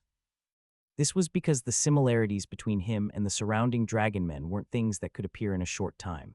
Then their eyes met. His eyes widened slightly as he spotted Lucas, but he soon calmed down and regained his composure. Lucas looked at him for a moment and had a thought. Was it possible for him to view his status window? As it turned out, he could. Li Zhong Hack. Level 97. Titles: Whirlwind of the Arena, Swordsman of Destruction. Occupation: Warrior. Race: Human. Skills: Plum Blossom Sword Method LV, 9. Demon Slaying Sword Method LV, 7. 9 Palaces Sword Method LV, 7. Tempest Sword Method LV. 7. Taking Sword Method LV. 7. 72 Wave Sword Method LV. 7. 36 World Sword Method LV. 6. Sword of Destruction LV. 9. Endurance LV. 9. Patience LV. 7. He'd gotten stronger. Lucas wasn't quite sure exactly how strong Lee Jong-hak had been originally, but he had definitely gotten much stronger. He could easily tell from the fact that he was 20 levels higher than Min Ha-rin. Lee Jong-hak looked at Lucas for a moment before shaking his head slightly. Did that mean that he should pretend he didn't know him for the time being? To show his understanding, he nodded his head slightly. Nevertheless, Lucas couldn't help but feel a bit curious. Lee Jong-hak's status window had neither loyalty nor difficulty. Was it because he wasn't a native of this world? He wasn't sure. In any case, there were many things he wanted to ask him. His relationship with him wasn't as close as with Min Ha-rin, but he was still glad to see him. Nevertheless, this wasn't the time for the reunion. "Are you the dragon hunter?" One of the major city lords spoke up. It was a dragonman with an extremely large body. His scales were covered in various scars of different sizes, his neck was long and thick, and his nose and mouth protruded to form a snout filled with sharp teeth. According to Bargain, this large man, whose appearance was very reminiscent of a dragon, was the city lord of the major city, Uruk. "You are Garged." As he responded briefly, he turned to look at the corpse of the ancient dragon before turning to Lucas once again. Then he spoke in the same blunt tone. 10 million Urus. "What, if you agree to sell it to Uruk? I will give you 10 million Urus, on top of the cost for the ancient dragon itself." Lucas preferred conversations that got straight to the point, but that wasn't exactly the case with Gargad. To say that it was sudden would be an understatement, not to mention that the amount of money he offered was completely unbelievable. 10 million Urus. Now that he'd gained some knowledge after reading the various books in his possession, he understood, to an extent, just how formidable this sum was. Put it simply, with such a sum, even if he were to buy several houses in the heart of a medium-sized city, the amount he had left wouldn't change much from the original. And yet Gargad was saying that not only would he give him this amount, he would also pay him for the corpse. This wasn't a joke, nor was it a lie. From his serious expression, it was clear that he meant it. Suddenly, "I'll give you 12 million Urus and 20 high-class slave fighters," the major city lord of Tikrit spoke up. He had the appearance of an old man who might die at any moment, but the aura radiating from his body and the glow in his eyes was no weaker than Gargad. "We will give you 13 million Urus and 10 flying dragons." The expression of the major city lord of Baghdad didn't change, but he gave off a faint feeling that he would never give up the ancient dragon's corpse. Apparently, because of Luca's lack of expression, they all seemed to think that he found all of their offers unsatisfactory. "You're all being so generous, but I won't back down either, let's see." The major city lord of Akkad had the appearance of a young boy. Of course, that was only his appearance. There was no way to confirm just how old he actually was. He looked at Lucas with sparkling eyes that suited his apparent age. Then he lifted a finger and said, "I heard that you are a powerful sorcerer, so I will give you 15 million Urus and 3 extremely rare magical tomes that I obtained from Dragon God Island. I'm sure you're already aware, but those are not something that you can just find at the market. Unlike slave fighters and flying dragons, they are not things that can be obtained with money alone." The major city lord of Akkad smiled confidently, and in fact his confidence was not misplaced. Although he remained expressionless, Lucas had been paying close attention to their offers, and he was most interested in the proposal of this young-looking dragonman. This was because he was interested in the sorcery techniques of the heavenly realm. Suddenly, the major city lord of Babylon, who had simply been watching from the side with a smile on her face, finally let out a burst of laughter. "Ahahaha, you guys don't know anything." It was a very pleasant laugh. In all honesty, this woman had the appearance of some kind of noblewoman instead of a dragonman fighter, and a former champion at that. She even fanned her face gently with a folding fan in her hand. However, the feature that stood out the most was her piercing purple eyes. When one looked into them, it was as though strange magic power tried to suck out their very soul. "Ishuda, don't try anything stupid." Gargad spoke in a displeased voice, but Ishuda didn't stop whatever it was she was doing. Instead, she simply lifted her fan to cover her smile. "This man doesn't want riches or wealth. You can tell just by looking at him." Then she secretly shot a gaze at Lucas. When he realized this, the expression of Lee Jong-hak, who was standing beside her, shifted slightly. He sighed inaudibly. "Hey, Mr. Dragon Hunter, what do you really want? I can give you anything you desire, even if you want me." Her voice appeared in his ear like a whisper. Lucas felt a tickling sensation as if something soft was gently nibbling on his ear. In fact, when she spoke, most of the people in the area stumbled drunkenly. "The magical eye of enticement is seducing you." It was some kind of mental attack, and in fact, its effect was true to its name. Lucas looked around subtly. It wasn't just the subjugation squad members or Eschirus troops. Even some of the major city lords reacted openly. They weren't as affected as the other dragonmen, but it was clear that they were all doing their best to deal with Ishuda's mental attack. It must be a relatively high-level power that could even affect major city lords on the same level. Was Li Zhonghak also affected by this? Lucas couldn't help but wonder. Skill, thousands of years of innocence, has been activated. You have perfectly defended against the gaze of the magical eye of enticement. He locked eyes with Ishuda. Ishuda blinked slowly, her expression filled with bewilderment, whether her skill worked or not, and if it did work, how effective it was. She could easily tell that by looking into the other person's eyes. That's why she was so surprised. This was the first time. This had never happened before. There had never been a time where her magical eye of enticement had failed to affect someone. While Ishuda was experiencing full-blown panic at this unexpected situation, Lucas had finished his inspection of Li Zhonghak, and he concluded that he wasn't being influenced or manipulated. Right, just like I thought. It was none other than a firm will that couldn't be shaken by anyone else that formed the basis of Li Zhonghak's personality. His imperturbable mind was not something that could be influenced easily, even if it was by a power on the level of Ishuda's magical eye. Of course, this didn't mean that Li Zhonghak would be able to completely negate the power of her magical eye. He would still be affected to some extent, but at the very least, he would be able to remain in control of his actions. If worse came to worst, he would still be able to take his own life before doing something he didn't want to. There were a few people who would choose death over subservience, and Li Zhonghak was one of them. Ahahaha, how interesting. It seems Ishuda's magical eye has no effect at all. The Akkad Major City Lord burst into laughter. The more one looked at him, the more one would feel that his real age actually matched his appearance. His gestures and way of speaking seemed to reflect that. Ishuda stared at him in displeasure for a moment before lifting her folding fan to cover her face again. Then she spoke in a posh manner similar to a noblewoman. In addition to 20 million arus, I will introduce you to Babylon's fire hammer, Mho.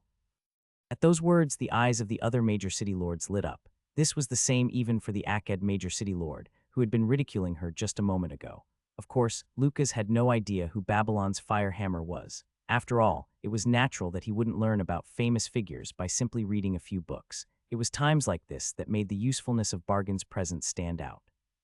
He is one of the greatest blacksmiths in Babylon, in the entirety of Combat Island. He is known for making famous items like the Fire Dragon Armor, Wind Listener, Supreme Spear, and countless others. However, he is known for being extremely proud, so much so that he wouldn't lift his hammer even if the heavens forced him to. From what I've heard, there are only a few people who can control him, including the Babylon Major City Lord, an excellent blacksmith. That wasn't necessarily a bad offer, but Lucas couldn't help but silently lament the fact that he wasn't a refiner. Of course, he still felt that it would be good to obtain a good quality staff, but what he needed most right now was neither weapons nor armor. Lucas' lack of expression caused those looking at him to feel that he was still unwilling. Once more, Ishuda's confident expression crumbled. At this moment in her eyes, Lucas was a completely unreadable outsider whose desires she was unable to grasp. We can also match the price of 20 million arus. It was Garged who spoke. The other major city lords also nodded to show their agreement. If they were to compete without any regard for each other, the price would definitely have soared beyond their control. But now, it seemed that the price would not go past 20 million. This was probably the maximum amount that they had agreed to beforehand. Suddenly, the Baghdad major city lord spoke up. This is the greatest sign of sincerity that we can give. Outsider, if you continue to be greedy, then. He intentionally lowered his voice at the end of his sentence. He thought that would be enough of a warning, but Lucas turned to look at him and said, "If I continue to be greedy, then." The major city lord looked at Lucas with surprise for a moment before responding in a cold voice laced with killing intent. "It would make us very angry." The atmosphere became frozen. Nevertheless, Lucas' expression remained the same. The Baghdad major city lord hated being looked down upon and ignored the most, and the current situation made him feel like that was exactly what was happening. Crunch, just as he clenched his fist tightly. "Relax, relax, we're not here to threaten you." The Akkad major city lord chuckled. "Lucas, was it? We are people who don't have much free time on our hands, so I hope you can make your decision soon." Bargain gulped slightly, inwardly agreeing with that statement. Those were exactly his thoughts. After all, these were major city lords. They were inherently different from pigs blinded by greed like Eschiris. Even Ishuda, who still had an expression of surprise, was known in the arena as a demonic woman who never revealed the full extent of her abilities. In that case, Bargain began to calculate the profits and losses of this situation. The offers made by the 5 major city lords. First of all, the money offered by all sides was set to 20 million arus. Then he thought about the other things that had been promised. Slaves, flying dragons, magical tomes. But in truth, that isn't all. Not at all. Accepting the proposal of one of them meant refusing the other 4. Of course, they wouldn't openly express their displeasure or try to attack them, but having a bad relationship with a major city lord on Combat Island was very bad for many reasons. More importantly, it wouldn't just be one major city lord, but four. In other words, they couldn't just look at the products that were promised. The answer should only be given after thoroughly comparing the actual influences of each major city lord, the sizes of their cities, the popularity of their arenas, and whether their cities would be suitable to stay in the future. This is all my fault. Bargain's heart suddenly felt heavy. If he had known this would happen, he wouldn't have sent letters to each of the major cities. In the first place, he thought they could be considered lucky if even a single major city lord was to make an appearance. But in the end, it could only be said that Bargain's hasty judgment had been incorrect. Bargain turned to look at Lucas. He saw that his head was lowered and he seemed to be agonizing over something. It's natural for him to feel troubled. No matter how bold Lucas was, there was no way that he could easily give an answer in this type of situation. Time, right. The thing he needed the most at that moment was time. But in this situation, asking the 5 of the major city lords for time might bring ridicule and scorn. Such a role should be taken by the subordinate, not by the lord. Can you please give us some time to think about it? At those words, 5 pairs of eyes all turned to focus on Bargain. Within their cold gazes were traces of surprise and contempt, as though they never expected someone else to interfere. Those gazes alone were enough to make him feel immense pressure. In an instant, Bargain found that it was hard to breathe, and his legs began to shake subconsciously. This caused a question to appear in his mind for a moment. How did Lucas manage to remain calm under these gazes? Bargain tried to not show how much he was suffering from the pressure, but there was no way for him to stop the cold sweat from slowly rolling down his cheek. He forcibly spoke through his constricted throat. Major city lords, please understand that this is not an easy decision to make. At those words, the Akkad major city lord nodded slightly with a soft smile on his face. Your courage is commendable. You are a pretty good slave. Let's see, we'll give you 15 minutes. How about that, Spira? Even when the Baghdad major lord called out his name, the Akkad major city lord's expression didn't change. What is it? I didn't say anything wrong. Garged, who had been silent for a while, finally spoke in a heavy voice. We will give you 10 minutes to think about it. Bargain bowed his head to them slightly before turning toward his lord, but Lucas spoke without looking at Bargain. Are you trying to buy time for me? Yes, there is no need. I've already made a decision long ago. Is that so? He shouldn't have said anything. Bargain's face flushed slightly as he had this thought, and he bowed his head. Then I suppose I did something unnecessary. I'm sorry. No, you did well. Luca's eyes remained on Ishuda. To be precise, they remained on Lee Jong-hak, who was standing beside her. Lee Jong-hak seemed to be saying something to Ishuda, and as she listened to what he said, Ishuda's eyebrows rose up in surprise. Then she glanced over at Lucas before nodding with an expression of interest on her face. Lee Jong-hak bowed slightly towards her in a businesslike manner before walking over to Lucas. Seeing this, Lucas spoke. Bargain, yes, step back for a moment. Lee Jong-hak looked pretty good in the clothing style of the Dragon Men. He had tied his slightly longer hair into a single ponytail behind his head, and his gaze seemed to be deeper than before. He also appeared calmer than before. Nevertheless, there was one thing about him that didn't change, and that was the sword that rested at his waist. Dragon Hunter Lucas, it certainly was worth it to apply for this escort mission after hearing your name. I'm sure that my name is quite rare in the heavenly realm. Lee Jong-hak nodded before bowing slightly. It's been a while, right? After that, neither of them spoke for a while. Compared to the warm reunion with Min Ha-rin, the atmosphere between them could only be described as stiff. This was natural. After all, Lucas' current relationship with Lee Jong-hak was very awkward. Even until now, he was unsure of just what Lee Jong-hak thought of him. His attitude seemed to be much softer and more polite than in the past, but the difference was barely noticeable. Where have you been all this time? I looked around for the others, but I wasn't able to find anyone, not even Ha-rin. Do you know where she is? In a small city called Harui. That's not too far from here. She's the champion there. Harui's champion, you mean Rin Summers? Lee Jong-hak raised an eyebrow in surprise before nodding slightly. It makes sense that she is Min Ha-rin. I did think that name was a bit unusual, but... Are you also using a pseudonym? Yes, I'm going by the name Li Hao right now. If both of them were using pseudonyms, then it made sense that they weren't able to find each other. I haven't been in the heavenly realm very long. It has only been about a week. What do you? Lucas then explained that each participant entered the heavenly realm at different times. Then, in order to figure out the reason behind it, he decided to finally ask the questions he was most curious about. How many stages did you clear in the tutorial? 8 stages. And when did you enter the heavenly realm? About 2 years ago, I see. Lucas nodded his head. It seems that each stage of the tutorial counts as a year. Lee Jong-hak also nodded. Now that he thought about it, that indeed seemed to be the case. Min Ha-rin, who had cleared 5 stages, entered the heavenly realm 5 years ago. Lee Jong-hak, who cleared 8 stages, entered 2 years ago. And finally, Lucas, who had cleared all 10 stages, was only able to enter the heavenly realm around a week ago. This conclusion gave rise to several possibilities. Leo Freeman had entered the heavenly realm at the same time, or maybe even sooner than Min Ha-rin. Arid was still an uncertainty. And finally, Seti. With her abilities, it was highly probable that she had also cleared all 10 stages like Lucas. In other words, Seti had probably entered the heavenly realm very recently as well. Seti Troman lay on the ground, looking up at the sky. It was currently as dark as her hair. A hot yet familiar breeze brushed against her skin. Any other living being might have shuddered at the sensation, but Seti didn't seem to notice it as she muttered, "Where am I?" She couldn't help but wonder as she laid there. She had just cleared the tutorial and was told to check her status window, but when she did, a bright light covered her, and when she opened her eyes again, she found herself in this place. Other words, all she knew was that she was finally in the great world, or whatever it was called. Whoosh! A burst of hot air ruffled her hair. She didn't know where it was coming from. Nevertheless, this place wasn't unpleasant for Seti, who was used to being surrounded by demonic energy. In fact, it felt like her entire body was filled with fighting spirit. Perhaps this place would allow her to regain some of her past strength.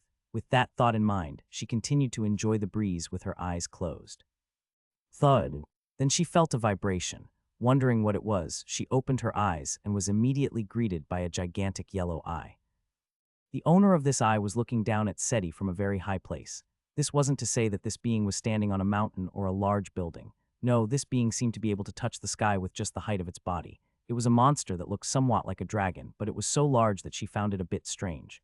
As she stared at it, Seti tilted her head to the side. When did this guy appear? No. In this case, did this mean that she'd appeared in its territory? You're really big. It was so ridiculously big that she couldn't help but say those words out loud.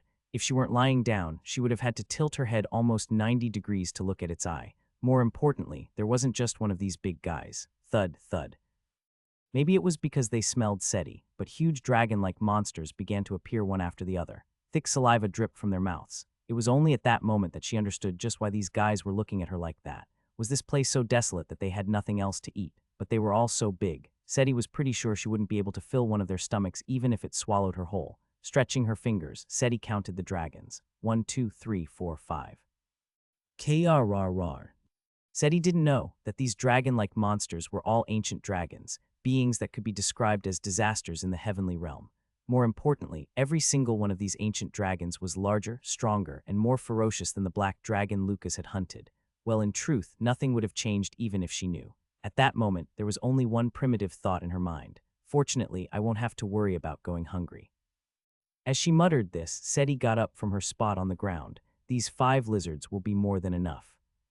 Lucas decided to ask Lee Jong-hak about his relationship with Ishuda. Is she controlling you? No. His response was firm and clear. Although he didn't explain, he spoke in his usual calm tone. I owe Ms. Ishuda a great deal. She was the one who taught me, who was still ignorant about this world, how to live and grow. In return, I will work in Babylon as a fighter for a year. There is about half a year left until the deadline. After hearing what Lee Jong-hak said, Lucas couldn't help but bring up something else that he was concerned about. Do you intend to take part in the championship? Yes. Then you are the champion of Babylon. That's not it. Now that I think about it, you haven't been in the heavenly realm for a long time, so it's natural for you to not know. After mumbling those words, Lee Jong-hak explained, the arenas in major cities are incredibly large, so they are allowed to enter 3 people into the championship. I see, in other words, in Babylon City, even if Lee Jong-hak wasn't the champion, he could at least be considered within the top 3 of the entire arena. Of course, that didn't mean that it was lower or easier than being the champion in another city. In Babylon alone, the number of fighters belonging to the city easily surpassed 500. If the independent fighters were to be included, then this number would certainly surpass 1,000. And even if their numbers were large, the average level of these fighters was not low. So to put it simply, to become one of the top 3 fighters in such a large arena was actually even more difficult than becoming the champion in a small or medium-sized city.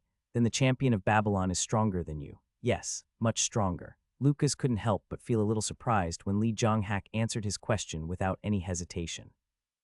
Lee Jong-hak's current level was 92, and he was much stronger than any dragonman Lucas had encountered in the heavenly realm before that day. Compared to Min Ha-rin, who was the champion of the Harui arena, Lee Jong-hak was still several steps ahead. Nevertheless, Lee Jong-hak was now claiming that the champion of Babylon was much stronger than him. No, Lucas turned to look at the major city lords that were standing at the side. The difference between them and Lee Jong-hak hadn't reached a ridiculous level, so the strength of the Babylon champion should still be within an acceptable range. 2 years.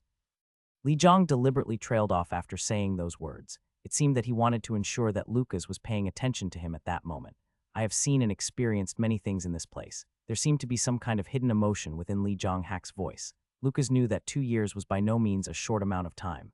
The majority of absolutes would never be able to sympathize with this, and they would instead find it amusing or ridiculous, but Lucas was different. Because he was an absolute who was once human. Looking back at it, when I agreed to follow you, I was still unsure about many things. There was a reason why he was unsure. This was because Li Zhonghak himself could not tell right from wrong. Before that, his life had been different, much simpler. His enemy was clear, and they were beings that had to be destroyed. Demons. They could be called absolute evil. Therefore, Li Zhonghak never had any hesitation or guilt when he killed them.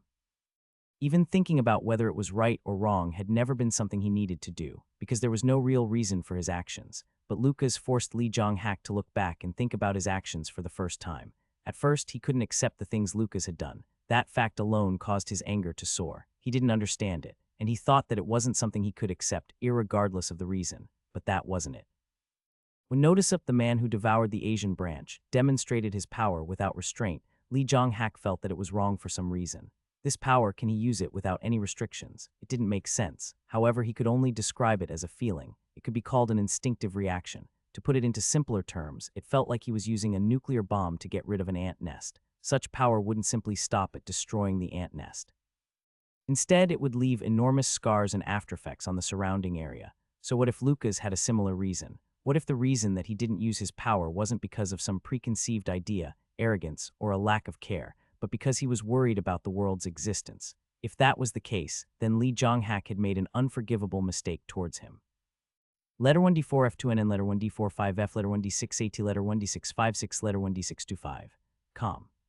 While he was filled with these worries, Lucas came to him, and he asked for his help. He didn't have a choice. At least when he decided to go with Lucas, that was how Li Zhonghak felt. It was only after entering the heavenly realm that Li Zhonghak regretted his hasty decision.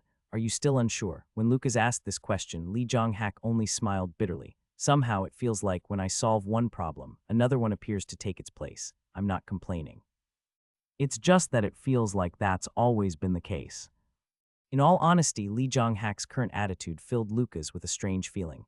To a certain extent, this was all unbelievable, but this was natural. After all, from Lucas' perspective, he had met Li Zhonghak only a little over a week ago, and at that time the man had appeared lost. But for Li Zhonghak, it had been 2 years. Again, 2 years was by no means a short time. It was enough to figure out at least one thing that troubled you. This was why the inner change he had experienced was somewhat understandable. Mr. Lucas. It felt like this was the first time Li Zhonghak had called his name. Li Zhonghak looked at him with a gloomy expression and spoke in a low tone. I saw a demon in Novelrecap. Li Zhonghak wasn't talking about the demon race that had ruined his life. Instead, he was talking about demons in a symbolic sense, the evil which stood on the other side of God. Monsters that brought disasters and calamity to people for no reason. I realized afterward that, in his eyes, humans were nothing. We were no different from weeds growing at the side of the street. It was such an existence that held the Asia branch in his hand and waved it as he pleased. I want to stop that, so. Li Zhonghak decided to stop hesitating. He decided to finally put the solution he'd thought of after careful consideration into action. Please forgive me for my rudeness in the past, and please help me. I would like to fight by your side. Lucas didn't answer. Instead, he simply nodded slowly. But that small action was enough to make Li Zhonghak feel like a large lump, which had appeared in his chest at some indiscernible time, was melting away. Li Zhonghak said that he would remain with Ishuda for the time being. He was a man who took favors and grudges very seriously, so he probably didn't intend to leave her side before he felt that he had repaid his debt in full. This wasn't much of a problem for Lucas. In fact, it could even be described as a good thing. Lucas intended to travel alone for the time being, and it wasn't a bad thing to have a reliable contact in a major city like Babylon. Of course, Li Zhonghak wasn't staying with Ishuda just to pay her back. Ms. Ishuda has a pass to Death Island. Death Island. Yes, I was looking for a way to go there. That is the only place in the heavenly realm I have yet to go. Lucas couldn't help but look at him in surprise at those words. Do you mean that you've already been to the other 6 islands, including Dragon God Island? Yes. Li Zhonghak nodded before deciding to explain a bit. It's not as amazing as it sounds. I only went there and I wasn't able to thoroughly search. As you should know by now, except for Dragon God Island, the 7 islands which represent the heavenly realm are all similar in size to a small continent. It was impossible to thoroughly search such a large place. Li Jonghak had visited the busiest regions and asked if any strangers had appeared in the region, but to no avail. Min Ha Rin was proof of just how difficult searching for each other was. Even though they were on the same island, they hadn't been able to find each other because they were both using aliases. This is why fame is important, championship. If they were to participate in this event and fight to the top, rumors about them would certainly spread across the entirety of the heavenly realm. After thinking this, Lucas turned to look at Li Jonghak again. Did you get to meet the goddess? No, I wasn't allowed to. I simply followed Ms. Ishuda as an escort, I see. Lucas also asked Li Jonghak about the 4 special statues. That got a reaction out of him. The most important statue in the entire heavenly realm is definitely the Dragon God statue. I heard that it is kept on Dragon God Island. Did you get the chance to see it? I didn't see it. From what I've heard, it only reveals itself to those worthy of seeing it. The statue reveals itself. That's what the rumors know. That's what the legends say. Lucas fell silent for a while. Of course, it didn't surprise him that much that a statue seemed to have its own consciousness. There were dozens of reasons for such a phenomenon. Nevertheless, there was still something that weighed heavily on his mind. If the Dragon God statue was truly one of the 4 special statues mentioned by the voice, then it might be troublesome if it really had its own consciousness. After exchanging a few more words with Lucas, Li Jonghak returned to Ishuda's side. The 10 minutes period that he'd been granted was slowly running out. When Li Jonghak left, Bargain approached Lucas once again. His expression was a bit tense. What did you talk about with the whirlwind of the arena? Whirlwind of the arena. Recalling that it was one of Li Jonghak's titles, Lucas responded. He's an old acquaintance, so we just had a short reunion. I see. Bargain nodded as if he'd understood something. Then do you plan to sell the ancient dragon's corpse to Babylon? There was no time for Lucas to answer him. This was because the 5 major city lords had approached him as if they were counting the time. The atmosphere in the clearing instantly became heavy. Looking at their expressions, it was clear that they could no longer stall for time or refuse to answer. Now then, let's hear your answer. After saying that, Gargad pointed towards himself. Lucas, are you willing to sell the ancient dragon's corpse to Uruk? No. Gargad's expression became hard at this answer, which came without any hesitation. Then the major city lord of Baghdad, who was behind him, spoke. Then do you intend to sell it to Baghdad? No, Tikrit, I won't sell it to you. The atmosphere became even heavier and a faint scent of blood began to fill the clearing. The faces of the major city lords who had been rejected by Lucas were all as cold as ice, and their gazes were as sharp as blades. The killing intent that began radiating from their bodies was enough to make the other dragon men in the clearing numb. Spira, the major city lord of Akkad, seemed to have roughly understood the situation. He smiled in embarrassment before speaking up anyway. Looking at this situation, I don't suppose you will sell it to Akkad either, right? Lucas simply nodded without answering. Then the major city lord of Akkad scratched his cheek with a complicated expression. This is awkward. At that moment, a roar of laughter could be heard. It was Ishuda. She spread her folding fan wide and gently waved it at her face. Ahaha, it seems that you have a good relationship with my Li Hao. You're definitely his close friend, so it's not strange that you also have amazing abilities. Although Li Hao was an outsider, he was strong enough to easily overpower all but the most powerful dragonmen fighters in her arena. Amazing people usually grouped themselves with other extraordinary people, so she could barely accept the fact that her magical eye, which she was most proud of, didn't work on him, but I can't really. Of course, even if she tried to brainwash herself, it wasn't something that she could overlook that easily. But for now, the ancient dragon's corpse was more important. Ishuda smiled brightly and said, Mr. Dragon Hunter, Babylon guarantees that you will be treated as our greatest guest. There's no need for you to do that. I don't intend to sell it to Babylon either. When Lucas finished talking, Ishuda's expression cracked for the 3rd time since they had met. The major city lord of Baghdad spoke up with an angry expression. Did you call us major city lords out to such a distant place just to tell us that you won't sell it? Don't tell me you just wanted to use us to get rid of that trashy city lord over there. The once confident Eschiris, who was now being called out despite trying to make himself as small as possible, flinched. Even Spira, who had maintained a playful attitude all this time, couldn't help but speak out with a vicious smile on his face. We all rushed through the sky for 4 days and 4 nights without even taking a break to rest, and it'll take just as long for us to return. So that would mean that you made 5 major city lords waste an entire week. It wasn't just about wasting time. Each of them had brought multiple sky carriages and troops with them to assist with the transportation of the ancient dragon's corpse. If they hadn't been brought for this task, they could have been sent to complete at least a few dozen tasks, even if they were to only do the most important ones. Naturally, this meant that the losses for this trip would be enormous. The major city lord's anger was more than justified. Answer me, Dragon Hunter. Do you intend to make fools out of us major city lords? You're being too hasty. Why are you already concluding that you will return with no gains? It was Ishuda who shot back an answer with an annoyed expression on her face. You're the one who said you won't sell it to anyone. I did say that I wouldn't sell it, but is that synonymous with saying that you won't be able to obtain the ancient dragon's parts? What are you talking about? When Lucas didn't respond for a while, Garged decided to speak up. If you're trying to play some trick. I'm not, I just have one thing to say. Lucas pointed towards the ancient dragon as he continued. I won't accept your money. Instead, I intend to split this ancient dragon up and share it among the major city lords. What? It was Bargain, who was beside him, who cried with disbelief. Although there was a certain gap of strength between them, the major city lords reacted similarly. On the other hand, Li Jonghak looked at Lucas with narrowed eyes. He knew a bit about Lucas, so he wasn't as panicked as the others. Lucas wasn't the type of person who would simply do good deeds for no real reason. He was extremely logical, had more experience than probably everyone there put together, and had the broadest and furthest vision. That was why, more than anything, Li Jonghak was curious at that moment. Just how far ahead was Lucas looking to make such a decision? A refreshing breeze tickled his hair. Gently sweeping away the hair that had been blown into his face, Lucas muttered, "This city is huge." Although he knew Lucas was just talking to himself, Bargain still nodded his head and responded. Lurua has a large arena and is considered one of the 8 major cities, but just a few decades ago, it was still classified as a small city. Small city. That didn't seem to be the case at all. Anyone who saw the site in front of them would have the same thought. Of course, Harui was the only city in the heavenly realm that Lucas had visited, but it was classified as a small city. This was why Lucas was feeling a sense of disparity at that moment. He couldn't quite believe that this enormous city in front of him was developed from a small city like Harui in only a few decades. Lurua had an appearance similar to that of a castle city, and it had a staircase-like structure in which the ground gradually rose as one passed through the different inner walls of the city. Because of this, the building located in the very center of the city also occupied the highest point in the area, and its tall and large size made it appear even more daunting. Lurua was large, so large that it wouldn't be strange to describe it as a city-state. And yet there were still 7 other cities of similar size on Combat Island alone.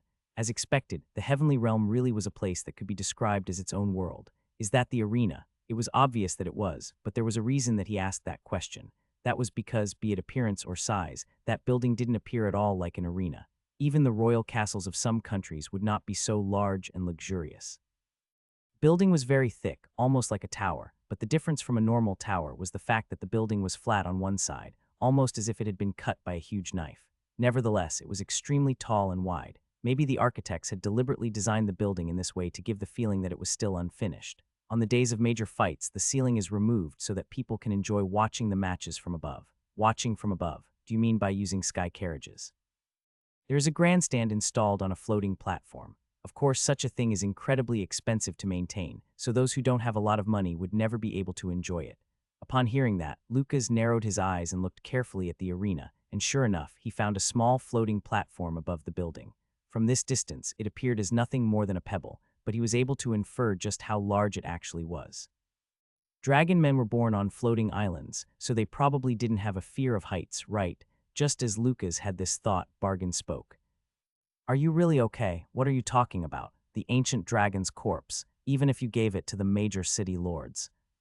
It had already been a week since Lucas gave the ancient dragon's corpse over to the 5 major city lords, but there were still a few things that Bargain couldn't understand even when he thought back to that time. This included Lucas' attitude, as well as the attitude of the major city lords. They were offered the ancient dragon's corpse for free, but none of them appeared happy about it. In fact, they all had subtle changes to their expressions, and their faces became stiff, as if they were seriously contemplating something. In Bargain's opinion, the best way to handle the ancient dragon's corpse would have been to sell the parts equally to the 5 major city lords. As for areas with higher value like the skull, they could have let them compete among themselves and sell it to the ones who offered the highest price. By adopting this method, they wouldn't need to give in to any specific major city lord. However, to his surprise, Lucas didn't do that. Instead, he decided to give the ancient dragon's corpse to them for free. Was he trying to win the major city lord's favor? No, they weren't that simple. To expect them to owe or return a favor just because of this could only be considered naive. In any case, although they were reluctant, the major city lords didn't reject Lucas' proposal. They must have thought that Lucas was up to something, but the temptation of the bait was much too strong for them to reject. I didn't give it to them. They paid me for it. Compared to the price of the corpse, it was barely enough. the major city lords all decided to give Lucas 20 million arus, the amount they had previously agreed upon, and since he was receiving it from all of them, it meant that he'd gained 100 million arus. He didn't refuse this, but the other incentives like the flying dragons and slave fighters were all refused. This was because he didn't really need those things at that moment, and the tomes.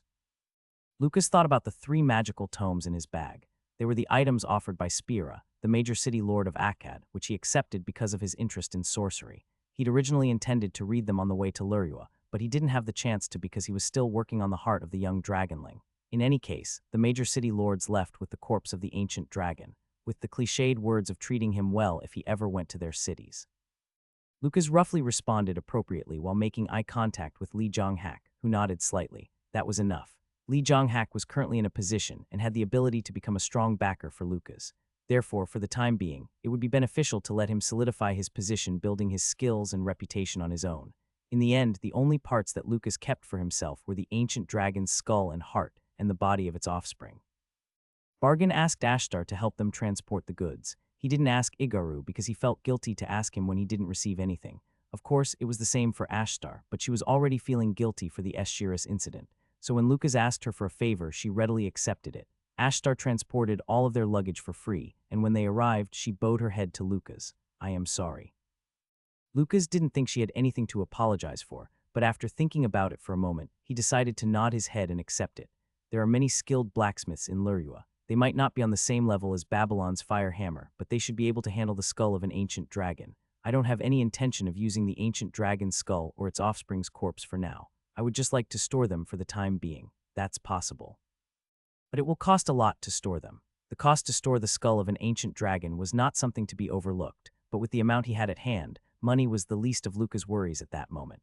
After storing the items away, they finally walked along the streets of Lurua. It's been an intense week, from encountering an ancient dragon and witnessing it being slain to meeting 5 of the 8 major city lords and even negotiating with them. Bargain realized that this short period had been the most intense experience he'd had in his entire life. On the other hand, Lucas, who was the center of all this turmoil, appeared calm and unreadable as usual. Sometimes, Bargain couldn't help but wonder if he even had feelings in the first place. "I would like to visit the arena, but before that, let's find a place to stay." Bargain, lead the way. As he followed Bargain, Lucas looked around at the streets of Lurua. He could get a rough idea of the atmosphere in the city just by observing a few blocks on the street. Lurua was a city filled with vitality. It was early in the morning, but those walking through the streets seemed to be overflowing with vitality. That wasn't all. The overall condition and quality of the various buildings in the city were very high. He'd had this feeling when he looked at the arena in the center of the city, but it seemed almost too sophisticated to have been made by the rough hands of the Dragonman race. The buildings in Lurua were built according to designs made by architects from Peace Island. I see. According to what he'd read, Dragonmen living on Peace Island were so different it was almost as if they were an entirely different race. It was said that those living on Peace Island were usually calm, intelligent, and had incredible artistic talents. The building Bargain guided him to was also a very stylish building, Creek.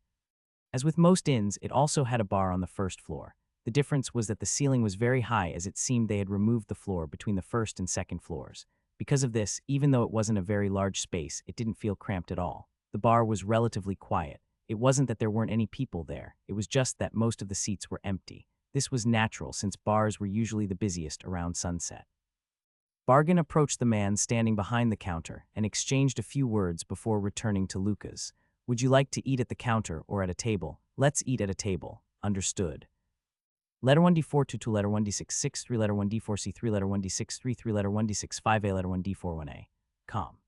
Bargain nodded before ordering the meal. In the meantime, Lucas found a quiet spot before taking his seat. After finishing the order, Bargain came back and sat in front of Lucas with a slightly awkward expression on his face. In fact, it felt extremely wrong for him to sit beside his lord, but it couldn't be helped. Lucas was a rational person, and he didn't think that one group should sit at separate tables to eat. Perhaps because the inn wasn't busy at that moment, they received their meal quickly. It was piping hot bacon soup, smoked meat with optional beef jerky. The side dishes were also filled with meat, but by this point, Lucas had already become accustomed to Dragonman culture to an extent. He scooped a few mouthfuls of soup and ate it without complaints. For a while, only the clattering of tableware could be heard, and before long, their meal was over. The two of them lowered their tableware at almost the exact same time. This was possible mostly because Bargain had intentionally matched Lucas' eating speed. Lucas took a sip of water before finally opening his mouth. Bargain. Yes, you said that Lurua was a city that had already lost its fight, right?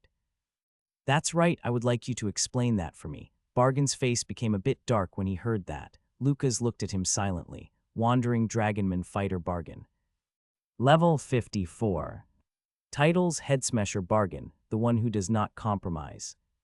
Occupation Fighter. Race Dragonman. Skills Swordsmanship LV, 7 Malice LV, 6 Survival Skills LV, 7 Untamed Sword LV, 5. Loyalty 81. Difficulty C. Feelings towards participant, trust, admiration, loyalty. Lucas realized that when the loyalty stat passed 80, new information would be revealed in the status window, and this information actually included the feelings that person had towards him. It seemed that Bargain fully trusted him now. He could tell as much just by taking a single glance at the status window. This meant that he would probably tell him everything about what was happening in Lurua. The darkness in this city is much deeper and more dangerous than you think, my lord. Of course, I don't mean to underestimate you, but if you were to really listen to what I have to say, it might put you in danger. It's fine, you can tell me. Understood, just as Bargain opened his mouth with a heavy expression on his face. Creak. The door opened and a group walked into the bar. Luca's eyes turned to look at them. He wasn't the only one, and the reason for this was obvious. It was because this group was being so obnoxiously loud that they filled the entire first floor of the inn with their noise, and they acted like the entire world revolved around them. By the look of them, it could be assumed that they were fighters. Nevertheless, Lucas soon took his eyes off of them before turning back to Bargain. Since the first floor had become so noisy, it would be better to go up to their room before continuing the conversation. However, he saw that Bargain was staring at this group with a hard expression. Bargain, yes, I'm sorry. Bargain shook his head, quickly returning to his senses. Deciding not to mention it, Lucas continued in a calm voice. It's noisy here, let's go up. I think that would be a good idea. With that said, the two of them got up from their seats and went up to the second floor. Or to be precise, they tried to do so. Bargain, someone called Bargain's name. Bargain stopped walking, his expression becoming even more severe. Right, it's Bargain. Did he know Bargain? However, maybe because of his exuberant mood, the man's voice seemed to have a hint of ridicule mixed into it. Lucas turned around to look at the person who called out to Bargain, and upon seeing the man's face, he knew that it wasn't because of his mood. The cowardly bastard who ran away like a dog with his tail between his legs has returned to Lurua.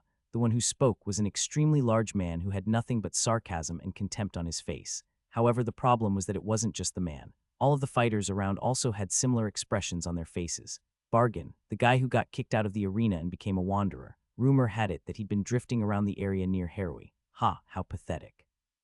I can't believe he decided to settle in a small city like that. It's a disgrace to the Lurua arena. One by one, they all shouted their own insulting remarks. Some of them even spat on the floor, saying that their alcohol had lost its taste. Bargain took a deep breath before turning around to look at them. By then, his expression had become much colder. Long time no see, Himba. Right, it's been about 10 years, hasn't it? It should have been longer. Kukuku. Himba chuckled. Come drink with us. It's been so long, let's have a good talk. No, I'm busy right now, so I'm just going to leave. After shooting those words back with a cold tone, Bargain turned around again, but Himba spoke in an exaggerated tone. Yuha, you don't have to be ashamed. It's been a long time since we last saw each other. Or is it that you can't afford it? Don't worry, it'll be my treat. As you know, Lurua's fighters never lack money. Bargain's expression became filled with contempt. He clenched and unclenched his fist a few times. He knew that if he were to stay, he would no longer be able to control his emotions. My lord is waiting for me. Lord, Himba asked with genuine surprise before turning to look at Lucas for the first time. Then he asked with an even more bewildered expression. That wimpy-looking man over there is your lord. Wimpy man? Lucas looked down at his forearms. Now that he thought about it, he'd always heard people mention how thin he was. Even though he'd done his best to train his body when he was fighting against the demigods or when he had become Frey Blake, his body had always been like this. Now that I have a different body, he could practice martial arts and develop his body. When he thought about that, the first thing that came to mind was the Warrior King Fist. It was the perfect martial art for developing and building muscles. But for now, Lucas didn't really have any desire to practice the Warrior King Fist. Ah, don't be scared, little man. Even though I look like this, I'm not that type of person. Himba grinned slightly as he said that. Lucas, who had been lost in thought for a while, finally raised his head and looked at him. What do you mean? I would never attack someone who isn't even a fighter. When Lucas failed to respond, Himba seemed to have come to the conclusion that he was scared stiff. It was a big mistake, but Lucas didn't bother to correct it. Instead, it was Bargain who could no longer contain his anger. He gritted his teeth roughly as glared at Himba. He had long become used to others mocking him. In fact, at this point, it didn't even bother him. However, when he saw them looking down on and mocking Lucas right in front of him, Bargain found that he could barely hold himself back. Several times, his lord had been insulted by someone. Now, he could no longer contain his anger. You guys. Enough, it was none other than Lucas who had stopped Bargain, whose aura had erupted as though he was about to attack. Bargain turned to Lucas with a puzzled expression. Letter 1d65e, N letter 1d427, letter 1d69b, E letter 1d6 letter 1d451. Calm.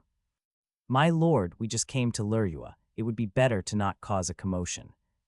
Understood, Himba looked at him with an expression of disgust and pity. In the past, he was the head-smasher Bargain, a fighter admired by all of Lurua, but now he was nothing more than the subordinate of someone who appeared to be an outsider. Moreover, Luca's shabby appearance made Bargain seem even more pathetic. Lucas also sensed the meaning in Himba's gaze, but he still turned and headed upstairs without any other reaction. This was blatant disregard, but to Himba, it only looked like he was running away. Kikiki, be careful on your way, cowards. His companions also waved their hands and jeered as they left, but Lucas never looked back in the end. Click. The bedroom door closed. The interior of the room was neither too spacious nor too narrow, but it had everything that it should. Beds, chairs, a table, a window, and a sink to wash their faces. Lucas gave a cursory glance around the room before pulling one of the chairs, sitting down and looking at Bargain. Bargain stared out of the window for a while, and it seemed that he had something on his mind. Finally, he slowly raised his head as he felt Lucas' gaze. The major city lord of Lurua, Bargain's voice was soft. This was proof that he'd regained his composure, is a man named Kanki. That's a funny name. A smile threatened to spread across Bargain's face at Lucas' honest statement. Yes, however, no one on Combat Island would ever laugh when they heard that name. Instead, they would be filled with awe and admiration. Because he is a major city lord, that is one of the reasons, but the most important reason is that he is a former grand champion. Lucas couldn't help but be a bit surprised by this statement, grand champion. In other words, Kanki had once completed his goal of becoming a champion and winning the championship. He also won the title of champion in as many as 16 cities. Kanki is one of the strongest fighters in the world. Is that still true? Probably. He was never the type to neglect his training just because he earned the title of major city lord. Sometimes he even participates in exhibition matches, where he would overpower the current active fighters as if it was nothing. Lucas, who was even more confused at that moment, couldn't help but ask, and you're saying that such a man condones match fixing, someone who was once the grand champion? It's not just condoning, Kanki is the one who started it all. After a moment of silence, Lucas opened his mouth again. Something could be going on. The circumstances don't matter. Bargain seemed to be startled by his own outburst. He immediately realized just how rude his actions were. Not only had he cut off his lord's words, but he'd also raised his voice at him. Nevertheless, Lucas continued looking at him with the same calm expression as before. There was no anger or condemnation in his eyes. As his eyes met this gaze, Bargain felt his anger cool down. Then, after taking a deep breath, he continued in a much calmer tone. The outcome of a fighter's match should never be decided before the match has even begun. It is an insult to the fighters who constantly risk their lives on the battlefield, and to the spectators who cheer them on with pure hearts.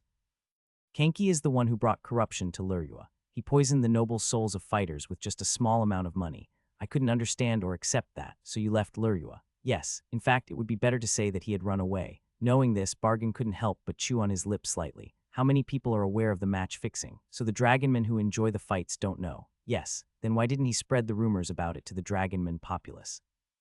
There was no need for him to ask such a question. The answer was obvious. Kanki was a former grand champion. Lucas had already experienced the kind of effect such powerful achievements have on most dragonmen. This meant that Kanki had an enormous amount of wealth, overwhelming power, and a reputation that everyone on the island raved about. At the very least, it could be said that within his territory, his reputation was absolute. On the other hand, Bargain was only a fighter who had a bit of reputation for his performance in the arena. Even if he were to cry out about the match fixing until he spat blood, very few people in the city would believe him. Nevertheless, Lucas couldn't really understand Kanki's carelessness. If he had been more thorough, Bargain would never have been allowed to leave the city alive. It also couldn't be that he'd forgotten Bargain's existence or didn't know his whereabouts. Himba and the other fighters in Lurua knew exactly where he had been wandering around. No matter how insignificant they might be, as long as there was even one other person who knew the hidden truth, they could become an unknown variable. There was no way a man in Kanki's position wouldn't know something like that. No, he recalled the characteristics of the dragon men living on Combat Island. The good was that they were tough, but the bad was that they were simple. If Kenki's personality was the same, then his choice to let the secret leak out would be a bit more acceptable. Nevertheless, he still couldn't understand. You said that just a few decades ago, Lurua was a small town. That's right. Then it can be said that Kenki is the one who developed the small city into a major city. Bargain didn't want to accept this fact, but the truth was the truth. He nodded reluctantly. Yes. Lucas became lost in thought for a while. The match fixing involved most of the fighters in the arena, not just the major city lord. The wealthy and influential people in the city also supported it from the shadows. As expected, I'll have to see him for myself. I'm talking about Kenki. Bargain's explanation alone wasn't enough. It seemed that he would have to see it for himself before he could make a decision. Lucas raised his head and looked at Bargain. Where can I see him? Leaving the inn, Lucas headed towards Paguam Square, one of the largest shopping districts in Lurua. There was a large fountain in the center of the square,